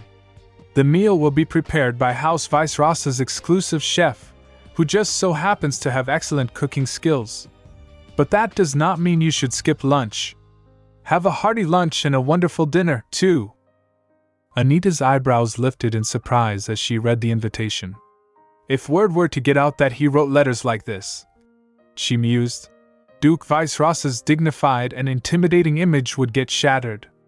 The contrast between the letter's friendly tone and Duke Vice-Rasa's feared reputation struck her as both amusing and revealing. Her thoughts then drifted to a recent conversation she had overheard. Two noble ladies were seated in a richly decorated room, surrounded by an array of delicacies. They were deep in conversation when one of them remarked, Have you heard? The other lady responded with keen interest. The wonderful news about House Vice Rasa, you mean? She added. I had no idea Her Grace was pregnant at the time. How fortunate that at least the young lady was able to return. The First Lady pondered. Oh, do you think that means the Duke is trying to have Lady Anita befriend his daughter? To which the Second Lady replied, Do you really think Lady Anita would agree to that? She doesn't seem like the type at all. The First Lady then speculated. It might be Lady Rachel Sauveur instead, then. Her family is high enough in status, and Count Sauveur even recently said. At this moment, someone interjected abruptly. You mean my father? Both ladies were startled, turning to see Lady Rachel Sauveur standing before them. One of them stammered. What brings you here, Lady Rachel? With her striking red hair and elegant royal dress, she was a figure of grace and authority. She replied, Well, perhaps I'm here to hear about what my father recently said. As the scene replayed in Anita's mind, she found herself reflecting on the implications of the gossip. A carriage arrived at the Renard Manor. Anita, still holding the invitation letter, was lost in her thoughts. What a coincidence that Lady Rachel Sauveur sent me a letter, she pondered. She continued to consider the broader implications of the situation, musing. The problem is that the noblewomen have already begun gossiping about the Duke's daughter. Vice Rasa Manor evening. As the sun dipped below the horizon, casting a golden hue over the grand estate, Anita arrived at Vice Rasa Manor, draped elegantly in a red and black royal gown. Her presence was met by Ned, the manor's dutiful steward, who promptly greeted her with a warm and courteous tone. His Grace is already in the dining room. I will take you there directly, Ned announced, his voice carrying a hint of formality and respect. As they moved through the grand hall, Anita's eyes briefly caught sight of a group of newly employed maids standing in a group. Observing them, she murmured softly, Adem. Curious about the recent addition to the household staff, Anita turned to Ned and inquired, It looks like you've hired a few new maids? Ned, with a nod of acknowledgement, replied, Lady Ansia was unhappy about our number of servants, so we hired a few. Anita simply responded, I see, her tone indicating her understanding. Ned led Anita to a richly adorned room. As they entered, he gestured towards a beautifully set dining table and said, Here we are. He added with a courteous smile, I hope you have a wonderful time. Anita's gaze fell upon the strange scene before her, and she was momentarily taken aback, muttering softly, Oh. At the dining table, Duke and Lady Ansia were already seated, surrounded by an array of sumptuous dishes. The Duke, noticing Anita's entrance, addressed her with a tone that balanced formality with a touch of familiarity. I see you have arrived, Lady Anita. With a hint of concern on her face, Anita asked, Did I arrive late? Duke, with a slight, reassuring smile, responded, You got here just in time, actually. Come and sit. Anita smoothly pulled out a chair and seated herself directly across from Lady Ansia. The atmosphere, however, quickly grew tense when Lady Ansia turned sharply towards her father and demanded, Father! Why is this lady joining our dinner time? The Duke, maintaining his composure, replied, Oh, I forgot to tell you ahead of time. I invited her. He then turned his attention towards Ansia and added, Also, I'm sure I've asked you not to call me that before we have proof, Ansia. Observing the interaction between the Duke and Ansia, Anita began to piece together the situation. She thought to herself, It appears the Duke invited me to get a rise out of Ansia. As she noted the palpable irritation in Lady Ansia's demeanor, Anita pondered, I don't know why she's so wary of me, though. Ansia, clearly agitated, exclaimed, This lady is too extravagant. Everything from her face to the colors she wears. Continuing to glare at Anita, Ansia added, I'm still scared of such extravagant people. Anita, taken aback by the blatant rudeness, thought to herself, How incredibly rude. Reflecting on past experiences, Anita recalled the time when Arabella had returned after being lost. She mused, But I wonder if Arabella was scared of me back then, too. I suppose that wouldn't have been entirely ridiculous. Determined to address the situation with grace, Anita rose from her chair, placing both hands on the table. She addressed the room with a tone of poised resolve. "If I am scaring you, I will take my leave." Lady Ansia, clearly taken aback by this gesture, was momentarily speechless. The Duke, observing the unfolding scene, looked at Anita with appreciation and said, "I am grateful for your kindness, Lady Anita, but that will be unnecessary. This girl needs to learn her manners." He then turned to Ansia and stated firmly, "Ansia, keep in mind that Lady Anita just let your impudence slide." Embarrassed and chastened, Lady Ansia responded, "Yes, I will." As the meal continued, a sudden, sharp sound cut through the room. Anita placed her forks on the table with an audible clatter. Both Duke and Lady Ansia were startled by the noise and turned their attention toward her. The Duke, momentarily taken aback, began to address Anita. "Come to think of it, lady," he started. Before he could complete his sentence, Lady Ansia abruptly interrupted, her voice laced with a feigned cheerfulness. "Oh, Lady Anita, do you not like the food?" Anita, caught off guard by the question, looked at Ansia with surprise. Ansia, sensing the moment, continued, "Or are you currently watching what you eat?" In an attempt to elicit sympathy and shift attention, Ansia added, "You see, since I grew up in a place where food was always scarce, I was never able to eat much." As she wiped her face delicately with a handkerchief, Anita thought to herself, "Just as I suspected, she speaks up to grab attention whenever the Duke addresses me." Duke, clearly weary of the situation, let out a sigh. "Ha! Ansia," he said, acknowledging her presence but clearly uninterested in engaging further. With tears welling in her eyes, Ansia said, "I apologize. That was not my intention." The Duke, unperturbed by her emotional display, shifted his focus back to Anita and said, "I believe it would be better to just get to the point now. Lady Anita, I invited you here to ask you for a favor." Anita, intrigued and slightly apprehensive, asked, "A favor?" Duke leaned forward, resting his hands on the table, and looked directly at Anita. "I asked the Emperor for a holy relic with the ability to confirm one's bloodline. Would you be able to use your divine powers on it?" Anita was about to respond, "Yes, of C," when Ansia, suddenly agitated, interjected with a loud, incredulous outburst. "Why?" Realizing her outburst, Ansia quickly tried to correct herself, though her embarrassment was evident. "Oh, I mean, why does Lady Anita have to do it? You could just ask any of the priests at the temple." The Duke, maintaining his authoritative demeanor, replied firmly, "There are too many prying eyes at the temple. My decision is final, Ansia." Undeterred, Ansia raised her voice again, her frustration clear. "But you never discussed this with me. What am I to you, father? Why did you even bring me here if you were going to treat me like this?" In a fit of anger, Ansia dashed away from the table, leaving her chair behind. "Forget it.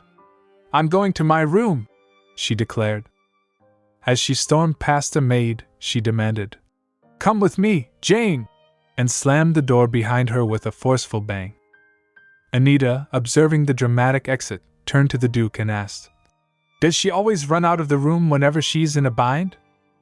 Duke, with a look of mild confusion, responded, "I don't know. This is the first time I've seen her behave this way."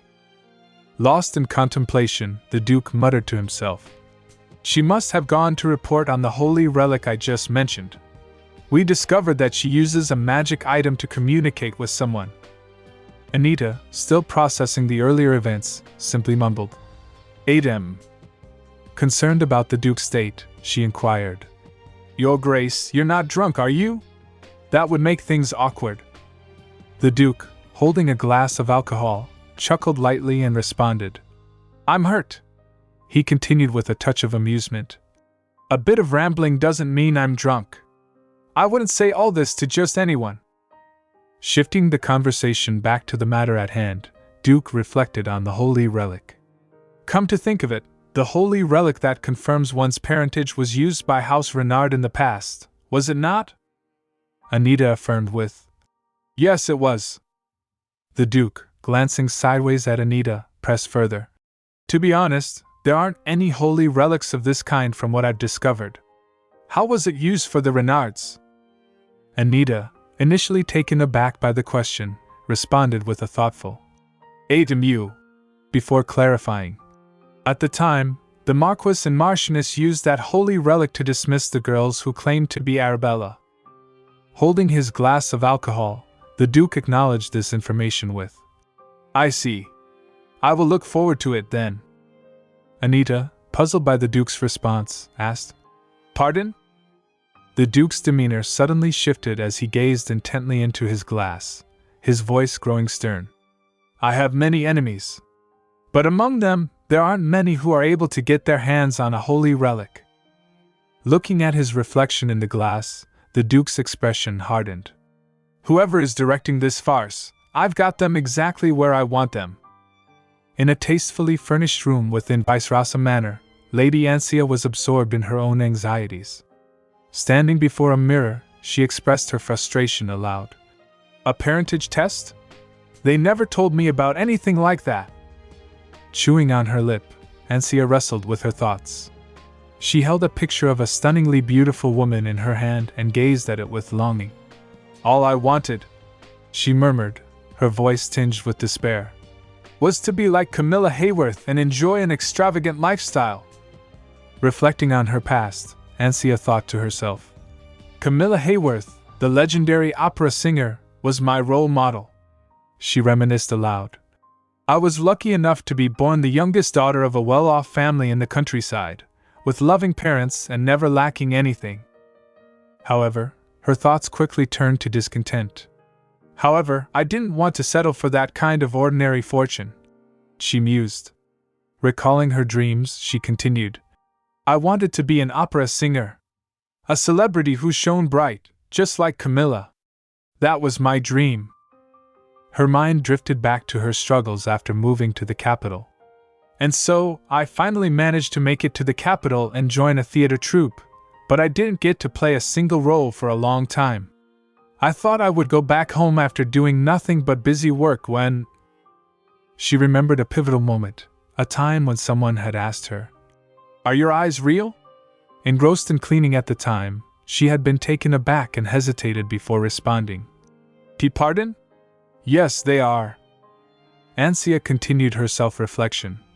"Someone came to me and told me that I could be just like Camilla Hayworth. That he would give me that chance." Holding a glittering stone in her hand, she said to herself, "This is the role I was given." Staring at the stone, she added, "I have to be the beloved daughter of the Duke as I wait for my happy ending. I have to be the main character of this opera." In a grand, golden-hued jewelry store, Anita was inspecting a pair of earrings. With a touch of anticipation, she said to the saleslady, "I would like these." The saleslady, her smile warm and professional, replied, "Your sister must be fond of simple designs, my lady." Anita, puzzled by the comment, murmured, "Hmm?" Observing the earrings more closely, the saleslady continued, "Are these not a gift for her? You picked out the auburn gems, so I assumed." The saleslady's sentence trailed off as Anita suddenly recalled Arabella. "Oh, I suppose Arabella's eyes are auburn," Anita thought to herself. With a thoughtful expression, Anita said, "I would also like the earrings with the red gems and that bracelet." The saleslady responded respectfully, "Yes, my lady." As Anita made her purchase, she mused internally, "I didn't intend to buy anything for Arabella. I'm sure there will be strange rumors going around again." A luxurious carriage pulled up to Renard Manor and came to a stop with a gentle jolt. As Anita emerged from the carriage, her gaze fell upon Philip standing nearby. Surprised to see him, Anita called out, "Philip?" Philip greeted her with a nod and explained, "A knight from the estate is here to see you." He added, "But it's the vice-captain instead of the captain, my lady." Intrigued, Anita asked, "Why is that?" Before Philip could respond, another figure stepped forward, a knight who appeared visibly agitated. "The knight captain ran off," the knight declared. That bastard was so obsessed with gambling that he used up the entire budget for the night order and even took out private loans before running off. Philip, clearly enraged by the knight's remarks, shouted, "How dare you blame Our Lady?" Anita, recognizing the need to de-escalate the situation, interjected calmly. "Philip." Turning to Anita, Philip said, "It's all right. I'll talk with him myself." Anita, with a hint of a smirk, responded, "I expected as much from the man, to be honest." The knight, clearly agitated by Anita's response, shouted back, "This is not a laughing matter." Unfazed, Anita replied, "All right, then let's go over everything one by one." She fixed the knight with a penetrating gaze and asked, "Be honest and tell me everything. How long has the Renard territory been destitute?" In the dimly lit surroundings of Renard Manor, on a night cloaked in darkness, Anita and Philip found themselves engaged in a heated confrontation with a knight. The knight, with a tone laden with frustration and weariness, proclaimed, "The night order has been destitute for 7 years now." Anita, clearly taken aback, responded with a question that carried a tone of genuine curiosity. "That's quite a while. Where have you been getting the funds you need?" The knight, maintaining a resolute demeanor, answered with a firm voice, "Where else? The knights used their own money, and once that ran out, we earned money in any way we could." As the knight spoke, Anita's mind drifted back to a troubling realization she had had 5 years prior. She reflected silently. "I found out about the inconsistent bookkeeping 5 years ago." She remembered that at that time, she had been in a position where her influence over the night order was limited. Anita thought to herself, "At the time, I didn't have any say in the running of the night orders, but since it was obvious the Marquis took money from their budget." She recalled a specific instance when she had taken steps to assist the beleaguered knights.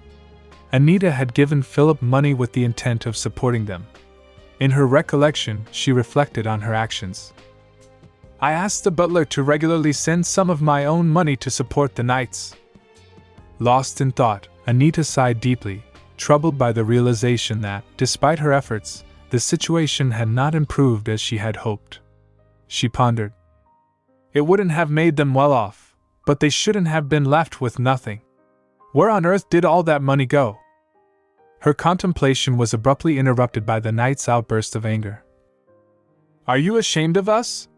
While all of you stood by and watched, we did our best to keep the order alive." Philip, unable to contain his frustration any longer, shouted back, "Vice Captain!" The knight, already on edge, snapped, "What?" Philip, with a voice laced with indignation, retorted, "I cannot let your impudence slide any longer. Lady Anita spent her own money to support the night order. How dare you be so ungrateful and treat her with such disrespect?" The knight, taken aback by Philip's revelation, stammered in surprise. "Pardon? Is that true, my lady?" Anita, acknowledging the gravity of the situation, responded with a tone that conveyed resignation. "I suppose there's no reason to hide it now." Her expression hardened as she addressed the knight, her frustration evident. "Seeing that the money I sent to make up for what was embezzled also went missing, the Marquis wasn't the only one stealing money."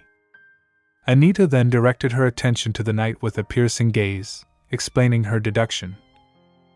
"Based on what you told me, the knight captain must have taken the money I sent for himself. He probably made a run for it when he heard I had become the head of House Renard." The knight, visibly dismayed and regretful, admitted, "I wondered how he kept having enough money to gamble away when none of us were getting paid properly." In a gesture of deep remorse and humility, the knight knelt before Anita and said, "I apologize, my lady. I spoke too rashly. Please punish me for my impudence." Anita, seeing the knight's genuine remorse, responded with a tone of compassion and understanding. "Please get up." She continued to address him with a tone of respect and acknowledgement. "You may have been mistaken, but it is no easy feat to stand up to your master to right a wrong. I will take this as proof of your loyalty." As Anita prepared to leave, she heard the knight call out to her from behind. "My lady!" Anita paused, turning to face him, and instructed. "Go ahead and give me a detailed report on the state of our territory." They moved to a well-furnished room, resplendent with golden and glittering decor. In this elegant setting, Anita and the knight sat on plush sofas opposite each other. The knight began the discussion. "Oh, Lady Arabella seemed to be in high spirits." Anita closed her eyes momentarily, thinking about Arabella, and responded warmly. "I'm glad to hear that." Suddenly recalling something important, Anita asked, "Oh, by the way, do you know of a knight named Felix Nell?" The knight nodded in recognition. "Sir Nell? Oh, yes. He was added to our ranks based on Grand Marchioness Oakleig's recommendation." He continued to explain. "He is very skilled but did not fit in with her family's knight order, so she wished for him to join ours instead." Anita, having heard this, inquired further. "There was no mention of that in his personnel file." The knight acknowledged the oversight. "Yes, that is true. It was more of a verbal contract wherein two knights swapped places, you see." He elaborated on a recent incident involving the Grand Marchioness. "The Grand Marchioness noticed one of our knights while watching a training session and wanted to take Sir Rihan Lavilla as her personal guard." The knight explained the rationale behind the exchange. "As she couldn't just poach a knight who was already part of an order, we exchanged them as a form of military dispatch." Anita, absorbed in thought, replied, "I see. So the Grand Marchioness went that far." Shifting her focus back to the knight, she instructed. "Vice Captain, as soon as we are done here, send a message to Sir Lavilla." She continued with her directive. "Ask him whether he would like to return to the Renard Knight Order." The knight responded, noting a complication. "But he is already part of another order." Anita, with a hint of skepticism, asked, "Do you really believe Sir Lavilla has settled down in that order?" After a moment of contemplation, Anita suggested, "There is a high possibility the Grand Marchioness said she wanted Sir Lavilla as her guard to plant Sir Nell into the Renard Knight Order." She added, "In other words, it is unlikely that Sir Lavilla is being treated well when he was only taken into the Oakleigh Knight Order as a pawn to be exchanged." With concern evident in her voice, Anita continued, "He may be going through hazing or even bullying in an unfamiliar place." The knight, showing respect and admiration, replied, "I did not think you would concern yourself with the comfort of our knights. You really are different as the head of the house, Lady Anita." He further remarked, "As expected, rumors cannot be trusted." Anita looked at the knight with a determined expression and said firmly, "No, most of the rumors about me are true. In any case, I will revise the budget as soon as I can, so please rest a while before you return to the estate." She then instructed him, "And as soon as the additional funds arrive, go ahead and purchase new armor and weapons for the whole order." In an encouraging tone, she added, "Oh, I am aware that all of you did your best with the little you were given all these years. I know you will fare much better with higher quality equipment." The knight responded with respect and gratitude. "No doubt, my lady." While rummaging through her gown, Anita muttered to herself, "Also." She then presented a box and said, "Please give this to Arabella." The knight examined the box and, with a hint of curiosity, inquired, "Pardon me for asking, my lady, but would it not be better for you to join me in going to the estate tomorrow?" He continued, offering reassurance, "I will make sure the journey goes smoothly." Anita, maintaining her polite demeanor, replied, "That won't work." The knight, trying to persuade her, responded, "Everyone would welcome you, my lady." Anita, firm in her decision, expressed her reluctance. "Thank you for the kind words, but there are two people there whom I do not wish to see in particular. Besides, I have an important matter to attend to tomorrow." She concluded by delegating her responsibilities. "Thus, I will leave it to you. I trust you with our territory. The knight responded respectfully. Yes, my lady. The following day, in a well-arranged and elegantly decorated dining room, Anita was seated at the table with two other men. She introduced them, starting with Vice Captain of the Imperial Knight Order's 1st Regiment, Sir Rilt Dice. And then, Representative of the vassal families of the Vicerosa Duchy, Baron Polo Tilua. Anita elaborated on their purpose for gathering. They have gathered here at Vicerosa Manor to help confirm whether or not Ancia really is Duke Roderick Vicerosa's daughter. Sir Rilt Dice, puzzled, asked. But why are you here when this matter concerns the duchy, Lady Anita Renard? At that moment, the door of the room opened, and someone entered. The newcomer said, I apologize for not clarifying it sooner. He stepped towards the dining table and added, Lady Anita is here today to infuse the holy relic with her divine power. It was Phillips. Looking at Anita, Phillips continued, His Grace invited her personally. Sir Rilt Dice responded with understanding. I see. Phillips then addressed everyone at the table. I apologize for the wait, everyone. He suddenly bowed his head and informed them. His Grace and Lady Ancia are still getting ready, so please wait a little longer. Instead of Sir Rilt Dice, Anita replied. I expected as much. Phillips concluded with a promise. I will do my best to bring them here as quickly as possible. Suddenly, the door swung open once more, and Duke Roderick along with Lady Ancia entered the room. Anita was momentarily stunned by their appearance. Upon seeing Anita, Ancia, with a hint of a smirk, muttered, Ha! But her demeanor shifted abruptly as she began to yell. How could you, Lady Anita? I can't believe you are wearing such an extravagant necklace when I distinctly remember telling you that eye-catching outfits trigger me. Duke Roderick interrupted sharply. Ancia, her anger momentarily subdued by the Duke's tone, began to sniffle. Duke sighed deeply, visibly calming her down. Ancia looked at Duke, her voice wavering. Why, Your Grace? Duke, maintaining a firm stance, commanded. Apologize.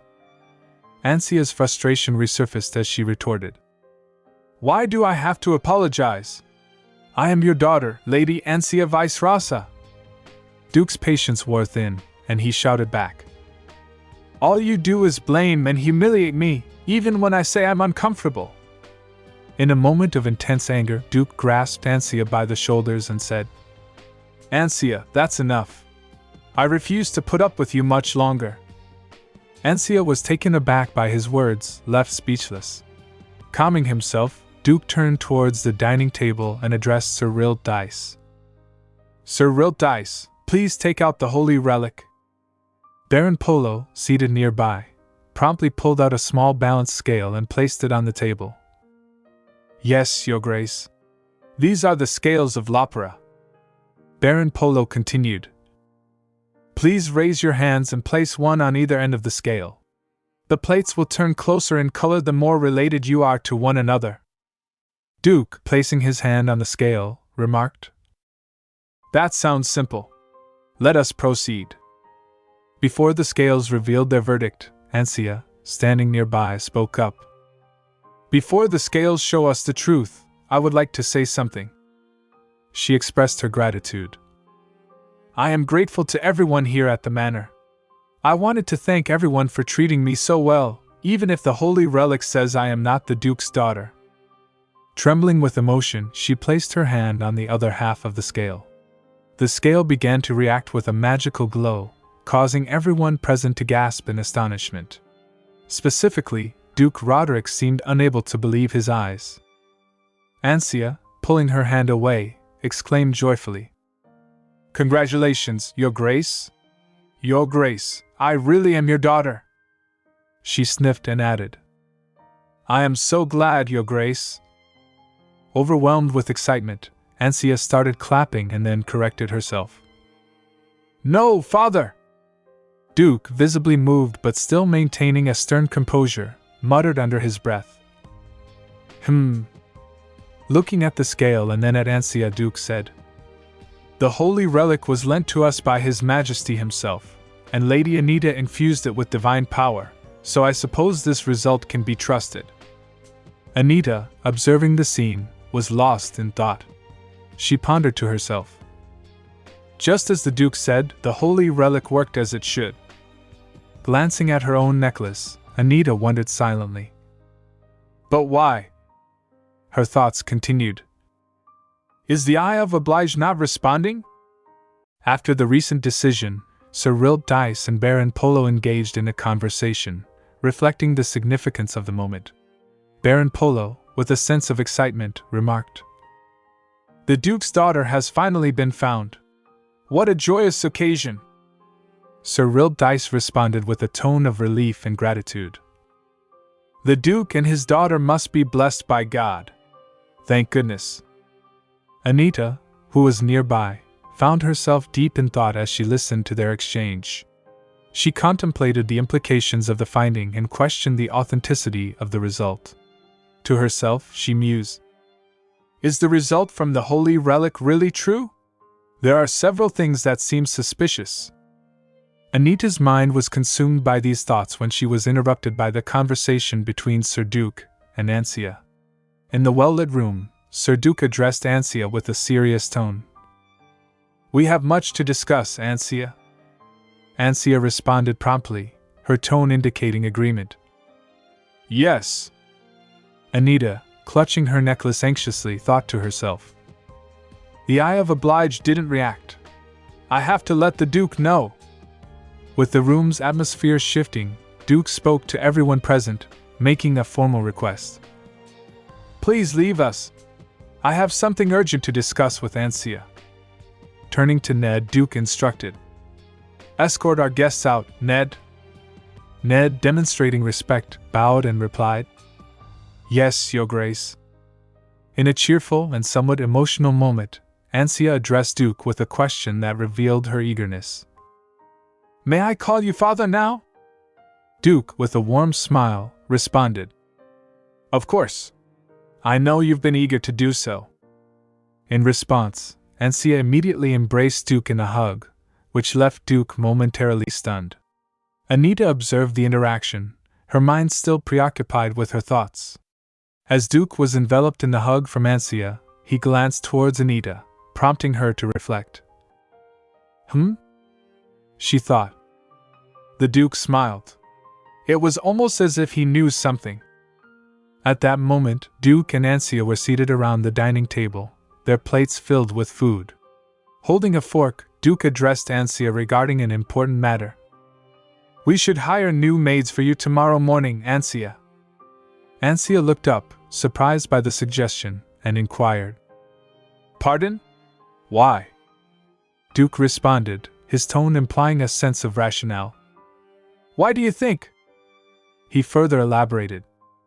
"When you first arrived, we didn't have much time to go through a proper hiring process, so we just chose whoever was available. However, now that we have the time, we must be more selective." Listening to this explanation, Anita's reaction was one of subdued disappointment. She clenched her hand and responded quietly, "Oh." Within her thoughts, she grappled with the implications of Duke's words. What does he mean by this? Is he saying he didn't care about who served me until he was sure I was his daughter? Reflecting on the recently hired maids at Vice-Rasa Manor, Anita's mind raced with concerns and speculations. She contemplated. Or is he implying that he realized the maids hired recently are spies who used this situation to infiltrate House Vice-Rasa, which is usually impenetrable? With the resolve to navigate the complexities of her new role, she thought, "Whatever it is, I can't back down now." Anita understood she was at a crossroads and needed to make a critical decision. She mused, "I have to decide whether I want to be the Duke's daughter or a spy infiltrating House Vice-Rasa." With a thoughtful smile, she continued to ponder. "And since I'm now confirmed as the Duke's daughter..." With a sense of determination, Anita addressed Duke with a cheerful tone. "Whatever you wish, father." However, she suddenly added, "But before that, I have something to ask of you." The Duke responded with curiosity. "What is it?" Ansia, gathering her composure, looked towards Duke and requested, "Could I see a portrait of my mother?" The Duke, somewhat unexpectedly, replied, "I suppose so. Go ahead." Ansia was taken aback by this unanticipated response. She thought to herself, "Huh! Why is he treating me like this?" As she gazed at Duke, her thoughts shifted.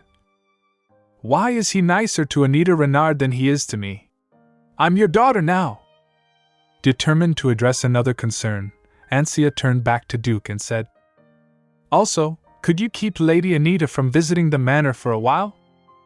Duke regarded her with a questioning look and replied promptly, "For what reason?" Feigning fear, Ansia responded, "She scares me. I heard she even kicked out her long-lost sister and sent her away from the capital."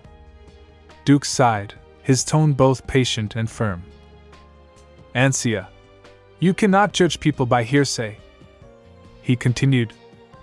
"More importantly, Lady Anita came here today to help us." Ansia, still troubled, mumbled, "But—" Her frustration overtook her, and she shouted, "But! Why do you keep taking her side?"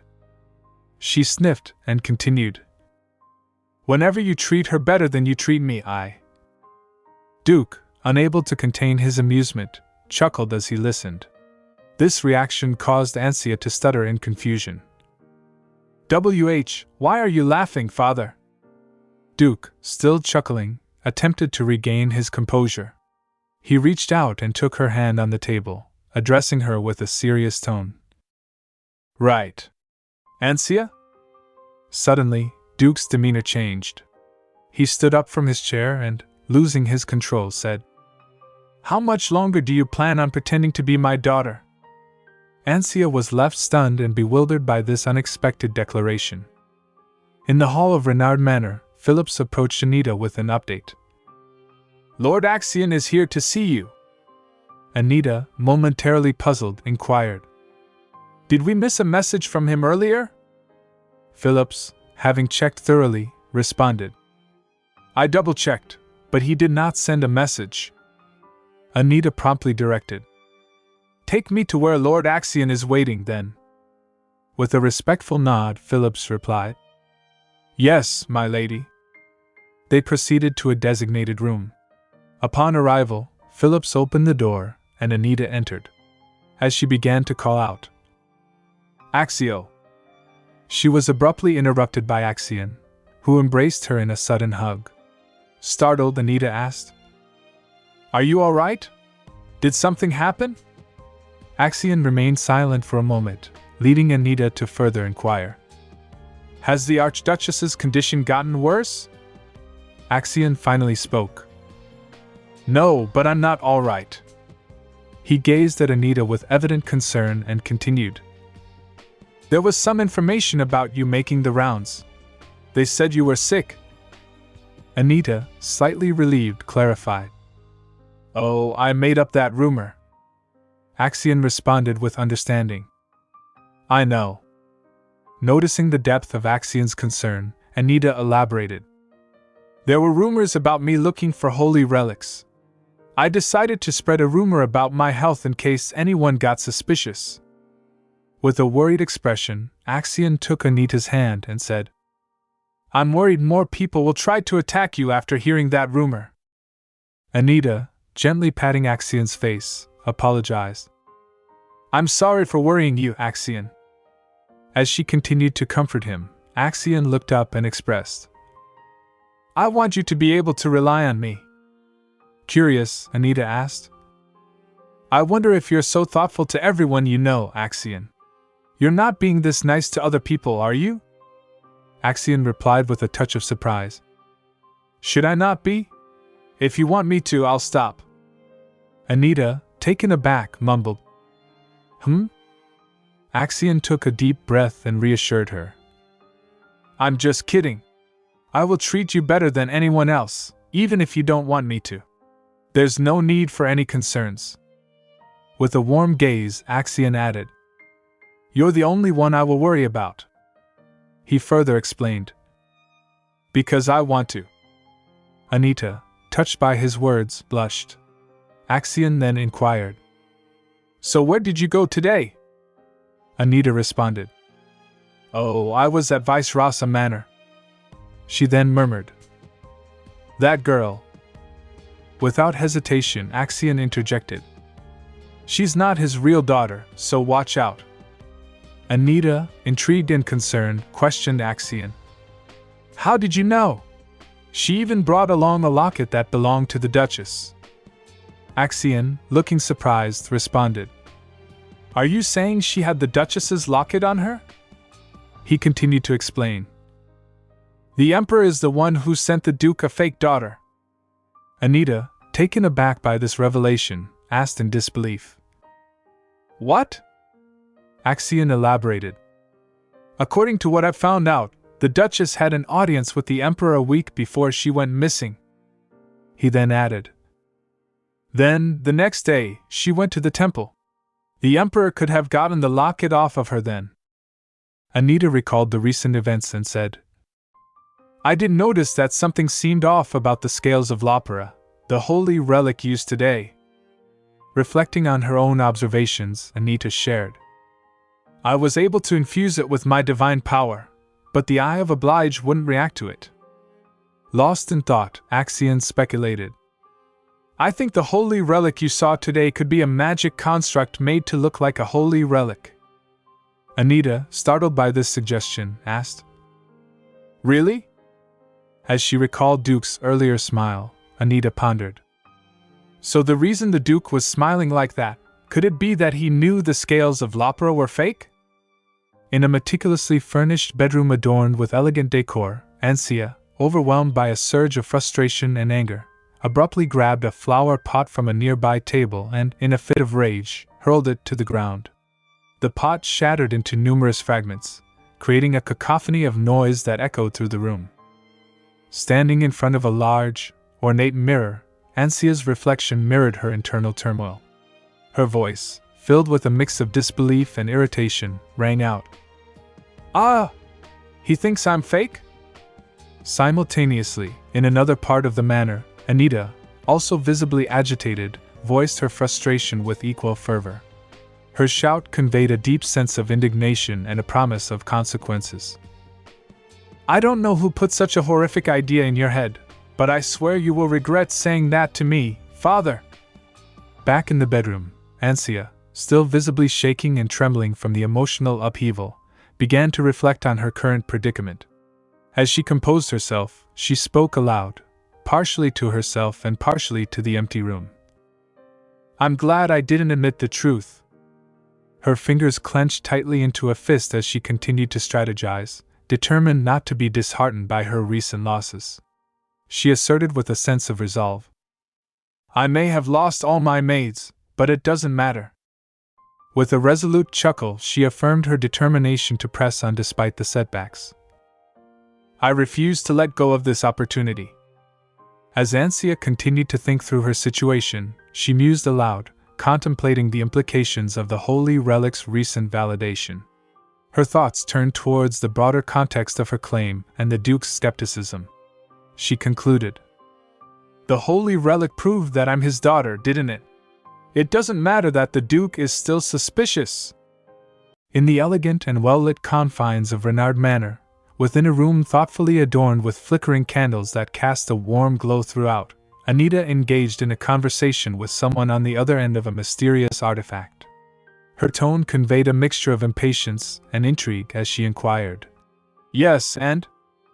She held the artifact close to her ear, straining to catch every detail. On the other end of the line, the voice responded with a sense of urgency and gravity. That young lord confessed to his crime a long time ago, but there hasn't been any investigation into House Linnet yet. Anita absorbed this information with a contemplative expression, her mind racing through the implications. Reflecting on Duke, Anita silently pondered. There's no way that fool had the foresight to take the measures to prevent this. Holding the artifact firmly, Her thoughts continued to churn. That means it had to have been House Euclid. I'll have to raise the stakes if I want them to get punished for their crimes. Breaking the silence, Anita addressed her contact with a tone of finality.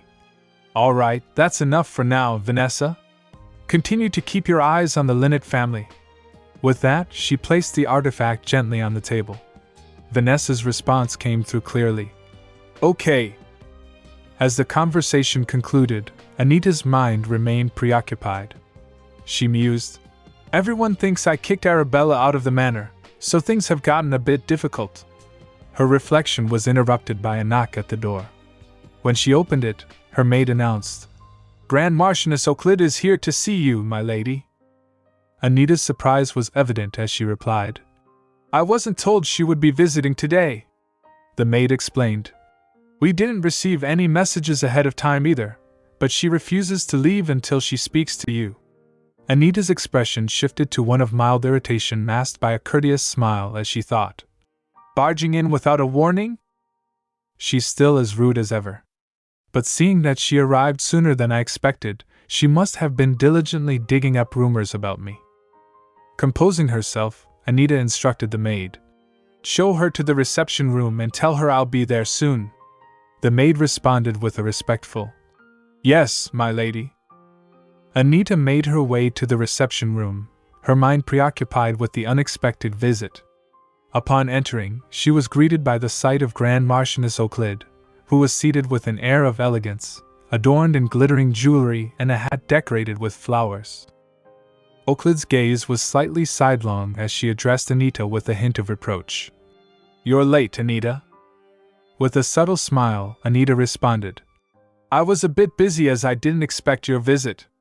If you announce your visit ahead of time, I will make sure to be available.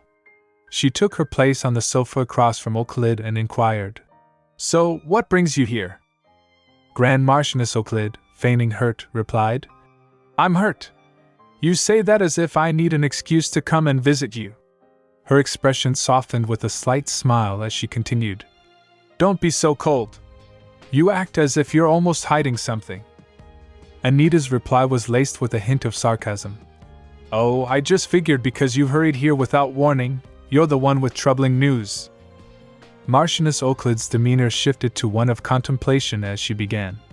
Well, I'm not sure whether it's bad for me, but I did hear a worrying rumor recently. A rumor that you were looking for the tears of Asht. Curiosity piqued, Anita leaned in slightly and asked, and? What is it you want to tell me? Euclid responded with a pointed question. Is that not a holy relic that keeps you in your present state? With a hand placed over her chest in a gesture of concern, Grand Marchioness Euclid addressed Anita with an air of urgency. If the rumors are true, you are in a dire state that requires using that relic. How could I not take any action? Her voice carried a tone of seriousness as she continued. Since I learned about this terrible problem that has befallen the person rumored to be the next head of House Renard. She paused momentarily before adding, I came by because I couldn't just sit and watch. Anita, maintaining her composure, responded with a hint of challenge. And what if you don't watch at all? This remark caused Euclid to flinch visibly, her anger becoming apparent as she glared at Anita. Anita continued, I am grateful for your concern, but your words seem a bit excessive. Observing Euclid's displeasure, Anita added, I too value House Euclid's loyalty, so I hope you do not risk the friendship between our houses by taking unwise actions yourself. Unable to contain her frustration, Euclid erupted. How rude of you, Anita! She stood abruptly from the sofa, her face flushed with indignation. You will regret what you said today. With that, she exited the room and boarded a waiting carriage. As she settled into the carriage, Euclid let out a deep sigh. Her son, seated across from her, inquired, Did she confirm it, mother? Before she could answer, he pressed further. Does she really have an incurable disease? Marchioness Euclid, her face still set in anger, retorted, We are still within the grounds of Renard Manor, Marquis Euclid. Do not speak so hastily. The Marquis responded, Yes, mother. Once they were on their way, Marchioness Euclid took a moment to relax. Reflecting on the encounter, she murmured to herself. Judging by how defensive she was, I believe she is likely sick. A smirk played on her lips as she added. It was hardly noticeable, but she seemed shaken. She recalled Anita's challenging remark. And what if you don't watch at all? Marchioness Oaklid concluded. Anita can try to cover up her condition, but she won't be able to do much. Her thoughts then turned to Arabella, and she noted. House Renard has Arabella, after all. She's another legitimate successor. The Marquis, looking puzzled, asked, That foolish girl? Marchioness Oaklid's response was sharp. Watch your tongue. She will be like your own sister soon. The Marquis replied. I'll be more careful, mother. Oaklid, with a sense of reassurance, said, I know you are smart enough not to make the same mistake twice. However, the Marquis, still agitated, blurted out. But Anita was the one who started it. Oaklid cut him off with a decisive tone. Hold on just a bit longer. You will have the opportunity to get revenge soon. Pointing upwards with a sense of confident anticipation, Marchioness Oaklid concluded. I believe this will be easy, Marquis. Because I possess a weapon that Anita doesn't. Reflecting on the power of connections within the noble circles, Marchioness Oaklid mused thoughtfully. Connections. She then vocalized her contemplation. Those with many connections can easily sway public opinion. Turning her thoughts to Anita, she remarked. Anita may be a clever girl, but she is still young and knows nothing of the world. Once the rumors begin to spread, she will have to rely on her more experienced vassals. The Marquis, quick to agree, responded. You're right. With a hint of joy in his voice, he asked. All right then, mother, what do I do now? Marchioness Oaklid closed her eyes, her lips curling into a slight smile as she thought. I can't believe my son is so clueless. Addressing him with renewed clarity, she said, Think about it, will you? Do you not remember the noble family House Oaklid has been eager to cut off at the right time? She added, I am referring to House Linnet. At the same time, in the Linnet manor, Mr. Linnet was in a state of agitation, his voice raised as he confronted the person in front of him. What do you mean? He demanded. The individual, standing with his hands clasped behind his back, replied calmly. The money you offered up to House Oaklid was used to spread information about Anita Renard. Mr. Linnet, overwhelmed, clutched his head with both hands and exclaimed, Anita Renard? Why did it have to be that woman? Mr. Linnet's mind raced back to how House Linnet had achieved its sudden wealth. The family had become rich practically overnight due to the discovery of a gold mine on their land, coupled with a cafe in a prime location that skyrocketed in popularity, significantly increasing their fortune. Despite their newfound wealth, they had no influence among the aristocracy, which led them to seek connections through House Oaklid. Linnet recalled a previous encounter vividly, when he had bowed deeply to a lady and exclaimed in frustration, How am I supposed to bow any lower? To which the lady had responded, Mr. Linnet, was it? Did someone pay you to do this? However, the more House Linnet engaged with the Oaklids, the more they fell out of favor with House Renard. Now, in a state of desperation, Mr. Linnet lamented, Ugh! If this gets any worse, they'll ruin me for sure. All I wanted was to gain some influence. Why is everything going so wrong? The person before him, sensing his distress, said with concern, Please calm down, sir. House Renard couldn't possibly know about our relationship with House Oaklid. Mr. Linnet, though still shaken, stuttered in response. Why you think so? Yes, that's right. In the Duke Manor, within the stately office adorned with opulent furnishings, Anita sat across from Duke. She began the conversation with a formal tone. Your Grace, and then continued, I have something to tell you before I imbue my divine power into the holy relic today.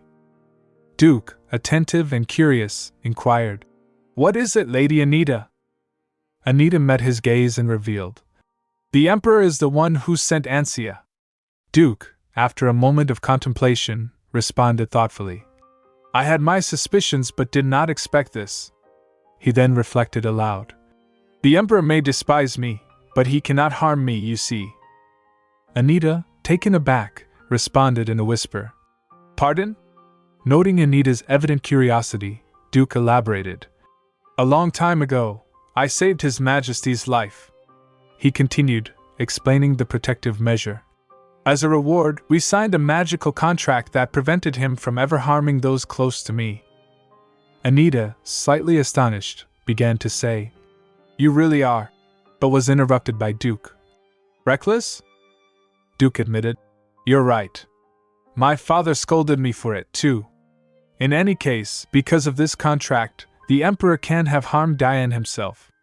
But I did suspect him. His expression darkened as he continued. Because someone who killed his own half-brother and also killed all the witnesses is capable of doing anything. Anita responded with, I had no idea. Duke replied, Of course not. This happened many years before you started attending social events.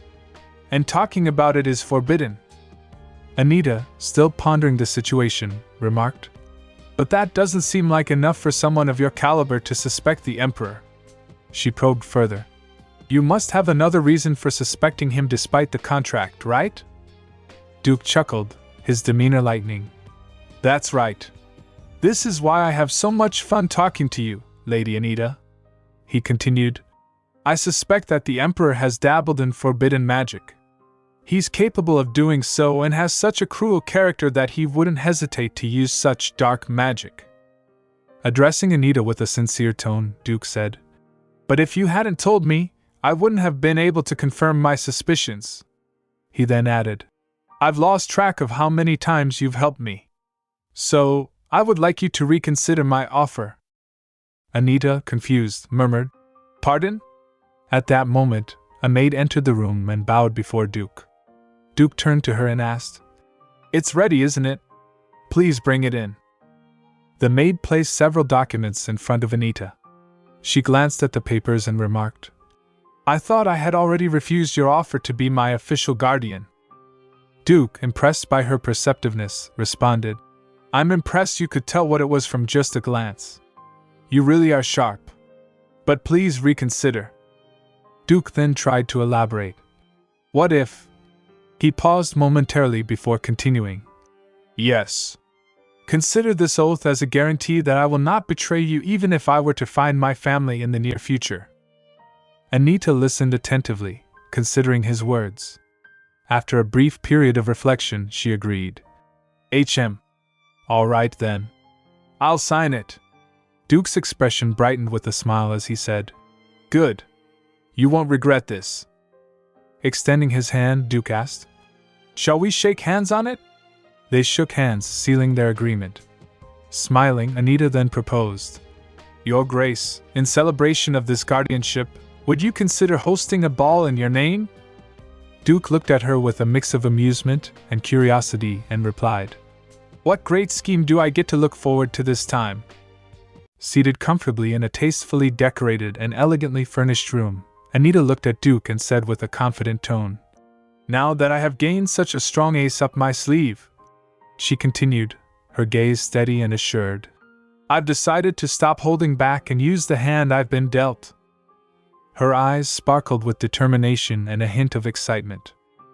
Duke, who had been listening intently, chuckled softly and responded with a warm, encouraging smile. I look forward to it, Lady Anita. You may wield me as you wish. His words were filled with a sense of trust and readiness to support her in whatever course of action she chose.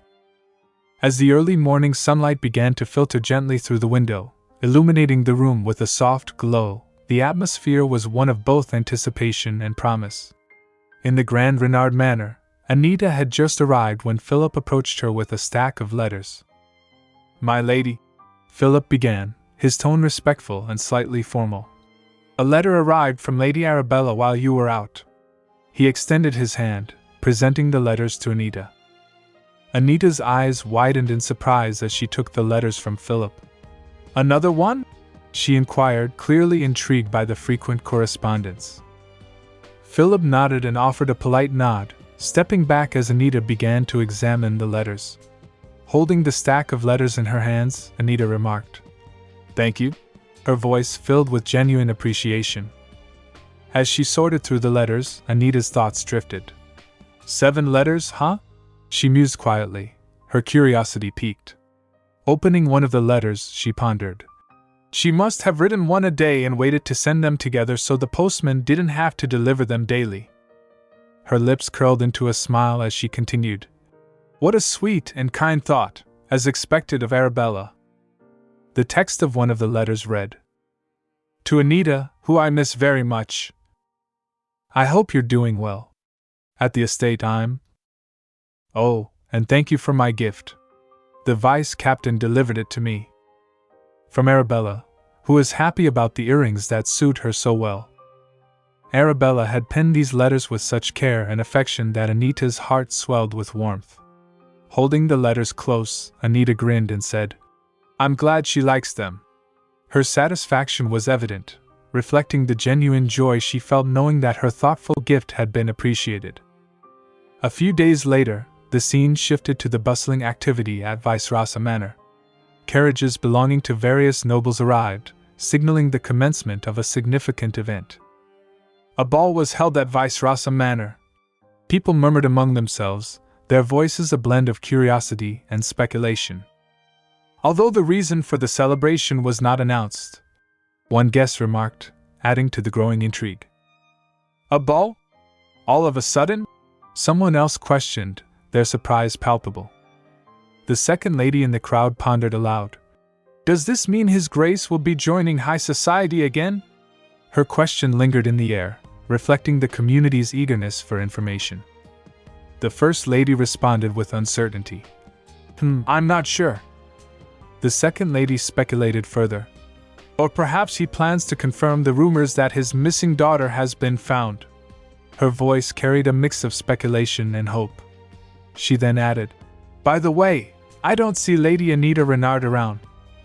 The first lady acknowledged this observation, murmuring, I guess what you told me earlier is true. One lady leaned closer to another and whispered conspiratorially, That Lady Anita is... The second lady nodded in agreement, whispering back, Yes, I told you. Suddenly, the atmosphere in the grand hall shifted as Mr. Duke Vice Rasa made his entrance. With a practiced grace, he stepped into the room, adjusting his sleeves with a touch of formality.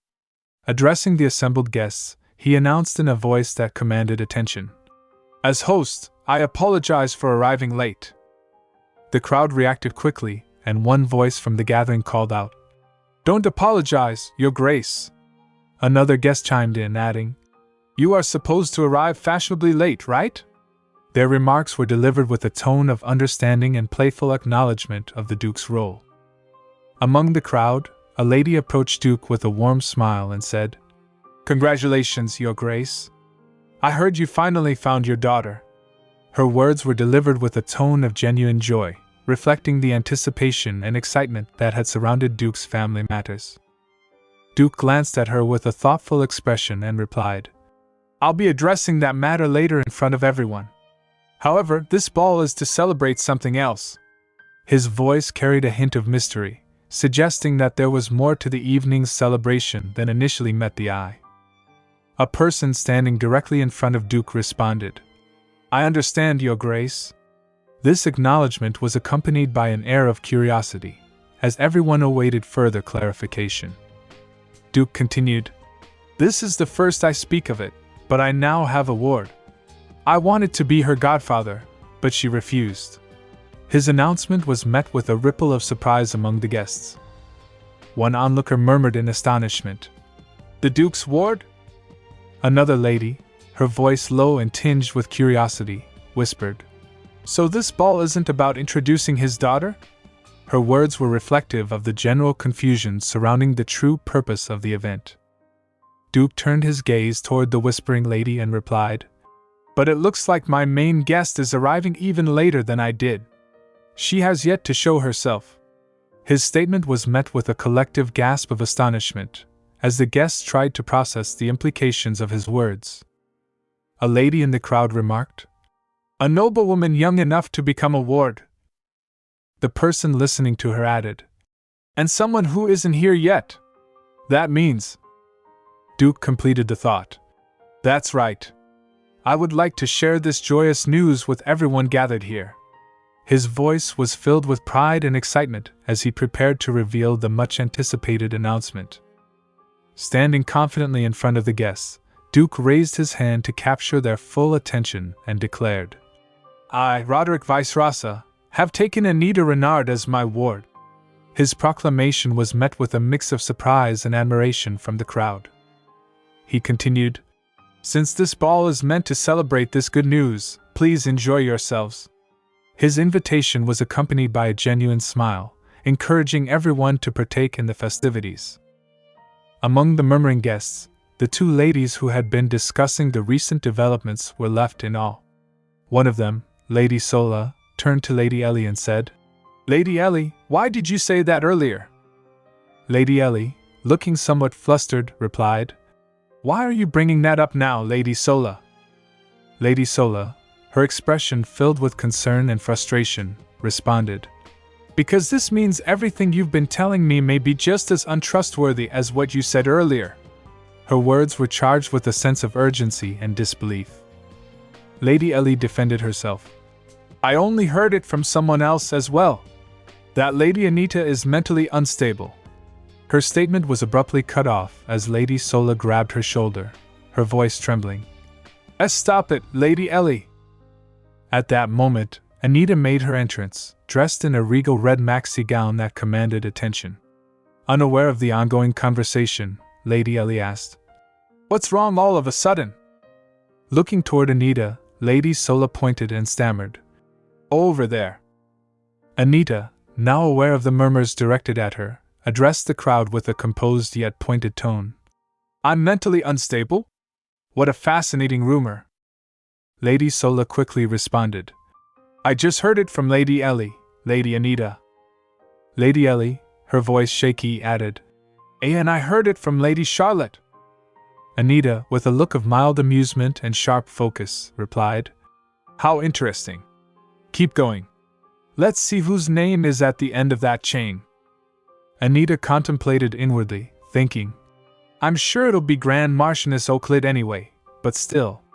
Despite her expectations, the situation seemed to intrigue her. Lady Ellie, visibly anxious, moved closer to Anita and said, I actually know who Lady Charlotte heard it from.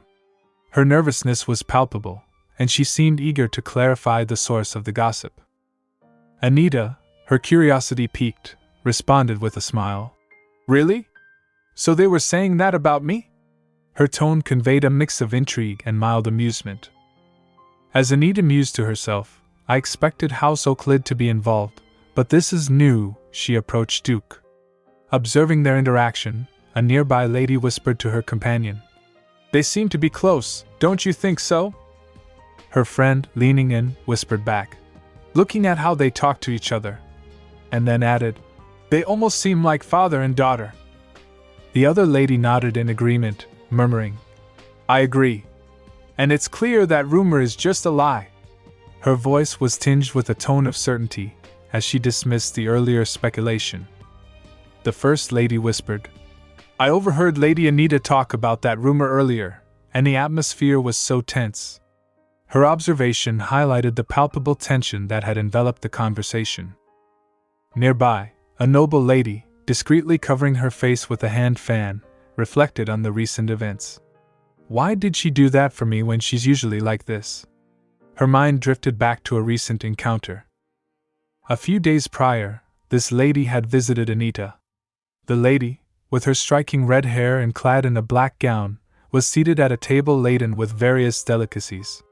She addressed Anita with a mix of surprise and formality, saying, How unusual for you to extend an invitation to me. Anita, dressed in a green maxi and holding a cup of tea, inquired, I heard that there were marriage talks going on concerning you. The lady sighed, holding her cup of tea, and replied, I would rather not talk about it. The rumors spread before the actual talks even began. Her frustration was evident, reflecting her displeasure with the situation. With a note of curiosity, Anita pressed further.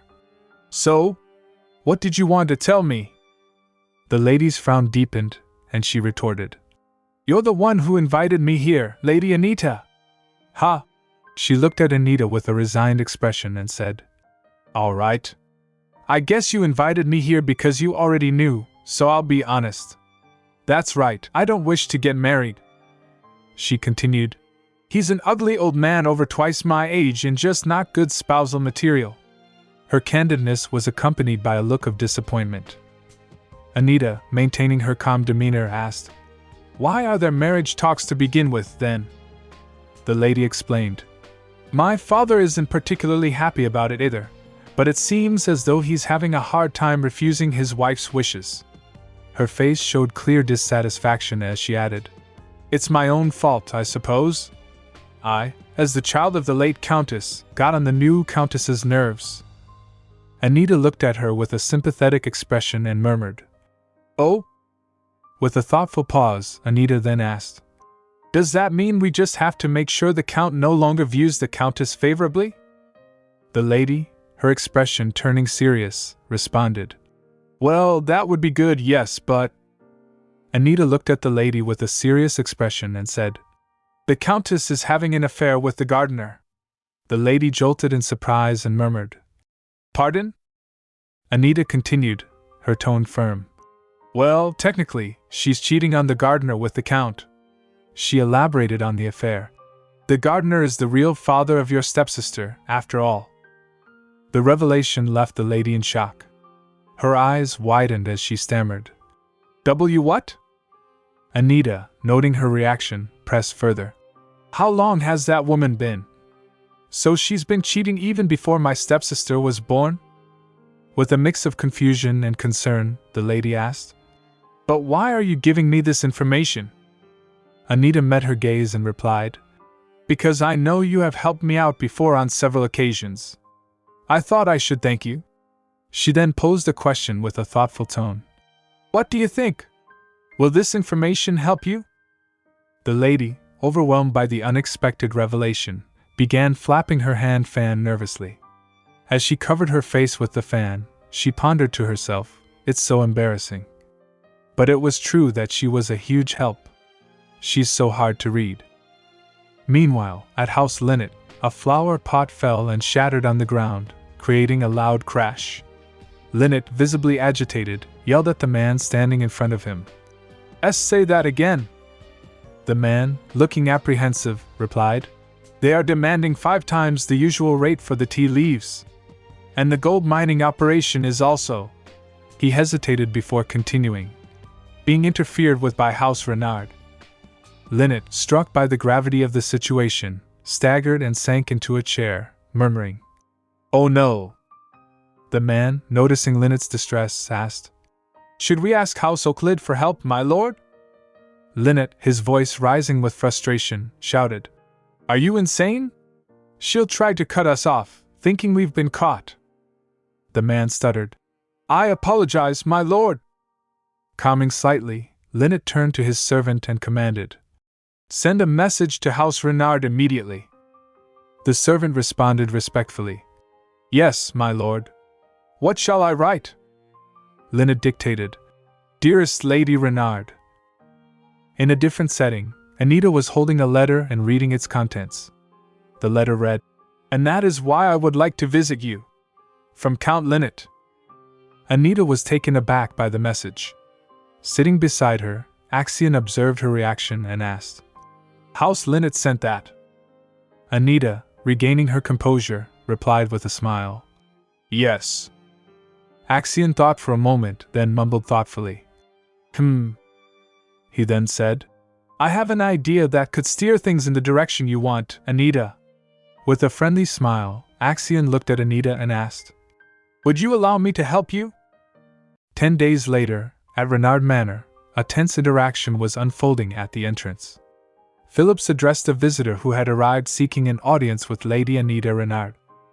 Lady Anita Renard is not here at the moment, Phillips stated clearly. The visitor, who appeared to be in a state of frustration, responded, But I came here myself. Is there no way to see her? It was Count Linnet. Count Linnet raised his voice slightly to underscore the seriousness of the matter. Just tell her this is urgent. Phillips, maintaining his professional demeanor, replied. Still, you cannot show up barely a few hours after sending your message. Count Linnet, evidently hesitant, attempted to offer an explanation. Well. Phillips, holding firmly to the door handle, added, Her ladyship will not be happy about this unprecedented situation. Count Linnet, visibly flustered by the resistance, stuttered in reply. Then I'll wait until she returns. Understanding the Linnet's insistence, Phillips eventually opened the door, allowing Count Linnet to enter. Inside the manor, Count Linnet took a seat in a waiting room, his nerves evident as he awaited Lady Anita's arrival. The quiet anticipation was suddenly interrupted by the appearance of Lady Anita herself. She entered the room, dressed in a regal deep blue maxi that accentuated her poised demeanor. Addressing the waiting count, she remarked, I seem to have made you wait, Count Linnet. Anita then took a seat opposite him on the sofa, indicating her readiness to address the matter at hand. Count Linnet, attempting to maintain composure, replied, And not at all, my lady. With a serious expression, Anita stated, We are both busy people, so I will get straight to the point. Why are you here? Count Linnet, caught off guard by her direct approach, began to stutter. Well, Before he could fully articulate his reason, Anita interjected. Before you say anything. She paused to emphasize her next statement. I do not believe in second mistakes. The second time is always on purpose. Linnet, taken aback by this blunt assertion, found himself at a loss for words. Feeling a surge of guilt and desperation, he bowed his head and stammered. I apologize. I swear I didn't know. If I had known where that money would go, I wouldn't have given it away. Anita, maintaining her stern demeanor, responded. All right, and you didn't expect to be blamed for the incident with Arabella either, did you? Count Linnet was visibly stunned by this revelation. He stammered in disbelief. That's right. Anita, sensing the depth of the situation, continued with a tone of suspicion. I don't know. Why would you, House Euclid's faithful underling, suddenly change your mind and come tattle to me? Her mind briefly drifted to a recent conversation she had with Lord Axion. She recalled his words. I don't quite believe that's all there is to it. I have an idea that could steer things in the direction you want, Anita. Reflecting on this, Anita's thoughts turned inward. She mused. Judging by his reaction, Lord Axion must have really taken action. After a moment of contemplation, Anita, her expression serious, posed a direct question to Count Linnet. Did all of your gold trading merchants suddenly pull out? Count Linnet was visibly taken aback by the inquiry and stammered. How did you? Anita, anticipating his response, interrupted him smoothly. I understand your plight, Count. House Euclid must have chosen to cut you off now that things are not going the way they want. Count Linnet's confusion deepened, and he hesitated. Do you mean? Anita interjected before he could finish. Yes. I don't intend to stand by any longer and let House Euclid get away with all of this. With a measured gesture, Anita slid a diamond-shaped item towards Linnet. Observing the item, Linnet inquired, Isn't this a magic item used to record voices? Anita, before he could pose further questions, clarified. To celebrate you switching to our side, she said with a smile. I thought I'd give you a chance to prove your loyalty to me. She continued, Take this magic item with you the next time you go meet the Grand Marchioness. In her room, while conversing with Vanessa, Anita addressed her directly. Yes, Vanessa? Anita stood, holding the artifact in her hand, while Vanessa responded from the other end. Master, does this mean you forgive the Count? Anita's response was unequivocal. He's to blame, too. He did all kinds of nasty things to try and get on House Euclid's side. With the artifact held near her ear, Anita added, He is to blame, yes. And won't she know who betrayed her if he uses that magic item? Vanessa replied, He's bolder than I thought, trying to betray his former master and joining your side instead. Reflecting on this, Anita thought aloud. I suppose he thinks betraying her will be enough to absolve him of the things he did to House Renard. Holding the artifact and gazing out the window, Anita mused. He probably expects me to defend him if anything happens to House Linnet. Vanessa, expressing her opinion, remarked, "What an idiot." Anita, with a hint of amusement, said, "Or he might even ask for something in exchange for giving me the evidence on that magic item." Vanessa, concerned, asked, "What if he does do that? You need that recording, don't you?" With a gentle smile, Anita replied, "It's fine. I never needed him to record anything for me anyway." Vanessa, a bit puzzled, responded, "Huh! Then why did you give him that magic item?" Anita, her expression thoughtful, responded, "Well, you see." In a private room, Count Linnet sat at a small table, nervously attempting to operate the device that Lady Anita had given him. A cup of tea rested beside him, seemingly forgotten as his focus remained on the device, which emitted a persistent beeping sound. Linnet's frustration was palpable as he exclaimed, What on earth?" His anger mounting, Linnet muttered to himself, "She told me it was a recording device." He gripped the device tightly, but the beeping continued unabated. Linnet's mind raced with confusion. Why did it set off an alarm? Marchioness Euclid entered the room, her presence immediately drawing Linnet's attention. The Marchioness's gaze fell upon him, and realizing he had been seen, Linnet's fear escalated. He stammered, "And no! Please! This isn't what it looks like, my lady!" Marchioness Euclid set her cup of tea down with a decisive motion and called out, "Count Linnet!" Her voice was laced with anger as she continued, "I knew you'd been acting suspicious lately." Linnet felt a chill run down his spine at her words, his fear evident as he grappled with the situation. Meanwhile, in another part of the manor, Lady Anita and Lady Savi were seated together, enjoying a pleasant tea time. Anita took a sip from her cup and replied, "It does," when Lady Savi asked if the new tea suited her taste. Curious about other matters, Anita inquired, "And? Have you cleaned house?" Lady Savi responded with relief, "Of course. Thanks to you, I won't have to become the second wife of some countryside noble." Anita was taken aback by this revelation. She asked, "You were going to be a second wife?"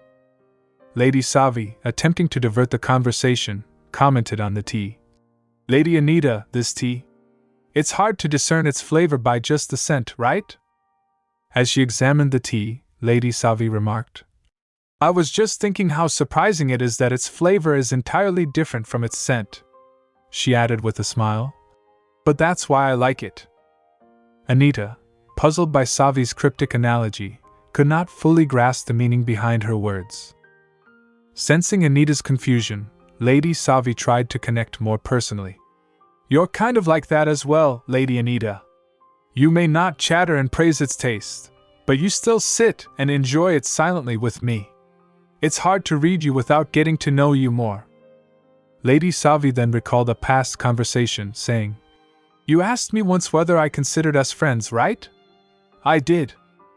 Anita remembered asking Savi years earlier, "Lady Savi, do you consider me your friend?" At that time, Savi had sharply replied, "Of course not," and further admonished, "It would be best for you not to be so arrogant."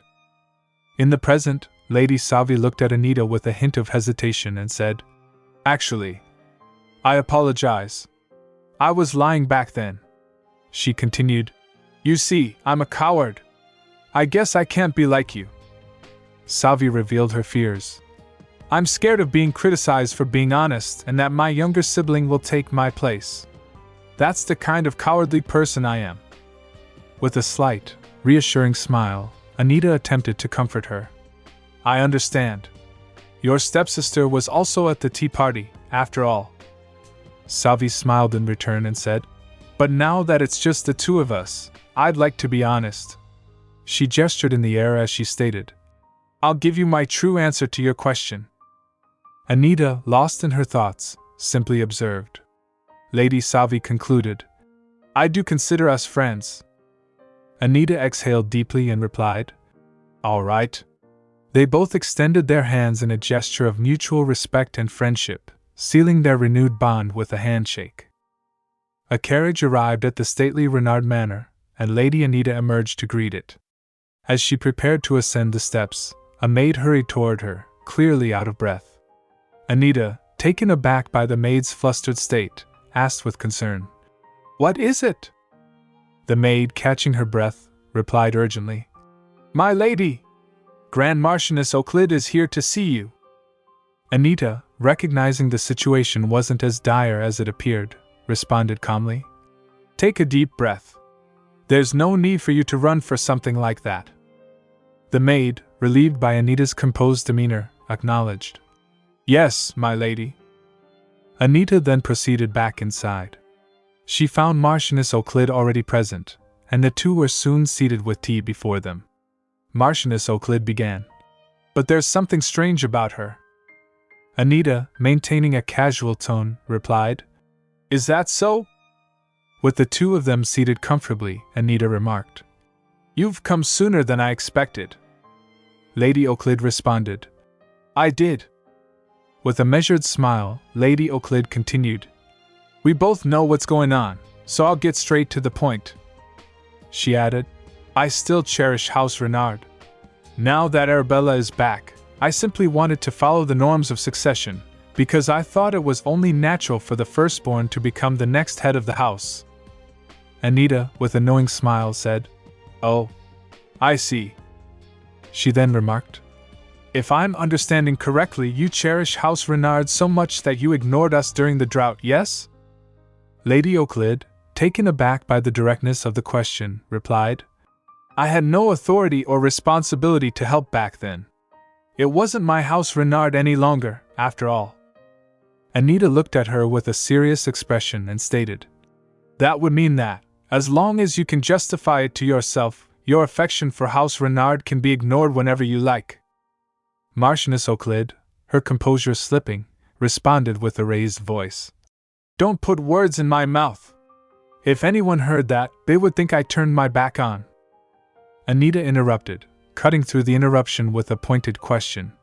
"If you cherish House Renard so much, why did you plant a spy in our midst?" Anita leaned back comfortably, adding, "And a knight at that." Euclid, taken aback and flustered, stammered, What nonsense!" Anita, with a smile that barely concealed her intent, inquired, "How is Sir Lavilla? You know, the knight you took with you to House Euclid." The mention of Sir Lavilla stunned Lady Euclid, who was caught off guard by Anita's knowledge of the matter. Anita, seated with her hands resting gracefully in her lap, posed a pointed question. Her tone was calm yet filled with underlying intensity as she asked, "Why did you plant a spy in our midst? And a knight at that?" The inquiry was direct, implying both suspicion and disapproval. With a sudden, enigmatic smile, Anita shifted the topic, her voice carrying a blend of curiosity and irony. "How is Sir Lavilla? You know, the knight you took with you to House Euclid." The mention of Sir Lavilla seemed to catch Marchioness Euclid off guard. Her reaction was immediate and profound. She became visibly distressed. Her previously composed demeanor shattered as she abruptly rose from the sofa. With a sudden burst of frustration, she exclaimed, "Anita!" The Marchioness's face bore a slight smirk, which only served to heighten the tension. She declared with a patronizing edge, "I heard the rumors about there being something wrong with your mental health, but I had no idea you suffered from such delusions." Her words were laden with scorn, casting doubt on Anita's sanity. Anita, maintaining her composure, bowed her head slightly and sighed. She then responded calmly, "Unfortunately, there is nothing wrong with me."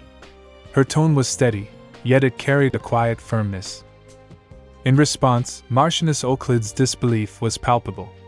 She stuttered, her voice wavering as she demanded, "I cannot believe that. Please tell me which doctor diagnosed you. No doubt it's a useless quack." Before she could finish her sentence, a sudden sharp bite on her foot interrupted her.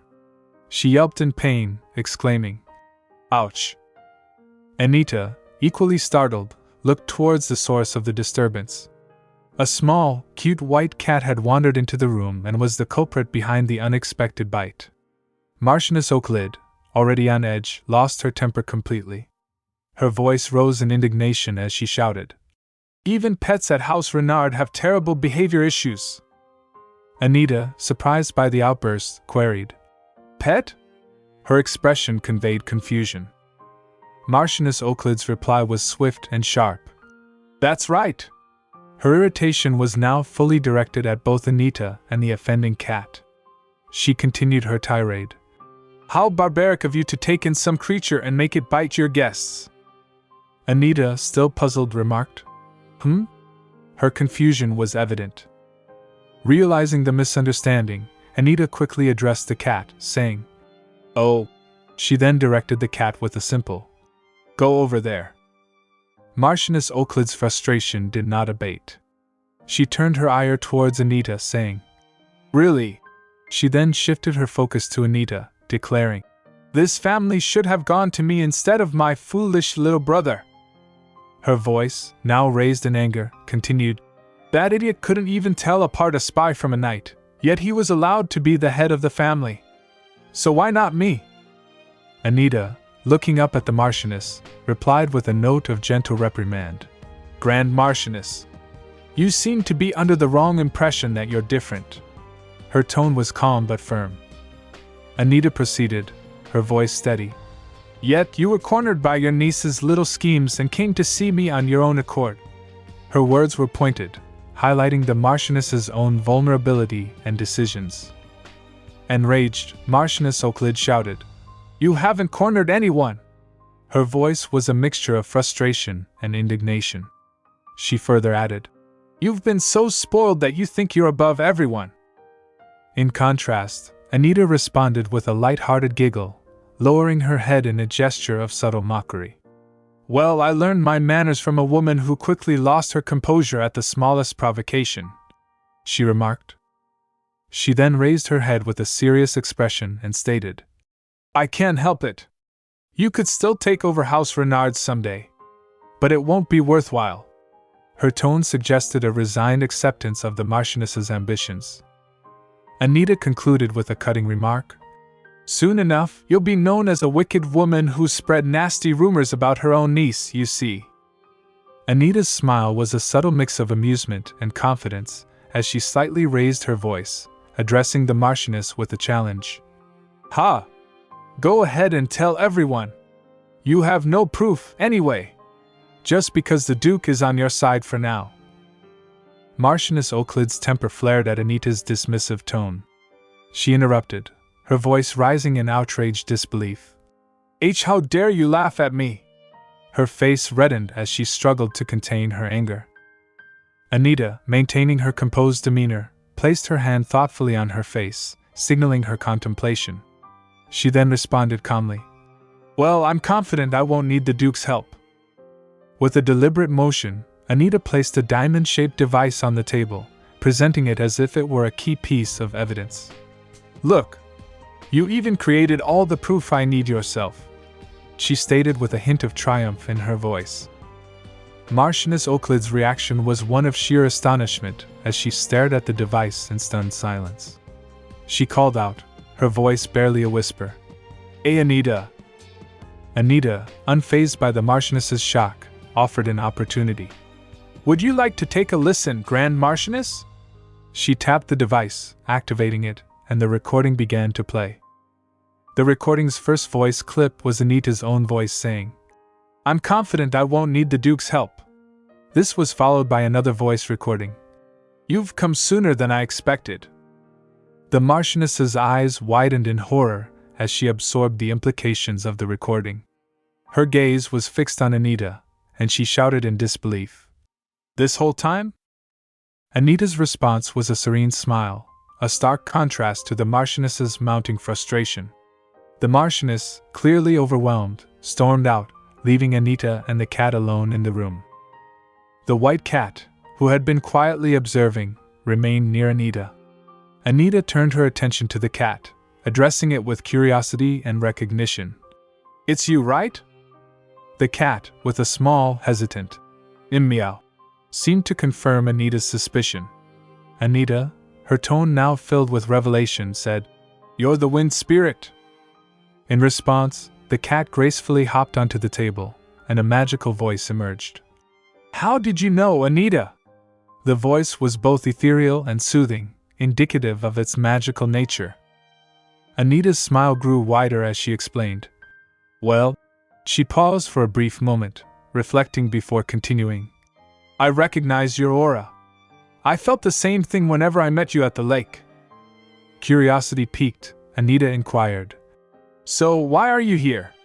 Her question was tinged with genuine interest. The spirit, now fully present in the form of the cat, responded with a gentle, magical voice.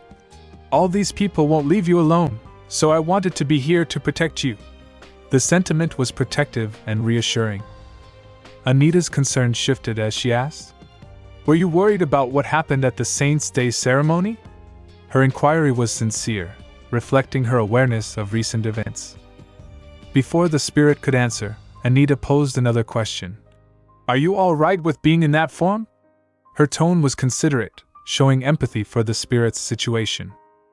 The cat, nodding slightly, conveyed through the spirit's voice, "I just have to go back to the lake every 10 days. The explanation was clear and concise, providing insight into the spirit's constraints. Anita's next request was straightforward. "Then promise me." Her tone was firm yet friendly. The spirit, intrigued and slightly puzzled, asked, "Promise you what?" Anita's gaze was steady as she looked at the cat and said, "That you won't cause any more commotion while you're here. Then I won't kick you out." Suddenly, the door to the room creaked open, and Phillips entered, his demeanor earnest and slightly anxious. He addressed Anita with a formal tone. "My lady, the vice captain must have sent a message to Sir Lavilla. We received a reply right away." Anita, her attention now focused on Phillips, lifted her gaze and inquired, "Does he wish to return to House Renard?" Phillips, locking eyes with Anita, responded with a hint of hesitation. "Yes, he does, but—" His gaze then shifted to the cat, which was comfortably sleeping in the corner of the room. His surprise was evident as he blurted out, What is that raccoon-looking creature?" Anita, with a calm and composed manner, replied, "Oh, this? I'll be keeping him as a pet." She gently placed the cat in her lap, then addressed Phillips with a reassuring tone. "You'll see him a lot in the manor from now on." Phillips, visibly unsettled but trying to maintain his professionalism, stammered, "I see. If that's what you wish, then—" Anita, turning her attention back to the matter at hand, added with a tone of authority, "More importantly, I'd like to reinstate Sir Lavilla to House Renard. I'll leave the paperwork to you." Phillips, still glancing occasionally at the cat in Anita's lap, nodded in agreement and replied, "Oh yes, my lady." The following day, Anita sat in a grand and exquisitely furnished room, exuding a sense of solemnity. Facing Sir Lavilla, who was seated on a sofa, she spoke with genuine remorse. "I'll apologize, Sir Lavilla," she continued, her voice tinged with regret. "You went through all that hardship because of my incompetence." Sir Lavilla, initially perplexed by her words, responded with confusion. "Pardon?" Realization dawned upon Lavilla, and with a slight smile, he said, "Oh." He placed his hand on his chest in a gesture of reassurance and continued, "I'm strong, my lady. I won against all those Oaklid thugs who tried to give me a hard time." Anita, her smile softening, replied, "I am glad to hear that you showcased House Renard's strength there. But I'd still like to apologize and reimburse you for everything you had to go through." Looking earnestly at Sir Lavilla, Anita added, "I don't want to simply throw money at the problem, but I'm sure you'll need funds to treat your wounds. Let me cover those first." Lavilla, although appreciative, responded with a hint of reluctance. Thank you. I'm sure you were unaware of what was happening with the Night Order, my lady. You need not go this far." Remembering something, Anita's expression brightened slightly as she asked, "Oh, and if it's all right with you, would you like to work for House Renard as soon as you are recovered?" Lavilla's face lit up with gratitude, and enthusiasm as he clasped his hands together. "I was hoping you would ask, my lady. I, Rihan Lavilla, Knight of House Renard," he declared, bowing his head in respect. "Greet you, the head of House Renard." Anita nodded, acknowledging his words with a simple, "All right." With a serious expression, Lavilla continued, "I have something urgent to report to you, my lady. Grand Marchioness Euclid left the capital last night." Anita repeated the information, her tone reflecting her surprise. "Last night?" Lavilla confirmed with a nod. "Yes, it looked like she was hurrying to the Renard estate." Anita, trying to mask her true feelings with a smile, responded, "Oh, is that so?" Some time later, in a grand salon within the capital, two well-dressed ladies engaged in an animated conversation. The room, meticulously maintained and spacious, provided an elegant backdrop for their discussion. One lady, her eyes wide with astonishment, asked, "Is that really true?" Her voice carried a note of incredulity as she continued, "Grand Marchioness Euclid? Really?" The second lady, seemingly confident in her information, replied, "Yes, I'm telling you." At that moment, Anita entered the salon, her presence commanding attention. Dressed in a stunning blue royal maxi, she exuded both charm and authority. She addressed the two ladies with a tone of certainty. No matter how close she is to her brother, she shouldn't be visiting a couple who disgraced themselves and were driven out of the capital. With her hair slightly tousled but still maintaining an air of elegance, Anita continued, "The Emperor himself was outraged when he heard about this." Her words carried the weight of authority and a touch of dramatic flair. One of the ladies, visibly concerned, responded, "Oh my! What will happen to the Grand Marchioness now?" Anita's response was composed and definitive. "I'm not sure. But one thing is certain. Grand Marchioness Euclid's reputation is ruined." She gestured emphatically. "I would never visit my brother if he had committed tax fraud. It would obviously raise suspicions with His Majesty." As the conversation continued, someone murmured in the background, "And so, Grand Marchioness Euclid's reputation in high society plummeted rapidly. She attempted to restore her good name." Another voice joined in, adding, "But House Euclid's reputation was so ruined that there was nothing left to restore." There was also another person trembling with anxiety. A new voice, echoing with a sense of urgency, interrupted. "No." It was Ansia's voice, filled with a mixture of fear and determination. The First Lady then remarked, "Ansia, who the Duke had forbidden to attend the ball held at House Vice-Rasa some time ago." Ansia, who had been overhearing the conversation, felt a wave of surprise and apprehension. One of the ladies continued discussing the situation. Had made her way into the banquet hall in secret, only to overhear what some of the guests were saying. The second lady added, "So that girl isn't actually the Duke's daughter, right?" Her tone was speculative, suggesting doubt about Ansia's true identity. Ansia's expression hardened with indignation as she gritted her teeth, clearly distressed by the ongoing gossip. The First Lady, noting Ansia's reaction, replied with an air of finality, "Judging by His Grace's reaction." Recalling this conversation, Ansia left trembling with anxiety. Suddenly, a voice from outside interrupted her thoughts, causing her to dart towards the window. She peered outside and saw a carriage come to a halt in front of Vice-Rasa Manor. The sight of the carriage sparked a realization in her mind. "That's," Ansia murmured, her eyes widening with recognition. A grin spread across her face as she exclaimed aloud, "House Renard's carriage?" Anita was comfortably seated on a luxurious sofa in the grand hall of Vice-Rasa Manor. The room exuded opulence, with its high ceilings, elaborate chandeliers, and rich tapestries adorning the walls. The atmosphere was tranquil, yet an unexpected disturbance broke the serenity when the door creaked open and someone stepped into the room. Anita, with her graceful poise, turned her attention toward the newcomer, puzzled by the unanticipated visitor. The girl, dressed in an elegant outfit, confidently called out, "Lady Anita." The girl then introduced herself with a deliberate and clear tone. "It's me, Ansia. I wanted to have a heart-to-heart with you." Her pink eyes, filled with determination, were fixed on Anita as she spoke. Ansia, with an air of seriousness, questioned Anita. "You knew the truth from the start, didn't you?" Her gaze was intense, searching for a confirmation. Anita responded with calm certainty. "I did." Adorned in a striking red and white maxi that complemented her beauty, Anita regarded Ansia with a mix of curiosity and realization. "I wondered why you were hovering around me as soon as I arrived, so this is why." Ansia moved closer and took a seat on the sofa directly across from Anita. As she settled herself, she clasped her hands in front of her chest and declared, "As you can see, I'm a great actor and clever as well." Anita, slightly confused, replied, "I'm not sure what you are trying to say."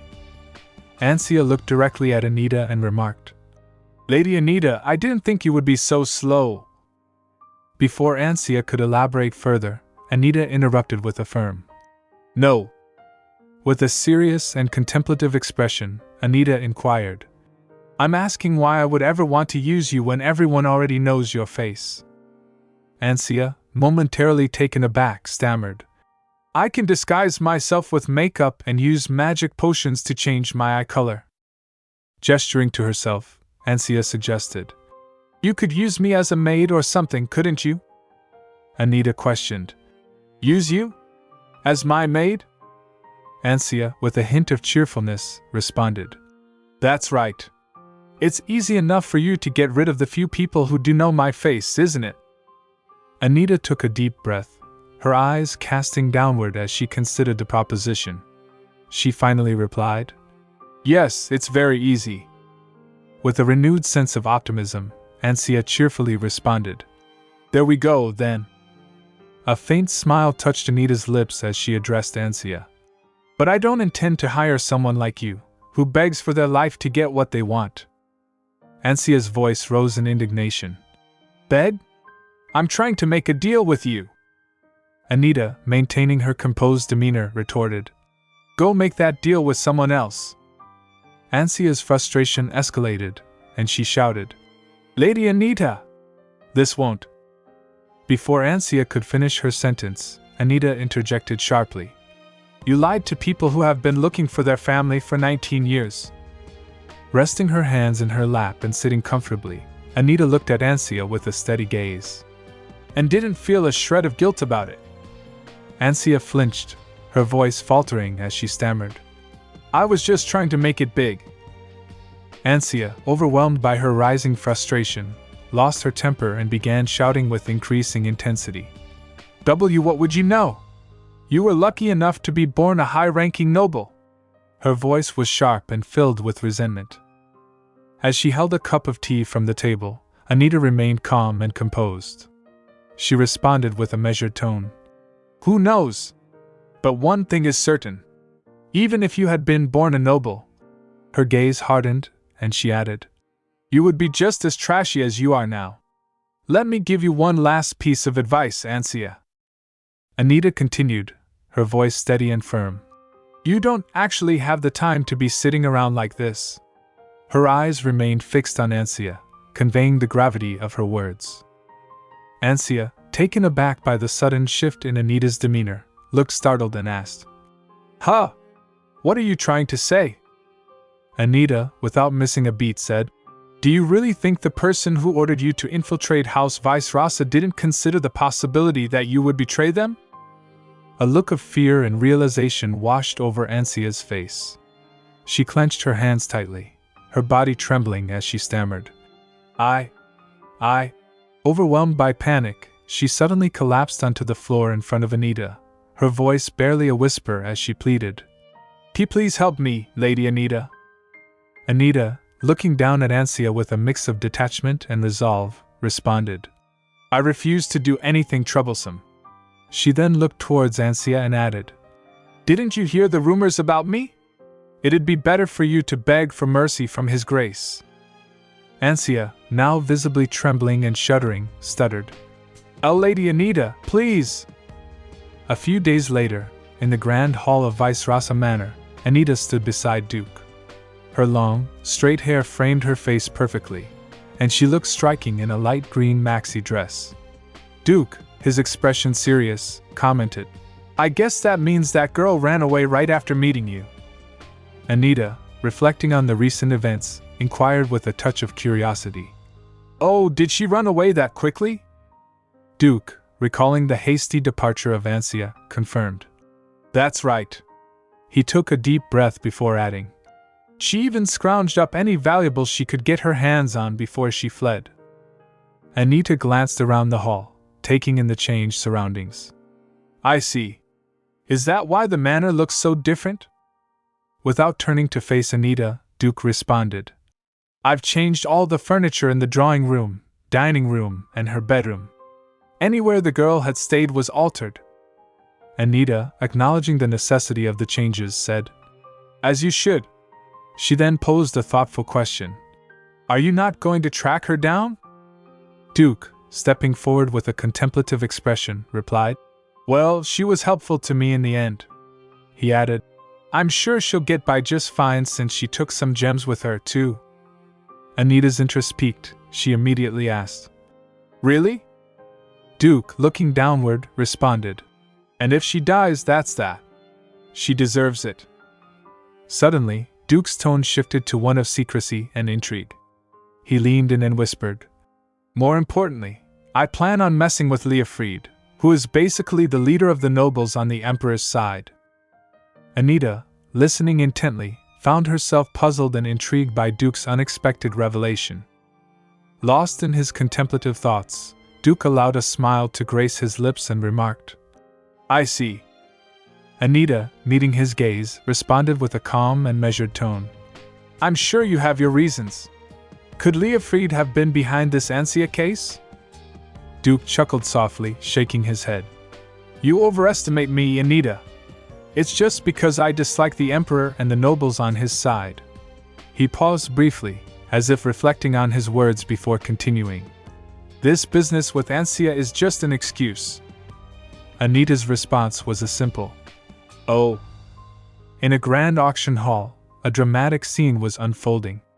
A lady and a man, both dressed in black costumes with their heads covered to conceal their identities, stood in the center of the hall, facing each other. The lady asked with a hint of concern, "There was no reaction, you say?" The man, clearly frustrated, slammed his hand against a nearby pillar and replied, "That's right. She should hardly have been able to breathe, but she was just fine." The lady, with a puzzled expression, responded, I wonder why." She then added with an air of authority, "How long do you intend to let her live?" The man, considering his next move, replied, "I was going to take care of her soon anyway, but it would be a shame to kill her without anyone knowing." He glanced at the lady and proposed, "It's been a while since she attended any parties. There will be a routine meeting soon. How about then?" The lady, slightly surprised by the suggestion, patted the man's shoulder and asked, "Oh my, you never make such quick decisions. Why the rush for an answer?" The man responded with a thoughtful tone, "That girl will be visiting that place the day after the meeting, you see." The lady chuckled lightly and inquired, "But why would you choose the day before her arrival instead of the day of?" The man's eyes twinkled with mischief as he replied, "It's more fun that way." He continued, his voice tinged with contemplation, "It'll make her keep wondering whether she would have been able to counteract the curse if she had been there." A smirk spread across the lady's face as she absorbed this information. "I see. You did mention she counteracted a dark magic spell before. How cruel of you!" The man chuckled, feigning innocence, and asked, "Me? Cruel?" He added with a touch of irony, "I don't think you have the right to point fingers." The lady, maintaining her critical gaze, asked, "What will you do if she arrives early? If she goes berserk or something, the curse might break." The man's expression remained stoic as he responded, "If her divine power was that strong, the curse would have never worked on her to begin with." The lady nodded in agreement. "That's true." The man continued, "Besides, that girl has absolutely no emotions." With a look of intrigue, the lady asked, So, you want her to despair even more and watch her flail under her curse? With a playful smile curling on his lips, the man said. That's right. I'm curious, you see. I wonder just how much she resembles that face. His tone was laced with a mix of amusement and intrigue. He continued, So, prepare for everything. There was an air of anticipation in his voice. The lady, nodding in agreement, assured him. Of course. With a slight, knowing smile, she added, After all, this is a chance to kill the Empire's only Archduke. At Renard Manor, Anita was in her office, deeply engrossed in a pile of papers. Her mind was lost in thought as she muttered to herself. Suddenly, a knock at the door interrupted her reverie. A voice from the other side announced, My lady, it's Philip. Anita looked up and said, Come in. Philip entered the room and, standing respectfully in front of Anita, informed her. Firen is waiting for you in the drawing room, my lady. Anita, curious, asked, What does she want? Philip replied, She said she wanted to tell you in person. Anita's expression shifted to one of mild concern as she said, This seems sudden. The door to the office creaked open, and Anita walked into the room. Firen stood up from her chair and greeted her with enthusiasm. My lady! I've completed the medicine you asked for. Anita, visibly surprised, responded, What? Firen, holding a box of medicine and smiling broadly, said, It didn't take as long as I expected. The holy relic helped a lot. Anita, regaining her composure, said, Thank you, Firen. As Firen handed over the box of medicine to Anita, she explained, It's in here. Later, as a carriage arrived at Renard Manor, Anita settled into it, the box of medicine now securely in her possession. Holding the box in her lap, she mused to herself, I finally get it now. She gazed thoughtfully at the box and continued her internal monologue. The reason Her Grace didn't seem interested in finding a cure. Her fingers lightly touched the box, and she reflected. I know Firen has been putting a lot of effort into this research, but it took much less time than I expected for her to succeed. Anita's expression shifted as she squeezed her lips together, and she thought, This makes it far too easy. A sudden chill ran down her spine as she realized something, her eyes widening with a dawning comprehension.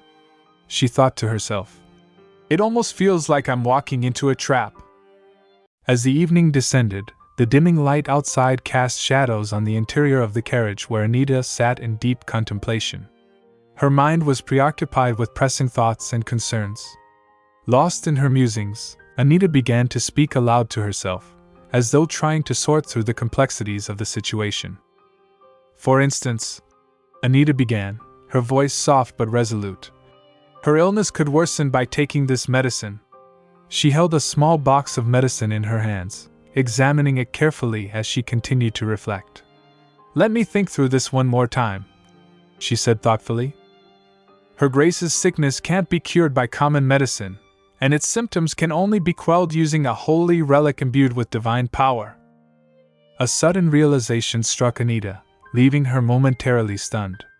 That means it's highly likely that dark magic is causing her sickness, she said, her voice tinged with concern. The gravity of the situation seemed to weigh heavily on her, as she mumbled to herself. But...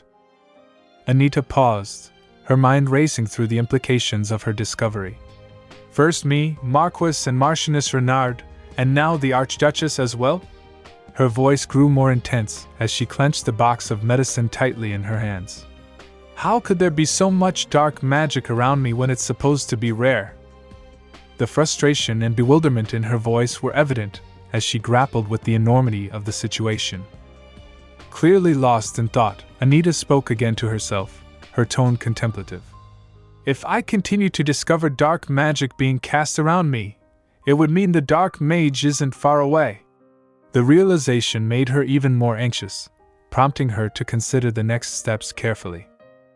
She shifted her focus to the holy relic, pondering its significance.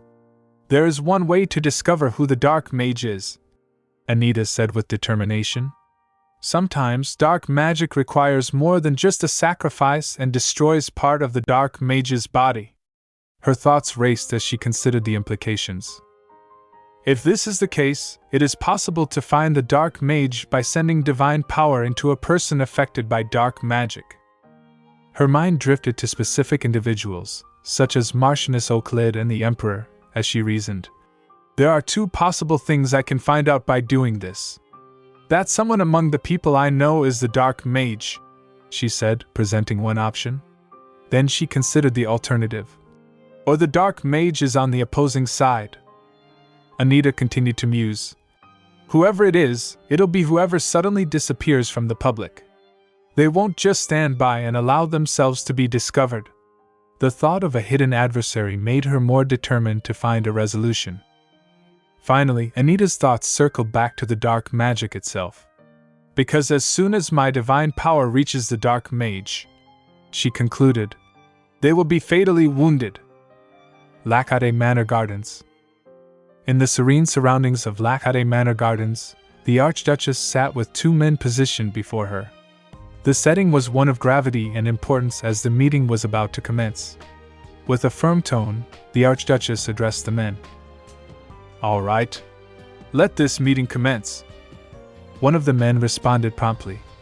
Yes, Your Grace. The other man also nodded in agreement and added, Yes. The Archduchess, holding a stack of papers in her hand, signaled the start of their discussion. We shall begin with the most important issues to be discussed, she declared, laying out the agenda. To provide reassurance and emphasize the significance of the meeting, she reiterated. Understood. As the meeting progressed, the Archduchess shifted to another topic. We should also talk about the matter regarding the residents of the Lacade territory. There is also an issue involving the palace. Yesterday, the Imperial. Her statement was abruptly cut off by a sudden fit of coughing. The unexpected interruption caused concern among the men. One of them quickly asked, Are you all right? The Archduchess, despite her visible distress, responded with a reassuring tone. I am fine. Please continue with. However, her attempt to speak was thwarted by another round of coughing, which was accompanied by wheezing. The men's expressions shifted from concern to alarm as they witnessed the severity of her condition. The man directly facing her asked urgently, Your Grace, how long have you been ill? As the Archduchess continued to cough uncontrollably, one of the men stood up in a frantic search for assistance. Is anyone there? He called out, his voice tinged with desperation. Hurry and tend to her Grace this instant. The Archduchess, struggling to breathe, glanced up and the men noticed bloodstains on her face. In a weakened state, she managed to utter, Call for the physician. The other man, now visibly shaken, gasped as he observed the marks on her face. That mark, he stammered. His voice trembled with fear as he demanded, Why is there a magic mark on your face? The atmosphere grew increasingly chaotic as both men, now in a state of panic, began to act swiftly. One of them shouted, Everyone, run! While the other yelled, Get out of this manor at once! Their cries were filled with terror as they screamed, The Archduchess has an explosive magic mark on her face! Amidst the commotion, the Archduchess, struggling to stay upright and grasping at her deteriorating condition, watched in dismay as the men fled the scene. In the auction hall, the ambience was a mix of opulence and anticipation. A lady, dressed in a dark, elegant costume with her head obscured by a veil, touched a glass globe delicately. Encased within the globe was a picture of a young girl. She murmured softly to herself, A sinister chuckle emanated from the lady in black, her voice carrying an air of malevolence. I hope for more victims, she said, her tone laced with a dark satisfaction. But seeing that a few powerful individuals were present, I'm sure the news will spread quickly. Her words hung in the air, foreboding and chilling. With a slight, knowing smile curling on her lips, she continued, The news that dark magic still exists. Her demeanor exuded a twisted pleasure at the unfolding chaos. She tapped the glass globe with a deliberate motion, her fingers lingering on its surface. "Go on and die," she declared coldly, her gaze fixated on the globe. Her eye, bright with a dangerous glimmer, reflected the light from the sparkling globe. The last Archduchess of the Empire. Amidst the turmoil of Lacade Manor, chaos reigned as all the maids hurriedly fled the premises. The Archduchess, clutching the edge of a table for support, was racked with intense coughing. Her face was pale, and her breath came in labored gasps. "Hurry and run," she urged, her voice strained and desperate. As she struggled to look up through the haze of her suffering, her eyes fell upon Anita, who stood before her, visibly shocked by the sight of the Archduchess's condition. The urgency in the Archduchess's voice grew more intense as she shouted, "I told you to run!" Despite the urgency in the Archduchess's command, Anita remained resolute. Moving closer, she said firmly, "I have no thoughts of doing so." Without hesitation, Anita reached out and grasped the Archduchess by the arms, her grip firm yet compassionate. "I wouldn't have come here in the first place if I was going to just run away," she added, her voice steady and determined. The Archduchess, still grappling with her affliction, managed to ask through her labored breathing, "Anita, weren't you going to come tomorrow?" Anita responded, her tone apologetic but unwavering. "Yes, that was my original plan. I apologize for arriving without your permission." Her words carried a sense of regret, but also a firm resolve to assist. As the Archduchess continued to cough uncontrollably, Anita observed the bloodstains on the handkerchief the Archduchess was using. Stunned by the sight, Anita mumbled, "Your Grace." Carefully helping the Archduchess to a seated position, Anita's mind raced with the implications of what she was witnessing. "I was right," she thought. "It's dark magic." The realization hit her with a profound clarity. Seated close to the Archduchess, Anita offered her support and attentiveness. The Archduchess, in a moment of vulnerability, implored, "Anita, please. What can I do to make you run away?" Anita, her voice barely above a whisper, responded, She grasped the Archduchess's wrist with a firm resolve. The Archduchess looked at her, struggling to maintain composure. "Anita," she said, raising her hand in the air, "I already knew that dark magic was involved in this." Anita was taken aback by the Archduchess's admission. Her voice trembling, she stammered, "I might be able to destroy the dark magic." The Archduchess's response was immediate and forceful. "Anita!" she yelled, her voice echoing with a mix of desperation and authority. The intensity of the Archduchess's outburst caused Anita to flinch, momentarily startled. Realizing the impact of her outburst, the Archduchess quickly softened her tone. "I apologize," she said, her voice now tinged with regret. Anita, still processing the sudden turn of events, mumbled in confusion, "Pardon?" The Archduchess, looking at Anita with a mixture of gratitude and concern, replied, "I won't chide you." Her eyes, filled with genuine worry, met Anita's as she continued, "I'm just very worried about you." Anita, her voice steady despite the urgency of the situation, addressed the Archduchess with a sense of conviction. "The dark magic cast on me was estrangement," she began, her gaze unwavering. "Someone made me believe I had to leave House Renard," she continued, "but I was able to break free from that curse some time ago." The Archduchess's eyes widened in shock and concern. "Who on earth would do such a thing?" she asked, her voice reflecting a mix of disbelief and curiosity. Anita, her resolve firm, responded, "That's why I believe I can help you as well. I could break the dark magic." The Archduchess interrupted, her voice filled with urgency and a hint of resignation. "If I recover, you will be the next target." She glanced at Anita with a grave expression. Anita met her gaze, her expression resolute. "I am aware."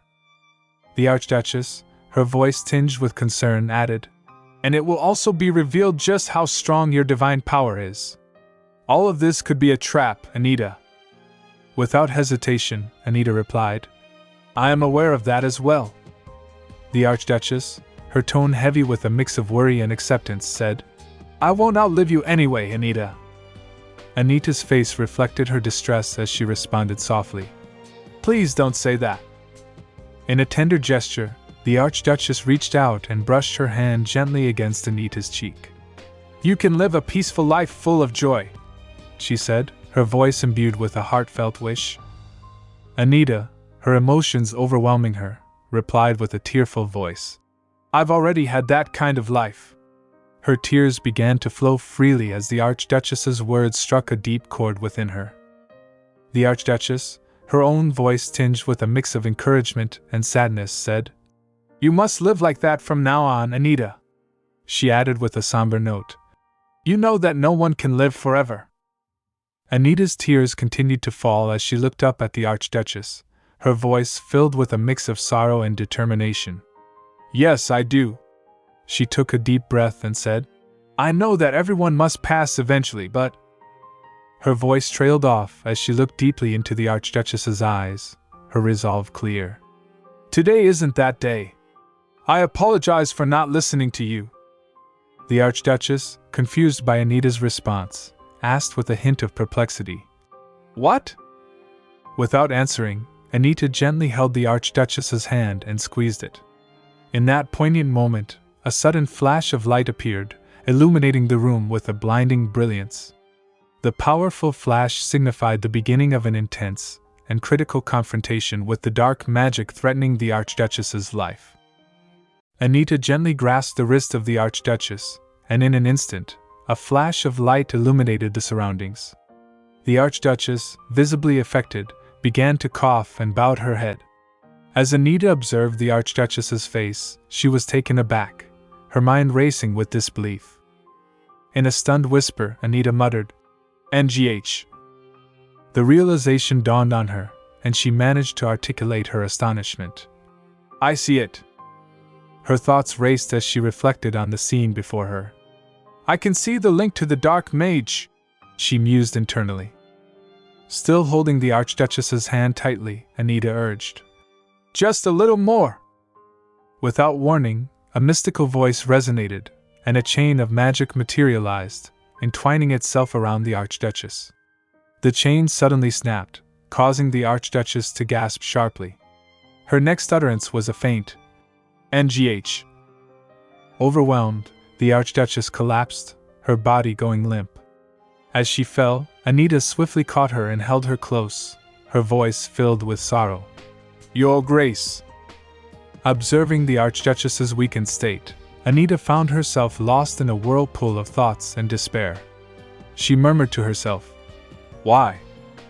Holding the Archduchess tenderly in her arms, Anita's heart ached as she recalled the promise made. You promised to show me the ocean and go back to the lake together, she said, her voice trembling with emotion. Tears began to flow freely down her cheeks as she cried out in a voice fractured by grief. You also talked about wanting to feel the cold winds of the north again. Her tears continued to fall, each drop a symbol of her pain, as she repeated softly, Your Grace. As one of her tears touched the Archduchess, a sudden flash of light appeared.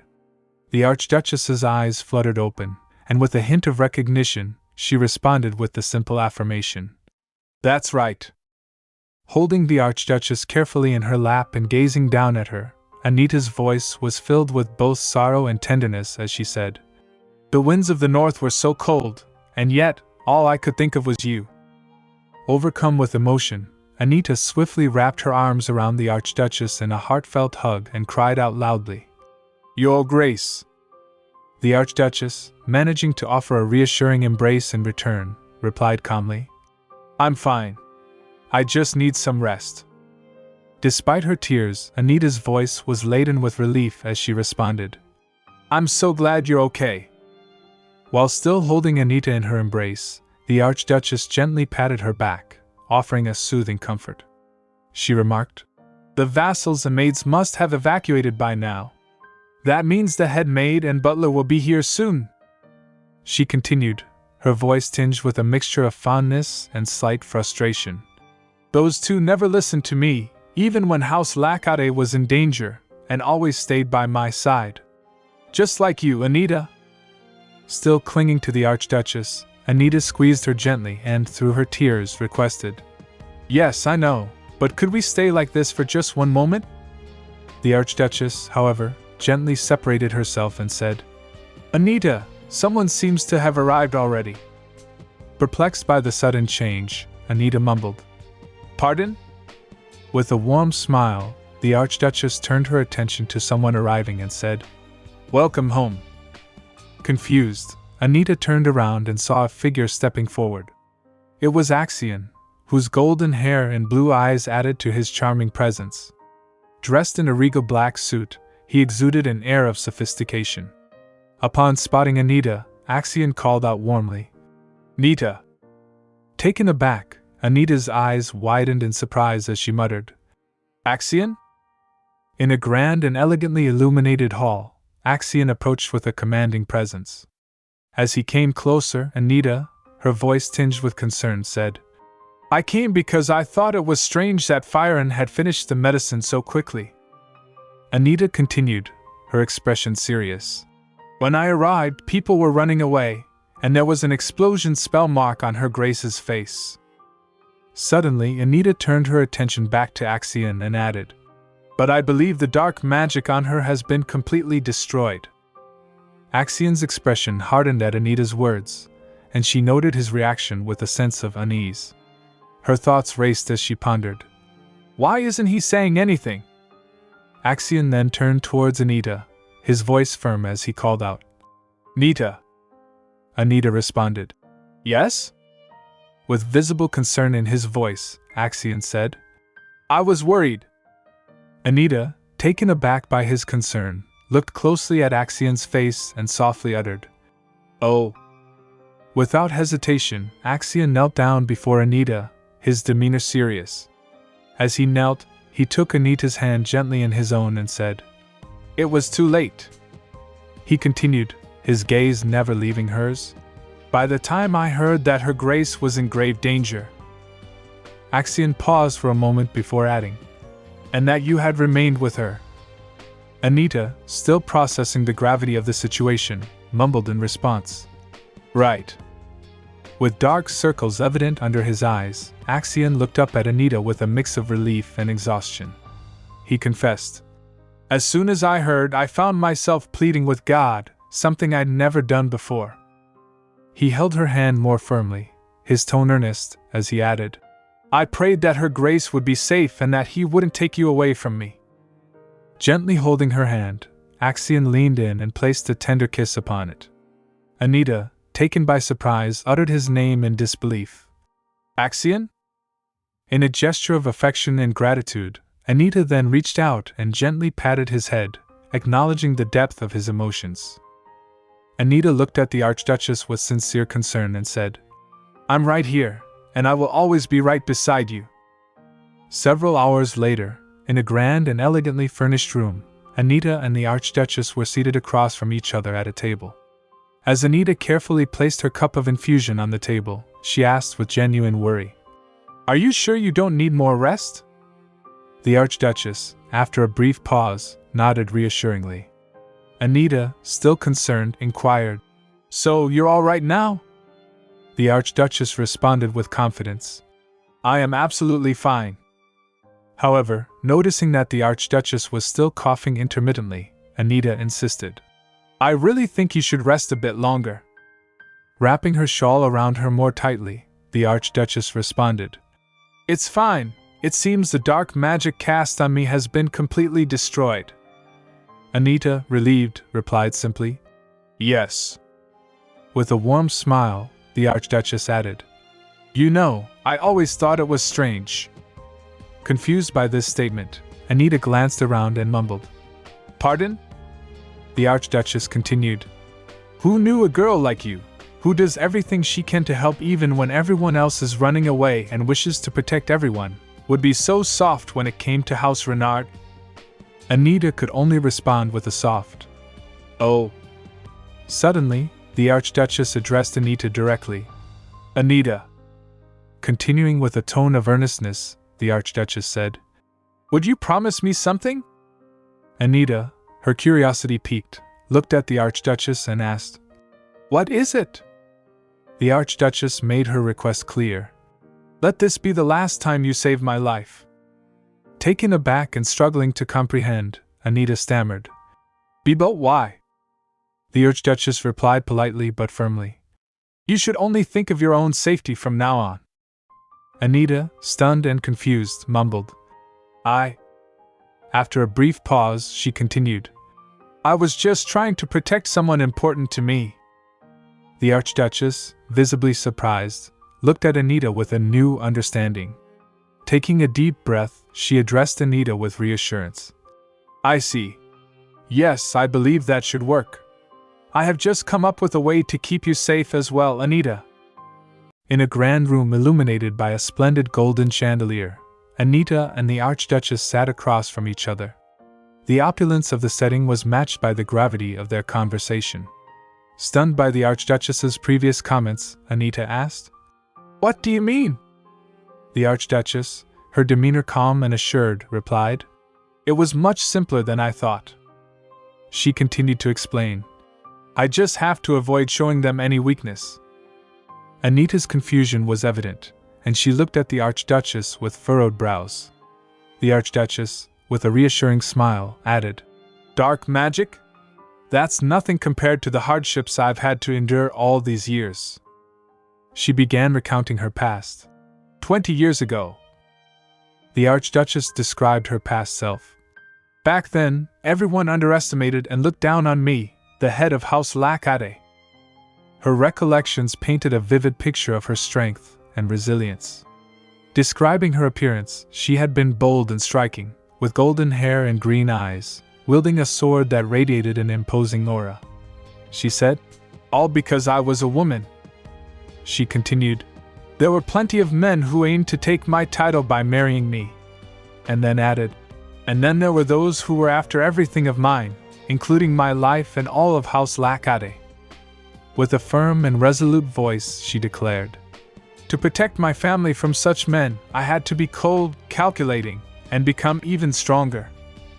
In the present moment, with a slight, determined smile, the Archduchess said, "It isn't like House Lackade to be defeated so easily." Looking directly at Anita, she made a heartfelt promise. "I promise to survive without dirtying your hands." Anita, still absorbing the weight of the conversation, asked, "Then?" The Archduchess responded with encouragement, "Let us both do our best for each other's sake." Anita, moved by her words, replied, "Yes."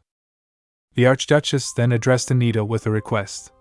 "If you find out who cast this dark magic, please let us know." She added with a note of determination, "I will show them that my sword is still as sharp as ever." Anita nodded in agreement. "I will. I already have a plan as well." The Archduchess, intrigued, asked, "A plan?" Anita stood up with a sense of purpose and replied, "Yes." She approached the Archduchess and leaned in to whisper something in her ear. After listening intently, the Archduchess's eyes lit up with approval, and she smiled, saying, "That sounds like an amazing plan." A few days later, in a grand hall adorned with opulent decor, two ladies engaged in conversation. One of them remarked, "I heard that His Majesty even sent the Imperial Doctor to Lackade Manor." She added with a hint of intrigue, "He really must be fond of Lady Anita Renard." The other lady, deep in thought, responded, "But despite all that, they say it's unclear when Lady Anita will awaken." The First Lady, pondering the situation, exclaimed, "Oh my!" As someone approached, the First Lady looked up and said, "Oh, you're here?" Lady Rachel, dressed in a resplendent golden gown, entered with a smile and greeted them warmly. "Hello? I was just returning from hearing how Lady Anita is faring." The First Lady, slightly puzzled, asked, "How Lady Anita is faring?" The Second Lady, looking at Lady Rachel with surprise, interjected, "Goodness!" With the table set with cake and teacups, the ladies settled into their seats. One of them inquired, "So, how was Lady Anita doing?" Lady Rachel replied, "To be honest, I do not know very much." She continued, "But it did seem serious. I met with Lady Anita's maid, and it appeared that she still has not woken up. She further explained. The servants at Lakate Manor are notoriously tight-lipped, so we haven't heard any new information. The revelation left the ladies stunned. One of them mumbled, "Oh dear." Observing the shock and concern on the ladies' faces, Lady Rachel thought to herself, "Excellent. They're believing everything I say." One of the ladies then remarked, "Lady Anita was always the talk of high society, with all sorts of rumors floating around about her. It would be unfortunate if this is how she takes her leave." She paused for a moment before adding, "I hope she recovers soon." The second lady concurred. "As do I. Who could have known she would suddenly disappear from high society like this?" Addressing Lady Rachel, she added, "Besides, if what you say is true, Lady Rachel, the timing is quite unfortunate." Lady Rachel, sensing a need to clarify, glared at her and asked, "What do you mean?" The lady responded swiftly, "I'm talking about Lady Camilla. I heard that her health had taken a sudden decline as well." The second lady, visibly concerned, asked, "My goodness. Is that why her tea party was cancelled?" Hearing this, Lady Rachel nodded in acknowledgement and said, "I see." In a well-appointed room, Anita sat on a sofa, holding a book in her hands. The quiet of the room was interrupted by a knock at the door, which then creaked open.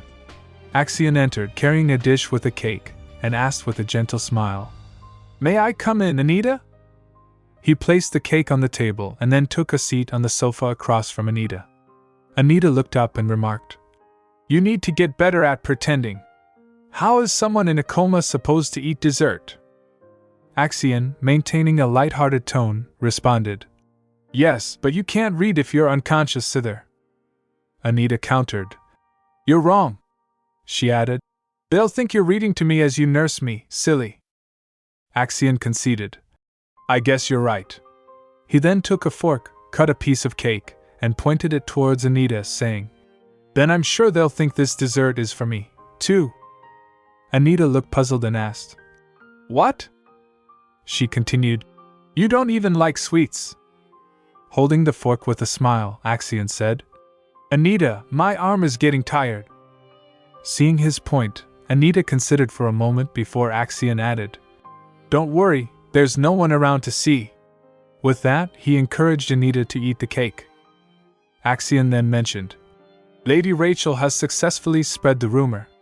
The social circles are already buzzing." He continued, "They're all talking about how Her Grace has recovered but that you're still unconscious." After finishing the cake, Anita wiped her mouth and said, "I'm sure the temple will also want to get involved."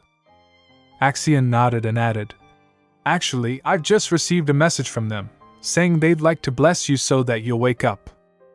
He asked, "What should we do?" Anita replied quickly, "I'd prefer it if you refused." Axion, puzzled, asked, "Why?"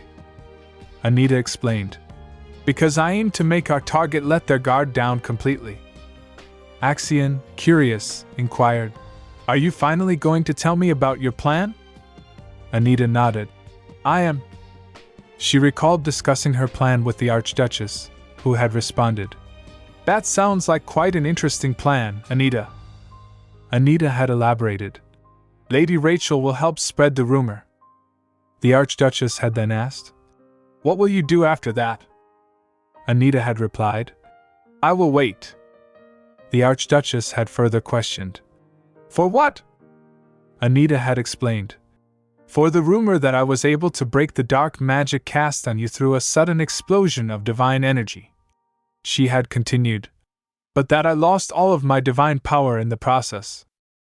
Returning to the present, Anita told Axion, "Until our target believes that rumor."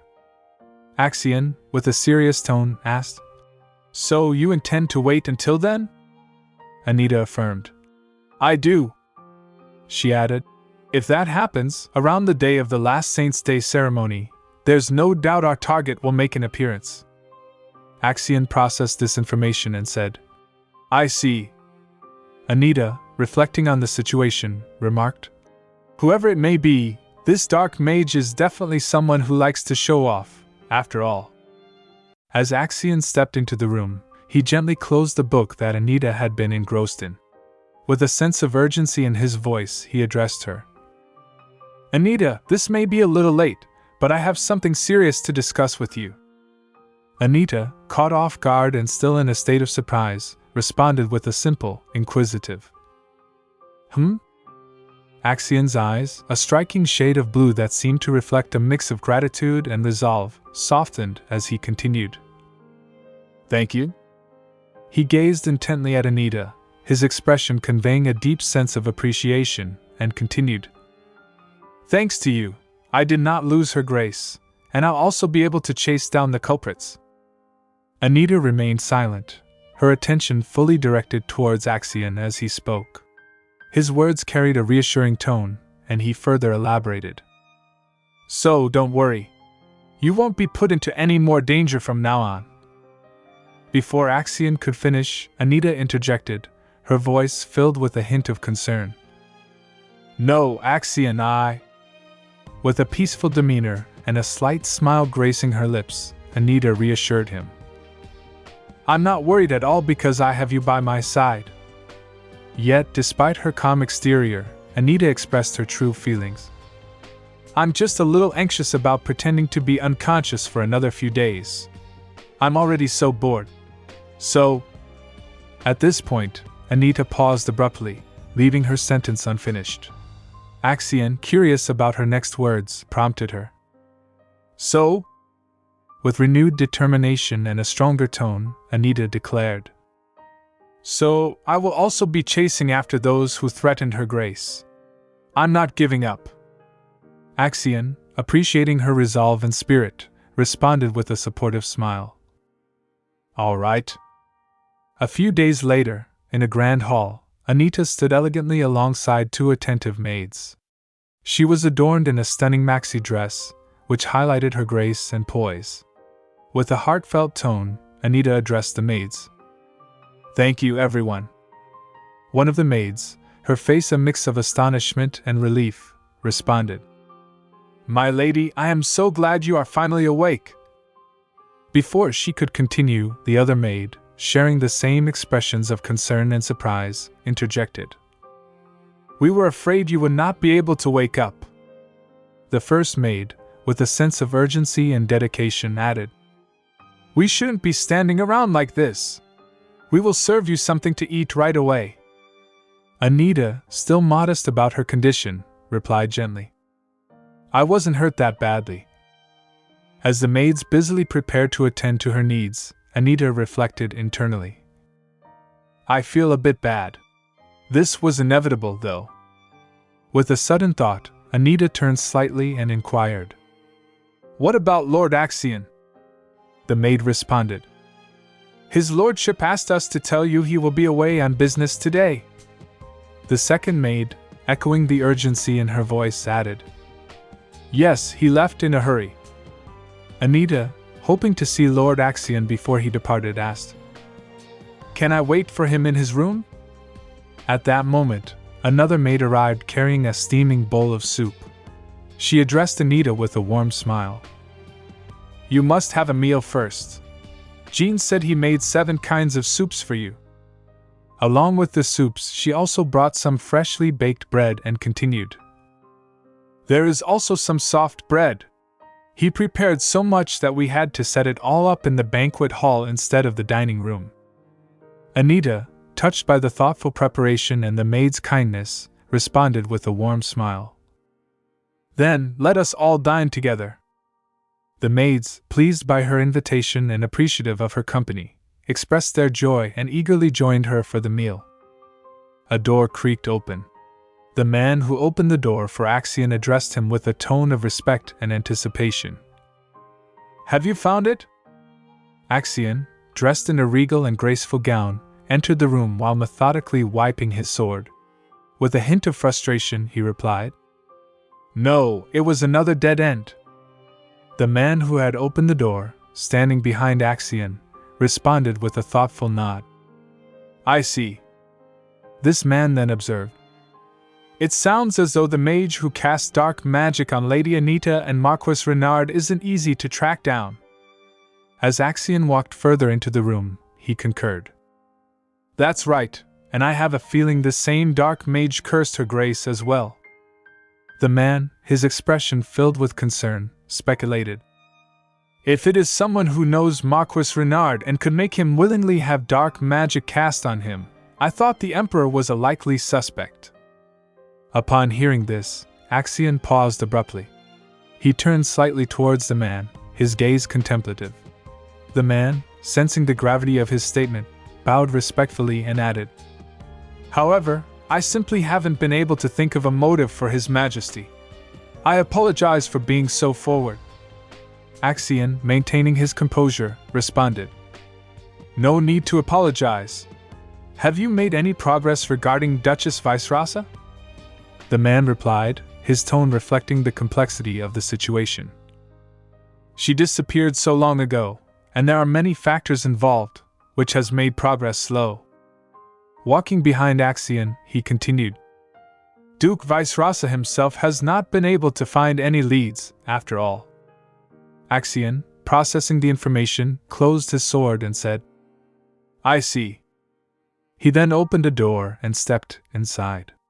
The man followed, but upon seeing Axion stood frozen, he called out, Lord Axion?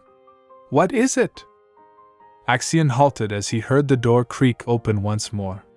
He noted the sound and remarked, I think I might have just been caught. At that moment, Anita entered the hallway. As she walked forward, she mused to herself, I'm certain I smelled blood. She paused, contemplating. He must have drenched himself to cover the scent. Speaking softly to herself, Anita reflected, I was just going to greet him, but... She concealed herself behind a door, listening intently as the man's voice carried through the hallway. If it is someone who knows Marquis Renard and could make him willingly have dark magic cast on him, I thought the Emperor was a likely suspect. Anita peered into the room, her mind racing. The Emperor? That reminds me of what the Duke told me a few days ago. She recalled the Duke's words.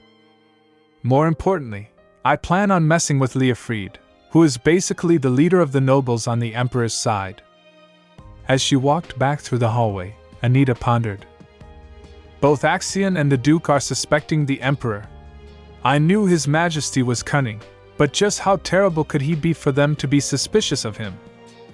Anita then thought about House Leofried and its alignment with the Emperor. Her thoughts grew darker. Then again, I guess you can tell just by looking at House Leofried, who sides with the Emperor. Suddenly struck by a realization, Anita stopped in her tracks, her eyes wide with shock. She exclaimed aloud, They are disgusting and cruel. She recalled a photo frame of a family, and she said with a mix of anger and recognition, Marquis Leofried. Seated in her room, Anita carefully poured tea into a cup, her mind wandering back to past events. With a contemplative tone, she murmured, I will never forget the humiliation his family caused me some 10 years ago. As she continued to pour the tea with steady hands, her thoughts drifted.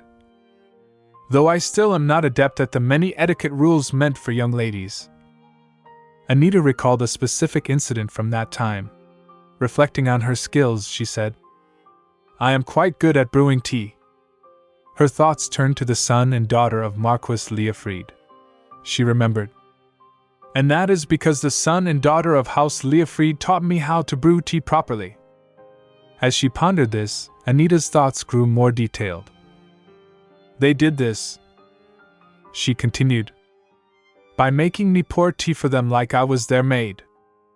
Anita vividly recalled the experience of her first tea party. She remembered.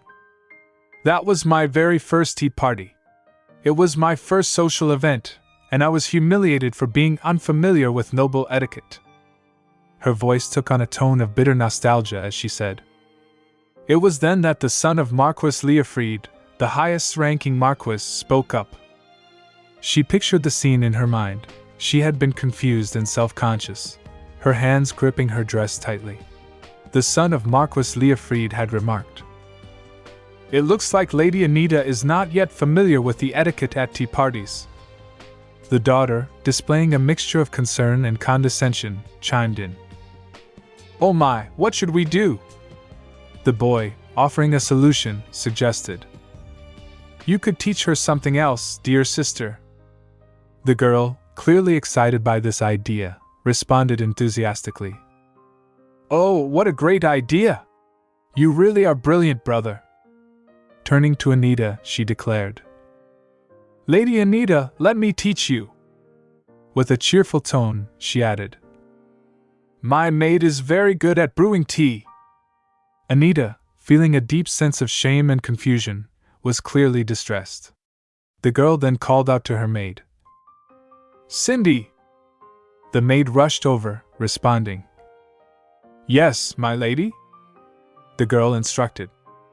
"Please teach Lady Anita how to brew tea properly." The maid, startled by the request, stammered. "Pardon?" Holding a teapot, she said. "And my lady?" She continued, trying to maintain her composure. "The tea leaves should be." Recalling the scene vividly, Anita remembered how she felt humiliated that day, and she said, "Iris Leofried, who is 3 years older than me, was, to put it nicely, naive." She added, reflecting more harshly on Iris's behavior. "But to put it harshly, she was like a doll who repeated everything her brother said." Anita continued with a note of understanding. "That is why I am well aware that Iris Leofried wasn't the one who planned to humiliate me that day."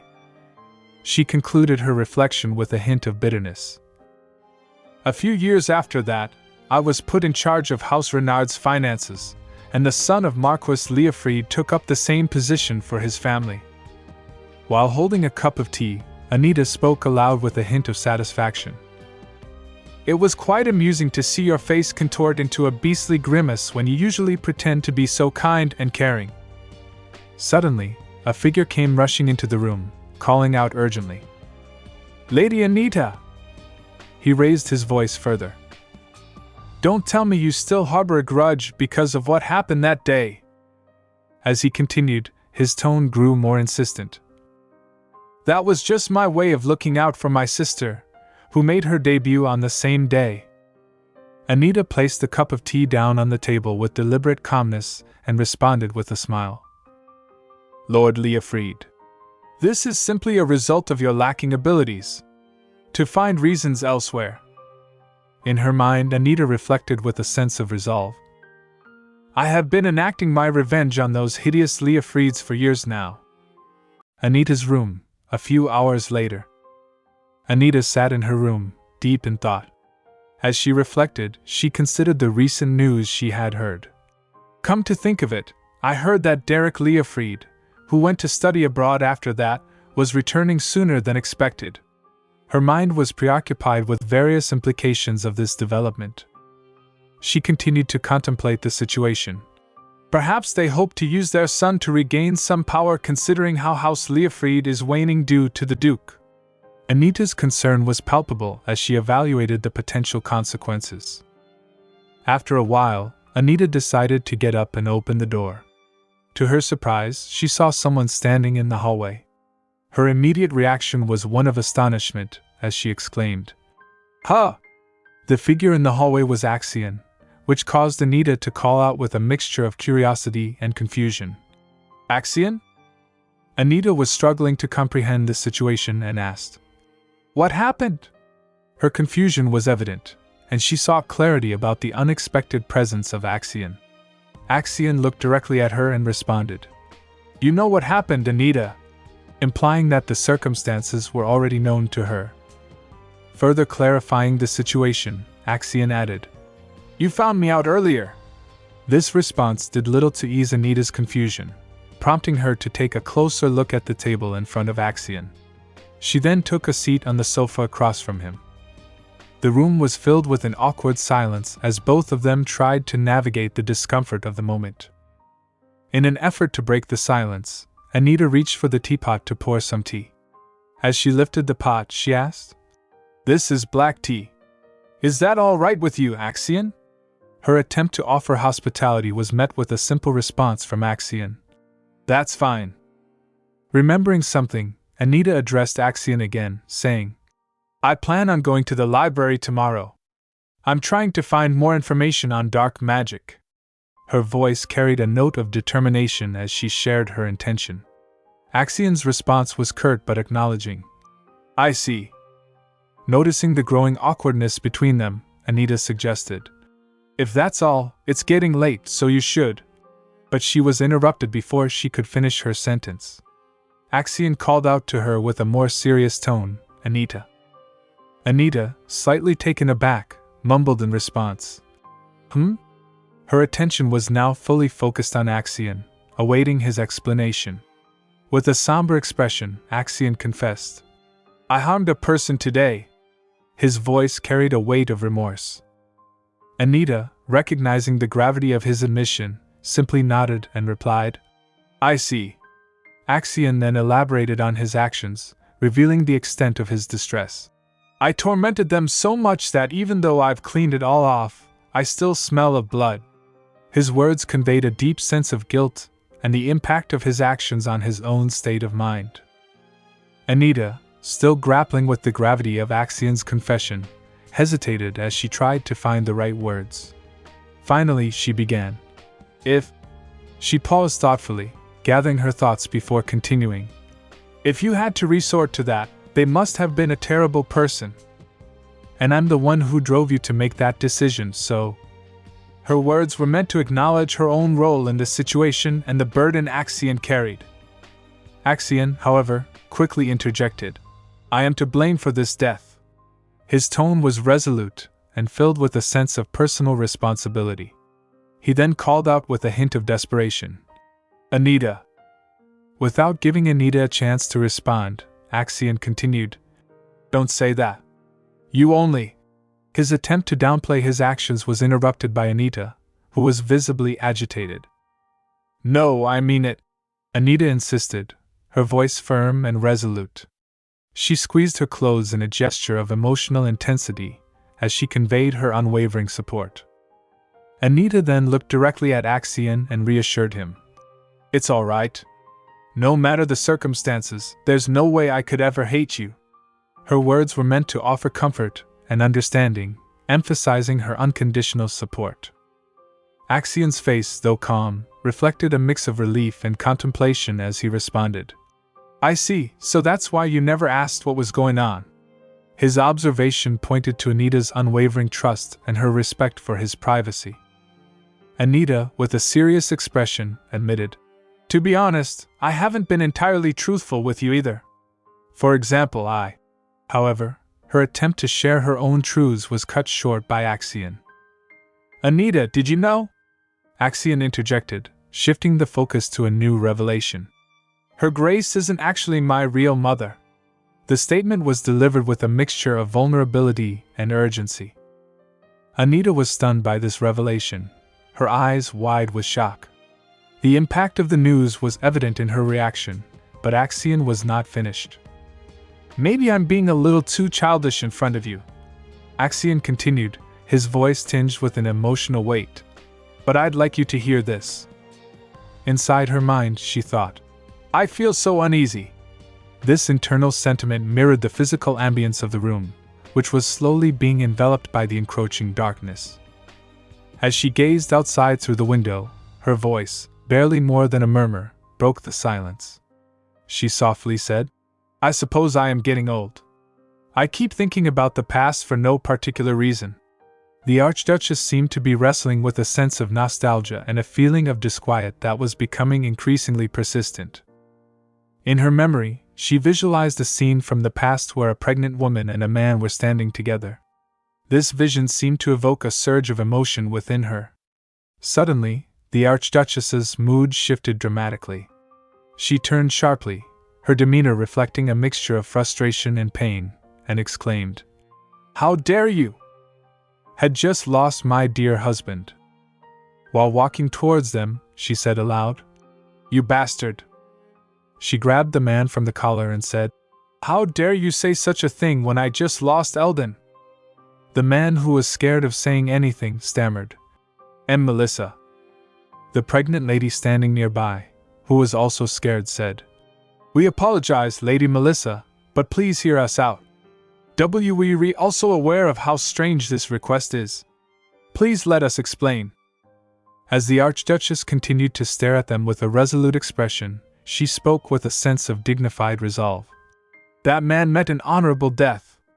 And as I have no intention of ever remarrying, he will forever remain the Archduchess's husband who died nobly for his subordinate. With her anger intensifying, she continued in a vehement tone. So how dare you make such a request? Maintaining her firm grip on the man's collar, the Archduchess's voice was laced with a mixture of frustration and determination as she demanded, "Stop spewing nonsense and promise me part of the northern region once you become emperor." Her command was both assertive and uncompromising, reflecting her sense of urgency and the high stakes she believed were involved. The man, clearly rattled by the intensity of the confrontation, stammered in response, "I have no intention of becoming the next emperor." His words were hesitant and fearful, revealing his disorientation and the gravity of the situation he found himself in. The Archduchess, her confusion mounting, swiftly responded with a sharp and questioning tone. "What are you talking about?" she said. "I told you countless times."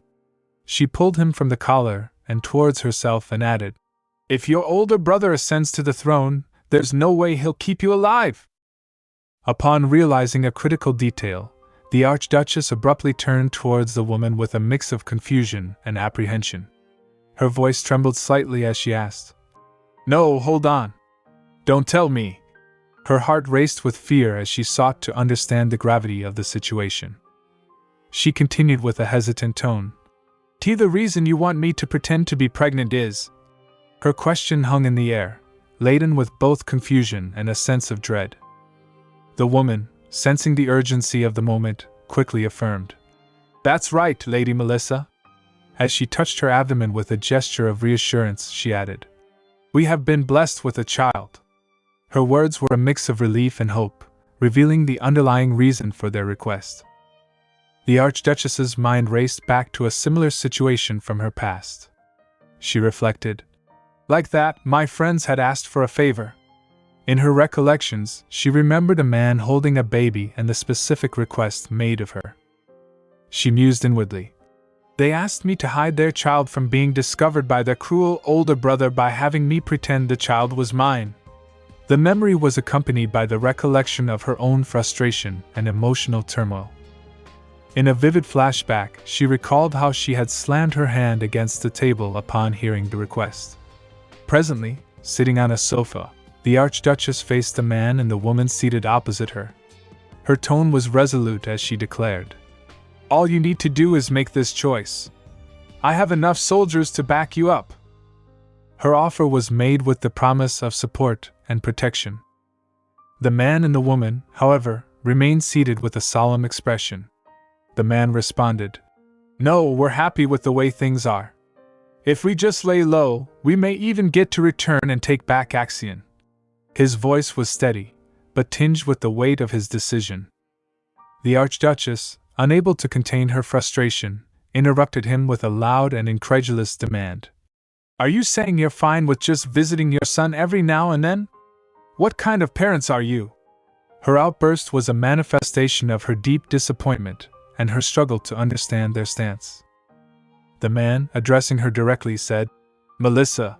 After a brief pause to gather his thoughts, he added with a tone of resolution, "I no longer want to perpetuate this history of bloodshed among family. As cruel as he may be, he is still my brother." His words conveyed a profound internal conflict and a commitment to breaking the cycle of violence, despite the personal cost. The Archduchess flinched at his declaration. Lost in contemplation, the Archduchess posed a critical question, her voice tinged with a mixture of concern and determination. "In any case, make your choice for your son and the Empire, and whether you plan to let the current emperor go on like this." The man, acknowledging the weight of her words, expressed his gratitude with a heartfelt, "Thank you, Melissa." His tone conveyed a deep appreciation for the support and guidance she had provided. The woman, equally appreciative, added, "Lady Melissa, we are so grateful for all the help you've given us already. Her words underscored their indebtedness and the relief they felt due to her assistance. As these memories played back in her mind, the Archduchess reflected. Those two fools seemed to have no desire to start a rebellion even after his brother took the throne. She thought about the missed opportunities and the choices made by her old friends. While recalling a somber visit to their graves, she whispered to herself, "But I still regret not persuading them back then. The Emperor had the two murdered and even ordered for it all to be covered up." The weight of her regret was evident as she reflected on the consequences of the Emperor's actions. She remembered the poignant moment when Axion had approached her at the gravesite and said, "Your Grace." The sight of him had stirred deep emotions within her. She had responded with a mixture of surprise and recognition. "Axion?" Lost in the reminiscence, the Archduchess reflected. "My biggest regret in life was allowing my old friend to be murdered by the Emperor. To kill that kind-hearted fool, who always stood by his terrible brother as well as his wife." Her thoughts were heavy with sorrow for the past and the injustices suffered. Thinking about the sacred stone, she recalled. The Emperor used an imperial treasure called the Sacred Shard. Afterward, he broke it up into several pieces and hid them away. The memory of the Sacred Shard was linked to her ongoing grief and the sense of loss. With a voice laden with sorrow, she said, "My heart ached every summer as I watched their child long for his parents." The image of the child's longing added another layer to her grief. She remembered the painful conversation with Axion, during which she had burst into tears and leaned on him, pleading, "Please, why can't you just forget about it all? Can't you just peacefully live as my son?" Her tears and desperate plea highlighted the depth of her emotional turmoil. Axion, with tears in his eyes and wet eyelashes, had responded gently, "Your Grace." His emotional state mirrored her own, as he grappled with the complexities of their situation. Recalling the tears and the heartfelt exchange, the Archduchess mumbled, "I begged him again and again to leave it all behind and to just focus on surviving, but—" Her voice trailed off, reflecting the frustration of her repeated pleas. She remembered Axion's resolute reply, "I cannot simply forget about what happened." His words underscored his determination and the unresolved nature of his past. In a moment of vulnerability, the Archduchess had urged Axion with fear in her voice, "Please listen to me. If I lose you too, I—" Her words were cut off as Axion interrupted, saying simply, "Yes." Looking at her with understanding, Axion continued, "I am aware. I also know that this is what my parents would have wanted for me." His awareness of their expectations and the circumstances was clear. The Archduchess mused. He already knew about everything. This realization deepened her sense of regret and acceptance. Suddenly, something struck her, and she raised her hand to her heart, saying, "I'm just glad I didn't tell him more back then." The relief of having withheld certain information was palpable. She then said to herself, "But Axion, I couldn't have seen this coming either." Her reflection was tinged with both sorrow and resignation. At that moment, a knock at the door broke her reverie. The Archduchess turned and said, "Come in." The door opened to reveal Axion standing there. The sight of him caused her to think, "I didn't know that you would grow up so fast." Her thoughts were a mix of astonishment and emotional complexity. Axion, standing before her, said, "I have something to tell you." His statement was charged with significance. However, the Archduchess, still lost in her reflections, continued her internal monologue. "And become my greatest weakness." The Archduchess delicately placed the cup of tea on the polished table, the soft clinking sound breaking the stillness of the room. After taking a moment to gather her thoughts, she turned her attention to Axion, who was seated across from her. With a tone that conveyed both curiosity and urgency, she inquired, "So, what did you want to tell me?" Axion, who had been preparing himself for this moment, looked up at her with a serious expression. "First, let me apologize. I have done something I should have gotten your permission for first," he said, his voice steady yet filled with a hint of remorse. The Archduchess, intrigued by his words, leaned forward slightly. "What is it?" she asked, her interest piqued. Anita, who had been quietly observing, exchanged a glance with the Archduchess before speaking. Anita now knows that I am not your son, Your Grace, Axion stated, clearly aware of the implications of his revelation. The Archduchess's response was measured and calm. I see, she replied, maintaining an air of composure despite the weight of the revelation. Bowing his head in a gesture of respect, Axion added, I apologize for not letting you know about this beforehand. There was a sincerity in his voice, a genuine desire to address the situation openly. It's fine. But, the Archduchess paused, taking a breath as if to collect her thoughts. She then looked directly at Axion and said, Axion. Yes? He responded, his gaze meeting hers. I've wanted to tell you this for a while. I am eternally grateful that you are still alive, she said, her tone softening. The weight of her words hung in the air, and Axion listened intently, absorbing the sentiment. Though taken aback by her heartfelt expression, Axion chose to remain silent, allowing the moment to linger. The Archduchess continued, And although I am not your real mother, I swear to you that my life was all the richer because you were in it. Her eyes shone with emotion, and for a brief moment, they shared a profound silence, both contemplating the depths of their connection.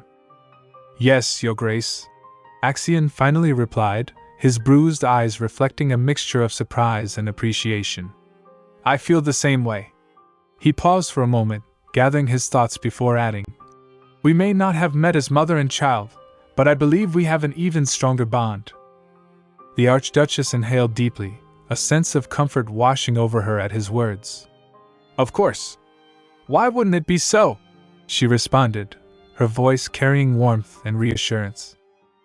Then, as if a thought had just crossed her mind, the Archduchess leaned in slightly, her curiosity piqued once again.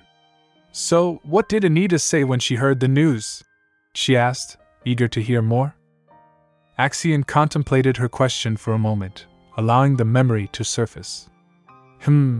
He mused, gathering his thoughts. I discussed many things with Anita, but... He trailed off, sensing the Archduchess's growing impatience. And? She pressed gently, a hint of anticipation in her tone. With a slight smile breaking through his serious demeanor, Axion replied. She said she would help me, no matter what. A few hours ago. In an opulent room adorned with intricate tapestries and elegant furnishings, Anita and Axion sat opposite each other on plush sofas, the atmosphere charged with unspoken thoughts. Anita broke the silence, mumbling, What a coincidence! Axion, puzzled by her remark, leaned forward and asked, What? With a thoughtful expression, Anita pointed to herself and clarified, I'm not a real daughter of House Renard either. Her revelation hung in the air, prompting Axion to absorb the significance of her words. She continued, And since you never called her Grace Mother, I had some idea of the truth. Axion's eyebrows raised in surprise. Really? He replied, his curiosity piqued. Changing the subject, Axion shifted his focus to the matters at hand. In any case, the divine power inside of me is corrupt, which should make it easier for me to find the dark mage, he stated confidently. He went on to elaborate. As we all know, corrupted divine power is very similar to dark magic. His tone was serious, yet there was a spark of determination in his eyes. I'll have an easier time finding the culprit than you, so I wanted to tell you not to worry so much. Anita's expression shifted, and she looked at him with a serious demeanor. Axion, how could I not worry? She began, her concern evident. But Axion chuckled, a lightness breaking through the tension. I hid the fact that I'm not the Archduchess's son because I thought you'd be disappointed, but... His laughter seemed infectious, and Anita found herself momentarily speechless, surprised by his reaction. Axion caught her gaze and said, Seeing you now, I realize I was worried about nothing. He leaned back slightly, a relaxed smile on his face. I don't care whether or not you're related to Marquis Renard either, you see. With a friendly demeanor, Axion added, The important thing is that it's you, Anita. Anita, still taken aback by his candidness, managed to stammer. Axion. After a brief pause, she asked. Don't tell me. Axion, eager to clarify, interrupted. That's right. He continued to explain. It was all planned out from the start, and so was going against the Emperor's order to march out. His words hung in the air, revealing the depth of his intentions. Anita nodded slowly, a look of realization dawning on her face. I knew it was strange. You always went north whenever the Emperor ordered you to do so, she replied, piecing together the clues that had eluded her until now. Axion leaned forward, his expression serious as he shared crucial information about his quest. The truth is, Anita, I was going north all this time to search for the sacred shard. Anita's eyes widened with interest. The sacred shard? She echoed, eager to understand more. Yes, Axion explained. It's also called the revealing mirror since anyone with divine power can read everything that has happened by touching it. His words painted a picture of something both mysterious and powerful.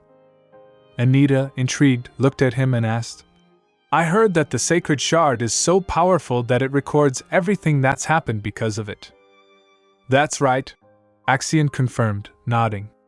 However, since holy relics cannot be used unless they are whole, the Emperor split the original into 3 pieces and hid them. He paused for a moment, lost in thought, as the implications of this revelation sunk in. I believe those pieces will reveal the Emperor's misdeeds. What I have found out so far, he continued, detailing his findings, is that one piece is at the temple, another is somewhere in the north, and the location of the final piece is still unknown. But, his voice trailed off as he considered the next steps. After a moment of reflection, Axion looked at Anita with renewed determination. I realized there was a way I could search for the shard without going north myself. That's why I decided to disobey the Emperor's order. Stunned, Anita asked, And what is that way? I just have to retrieve the piece at the temple first, Axion replied, a hint of resolve in his tone. Concern furrowed Anita's brow. What if the Emperor finds out? I suppose he'd take it as a declaration of war against him, Axion said thoughtfully. Anita quickly interjected. Still, openly making an enemy of the Emperor now might be. Axion cut her off. Risky, yes, but... His mind drifted back to his previous confrontation with the Emperor, recalling his words. You shouldn't have tried to mess with Anita, Cardinal. He then returned his focus to Anita and concluded. It was unavoidable. Anita's hands trembled slightly as she picked up her cup of tea from the table, her thoughts swirling with worry. Still, she murmured, uncertainty clouding her mind. Noticing her distress, Axion reached out, placing his hand over hers in a comforting gesture. Anita, he said softly. She looked up at him, startled. Leaning closer, Axion reassured her. Don't worry. I have you by my side. Anita's surprise was evident in her eyes as she processed his words. Feeling a rush of warmth, she replied, All right, Axion. I will help you too. The next day. As Anita arrived at Renard Manor, the atmosphere felt both familiar and charged with anticipation. Just then, a maid rushed toward her, exclaiming, My lady! Without hesitation, the maid enveloped Anita in a warm embrace. My lady! I thought you would never be able to recover. At that moment, a cat darted across the room, its small paws scurrying toward Anita. It tugged at her gown with an enchanting, magical voice, calling out, Anita! Anita! Still clinging to Anita, the maid inquired, Are you feeling all right, my lady? Her concern was palpable. The cat, now perched closer to Anita, chimed in. What on earth happened? Anita closed her eyes for a brief moment, reflecting on the hectic events of the previous days. Oh my, how hectic, she thought to herself. She gently patted the maid on the head and said, Thank you, Harriet. The cat, clearly feeling neglected, interjected. What about me? With a playful gesture, Anita raised her hand as if to dismiss the cat but then decided against it. The cat responded, momentarily confused. Anita scooped the cat into her lap and settled into a chair. As she stroked the soft fur, she began to recount everything that had transpired. The cat listened intently, its wide eyes fixed on her. "I see, so that's what it is," the cat finally remarked, a knowing tone in its magical voice. Anita, puzzled by the cat's insight, asked, "What do you mean?" The cat paused, as if gathering its thoughts before explaining. "I felt it as soon as you returned. A certain energy." Anita's heart raced at this revelation. "Huh!" she exclaimed, startled by the cat's observation. Suddenly, the cat jumped from her lap and landed gracefully on the floor. "It's the same person, Anita," it stated firmly. The voice of a spirit echoed softly, adding, "The person who used dark magic on you and the one who cursed the Archduchess." The cat continued, "I can sense the same energy from both." Anita was left stunned, the weight of the cat's words settling heavily in the air. Anita found herself seated in a grand room, its opulence surrounding her like a protective aura. The walls were adorned with intricate tapestries, and a soft glow of candlelight flickered across the polished wooden furniture. Before her, the spirit residing within the cat, a being of ancient wisdom and mystery, sat comfortably on the floor. Anita looked deep into the feline's enigmatic eyes and said, "I see." The spirit in the cat tilted its head slightly, its gaze unwavering, and asked in a tone that resonated with both concern and curiosity, "Have you become a target again?"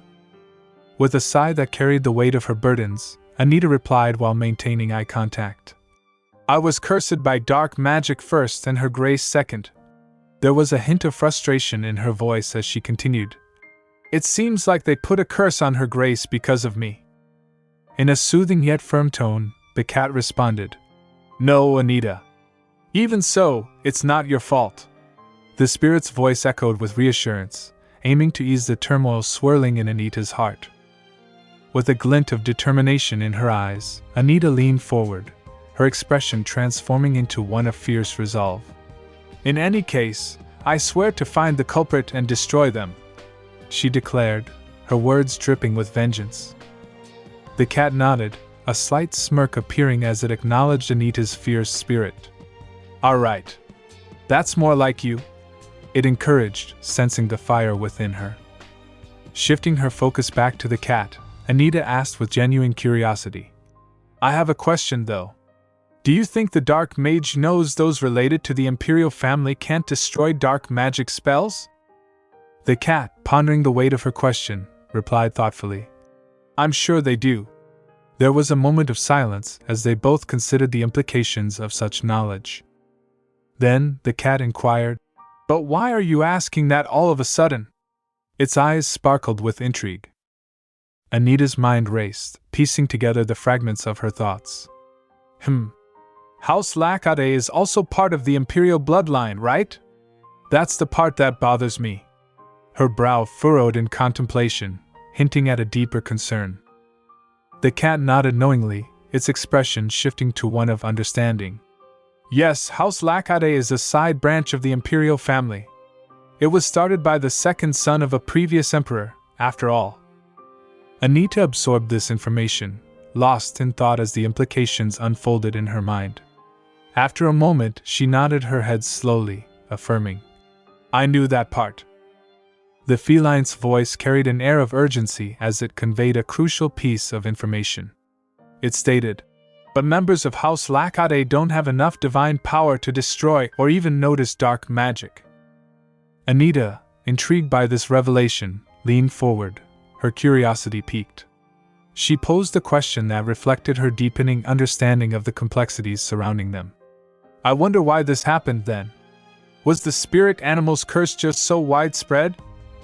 The weight of her inquiry hung in the air, revealing the layers of mystery that shrouded their situation. The cat visibly flinched at Anita's words, a reaction that suggested it was more aware of the implications than it had initially let on. After a moment of hesitation, it replied, "I wouldn't know about that."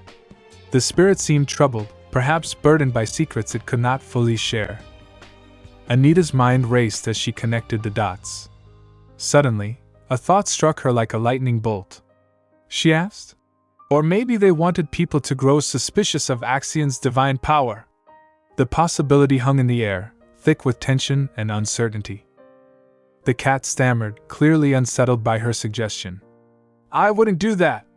Its defensiveness hinted at its loyalty, even in the face of daunting revelations. Taking a moment to collect her thoughts, Anita took a deep breath. She needed to clarify her stance, as the stakes were becoming increasingly high. I wasn't talking about you. I meant the dark mage might be after that. Her voice softened, revealing her understanding that the cat was not their enemy. The cat paused, processing her words. Oh, I see. Anita found herself adrift in a sea of thoughts, her mind racing as she connected the dots of their recent conversations. A sudden realization struck her, prompting her to exclaim, "Oh!" The gravity of her insight reflected in her mysterious eyes as she continued, I think the Emperor really is the culprit. The cat, sitting across from her, seemed puzzled by this sudden turn of events. It responded, its tone laced with confusion. Anita, still grappling with the implications of her thoughts, clenched her hands tightly as she elaborated. I wasn't sure before, but the only person who would want Axion's divine power to be questioned is the Emperor. Her conviction was growing, but the urgency of the situation began to seep into her demeanor. Without a moment's hesitation, she abruptly stood up from her chair, determination coursing through her. I need to go to the Lacate Manor Library. The importance of her mission fueled her resolve. The spirit within the cat inquired with concern. Why? Anita, still lost in her contemplation, responded. I want to find out more about divine power. Her voice carried the weight of her intent. The cat, hesitant and cautious, asked, But why? At that moment, the door swung open, and Phillips entered the room with an air of urgency. My lady! He called out, clearly distressed. He quickly approached Anita, adding, Why, you mustn't leave yet. Anita, momentarily taken aback, mumbled, as she processed his words. Walking forward, she glanced at the table cluttered with numerous letters, an undeniable source of intrigue. She turned to Phillips and asked, You said His Grace sent all those letters, right? Phillips nodded, pointing toward the letters. That's true, but... Before he could finish his thought, Anita interrupted, her voice rising with conviction. And he sent several messengers to tell you that he wanted to see me as soon as I woke up? Yes, Phillips replied, a hint of hesitation in his voice. But should you not stay in bed longer to avoid suspicion? Anita shrugged, her resolve unyielding. I can't make His Grace wait. The rumors about my recovery will start to circulate soon, too. Her sense of duty outweighed any lingering apprehensions. As Phillips rummaged through his coat, a sudden realization seemed to dawn on him. Oh, I nearly forgot, my lady. His tone shifted to one of urgency. Anita, caught off guard, asked with a hint of fear, What is it? With a letter now in hand, Phillips presented it to her. The Duke just sent another letter. Please read this one first. Holding the envelope delicately, Anita turned to Phillips, her expression shifting. I guess I won't have to visit him. That's right, Phillips replied, relief evident in his voice. Since he doesn't know you've woken up yet. Anita interrupted him, excitement bubbling over as she revealed the contents of the letter. He says he'll be coming here tomorrow. Phillips's reaction was immediate and loud, the shock evident in his tone. Pardon? The next day. In a grand room within the esteemed Renard Manor, the atmosphere was charged with anticipation. Anita sat poised and composed, facing Duke, who regarded her with a mix of concern and curiosity. It has been a while, Your Grace, Anita remarked, her tone steady as she acknowledged their time apart. Duke studied her intently, then asked, Are you feeling all right, Lady Anita? Have you fully recovered? His gaze reflected genuine concern for her well-being. Instead of answering directly, Anita cut to the chase, her focus sharp. Where is the holy relic? Duke appeared taken aback. The holy relic? What do you mean? Anita's brow furrowed slightly as she replied. I thought you were bringing the torch of Ariadne. Duke's confusion deepened, and he responded. What? Anita pressed on, unwavering. Aren't you here to have me use my divine power on the relic? She continued, her expression earnest. There may be rumors going around about me having lost my divine power, but none of it is true, so you do not have to worry. She fixed her gaze on Duke, waiting for his response. Duke sighed, a hint of exasperation in his voice as he asked, Lady Anita, do you really think I would come here just for that? Anita took a moment to reflect on his question. Was I wrong? Duke's voice raised slightly, revealing his frustration. Do you have any idea how much I... He abruptly paused, realizing the intensity of his words. With a softer tone, he added, I'm sorry, Lady Anita. I didn't mean to raise my voice. Did I scare you? Anita, maintaining her composure, replied, Not at all. She emphasized, I am feeling perfectly well, so you don't have to worry about me. With a slight smile on his face, Duke replied, All right. I heard House Lacade is very fond of you. I'm aware you have been under their protection. Anita nodded in agreement. That's true. Then, but before she could finish her thought, Duke interjected with a cheerful demeanor. I will get going. Taken aback, Anita mumbled. Pardon? Duke explained. I simply wanted to make sure you were all right. Anita responded with a soft, Oh. Recognizing the moment's gravity, she politely added, Please have some tea with me before you go. I won't take up too much of your time. I need to head to Lacade Manor's library soon anyway. She continued. Duke chuckled heartily in response, lightening the mood. In the beautiful garden. Later, in the picturesque garden of Renard Manor, the two sat around a quaint table near a fountain, the gentle sound of water adding to the serenity of the setting. Duke, enjoying a cup of tea, initiated a conversation. I heard you like Lake Alkenti. Anita smiled, her eyes lighting up. Yes, I do. Duke's gaze remained fixed on her as he probed further. Even now? Startled by the question, Anita blinked and mumbled. Pardon? Duke elaborated. Even though Imperial Knights guard that place after sundown? He continued, sharing an amusing story. A little girl managed to sneak in one day. With a chuckle, he reminisced. When I first saw you, I thought you were a ghost. Anita laughed softly, replying, I would have assumed the same. At Lacade Manor's library? In a stark contrast to the tranquility of the garden, the atmosphere in the Lacade Manor's library was charged with urgency.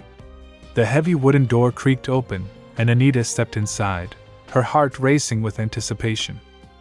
Anita! A voice called out from the shadows. Surprised, Anita paused, her breath hitching as she recognized the familiar figure. It was Axion, wearing glasses and holding a book in his hand. You're here. He regarded her with a mixture of surprise and relief. Anita and Axion settled comfortably on a plush sofa in the library.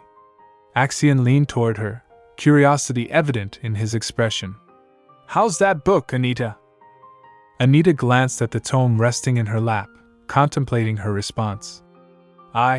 She began, but a smile broke across her face as she turned to meet his gaze. I think coming here today was a good decision. With renewed focus, she opened the book and began to read aloud, her voice carrying the weight of the words. In the distant past. As she immersed herself in the narrative, she continued. The Decargevel arrived at its final destination in the north of the continent. Anita's imagination ignited as she envisioned the Decargevel, a fox-like creature, gracefully navigating its surroundings. She read on. Decargevel thought to itself. The image of the creature playing in a lake formed in her mind. It's a shame there's no sea, but this lake will do. As she pictured the Decargevel lounging in the water, she continued. Decargevel sat its large body down in the lake. The story unfolded, revealing how. As it did so, water splashed out of the lake and formed a river. A young married couple witnessed this and thanked Archduke for creating a river for them. Anita's heart warmed at the thought of the couple, and she read about the wife drinking from the lake. They then drank from the river. She turned the page, reading with excitement. The couple later gave birth to a child whose eyes shone a mysterious blue. Axion, absorbed in the story, muttered, "Strangely enough." He seemed deep in thought, adding, "Afterward, the couple knew how to get to a lake they'd never been to before, as did their child." Anita looked up, echoing his words. As did their child. She tapped the pages thoughtfully. "How fascinating," Axion remarked, his interest clearly piqued. Anita nodded enthusiastically. "Right? It feels like some sort of clue." Axion considered this, his brow furrowing slightly. "That too, but—" He paused for a moment before focusing on Anita. "The author of the book is the only person who knows the name of the spirit animal. Archduke," he stated, continuing. "In old times, people believed that names had power, so they often refused to reveal their actual names." Anita, recalling historical tales, chimed in. "That's right. The 16th emperor was killed because someone discovered his true name." Axion looked at her, his expression serious. "Exactly. In the age when divine power and dark magic were strong, it was forbidden to tell anybody your real name." Anita contemplated this, her mind racing. "But the fact this author knows the spirit animal's name," Axion interjected. "It means the author is close to what we call a legend." He then asked her directly, "Do you think the stories recorded in that book are trustworthy?" Suddenly, Anita turned toward Axion, her voice low and serious. "Axion." He responded, looking up at her. "You've read all these books already, didn't you?" With a polite smile, Axion replied, "Of course I did. I'd do anything for you." He then laid down on the sofa, resting his head in Anita's lap. She instinctively began stroking his head, a comforting gesture that made him grin. "Hey, Axion?" she asked, breaking the comfortable silence. "Yes?" he replied, glancing up at her. "Is it possible to extract divine power and store it somewhere?" Axion suddenly sat up straight, concern etched on his face. "Did the Duke ask you to do that?" "What?" "No," Anita said, shaking her head. "I usually go to the Duke's manor myself to imbue my divine power into the holy relic, but since that takes time, I thought it'd be a good idea to extract it ahead of time and store it. If this is something you want, I could look into it with you, but—" He hesitated, his brow furrowing. "I'm just worried you might get hurt. Do you trust him, Anita?" Anita repeated his question, contemplating her response. "Do I trust him, you ask?" After a thoughtful pause, she finally replied, "I guess so." Anita sat comfortably in her room, engrossed in a book she had borrowed from House Lacade. The afternoon light filtered through the window, casting warm rays across the pages. As she read, a particular passage caught her attention, prompting her to mumble softly to herself. Suddenly, the door creaked open, and the cat entered, a magical aura surrounding it. "What's that?" the cat asked, its voice melodious and curious. It gracefully hopped onto the table in front of Anita, its bright eyes sparkling with interest. Anita looked up from her book, her expression a mixture of surprise and intrigue. "It's a book I borrowed from House Lacade today, but there's a part one don't understand." The spirit within the cat leaned closer, eager to assist. "Do you need information on the Shern people?" Anita's curiosity piqued. "Do you know about them?" "Of course. I'm a spirit, so I can find them easily," the cat replied with confidence. Taken aback, Anita exclaimed, "I didn't know spirits could do that." The cat nodded, its tail swishing playfully. "Oh, we can. Also, there aren't many Shern people left anyway." Anita's expression shifted to one of concern. "There aren't?" "Yes, kind of," the cat said, its tone somewhat evasive. "That's worrying to hear," Anita admitted, her brow furrowing. The cat tilted its head in confusion. What? With a deep sigh, Anita articulated her worry. If there are so few of them, it's likely they are being kidnapped and trafficked. The cat's eyes widened in shock. Trafficked? You humans do that sort of thing? Anita nodded slowly, her own unease growing. I'm hoping I'm wrong too, you know. She took a moment to gather her thoughts before saying resolutely, All right, let's make sure. On the last day of the month, 2 men clad in black costumes that concealed their identities sat inside a carriage, engaged in hushed conversation. The first man leaned back, shaking his head slightly. We'll be able to sleep in an inn once we get past this forest. The second man sighed heavily, clearly irritated. This job was such a pain. Right? I had no idea it could get so cold at the border of the northern region. The first man replied, his voice laden with frustration. The second man let out a snicker. But since this was a huge success, we'll finally be able to get a big payday once we get back. Suddenly, the first man halted, his expression shifting from casual banter to alarm. Wait. He pointed ahead. Isn't that a noble's carriage? The second man's eyes widened. There must be armed knights too, right? Oh, one of them muttered, a palpable tension rising. I think they're coming this way. Did they see us? The other exclaimed, panic evident in his voice. Just then, the door of the carriage swung open, revealing Anita. With 2 of her trusted spies flanking her, she stepped out, her demeanor exuding authority. How suspicious to come across a wagon this late at night, she remarked, her gaze piercing. One of the men stammered nervously. Oh, we are simply carrying fruit, my lady. The second man, clearly rattled, added, Why yes. We just happened to set out late because we had a bit too much to drink. Anita scoffed, her skepticism evident. Just fruit, you say?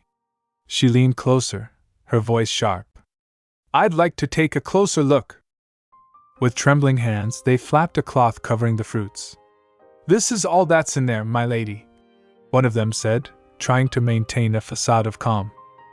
The other man's voice quivered as he stammered. We're pretty late already, so could we get going now? Anita narrowed her eyes at the fruits, deep in thought.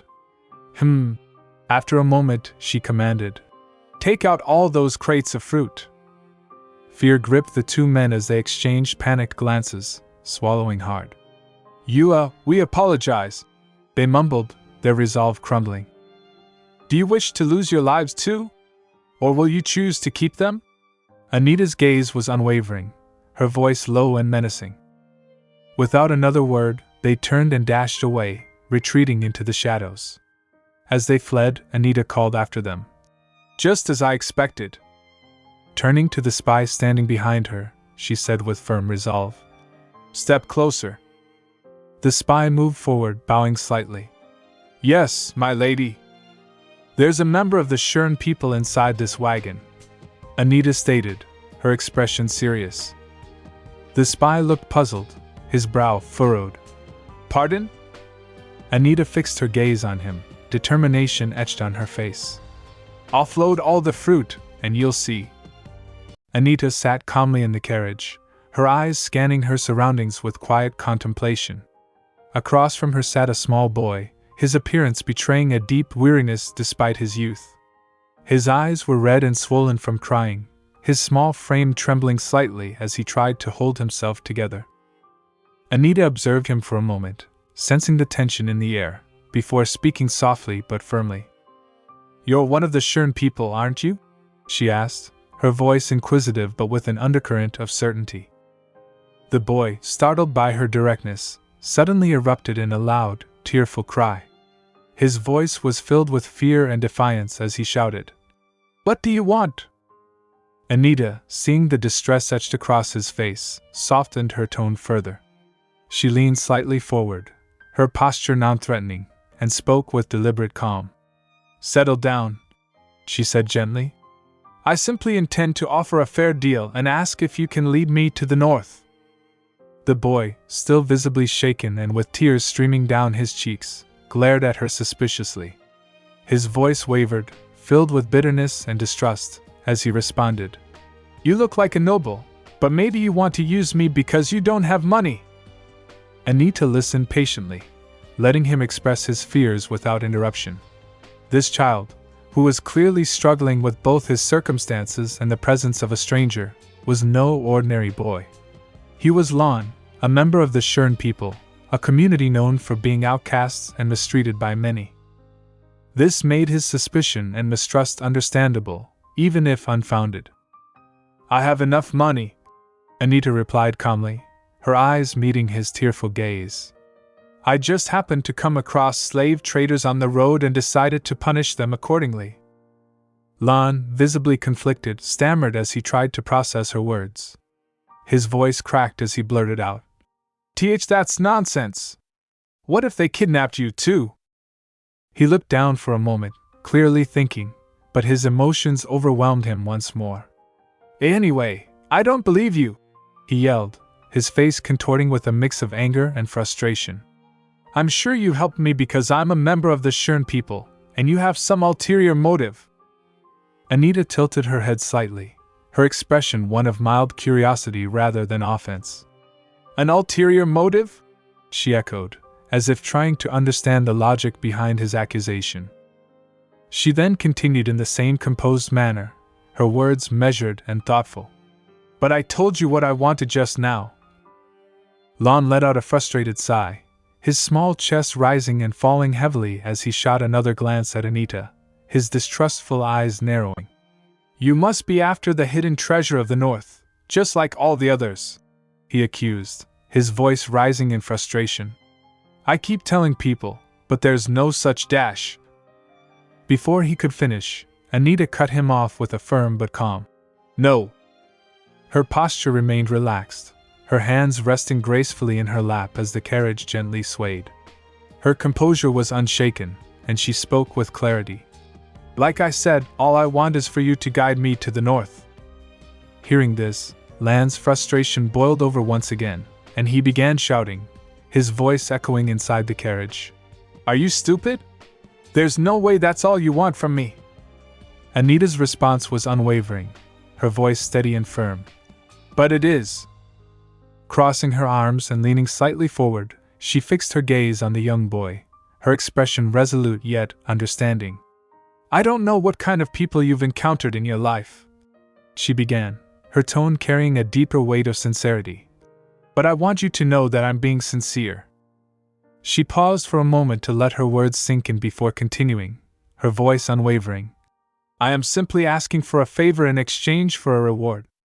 I didn't save you just to fool you or use you." Lon stood still for a moment, his mind racing as he tried to grasp the full meaning behind her words. His emotions flared once more as he scoffed and exclaimed, "Ha!" The sound was a mixture of disbelief and defiance. "Well, that's too bad," he retorted, looking directly at Anita. "I don't know how to get to the north. I was kidnapped as a baby and grew up in the capital because of greedy nobles." Anita let out a soft hum, clearly thinking about the boy's situation. She sighed lightly, her gaze shifting to him from the corner of her eye. She mused. "I did figure you were a bit too young." Lon, sensing an opening to mock her once more, gave a bitter smile. "How unfortunate for you," he taunted. "You went through all that trouble to save me, too. What will you do now? Drive me away? Or say that I insulted a noble and hand me over to the knights?" Anita didn't respond immediately. Instead, she appeared deep in thought for a moment, her finger tapping gently on her chin as if pondering his words. Then, she began, her voice soft but thoughtful. "When's the last time you ate anything?" Lon blinked, taken aback by the sudden shift in conversation. "What?" he stammered, momentarily disarmed. "I haven't eaten since yesterday, but—" Anita, now gazing out the window of the carriage, casually interrupted. "All right then. I'll have a meal prepared for you once we arrive at the manor." Lan's eyes widened in surprise, and he quickly raised his voice in protest.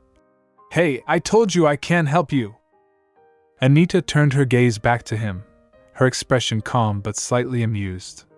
I wondered why you were so tense, she said with a slight smile. That was just something I hoped for. If you can't help me, there's nothing I can do. Lon, feeling the ground shift beneath his feet, stuttered. So, what do you intend to do now? With a blink, Anita met his eyes and responded calmly. I intend to take you home.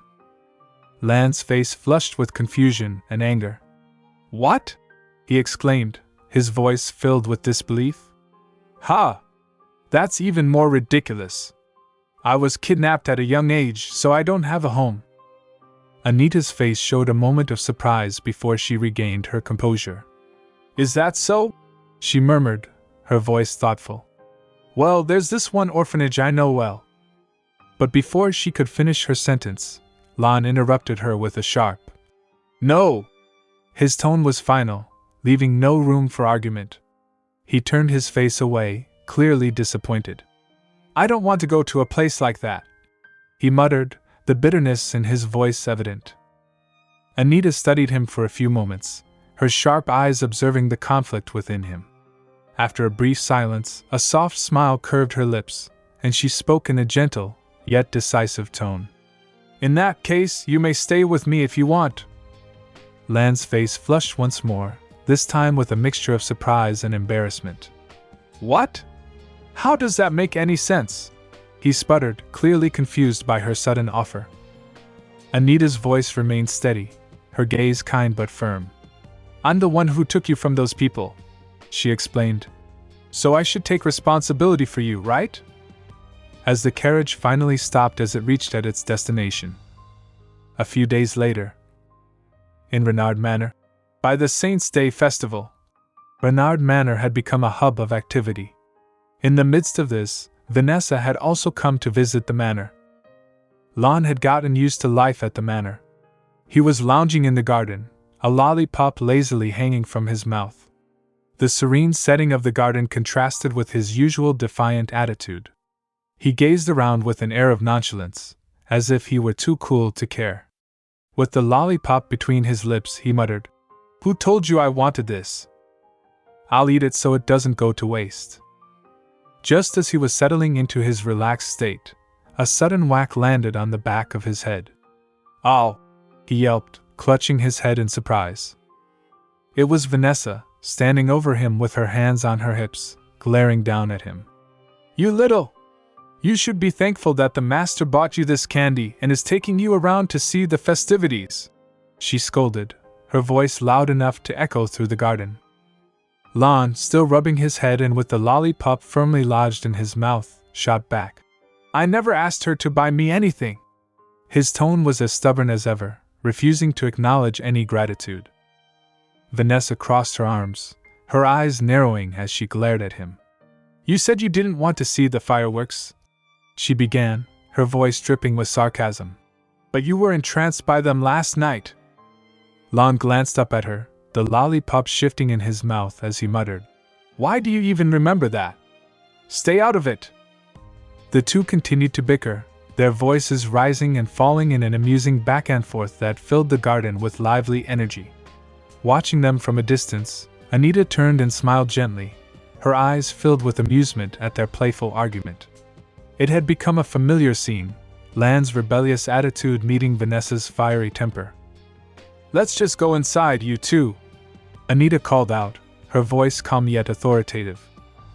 Vanessa, not one to let Lon off easily, grabbed his hand and started pushing him forward, forcing him to stumble along the ground. Ugh! I told you I never asked for any candy, Lon protested, his voice laced with frustration. Vanessa, undeterred by his complaints, shouted back, Should I kick him out onto the streets, master? Her tone was half serious, half playful, but it was clear she was enjoying teasing the boy. Lon, feeling cornered and outmatched, started to cry out. Wah! Anita, remaining composed and ever the voice of reason, turned to them both. Please don't, she said calmly, her words carrying enough weight to put an end to the commotion. With that, the argument subsided, though the playful tension between Lan and Vanessa still lingered in the air. She let out a soft sigh, her gaze fixed on the letter as she mumbled to herself. Ha! Picking up the letter, she examined it closely, her fingers tracing the fine paper. It's finally here, she said to herself, her voice a mix of anticipation and concern. An invitation from Camilla Hayworth. As she carefully removed the letter from its envelope, she repeated the name. Camilla Hayworth. The name carried weight, and Anita's mind immediately conjured an image of a woman with striking red hair and pink eyes, a woman whose influence stretched far beyond her title. She is the Emperor's mistress. Anita mused aloud, her voice steady but laced with a subtle tension. And has been for the last 10 years. Her eyes suddenly widened as the realization dawned on her. In her mind, she pieced together the implications of the invitation. There's no way that the Emperor didn't have a say in this invitation, she thought, her heart quickening. The letter, still in her hand, began to crumple slightly as her thoughts raced. If I reject it, he'll only try to find out exactly why, she mused, her expression tightening with worry. And he'll inevitably. Her thoughts drifted to Arabella, a shadow of past memories that haunted her. She couldn't let history repeat itself. I can't let that happen again, Anita thought, her resolve hardening. Still holding the crumpled letter, Anita's mind continued to turn over the possibilities. It would be better to approach them first and find out what they want from me, she concluded, her strategy forming quickly. Her gaze drifted towards the window, where the soft rays of the sun streamed through, illuminating the room in a warm glow.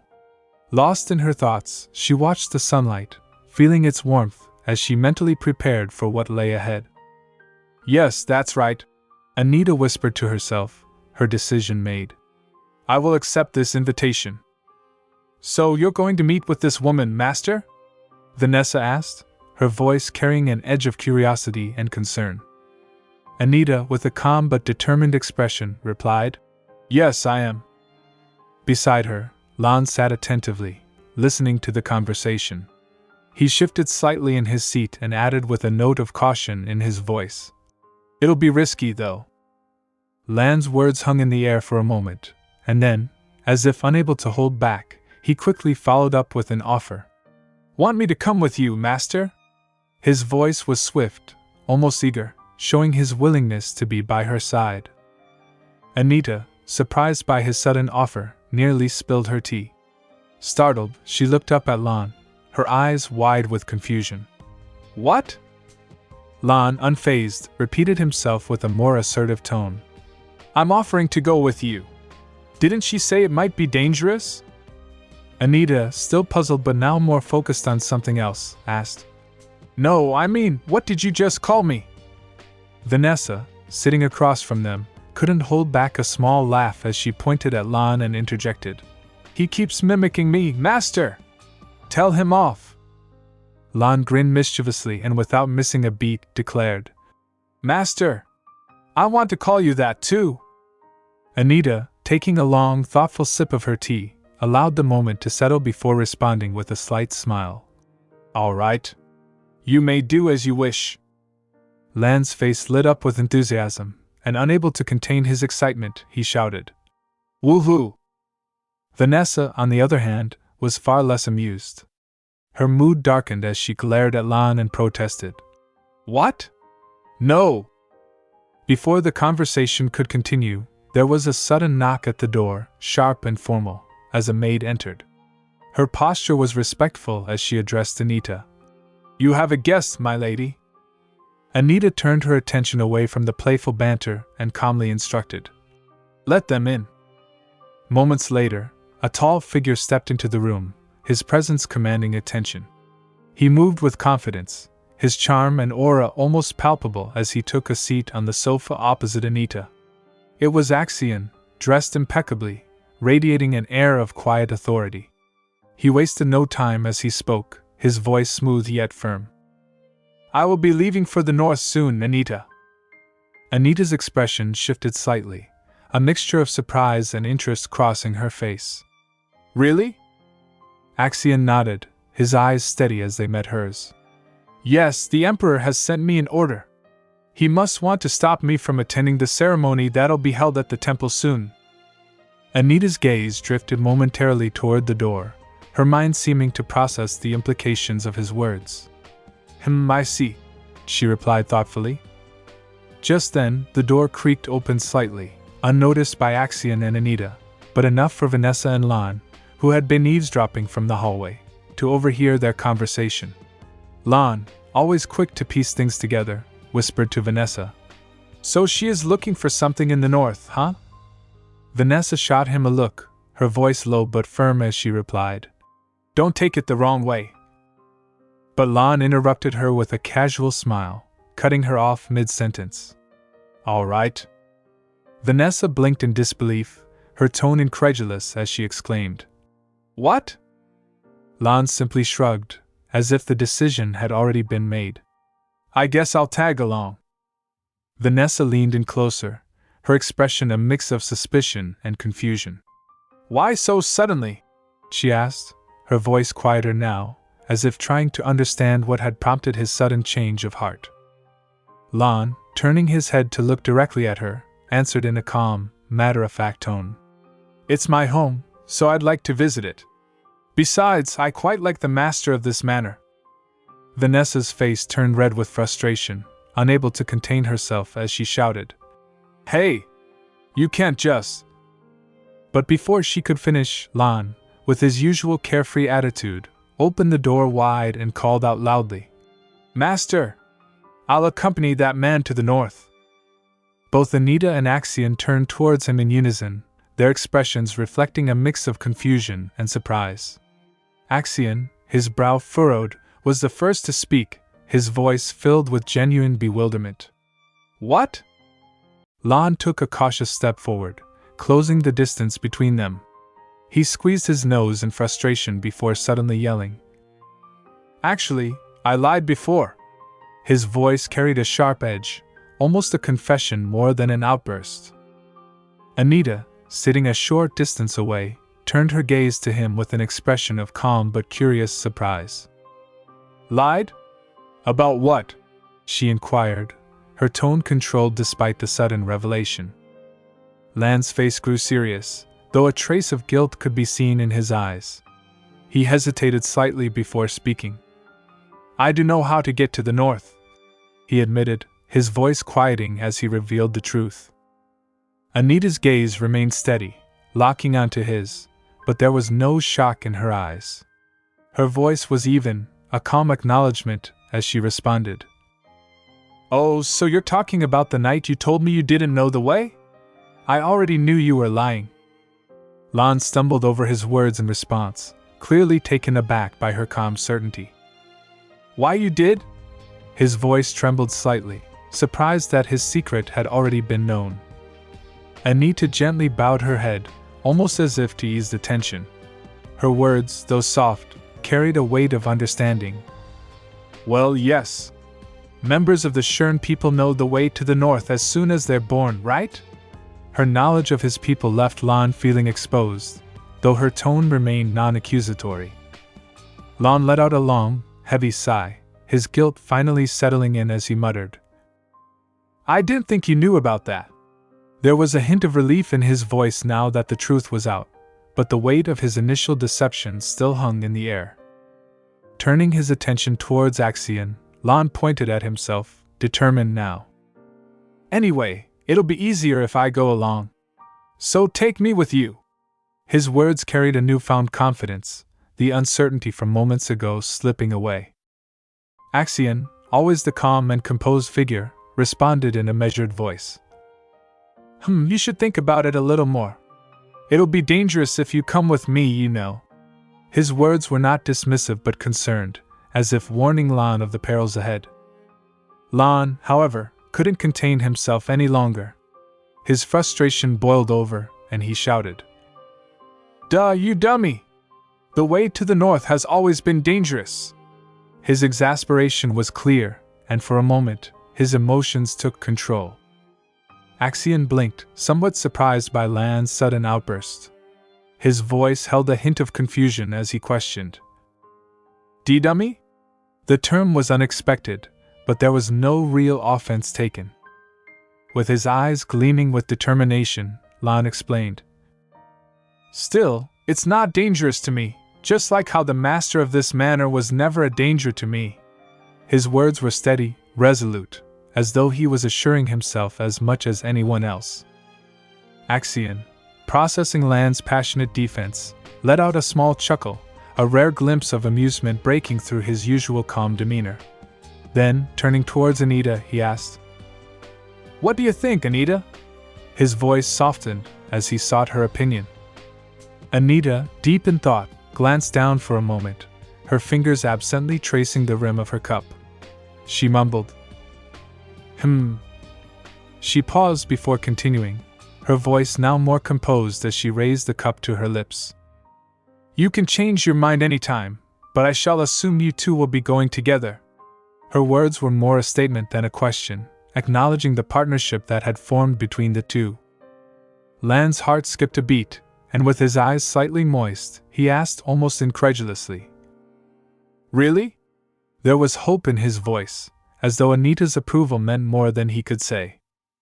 Vanessa, who had been quietly observing the conversation from the doorway, now found herself more engaged. She murmured to herself, though no one seemed to notice her curiosity. Lan, now closer to Anita, suddenly pointed at her cup of tea. His expression shifted to one of concern as he remarked, "Your tea has gotten cold, master. Have Vanessa brew you a fresh cup?" His attention to such a minor detail showed how deeply he cared. Anita, however, waved off his concern with a slight smile. "I don't mind." Her voice was calm, unconcerned about the temperature of her drink.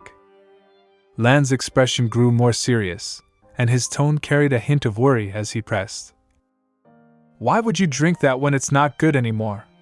You don't eat much anyway, so you might as well have good things." His concern was genuine, a reflection of how much he valued her well-being. From across the room, Axion, still seated opposite Anita, nodded in agreement. "I agree," he said simply, supporting Lan's suggestion. Standing by the door, Vanessa quickly offered, "I'll brew you a fresh cup, master." Her voice was enthusiastic, ready to attend to Anita's needs. Anita looked at Axion briefly, then back at Vanessa. She sighed gently before saying, "I really don't mind." There was no irritation in her tone, just a quiet acceptance of the situation. However, after a moment of reflection, Anita took a deep breath and spoke again, her voice softer this time. "All right then. Thank you, Vanessa." There was a warmth in her words, as if acknowledging Vanessa's eagerness to help. As Vanessa left to prepare the tea, Anita leaned forward slightly. She reached out, gently taking Axion's hands in hers, the touch lingering for a moment. In her mind, thoughts raced. "There was another reason I asked Axion to come here today," she mused quietly to herself. Her gaze fixed on Axion's eyes, and in her mind, she reasoned. "Dark mages react to pure divine power." Her thoughts were calm but deliberate, piecing together the strategies she had been forming. Speaking silently to herself, she considered. "If I cover up my divine energy with Axion's, the dark mage will believe that I have lost my divine power." Anita sat quietly in the carriage as it moved steadily down the winding road. Though her eyes were fixed on the passing landscape, her mind was elsewhere, absorbed in the thoughts that had been swirling around her since she received the invitation. Internally she sighed, her brow furrowing slightly as she mused. "However, I hope that the person I will be meeting isn't a dark mage." Her gaze shifted to the window, where the scenery outside blurred past. She couldn't shake the uneasy feeling building inside her as she thought about the woman she was about to meet. Camilla Hayworth. I can't rule out the possibility that she's the dark mage. Camilla's background troubled Anita. The mystery surrounding her only added to the tension Anita felt. She was born the daughter of a ruined noble family, she reflected, piecing together the fragments of what she knew. Camilla had risen to prominence in an unexpected way, a fact Anita couldn't ignore. and found success as an opera singer. She recalled, the image of Camilla in elegant gowns performing on stage flashing through her mind. But it wasn't just her singing career that had brought Camilla into the limelight. Anita's mind darkened as she recalled the details of Camilla's personal life. Although she became the wife of a count, her marriage was never genuine. She had only married the count to fool others. Anita considered, knowing that Camilla's relationship was more strategic than romantic. In the circles of the nobility, certain behaviors were often overlooked, but Camilla's marriage had been an exception. Anita reflected on this with a deep sigh. There is an unspoken rule among nobles. Though an affair between married nobles was usually overlooked, an affair between an unmarried noble and an unmarried individual was different. Camilla's marriage, orchestrated by none other than the emperor himself, only fueled the rumors swirling around her. In order to have her as his lover, the emperor married her off to a nobody with a decent title. Anita thought, her suspicion growing stronger. A shiver of doubt crept into Anita's heart as her thoughts turned back to the mystery surrounding Camilla. Is she simply the emperor's lover or the dark mage who controls the emperor? The possibility chilled her, but she would need to find out for herself. As the carriage finally rolled to a stop in front of a grand manor, Anita took a deep breath, steeling herself for the upcoming encounter.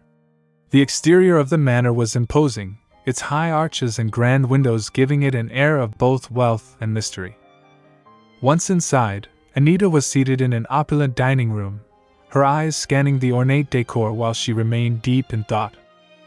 I need to find out her true identity through this meeting, she reminded herself, aware that the truth could reveal much more than she anticipated. Camilla soon entered the room, greeting Anita with a warm smile, her demeanor as graceful and charming as always. Thank you for coming, Camilla said smoothly, her voice soft but confident. Anita, ever polite, responded with a respectful nod. Not at all, Countess. The formalities quickly gave way to more casual conversation as Anita inquired after Camilla's health. How is your health? I was worried when I heard that you had fallen ill after Saint's Day, she asked, her tone gentle, though her eyes remained sharp, studying every response. Camilla's smile widened slightly, almost as if amused by the concern. Oh my, thank you for asking, she replied before turning the question back toward Anita. But how about you, Lady Anita? I heard that you also fell ill around the same time. Anita kept her expression composed, though the mention of her own health stirred a memory of her recent struggles. Fortunately, I am all right now. Thank you for your concern, Countess, she replied, choosing her words carefully, her tone as polite as ever. Camilla tilted her head slightly, resting her chin on her hand, her eyes never leaving Anita. Countess? I dislike that title. Please call me Lady Camilla, she said softly, her smile never faltering. Anita said nothing in response and instead took a slow sip of tea, trying to calm the slight unease that had settled over her. She could feel Camilla's gaze lingering on her as if watching for any signs of discomfort. Breaking the silence, Camilla continued in a casual tone. Come to think of it, your older sister will be making her debut this year, right? The debutante season usually begins once the lake freezes, which is soon. Anita stiffened slightly, her mind immediately racing. There was something in Camilla's words, a subtle hint that felt like a veiled threat. That's right, Lady Camilla, Anita replied, keeping her voice steady as she tried to analyze Camilla's intent. Inside her mind, though, Anita frowned. She's threatening me, she thought, recalling the rumors she had heard about Camilla. There are rumors about how cruel she is to nobles whom she dislikes. She's also notorious for ruining the debutante balls of the children of those nobles. Anita reflected, feeling the weight of the unspoken tension between them. Suddenly, Camilla's tone changed, her eyes drifting over Anita's face as she remarked, Oh, your skin is so nice, Lady Anita. The compliment caught Anita off guard, and she blinked, unsure how to respond. Before she could gather her thoughts, Camilla slipped her hand across the table, gently taking Anita's hand in her own. And soft, Camilla added, her touch lingering longer than expected. Anita was completely stunned by the sudden intimacy of the gesture, unsure whether it was a genuine compliment or another veiled threat. It must be because you're so young, Camilla added, her smile as sweet as ever. Anita quickly composed herself and bowed her head slightly. Thank you, Lady Camilla, she replied, choosing her words carefully as she tried to regain control of the conversation. As their meeting concluded, Anita rose to leave, feeling a strange mix of relief and discomfort. Camilla, ever the gracious host, saw her to the door. Have a safe journey home, Lady Anita, she called out cheerfully as the door closed behind her. Once alone, Camilla's demeanor shifted. She stood still for a moment, her hands clasped tightly in front of her chest as she frowned.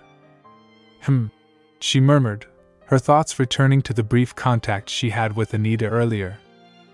Recalling the moment she held Anita's hand, a sly smile crept across Camilla's lips. I couldn't detect any pure divine energy, she mused quietly, her voice low and thoughtful.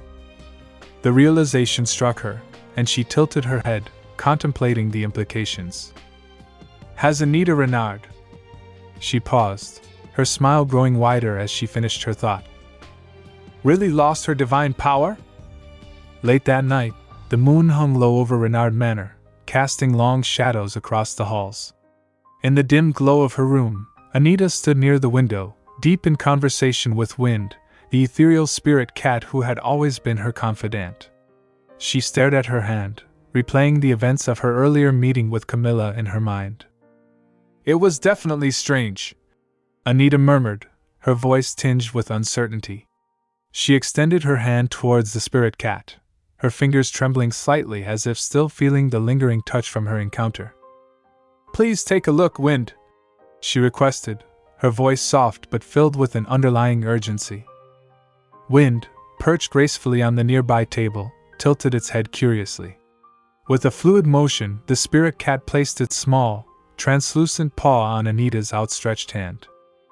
All right, Wind responded in its soft, melodic voice, though there was a slight crackling sound as its magic connected with her. The air around them shimmered momentarily, the cat's magic probing for anything unusual. After a few moments, Wind withdrew its paw, its eyes narrowing thoughtfully. It is a little strange, the spirit cat admitted, its voice carrying a note of intrigue. But it doesn't feel particularly noteworthy. However, if you asked me to check, it must be because you felt something, right? Wind's glowing eyes remained fixed on Anita, as if searching for more in her expression. Anita clenched her hand, uncertainty still clouding her mind. I'm not sure, she admitted, her voice tinged with frustration. There was something unsettling about her encounter with Camilla, but she couldn't put it into words just yet. Her expression shifted to one of surprise as she thought more deeply. I had the same strange feeling with her that I always feel when I have an audience with the Emperor, Anita confessed, her eyes narrowing as she recalled the encounters. The sensation was unmistakable, a subtle, dark energy that lurked beneath the surface, both in the Emperor and now, perhaps, in Camilla. Her thoughts drifted back to the woman she had met earlier that day. There was something about Camilla that felt dangerous. It could just be because they're lovers. Anita mused aloud, though even she didn't fully believe that explanation. The connection between Camilla and the Emperor was well known, but this was different. Then, as the memory of Camilla's piercing gaze and strange touch resurfaced, Anita's voice lowered, her suspicion growing stronger. Or because that woman is also a dark mage, she said softly. A few days later, at Renard Manor.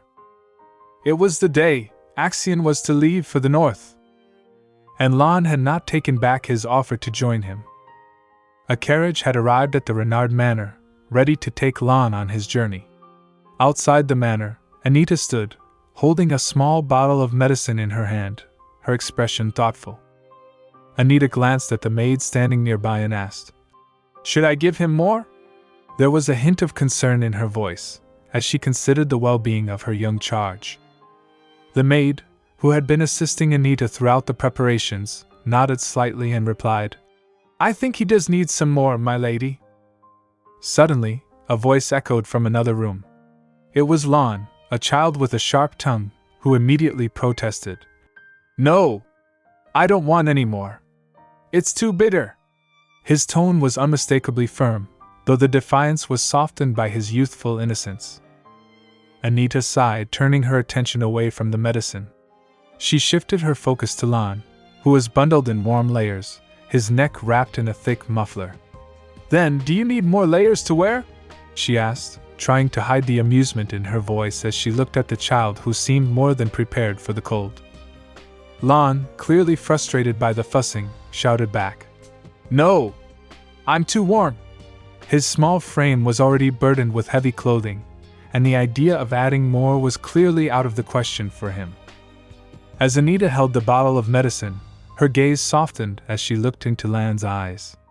A pang of guilt tugged at her heart. "I used a potion to change the color of Lan's eyes because the Shern people were a target no matter where they went," she thought to herself. "I feel guilty about sending such a young boy to the north, but—" Pushing aside her concerns, Anita handed the bottle to the maid and addressed Lon once again. "Do you have any idea how cold it is up there?" Lon, who had always prided himself on his knowledge of the northern regions, quickly retorted, "I know that better than you, who's never been there, master." Anita couldn't help but smile at his confidence but remained firm in her concern. "Still, you're wearing such thin layers. You should wear more," she insisted, hoping to emphasize the importance of staying warm in the harsh northern climate. Lon, growing increasingly exasperated, raised his arms in frustration. "Does this look thin to you?" He motioned to his many layers, clearly believing he was already more than adequately prepared. Anita sighed, recognizing that arguing with Lon would get her nowhere. "All right," she conceded, her tone softening. She reached into her belongings and retrieved a small bag, offering it to Lon. "Here, take this," she said gently. Lon took the bag from her hands, his curiosity piqued. "What is this?" he asked, inspecting the small package. Before Anita could answer, the maid spoke up in a louder tone. "Hey, you're supposed to say thank you. It's a magic construct heater. It was difficult to get one made when it's not even winter here." Her words carried a hint of pride, as though she had personally ensured its creation. Lon shot a quick glance at Anita, his expression softening just a little. "I told you, I don't get cold in the north," he reminded her. However, with a small shrug, he slipped the bag into his coat, adding, "But I'll keep it with me anyway." Anita smiled at his words, the affection she felt for the young boy clear in her eyes. "All right," she said softly. She reached out and gently patted his head, a gesture that caused Lan's face to flush with embarrassment. Despite his bluster, the warmth of her touch seemed to affect him. "Be safe," Anita whispered, her voice filled with quiet concern. Lon, his cheeks still pink, looked up at her and, in typical fashion, tried to mask his embarrassment with a retort. "Speak for yourself. You need to eat more," he exclaimed. Anita blinked in surprise, caught off guard by the sudden shift in conversation. "Me?" she asked, her brow furrowing slightly. Lon nodded firmly, his tone insistent. "Yes. You're all skin and bones. Stop looking so frail. You look like you might die if someone so much as tapped your shoulder." Anita's lips parted in shock for a moment before she let out a quiet sigh. "Oh," she muttered, unsure how to respond. She took a deep breath and finally said, "All right, Lon." Before she could say more, the maid interjected, her voice filled with indignation. "Why, you rude little—" But before the maid could finish her outburst, Lon had already climbed into the carriage. As the door shut behind him, Anita stood outside, waving goodbye. "Goodbye," she called out, her voice carrying through the chilly morning air as the carriage began to move. Anita continued to wave until the carriage disappeared from sight, then she turned to the maid standing by her side. "I should get going as well," she said, her mind already shifting to her next task. The maid, still slightly flustered from Lan's cheeky remarks, asked, "Where are you headed today, my lady?" Anita glanced at her with a polite smile. "To Vice-Rasa Manor. I have an appointment." Noon. At Vice-Rasa Manor. It was noon when Anita arrived at Vice-Rasa Manor, her footsteps quiet as she moved through the grand hall. Ned, the Duke's secretary, stood by, visibly deep in thought. As Anita approached, she noticed his preoccupied expression and paused before him, her gaze curious. She murmured, breaking the silence. Startled, Ned quickly composed himself and met her eyes. "My lady?" he whispered, lowering his voice. "You're already here. I have something to tell you. Please step aside with me for a moment." Anita, sensing the gravity in his tone, replied, "Oh, all right." Internally, her thoughts raced. What's going on? She wondered, sensing something unusual about his demeanor. Ned nodded slightly, his voice equally subdued. "You see, monsters have suddenly appeared in Vice-Rasa land, so His Grace is not present." Ned hesitated for a moment, his expression shifting. "Well, we have a couple of guests who knew you'd be coming and wished to meet you." Anita raised an eyebrow, slightly surprised. "Me?" she asked. Ned, nervously adjusting his collar, continued, "I apologize. I know that conditions are not very favorable right now, and that this is incredibly rude to ask of you, but I have no authority to stop them." "I see," Anita replied, her tone calm but curious. "Who are these guests?" she asked, already forming theories in her mind. If Ned, as the acting head of the house while the Duke is gone, couldn't stop them, they must be incredibly high-ranking nobles. As Anita entered the room where the guests awaited her, her gaze fell upon an older man seated in front of her. She immediately recognized him. The Duke's father is here, she thought, observing the opulence around him and the lavish spread of food that adorned the table. Seated on the sofa, Anita couldn't help but get lost in her thoughts, reflecting on the situation before her. The man sitting across from her broke the silence, his tone one of casual amusement. "So, my mischievous son asked to be your guardian, did he?" Beside him, a younger man added in a disappointed tone. "And she's a member of that house Renard, too. I am a little disappointed." Ned, sensing the tension, cleared his throat and made the introductions. "Ahem. This is Viscount Volta, His Grace's cousin, and—" he gestured towards the man sitting before Anita. "The former Duke Vice-Rasa, His Grace's father." Anita bowed her head in respect and introduced herself. "I am Anita of House Renard." Viscount Volta, clearly unimpressed, exhaled deeply and said to her, "I heard that you used your influence with His Majesty to force Marquis Renard to flee the capital." His words were laced with accusation. "You must have inherited the Marquis's cunning nature." Anita's eyes narrowed slightly, a flash of anger passing through her expression as she stared at him. Before she could respond, Ned quickly stepped forward and said firmly, "You go too far, my lord." Viscount Volta shot a sharp look at Ned, his voice rising with indignation. "Oh, so His Grace's secretary dares to interrupt me and take this young woman's side?" Ned maintained his composure and explained, "Lady Anita is not just any nobleman's daughter. His Grace is her guardian and—" The Viscount interrupted him, his voice even louder this time. "With the secretary already on her side, it's no wonder this insignificant young lady managed to weasel her way into the role of His Grace's ward." Anita sighed softly, deciding it was time to interject. "Viscount Volta," she said, her voice steady but edged with irritation, "I suppose you consider His Grace and his secretary to be foolish enough to be tricked by the schemes of an underage girl." The Viscount's face turned red with anger as he slammed his hand on the table, knocking over a teacup. "How dare you talk back to me like that?" He started to shout, his voice shaking with rage. Before things could escalate further, the former Duke intervened, his tone calm but commanding. "Your rudeness knows no bounds, Viscount. While I may have allowed you to accompany me, that did not mean you were allowed to behave in such a manner." Viscount Volta stammered, Why, Your Grace? Realizing he had overstepped. Without giving him another chance to speak, the Duke's father ordered, "Leave this room now." The Viscount, visibly chastened, quickly left the room, closing the door behind him. Once the room had quieted, the Duke's father turned to Anita, his expression softer. "I apologize for his rudeness. That boy is still immature and has much to learn. I shall have a word with him." Anita inclined her head respectfully. "Thank you." The Duke's father chuckled and took a sip from his teacup. "But I must admit I am impressed." He paused, setting the cup back down. "I heard you had many enemies due to your curt demeanor, but I did not expect to witness you react in such a rigorous manner firsthand." He took another sip of tea, studying her closely.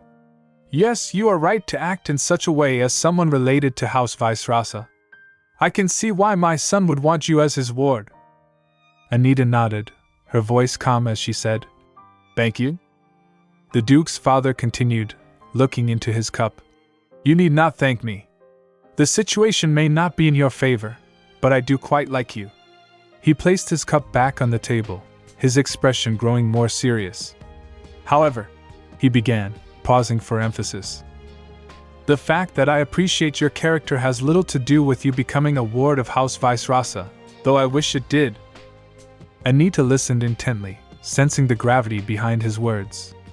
The Duke's father leaned forward slightly. "I do not mind my good-for-nothing son making more enemies. It is impossible for someone of his noble status not to have any enemies to begin with." He continued, his tone sharp. "For a noble to have no enemies means that he is weak or a coward, if not both." Anita's eyes widened slightly at his words, her focus entirely on him. The Duke's father lifted his cup again and added, "In that sense, I do not mind my son or you making more enemies.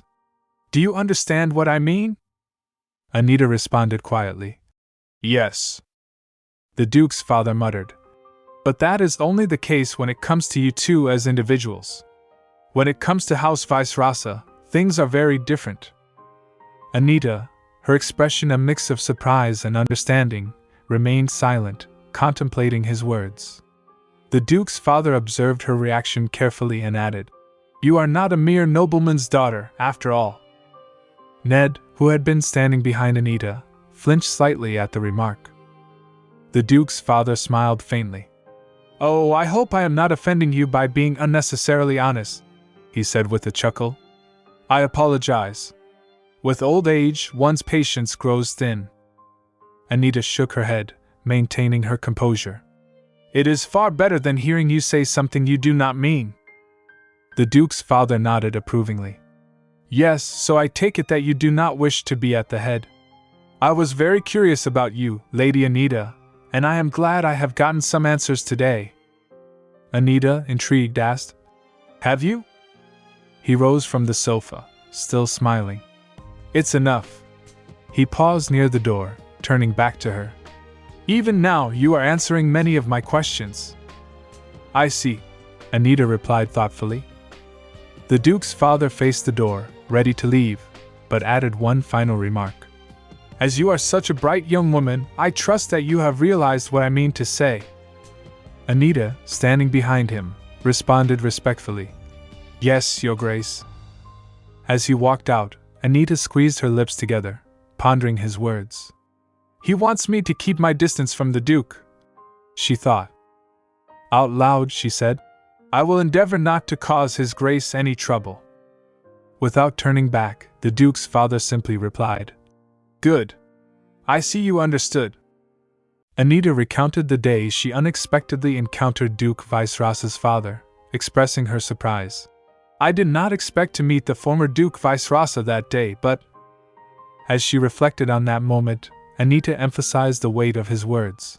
"What he told me was clearly a warning, telling me to stay away from House Vice-Rasa." In the days that followed, Anita described a sense of foreboding, stating, "And during the next few days, as if aware of what had happened at Vice-Rasa Manor, I was summoned more often to the Imperial Palace." The implications of her interactions with the Duke's father loomed large, leaving her apprehensive about her future at the palace. When she arrived at the imperial palace, the emperor, seated regally on his royal chair, directed a piercing gaze at Anita and inquired, "Is it true?" He elaborated on his inquiry, explaining, "I heard a power that you have lost your divine power." Standing before him with a respectful posture, Anita acknowledged the truth of his statement, replying, "Yes." She continued, "More precisely, I can no longer sense my divine power." Anita added thoughtfully, "It could be that God has taken away my divine power in exchange for allowing me to save her grace." The emperor's expression shifted momentarily as he processed this revelation. After a brief pause, he responded with a slight smile. "I see. How did you discover that your divine power was gone?" Anita met the emperor's gaze and replied with sincerity, "I know this may sound strange, but I sensed it faded away." The emperor, lost in thought, responded with a contemplative, He then leaned forward, maintaining his slight smile, and remarked, "You must have been very disappointed." Anita, bowing her head slightly in respect, responded, "I am simply upset that I will no longer be able to help her grace." The emperor chuckled lightly, finding humor in her dedication. "Haha, you really care for her as though she were your own mother," he noted with a hint of admiration. In a more serious tone, the emperor added, "I am sorry about this, Anita, but I need to make sure that you have indeed lost your divine power." He continued, addressing her from his elevated position. "Do not misunderstand. Divine power is an important matter that affects everyone, after all." With utmost respect, Anita affirmed, "I am aware, Your Majesty." The emperor then proposed, "The Saint's Day ceremony will be held in a few days. How about we have your divine power tested after the ceremony?" Anita inclined her head slightly in acknowledgement and responded, "As you wish, Your Majesty." As she considered the implications of his proposal, she mused silently. "So, he really wishes to do something that day, huh?" Seated comfortably in his chair, the emperor expressed his gratitude, stating, "Good. I am grateful." After this encounter, Anita wandered through the enchanting garden of Renard Manor. Suddenly, she heard a noise that made her pause. She glanced around, her curiosity piqued. With a sigh, she recalled her recent conversation with the emperor, reflecting, "The emperor is one of the few people I know with such an overwhelming presence." Just then, she noticed the bushes rustling again. Addressing the unseen presence, she said, "I know you were waiting, so come on out." When the rustling persisted, she encouraged, "Come on. I won't chide you." A small boy emerged from the bushes, looking sheepish as he stammered, "I am sorry." Anita's eyes softened as she recognized him, remembering, "I first met this mysterious boy in the Empress's garden." Looking warmly at the boy, Anita smiled and greeted him. "Hello?" Reflecting on their encounters, she explained, "As I was summoned to the palace more often and continued to run into him, the boy began to wait for me." The boy's face lit up with joy as he exclaimed, "Hello?" Without hesitation, he rushed forward to hug Anita. She returned the gesture, saying, "It's been a while." The boy nodded eagerly, murmuring, "Aha!" He then looked up at Anita, his eyes sparkling with excitement, and said, "I was waiting for you." Anita replied, "But you had no idea when I would be back." The boy, tugging gently at Anita's maxi dress, asked earnestly, "Can we meet again next time?" With a polite smile, Anita explained, "I don't live in the palace, so I can't meet you every day. I can only be here when His Majesty orders me to be." Gently, she added, "So promise not to wait for me anymore." The boy gazed at her, concern etched on his face as he responded, "All right." As the sun shone brightly, illuminating the garden, Anita looked down at the boy and said, "I should get going now. It's getting late." The boy returned her gaze, his expression brightening. "See you again." Anita rummaged through her dress, her fingers brushing against something sweet. Presenting a piece of candy, she said, "Here." The boy's eyes widened in curiosity as he asked, "What's this?" Turning towards him, Anita replied, "It's candy. I'll give you some more next time." With a smile, the boy exclaimed, "Okay." At Vice-Rasa Manor, Anita found herself seated in a grand room, its opulence a stark contrast to the weight of her thoughts. As she contemplated her circumstances, she reflected, "Despite the former Duke Vice-Rasa giving me such a clear warning, there was no way the current Duke knew about it." While sipping her tea, Duke Vice-Rasa entered the conversation with an inquisitive tone, asking, "Were you at the palace again today?" He continued, "I suppose His Majesty does favor you." Anita couldn't help but think to herself, "Not only did the Duke invite me again as soon as his father left, but he has been awfully chatty today as well." With a resigned sigh, she replied, "Yes, I was at the palace." Directing her gaze toward the Duke, Anita inquired, "Have you taken care of all the monsters that appeared in the territory?" Duke responded confidently, "They were few in number and weak. Still, a wave had opened up, so I had to stay to make sure it was properly taken care of." Curiosity piqued, Anita pressed, "A wave?"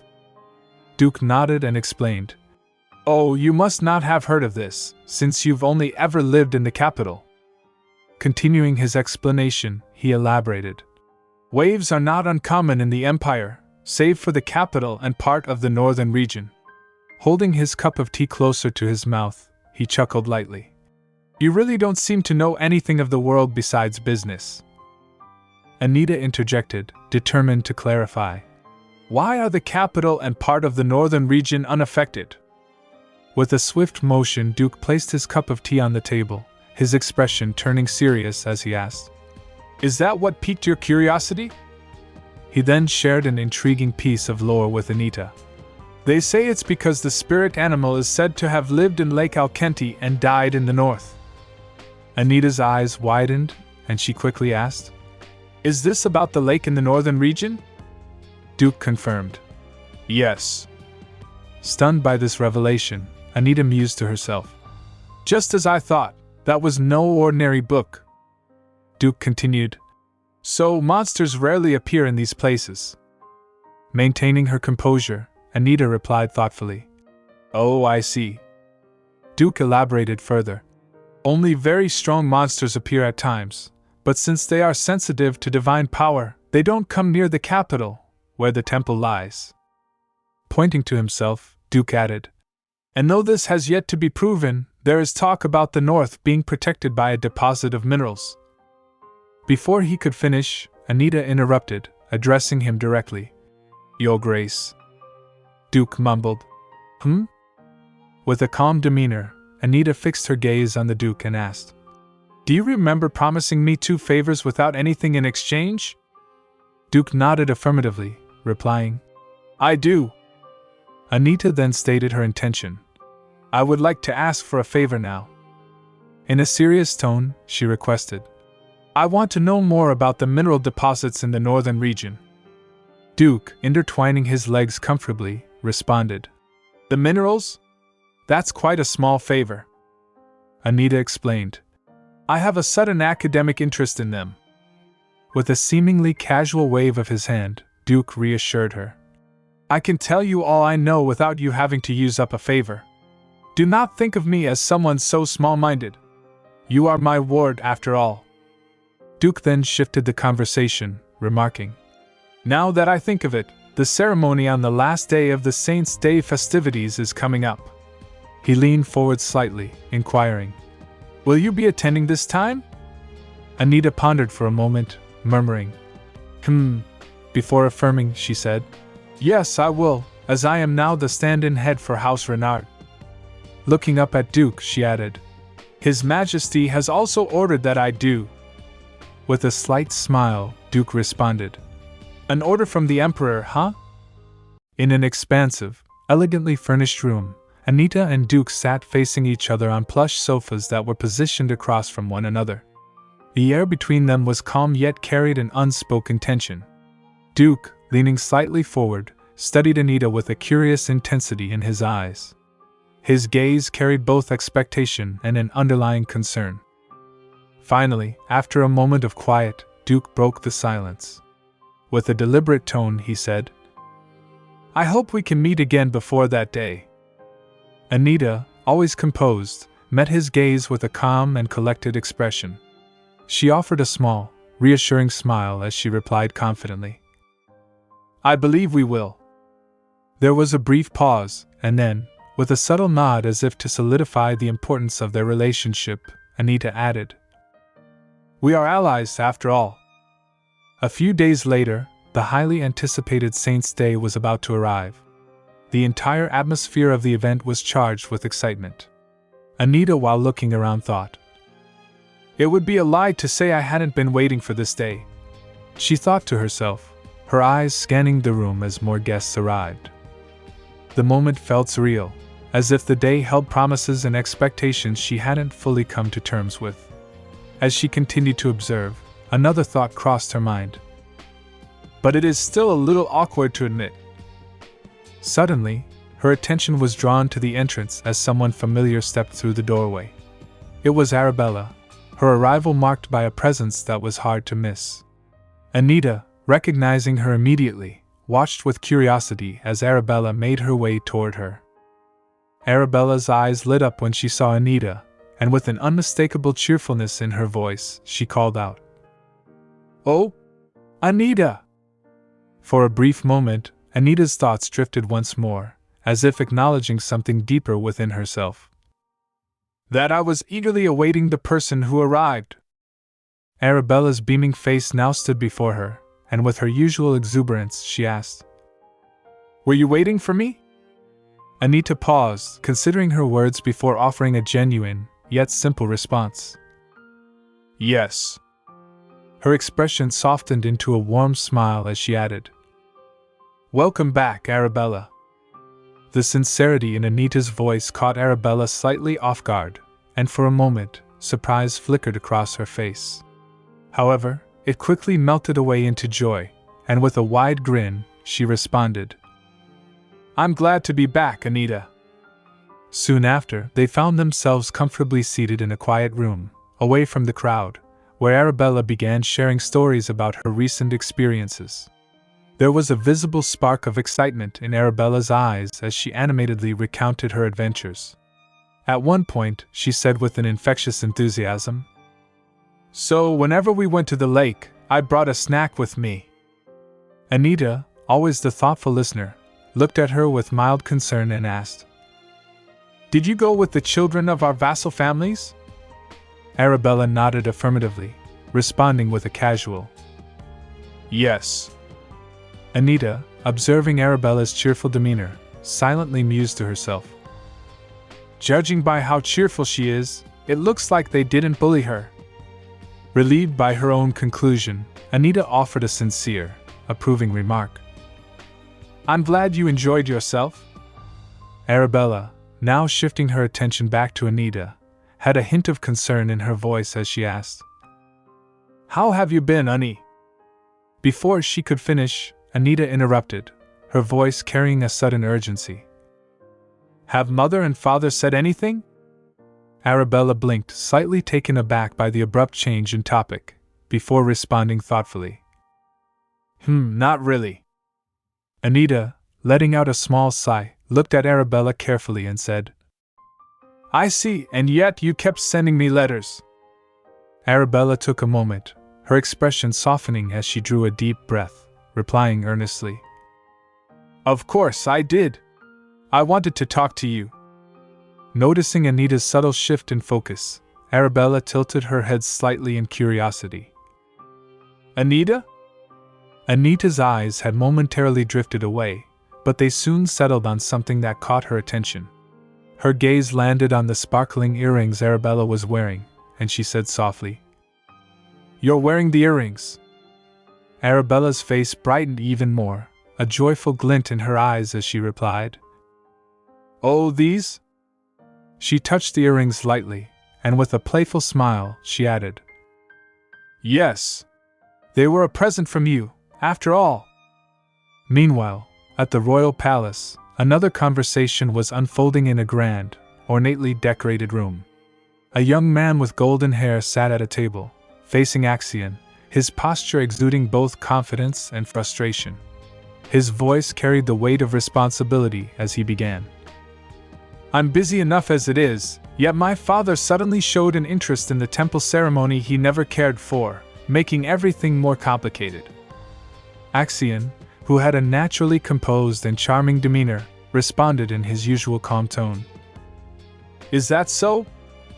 The man, adorned in his noble attire, leaned back slightly, a deep sigh escaping his lips as he continued. This is a big problem, I'm telling you. The reason for my father's insistence on attending the ceremony is most likely because of your fiancé, you know. Axion remained unfazed, his reply brief but thoughtful. I suppose that could be true. The man glanced at him, studying Axion's seemingly indifferent attitude. After a moment, he muttered under his breath. You really? He paused briefly, as if considering his next words carefully, before adding with a wry smile. Never change. Letting out a deep breath, the man, who was none other than the Crown Prince, continued with a more reflective tone. Back when I was just a prince, and even now when I'm the Crown Prince in name only. His words trailed off, and Axion, still unclear about the deeper meaning of his statements, remained silent. The Crown Prince shook his head slightly and said, You've always been indifferent about everything.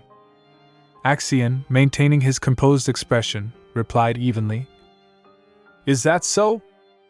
The Crown Prince sighed once more, the weight of the situation finally settling in as he concluded. In any case, now that my father wishes to attend, we can forget about this ceremony going without a hitch. Axion, always perceptive, remarked with a hint of amusement. You seem to think of His Majesty as a villain. Without missing a beat, the Crown Prince swiftly replied. That's because he is. Holding a delicate porcelain cup of tea, Axion sat with his usual calm demeanor. His gaze was steady as he addressed the Crown Prince, who sat across from him, the weight of their conversation lingering in the air. Considering that you are such a villain's son, you seem to be quite wise, Your Highness, Axion remarked, his voice casual yet filled with underlying meaning. The Crown Prince, momentarily caught off guard, turned sharply to Axion, his expression filled with confusion. What? He asked, the single word filled with surprise. Still holding the cup of tea, Axion elaborated without a change in tone. Not only did you distract His Majesty and the nobles with those scandals. He paused, taking a sip before continuing. But you also made no move to break my engagement to Anita, even after her divine powers were revealed.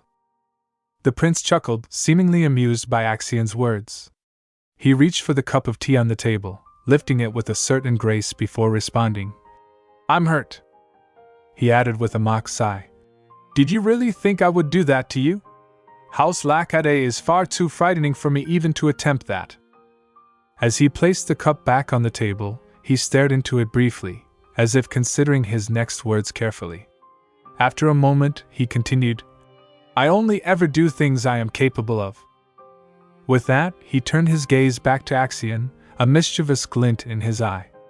I do have some good news to tell you, he announced, his tone shifting to one of anticipation. Axion, ever perceptive, replied smoothly. I think I know who it concerns. The Crown Prince nodded, a hint of admiration in his expression. That's right, it's the child. He's able to see the shapes of things under bright sunlight. The prince sighed softly, adding, We are seeing marked improvements, yet sadly, I have no good way to repay you. Looking directly at Axion, the prince continued with a mix of sincerity and jest. It's not like House Lacade lacks power and wealth compared to the imperial family. However, I could dedicate myself to you. Axion's face remained impassive, but his voice took on a serious edge as he responded. I have no need for that. The Crown Prince, always one for banter, slightly bowed his head in acknowledgement before replying. You aren't greedy either. Perhaps it's because you were born to such privilege. Axion muttered almost to himself.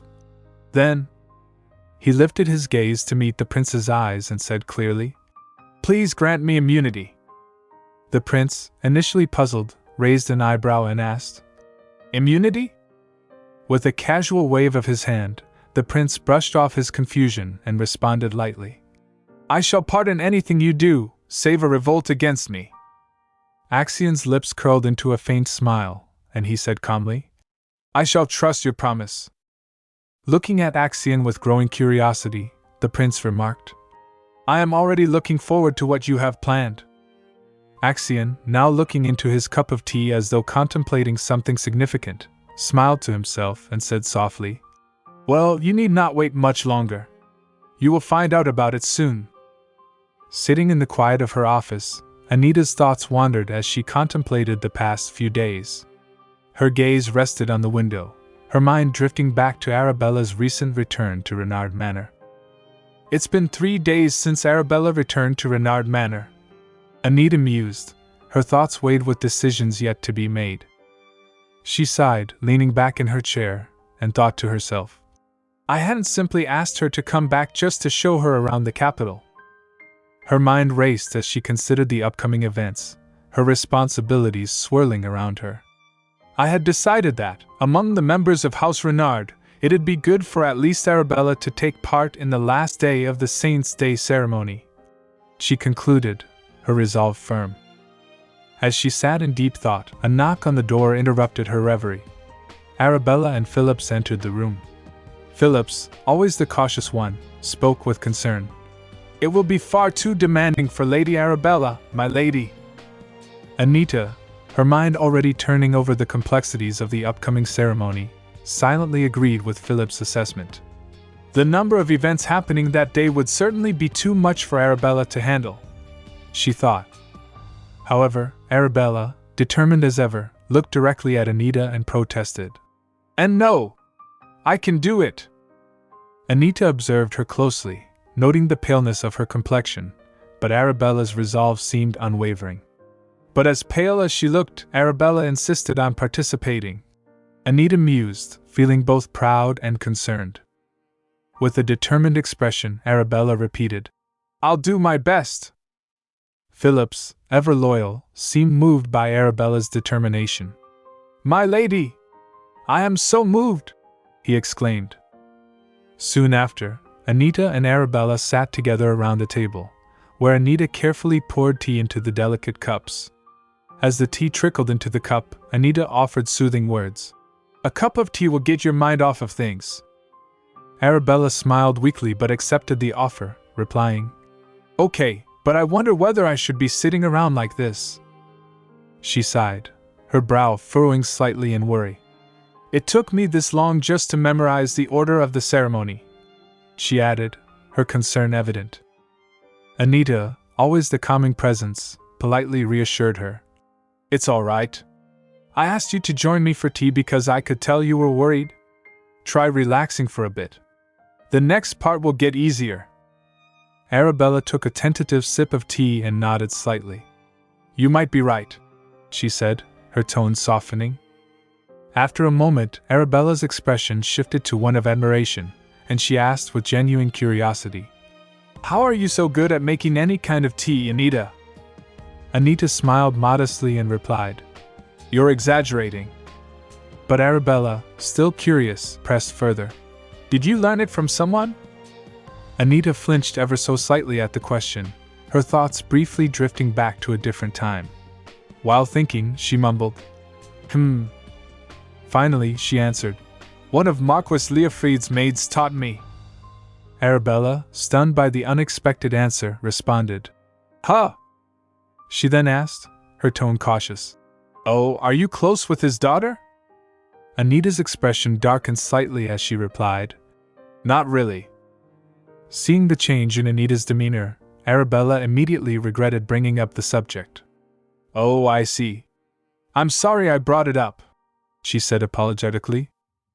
But Anita waved it off, her tone calm yet tinged with a hint of bitterness.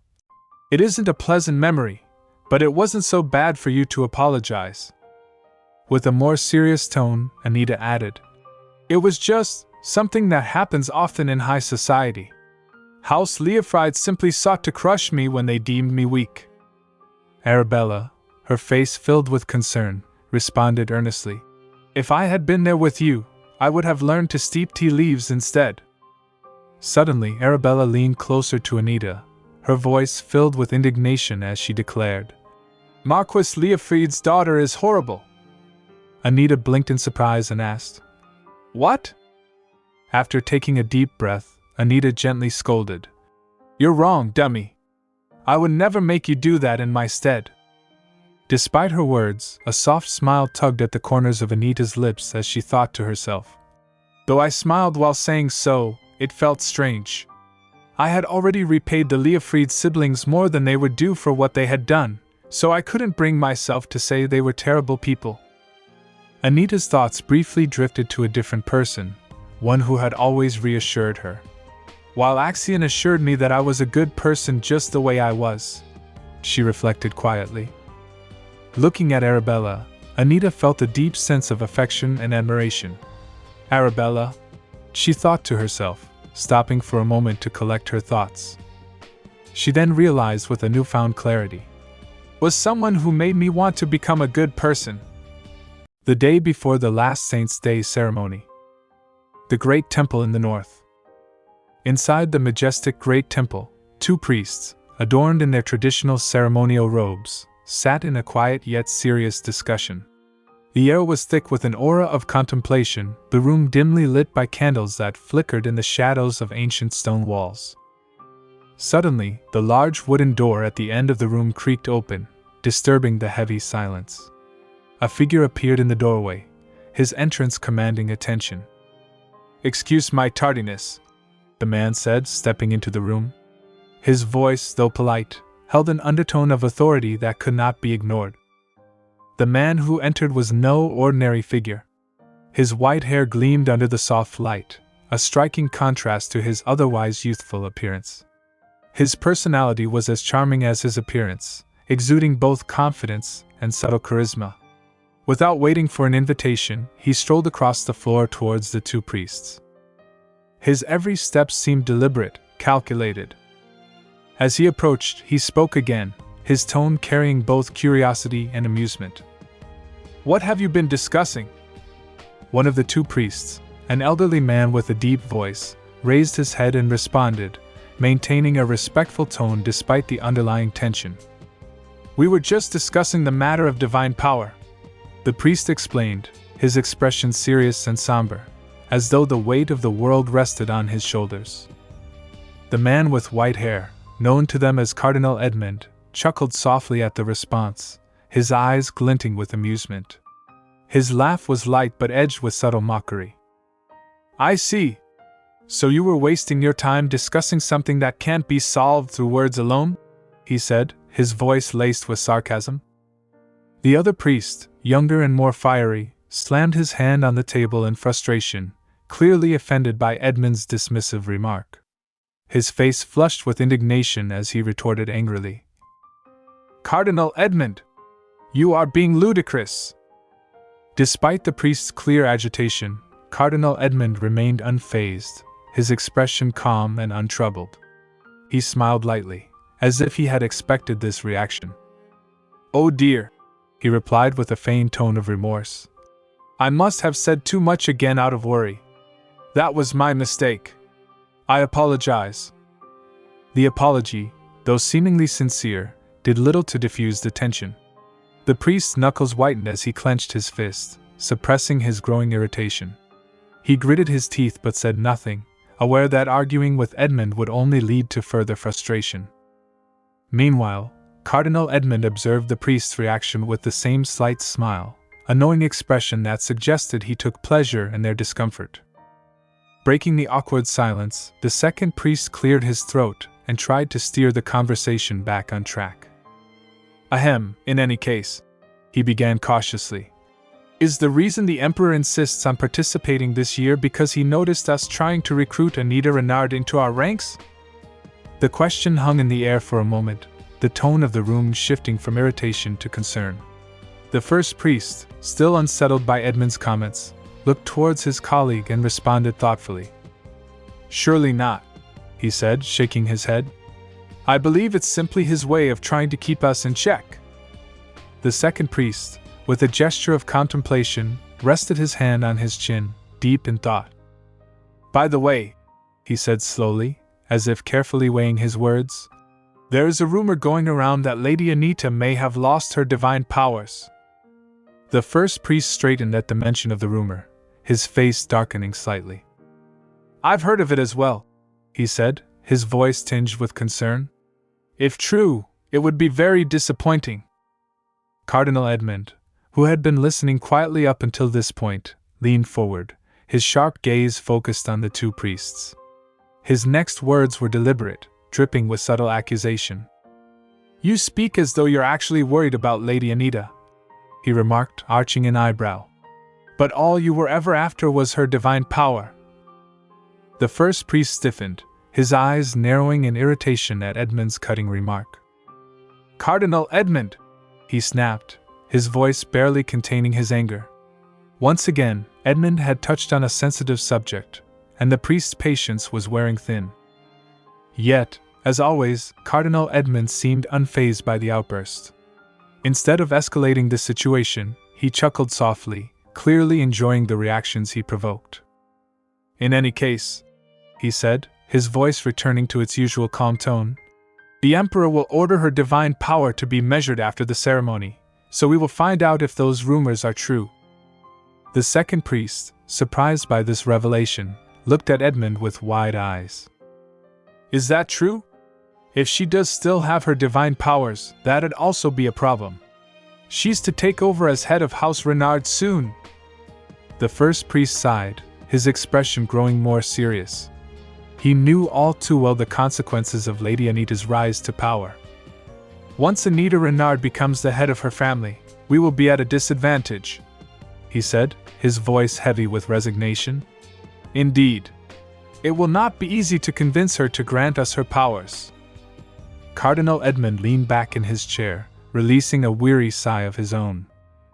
"As I said earlier," he repeated, "there's no point in worrying about this now. We can't devise a plan until we see the results anyway." His gaze shifted towards the window, where the distant outline of the temple's spire could be seen against the darkening sky.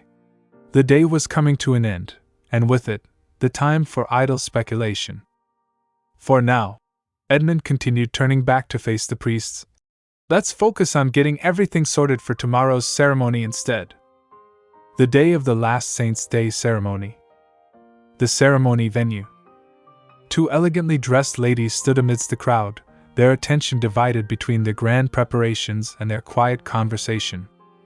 "The Saint's Day festivities are finally over," said the First Lady with a sigh of relief, though her expression betrayed a lingering sense of exhaustion after the long string of events.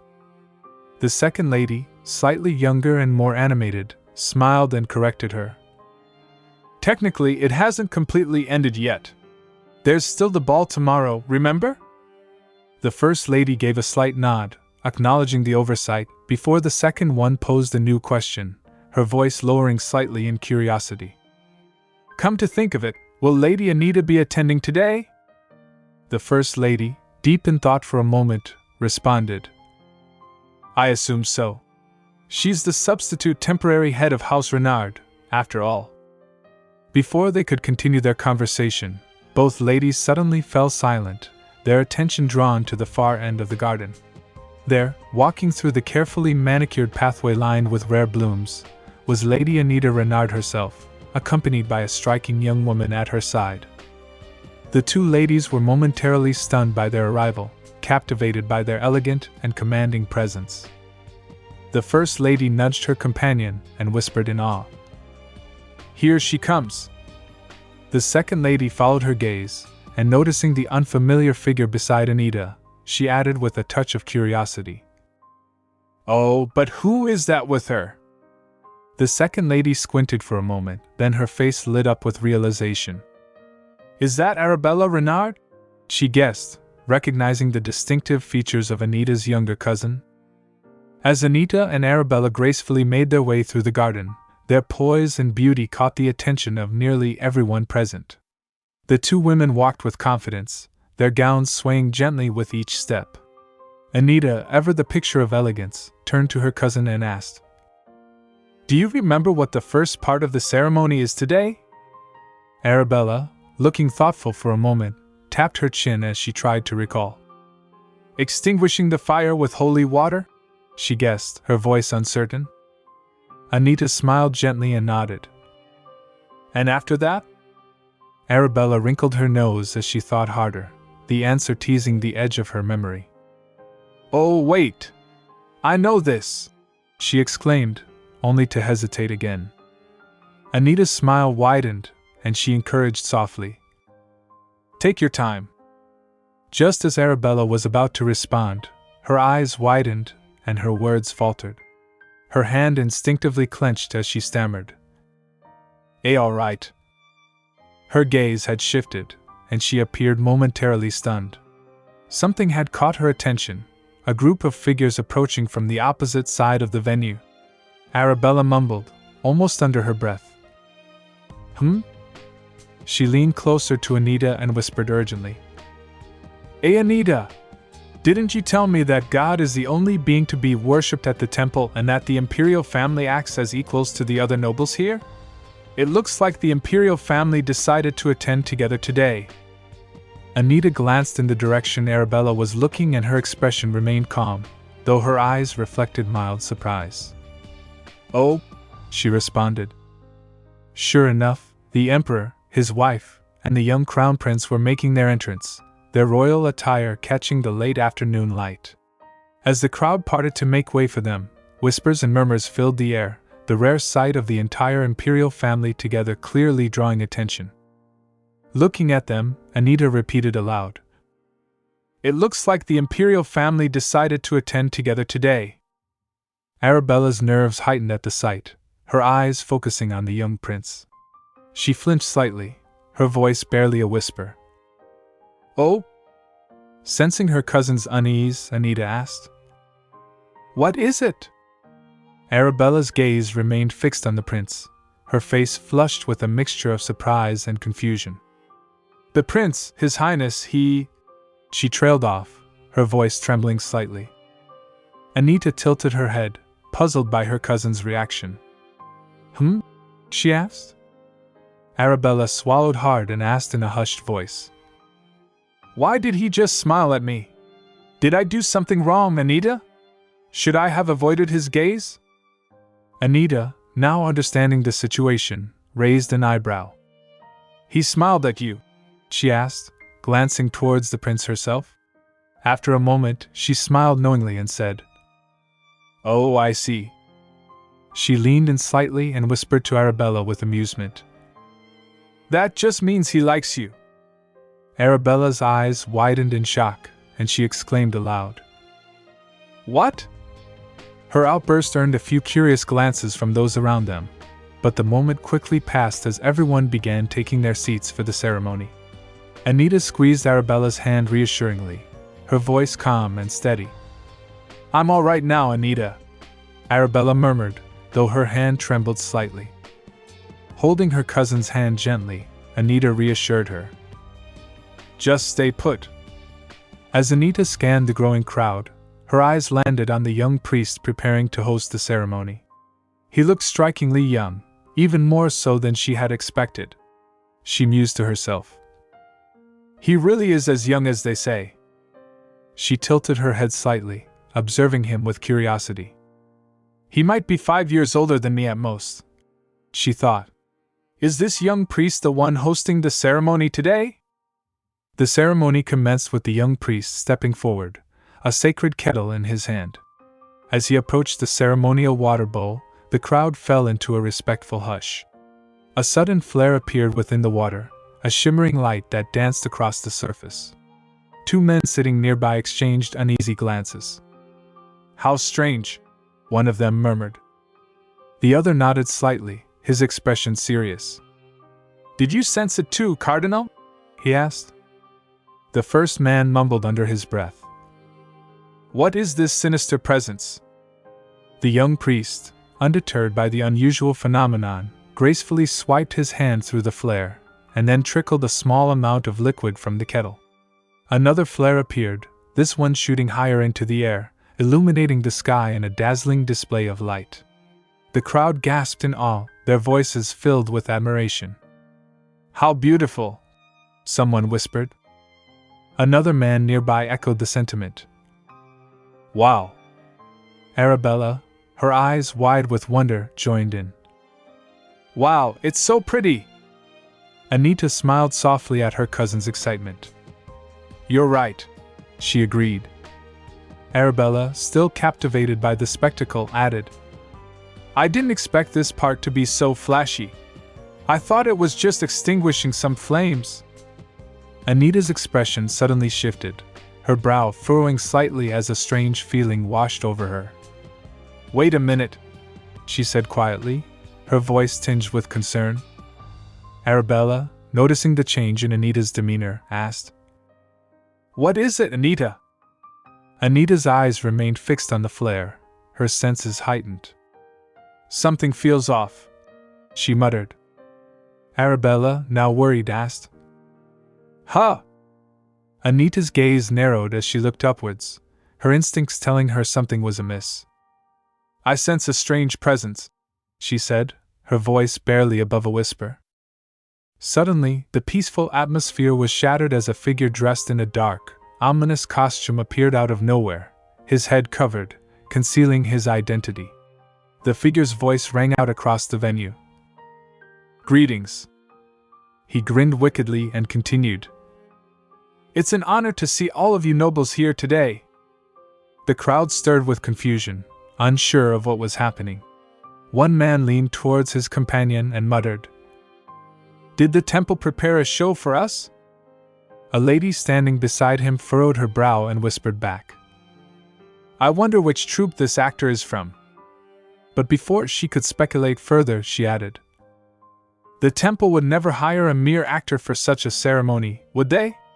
He must be a visiting priest.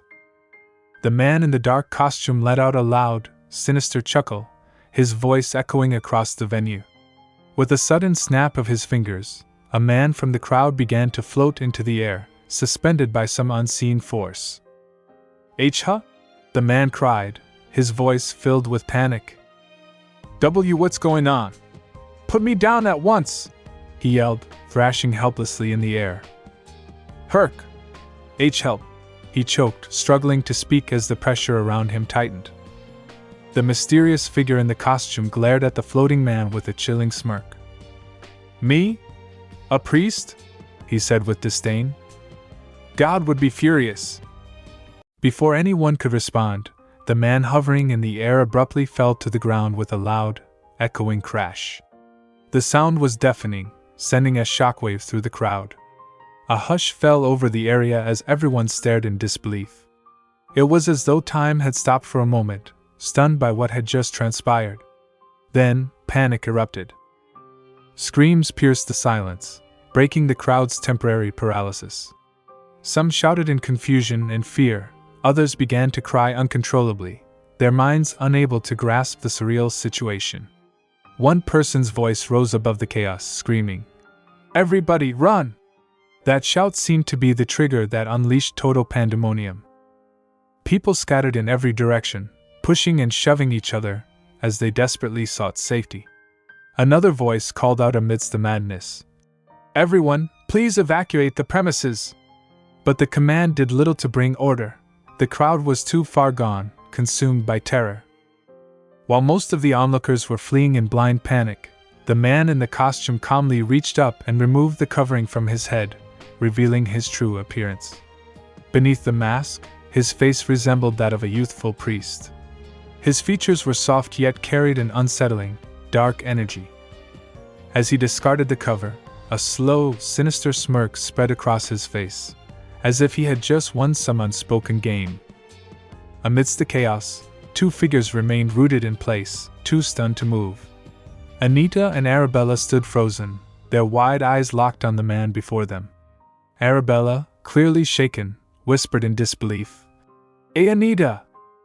Anita, equally shocked but trying to compose herself, murmured under her breath, What is going on? Her thoughts raced as she tried to make sense of the situation. She scrutinized the man's face closely, realizing with horror, He looks exactly like the priest who was hosting the ceremony. A deeper, troubling thought took root in Anita's mind. It's a specialty of dark mages to copy a person's voice and appearance. Did they choose to disguise themselves as the priest deliberately to confuse everyone? She glanced at the unconscious priests scattered on the ground, their bodies lying lifeless on the cold stone. Her suspicions grew darker as she thought. But that would mean that the real priest, the one who led the ceremony, is passed out somewhere on that stage. The man in the costume suddenly snapped his fingers with a sharp, deliberate gesture. The sound was jarring, and Anita flinched instinctively, her body tensing. He turned his gaze toward her, his eyes narrowing with a cruel amusement. "There you are," he said, his voice dripping with malice. Arabella, acting out of pure instinct, threw her arms around Anita, pulling her close in a protective embrace. Anita, though surprised, reciprocated the hug, her mind swirling with confusion. What is she doing? Anita thought, her heart pounding. As she felt Arabella's trembling body against hers, another thought crossed her mind. Is she trying to shield me with her own body? Arabella's voice was shaky but urgent as she whispered, "Hurry, go!" Her fear was palpable, but so was her determination to protect her friend. Gently patting Arabella's shoulder, Anita tried to reassure her. "I'm all right, Arabella," she said softly, though she was far from feeling secure herself. As she comforted her friend, her mind raced, piecing together the strange and dangerous situation. The most suspicious person right now, Anita pondered, her eyes shifting toward the grand figure seated calmly at the center of the chaos, is the Emperor, who hasn't shown any sign of being surprised at all. Anita's thoughts darkened as her suspicion deepened. If nobles were to die during an event hosted by the temple, the imperialist faction would certainly gain more power, she mused. Her gaze returned to the Emperor, who was watching the unfolding scene with a smug, knowing expression. He wasn't panicking like the others. Instead, he was smiling, a cold, calculated smile that sent chills down Anita's spine. The Emperor suddenly stood and addressed the guards with a booming voice. "Guards! Do not focus on the culprit, but on the safety of the attendees. Those able to fight against these forces, do so at once. I will fulfill any wish of whoever contributes the most to solving this situation." His offer hung in the air like a twisted promise. "Even if that wish is immunity," he added, his tone dripping with authority and manipulation. Anita's eyes narrowed as she observed him. In her mind, she thought, "He's being so obvious, it disgusts me, but—" She allowed a small, knowing smile to creep onto her face. "I expected as much," she mused. The man in the costume, still standing nearby, had also noticed Anita's calm demeanor. His expression flickered with confusion as he looked at her. Why is she so relaxed?" he muttered to himself. Anita grasped Arabella's shoulders firmly, her eyes filled with determination. She spoke in a commanding voice. "You should go ahead." Arabella, her face marked with concern and fear, quickly responded. "What? No! If you won't leave, neither will I." Anita's tone shifted to one of seriousness, her voice steady and unyielding. "I told you, go." She wasn't asking, but ordering. It was clear she had something in mind, something that required Arabella's safety. Just then, the Duke appeared, rushing toward them with urgency in his eyes. "Are you all right?" he asked, his voice breathless but full of concern. Arabella, attempting to maintain some sense of formality despite the chaos, greeted him politely. "Greetings, Your Grace." But the Duke cut her off sharply. "This is not the time for formalities." His voice carried the weight of the situation, knowing full well that lives were at stake. Anita glanced at the Duke, her expression calm but decisive. "No, actually, you arrived just in time. Please take Arabella and leave for my sake." Her voice was firm but gentle, as if this was not just a request, but an order born of necessity. Following Anita's words, the Duke quickly moved, shoving Arabella gently from behind, urging her to leave. Arabella, her face full of desperation, resisted. "What? No! Please don't leave Anita behind!" Her voice cracked with emotion, her fear for Anita overriding her own safety. The Duke, clearly worried but also perplexed, asked, "What? What do you plan to do?" He was struggling to understand what Anita had in mind, knowing that she was not one to act without a clear plan. Anita looked at both of them with a calm yet authoritative expression. "Both of you, listen to me," she said, her tone commanding attention. Then, without hesitation, she slipped her hand into her pocket, her fingers brushing against something concealed. "I have a plan I just came up with," she added, her voice filled with certainty. She turned her gaze toward the unconscious priests and the man in costume. "So please, trust me and get out of here at once."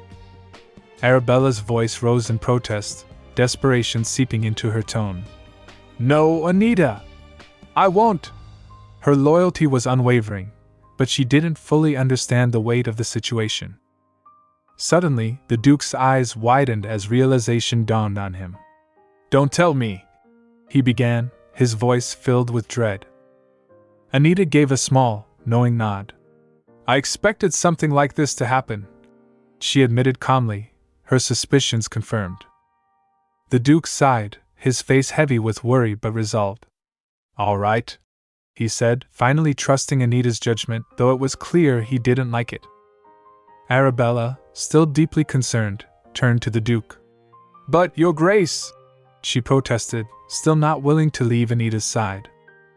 The Duke, understanding her fear but knowing there was no other choice, gently took her hand. "I apologize for putting my hands on you without permission, Lady Arabella.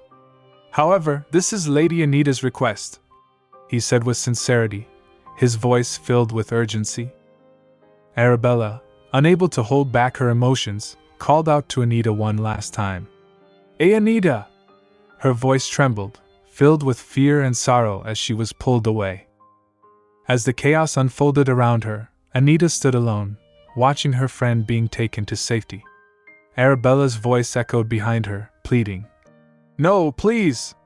Come with us!" Anita, looking toward the man in the priest's guise, muttered to herself, "She really doesn't get it, does she?" There was a quiet sadness in her tone, but her focus remained sharp as she turned her attention fully to the man. With a calm confidence, she said, "The fact that I have the upper hand." The man in the priest's robe, growing impatient, narrowed his eyes and sneered. "I believe I've waited long enough," he growled, his voice dripping with malice. Anita, unfazed by his words, replied coolly, "You did. Thank you." In one swift motion, she pulled out a concealed firearm and pointed it directly at him. The metallic click of the gun being loaded rang out in the tense silence. The man's bravado faltered, and he stammered, That's. Cutting him off, Anita kept the gun steady and said in a composed tone, "Apparently, there are firearms that run on divine power." Her words held a certain authority, as if she had been waiting for this very moment. His face twisted in confusion and anger as he gritted his teeth. "Don't tell me!" Once again, Anita interrupted him, her voice unwavering. "That's right. I had this magic construct made ahead of time. Divine power would be much more painful to a dark mage than a normal pistol, after all." She raised her voice slightly, making sure her point was clear. "The fact that dark magic is what gives you power doesn't change, no matter the scenario. And divine power can stop dark magic."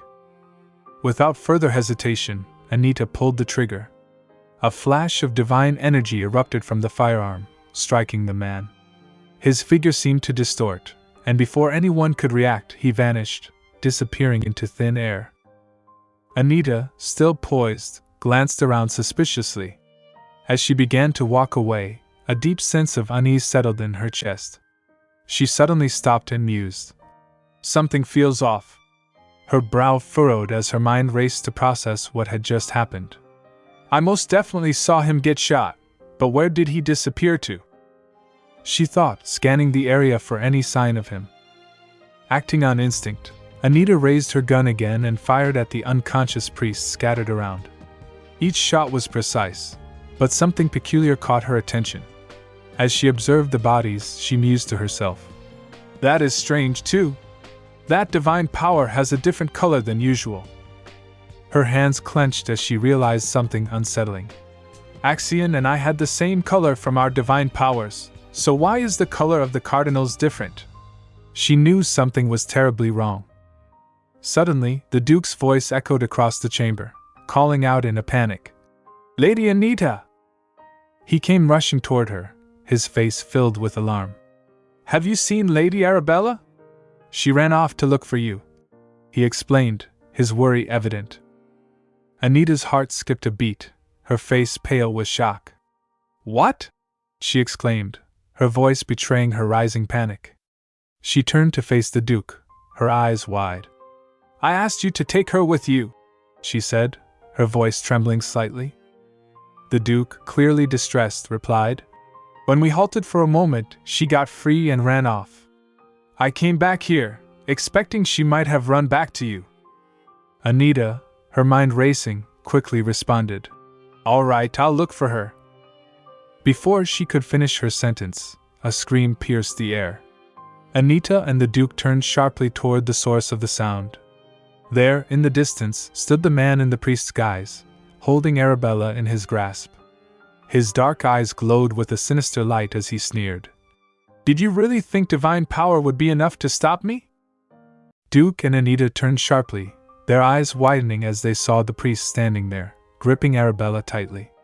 His eyes gleamed with malevolence as he sneered. "Did you really think divine power would be enough to stop me?" Anita's heart raced. Fear gripped her as she saw Arabella in the priest's hands, vulnerable and scared. Arabella, trying to stay strong, shouted, "Anita! I am fine!" Her voice wavered with fear, but her determination to not appear weak was clear. "So hurry up and—" She tried to continue, but the priest cruelly clamped his hand over her mouth, muffling her words. Arabella let out a muffled cry. "MMPH!" The priest tightened his hold on Arabella and taunted Anita. "What are you standing around for? Go ahead and shoot!" His voice was thick with mockery, daring Anita to make a move as Arabella struggled in his grip, her eyes wide with panic. Anita, her hands trembling but her resolve firm, loaded her gun and aimed it at the priest. Before she could pull the trigger, Duke, his voice rising in alarm, shouted, "Lady Anita, if you shoot now, you might hit your sister." Anita, her focus unshaken, replied, "No, Arabella will be fine."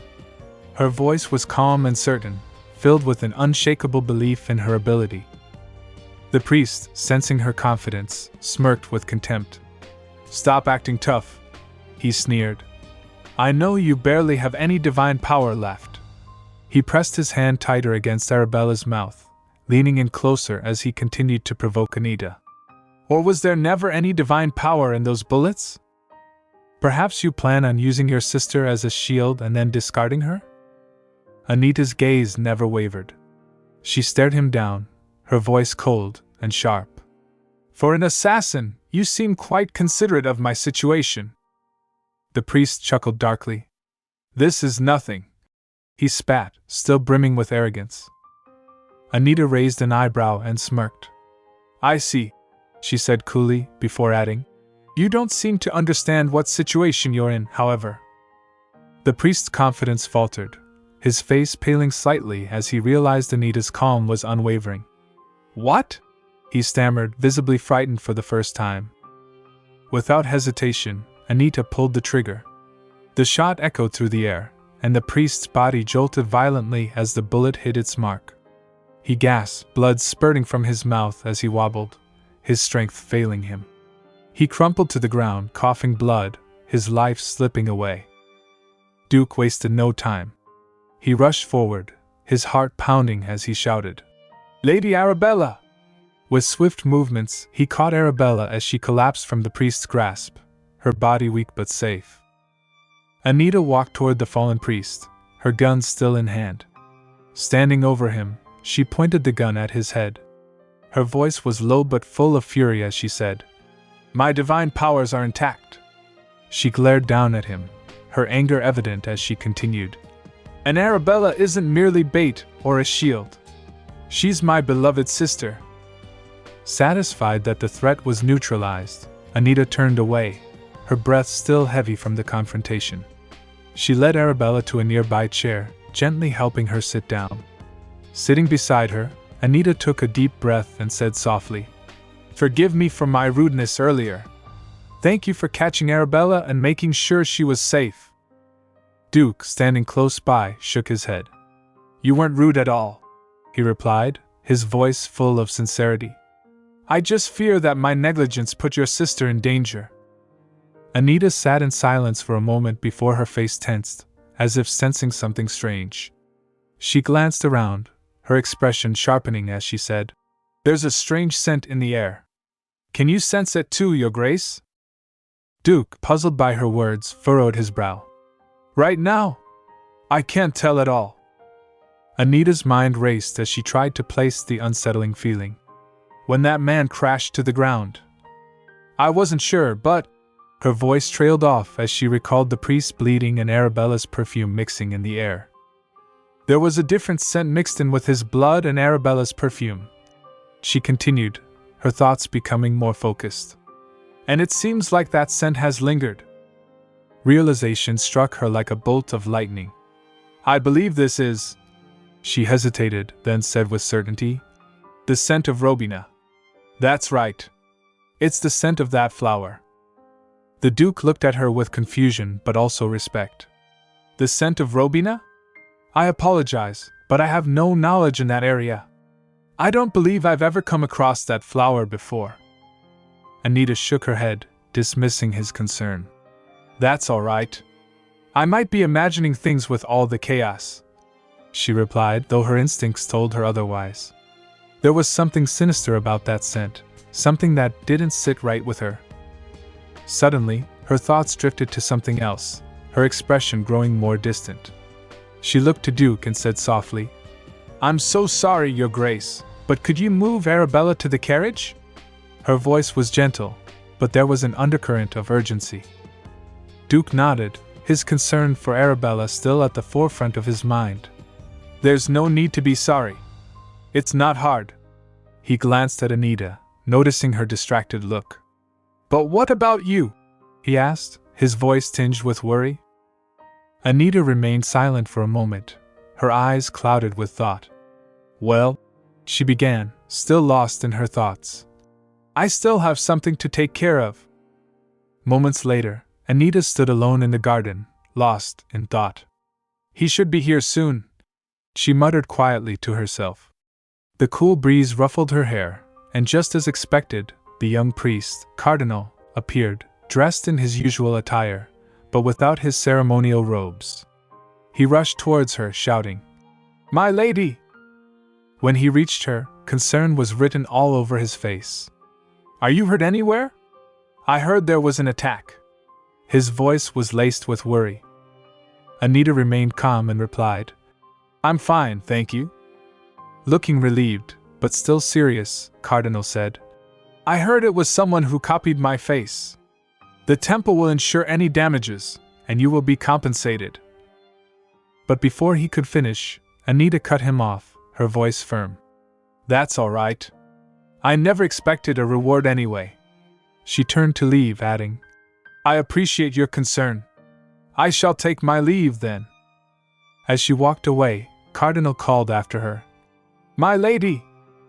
Anita stopped, turning slowly as she thought to herself, "I knew it. Here it comes." The Cardinal took a deep breath and said, "I am aware that the temple has wronged you, my lady. But I—" Anita interrupted, her gaze sharp. "Give me a tempting offer rather than empty words, Cardinal." Her tone was cold, daring him to continue. The Cardinal flinched, visibly taken aback by her directness. After a pause, he composed himself and said, "In that case, do you realize just how strong your divine powers are, my lady?" Anita's eyes narrowed, fury bubbling beneath her composed exterior. "Why would I need to know that?" The Cardinal held up his hands in a placating manner. "Do not misunderstand. I only wish the best for you." Anita's lips curled into a tight smile. "I see. The best for me, you say," she thought to herself. "How shameless of him. He's not even hiding his desire to measure my divine power. Looking him directly in the eyes, Anita said, "All admirable, Cardinal. If you truly wish to do what's best for me, would you answer one question?" The Cardinal, eager to please, nodded. "Of course, please ask me anything." Anita's voice was steady as she asked, "All cardinals seem to have the same color of divine power." Her words struck him like a blow. His face paled slightly, but after a moment, he quickly recovered. Feigning confusion, the Cardinal forced a smile and said, "Do you think my divine power bears the same color?" "That is hard to answer, as I haven't seen it for myself. Could you wait for a moment until I go and bring a holy relic that can confirm it?" Anita observed him closely, her thoughts swirling. "I'm impressed he's keeping such a straight face." "Actually, no," Anita replied abruptly. She turned her back to him, her voice cutting through the silence. "Your kind words just now have answered my question." Without another word, she walked away. As she left, her thoughts raced. I really didn't need to ask. The fact that only the cardinals share the same color means that someone from the inside is controlling them. When Anita finally reached her room, she found Arabella already there, sitting on the bed. Arabella immediately stood up and called out, "Anita?" Anita smiled softly. "How long have you been awake, Arabella?" Without warning, Arabella rushed to her, wrapping her arms tightly around Anita in a hug. Tears welled in her eyes, and though she tried to hold them back, she was clearly struggling to speak through her sobs. Seeing her sister in such a state, Anita gently urged, "Why don't you just cry?" Through her tears, Arabella responded, "No! I want to look the part of your reliable older sister." Her voice cracked, but her determination remained. Trying to regain her composure, Arabella continued, "There's a temporary shelter nearby for nobles. We're heading there now, too." "Oh, right! The Holy Knights took that man away." Anita nodded, her voice soft. "That's good to hear." The room fell into a comfortable silence as they sat together. After a moment of reflection, Arabella turned to Anita, her eyes full of admiration. "Come to think of it, you always come to my rescue." Anita glanced at her sister, surprised. "I do?" Arabella nodded, her face sincere. "Yes. You must have been more shocked this time, but I couldn't help you." Her expression turned sad, and she added quietly, "But still." She looked at Anita with resolve and said, "Next time, I promise to protect you." Anita gazed at her sister, feeling a mix of emotions. "All right," she said, her voice soft. In her mind, Anita thought, "I never planned to tell you the truth, but—" As she looked out the window, watching the sun begin to set, she mused, "When I see you caring for me so much, thinking that I am your real sister." A grand carriage rolled up outside, its wheels softly crunching on the gravel as it came to a halt. Arabella, full of purpose, gently held Anita's hand, giving it a comforting squeeze as she stepped forward with determination. "Let's go and sit down," Arabella said, her voice light yet reassuring, urging Anita to move with her. Anita, lost in the swirl of her thoughts, only managed a slight nod in response. Her mind was elsewhere, tangled in the complicated web of recent events. She couldn't shake the image from her head, the man who had been killed earlier. It wasn't just a senseless death, it was a death tied to politics, to power. The man who was killed earlier was part of the Imperial faction.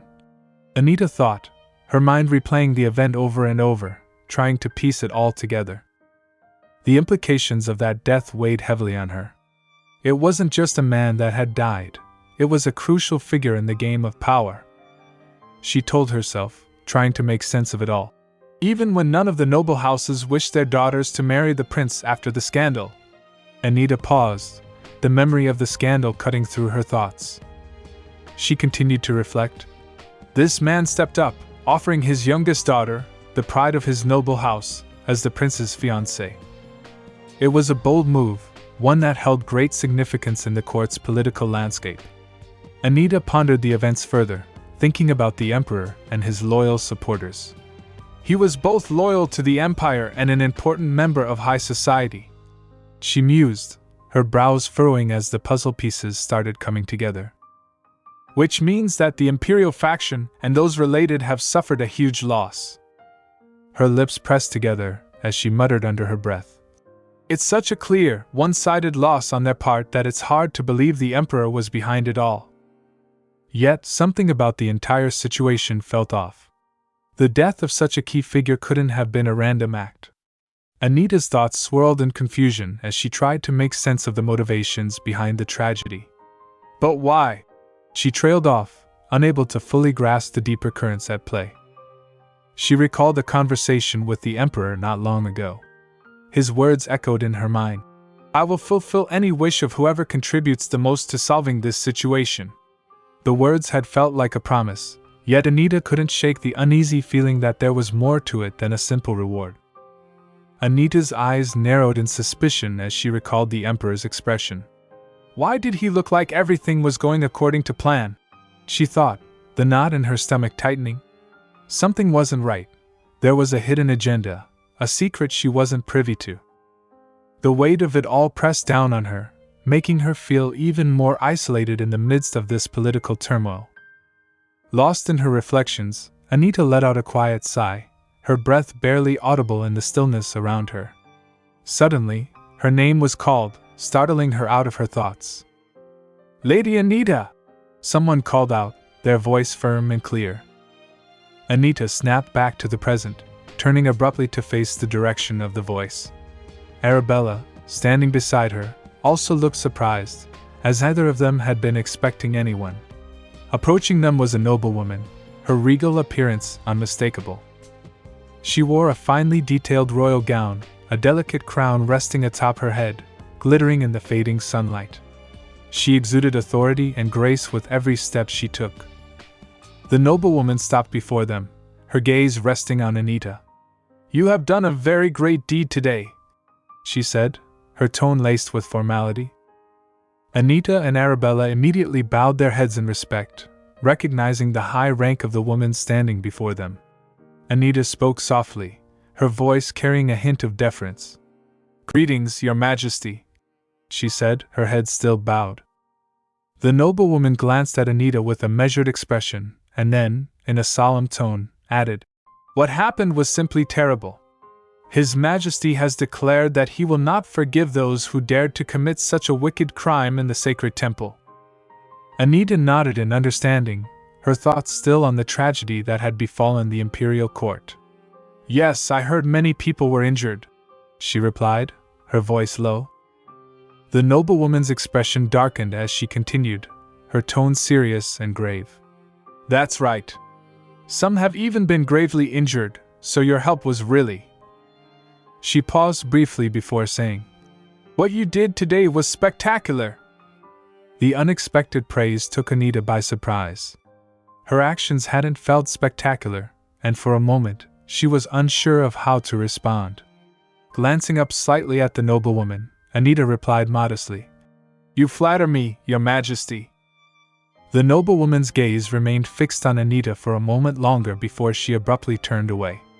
I shall take my leave now, she said, her voice formal and distant. As the noblewoman walked away, Anita watched her retreating figure with growing suspicion. Something about the encounter felt strange. Anita's mind raced as she analyzed the woman's words and demeanor. She kept repeating herself and was being overly formal. Anita thought, a frown creasing her brow. There's something up with her. She looked like she was deeply afraid. Surrounding them, a crowd of people bustled about, all unaware of the deeper tensions brewing beneath the surface. Anita, feeling the need to escape the chaos, made her way toward the carriage. She was just about to open the door when Arabella's voice broke the silence. Anita, when Her Majesty came to see you earlier, do you think? Arabella trailed off, her voice filled with concern. Anita paused, her hand resting on the door handle, but she didn't turn to face Arabella. It's all right, Arabella, she said, her tone steady but distant. It'll all be fine. Despite Anita's assurance, Arabella's worry was evident in her voice as she asked softly, Really? As the carriage stood ready to leave, both Anita and Arabella were about to sit down when a voice called out from behind them. "Lady Anita!" Duke's voice rang out, firm and unmistakable. Both women turned in unison. Anita, composed as always, addressed him with a respectful nod. "Yes, Your Grace." Arabella, on the other hand, appeared visibly shaken by the sudden call. With a nervous stammer, she mumbled, "Why, Your Grace?" The Duke, with an air of urgency, strode towards them, his steps quickening. "I'm glad I caught you before you left," he said, his gaze shifting between the two women. His eyes settled on Arabella. With a gentle but apologetic tone, he said, "Lady Arabella, I'm sorry, but—" Arabella, sensing the request, quickly responded, "Yes?" The Duke continued, "Would you allow me to speak with my ward alone for a moment?" Arabella's eyes flicked toward Anita, but with a small nod, she agreed and stepped aside. The Duke and Anita both settled into the carriage for a more private conversation. As soon as the door closed, the Duke took a deep breath, clearly weighed down by something serious. "Thank you for letting me speak with you, Lady Anita," he began, his tone polite but heavy. Anita nodded, her voice calm. "Of course." The Duke sighed deeply, and Anita, sensing his distress, asked, "Is something wrong?" The Duke's expression darkened, a spark of frustration flickering in his eyes. His voice rose slightly as he replied, "Wrong? The fact that you young ladies were put in such danger is not simply wrong, it's intolerable." His words were laced with indignation as he continued, "I intend to send a formal complaint to the temple as soon as possible. This cannot go unaddressed." Anita, always poised, looked at him steadily and responded, "There is no need for that." The Duke, clearly surprised by her response, quickly shot back, "What?" His eyebrows furrowed in confusion. With a serious tone, Anita replied, "That's something I can do myself, isn't it?" The Duke's confusion deepened. His voice grew louder, tinged with frustration.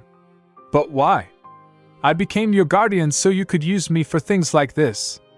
His voice rose further as he nearly shouted, "If you are going to use me, you ought to do so properly. For tedious and bothersome things like this, for example." "Do I really need to tell you this?" Despite his outburst, Anita remained unwavering. Her calm demeanor didn't falter as she said firmly, "That's all right. I can do it myself just fine." The Duke, clearly emotional, suddenly broke down. His voice cracked as he pleaded, "Lady Anita, please!" His frustration and sadness collided, but Anita remained composed.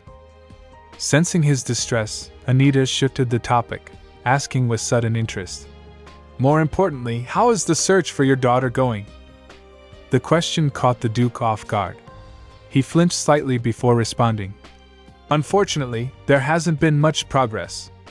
I have been keeping an eye on the middleman, however." "I see," Anita replied, though her tone suggested she wasn't entirely surprised by the lack of development.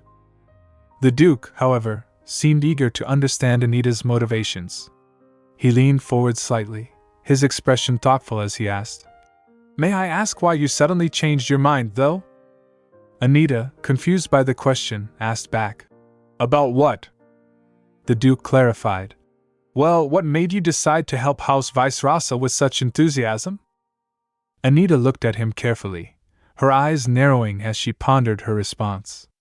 After a brief pause, she said, There's someone who has made me want to become a better person." A knowing smile spread across the Duke's face. "I'm quite a good judge of character," he said with a soft chuckle. "You're speaking of your sister, aren't you?" Anita's eyes widened in surprise. "How did you know?" The Duke laughed softly and said, "It had to be either her or your fiancé, but he seems more likely to go along with whatever you wish to do." Anita couldn't help but smile at his astuteness. "You really are a good judge of character." The Duke nodded, a hint of pride in his smile. "Of course. That's also how I got to meet Diane." At the mention of Diane, Anita's expression changed. She observed the Duke closely, noting the subtle shift in his demeanor whenever he mentioned her. He seemed forlorn, as if the mere thought of Diane stirred deep emotions within him. In her mind, Anita mused, "Sometimes I get curious. He always looks so forlorn and lonely when he mentions Diane. I wonder why he speaks of her and his memories with her so often." She pondered further. Could it be that his love for her is simply bigger than his deep longing and loneliness? Breaking the silence, Anita said, "Well, this is a slightly different matter, but—" She hesitated for a moment, then continued, "May I ask you a question?" The Duke, sensing the seriousness in her tone, responded swiftly, "Of course. Always." Anita hesitantly began, "This is my first request for advice from my guardian." She paused and corrected herself. "No, from a wise adult, in fact." The Duke chuckled softly, clearly amused. "A wise adult? I don't know if I classify as one," he joked, but then, with a more serious tone, he added, "But I shall do my best to advise you well." Anita leaned forward slightly, her voice more thoughtful now. "You've heard that cuckoos lay their eggs in other birds' nests, right?" The Duke nodded, his interest piqued. "Yes. It's called brood parasitism." Anita continued, her gaze distant. "And the baby cuckoo often pushes the other eggs out of the nest or threatens the other baby birds to survive." The Duke, trying to understand where she was going with this, replied, "That's right." Anita posed the question that had been weighing on her mind. "Well, if that baby cuckoo one day realizes the truth, should it tell the real baby bird this fact? Would that be the right thing to do?" The Duke seemed momentarily stumped by the question. He thought for a moment before replying. "Well, I don't quite understand what this is about." He paused, then added, "However, if you're asking whether the baby cuckoo should reveal its identity to the real baby bird, I'm not sure. To be honest, I feel like it isn't necessary." Anita, still grappling with the concept, asked, "Wouldn't everyone think that the baby cuckoo is deceiving the real baby bird?" The Duke considered this and admitted, "I don't know." Anita looked up at him and said softly, "But the baby cuckoo didn't intend for this to happen, right?" The Duke's voice softened as he replied, "Think about it. The one responsible for placing the baby cuckoo in another bird's nest is the mother, not the baby. The baby cuckoo was simply born there." Anita listened carefully, reflecting on his words. She found herself relating the story to her and Arabella's situation. The Duke continued, "It wasn't given a choice. Perhaps the baby cuckoo thought this bird family was also its own. It could have been trying its best to fit into the small nest, trying to be more like the other babies, and might have thought of the other birds as its real siblings." Anita nodded. "You're right." She then asked, "Don't you think it'd be too cruel to hold the baby cuckoo responsible for everything? After all, the other baby birds might also consider the baby cuckoo part of their family." The Duke's expression grew serious as he replied, "Then again, no secrets are kept forever. It might be a good idea to tell them before they hear from someone else. But is this cuckoo even after what should belong to the other baby birds?" Anita began to speak. "That's—" But she paused, unsure of how to respond. The Duke, sensing her hesitation, said, "I'll take your hesitation as a no. Anyone with ambition and greed knows exactly what they're after." Crossing his arms and looking directly at Anita, the Duke asked, "See?" He then leaned forward slightly and asked, "What do you think? Do you still think the baby cuckoo is to blame?" Anita thought for a moment, her mind reflecting on everything they had discussed. Finally, she answered softly, "No,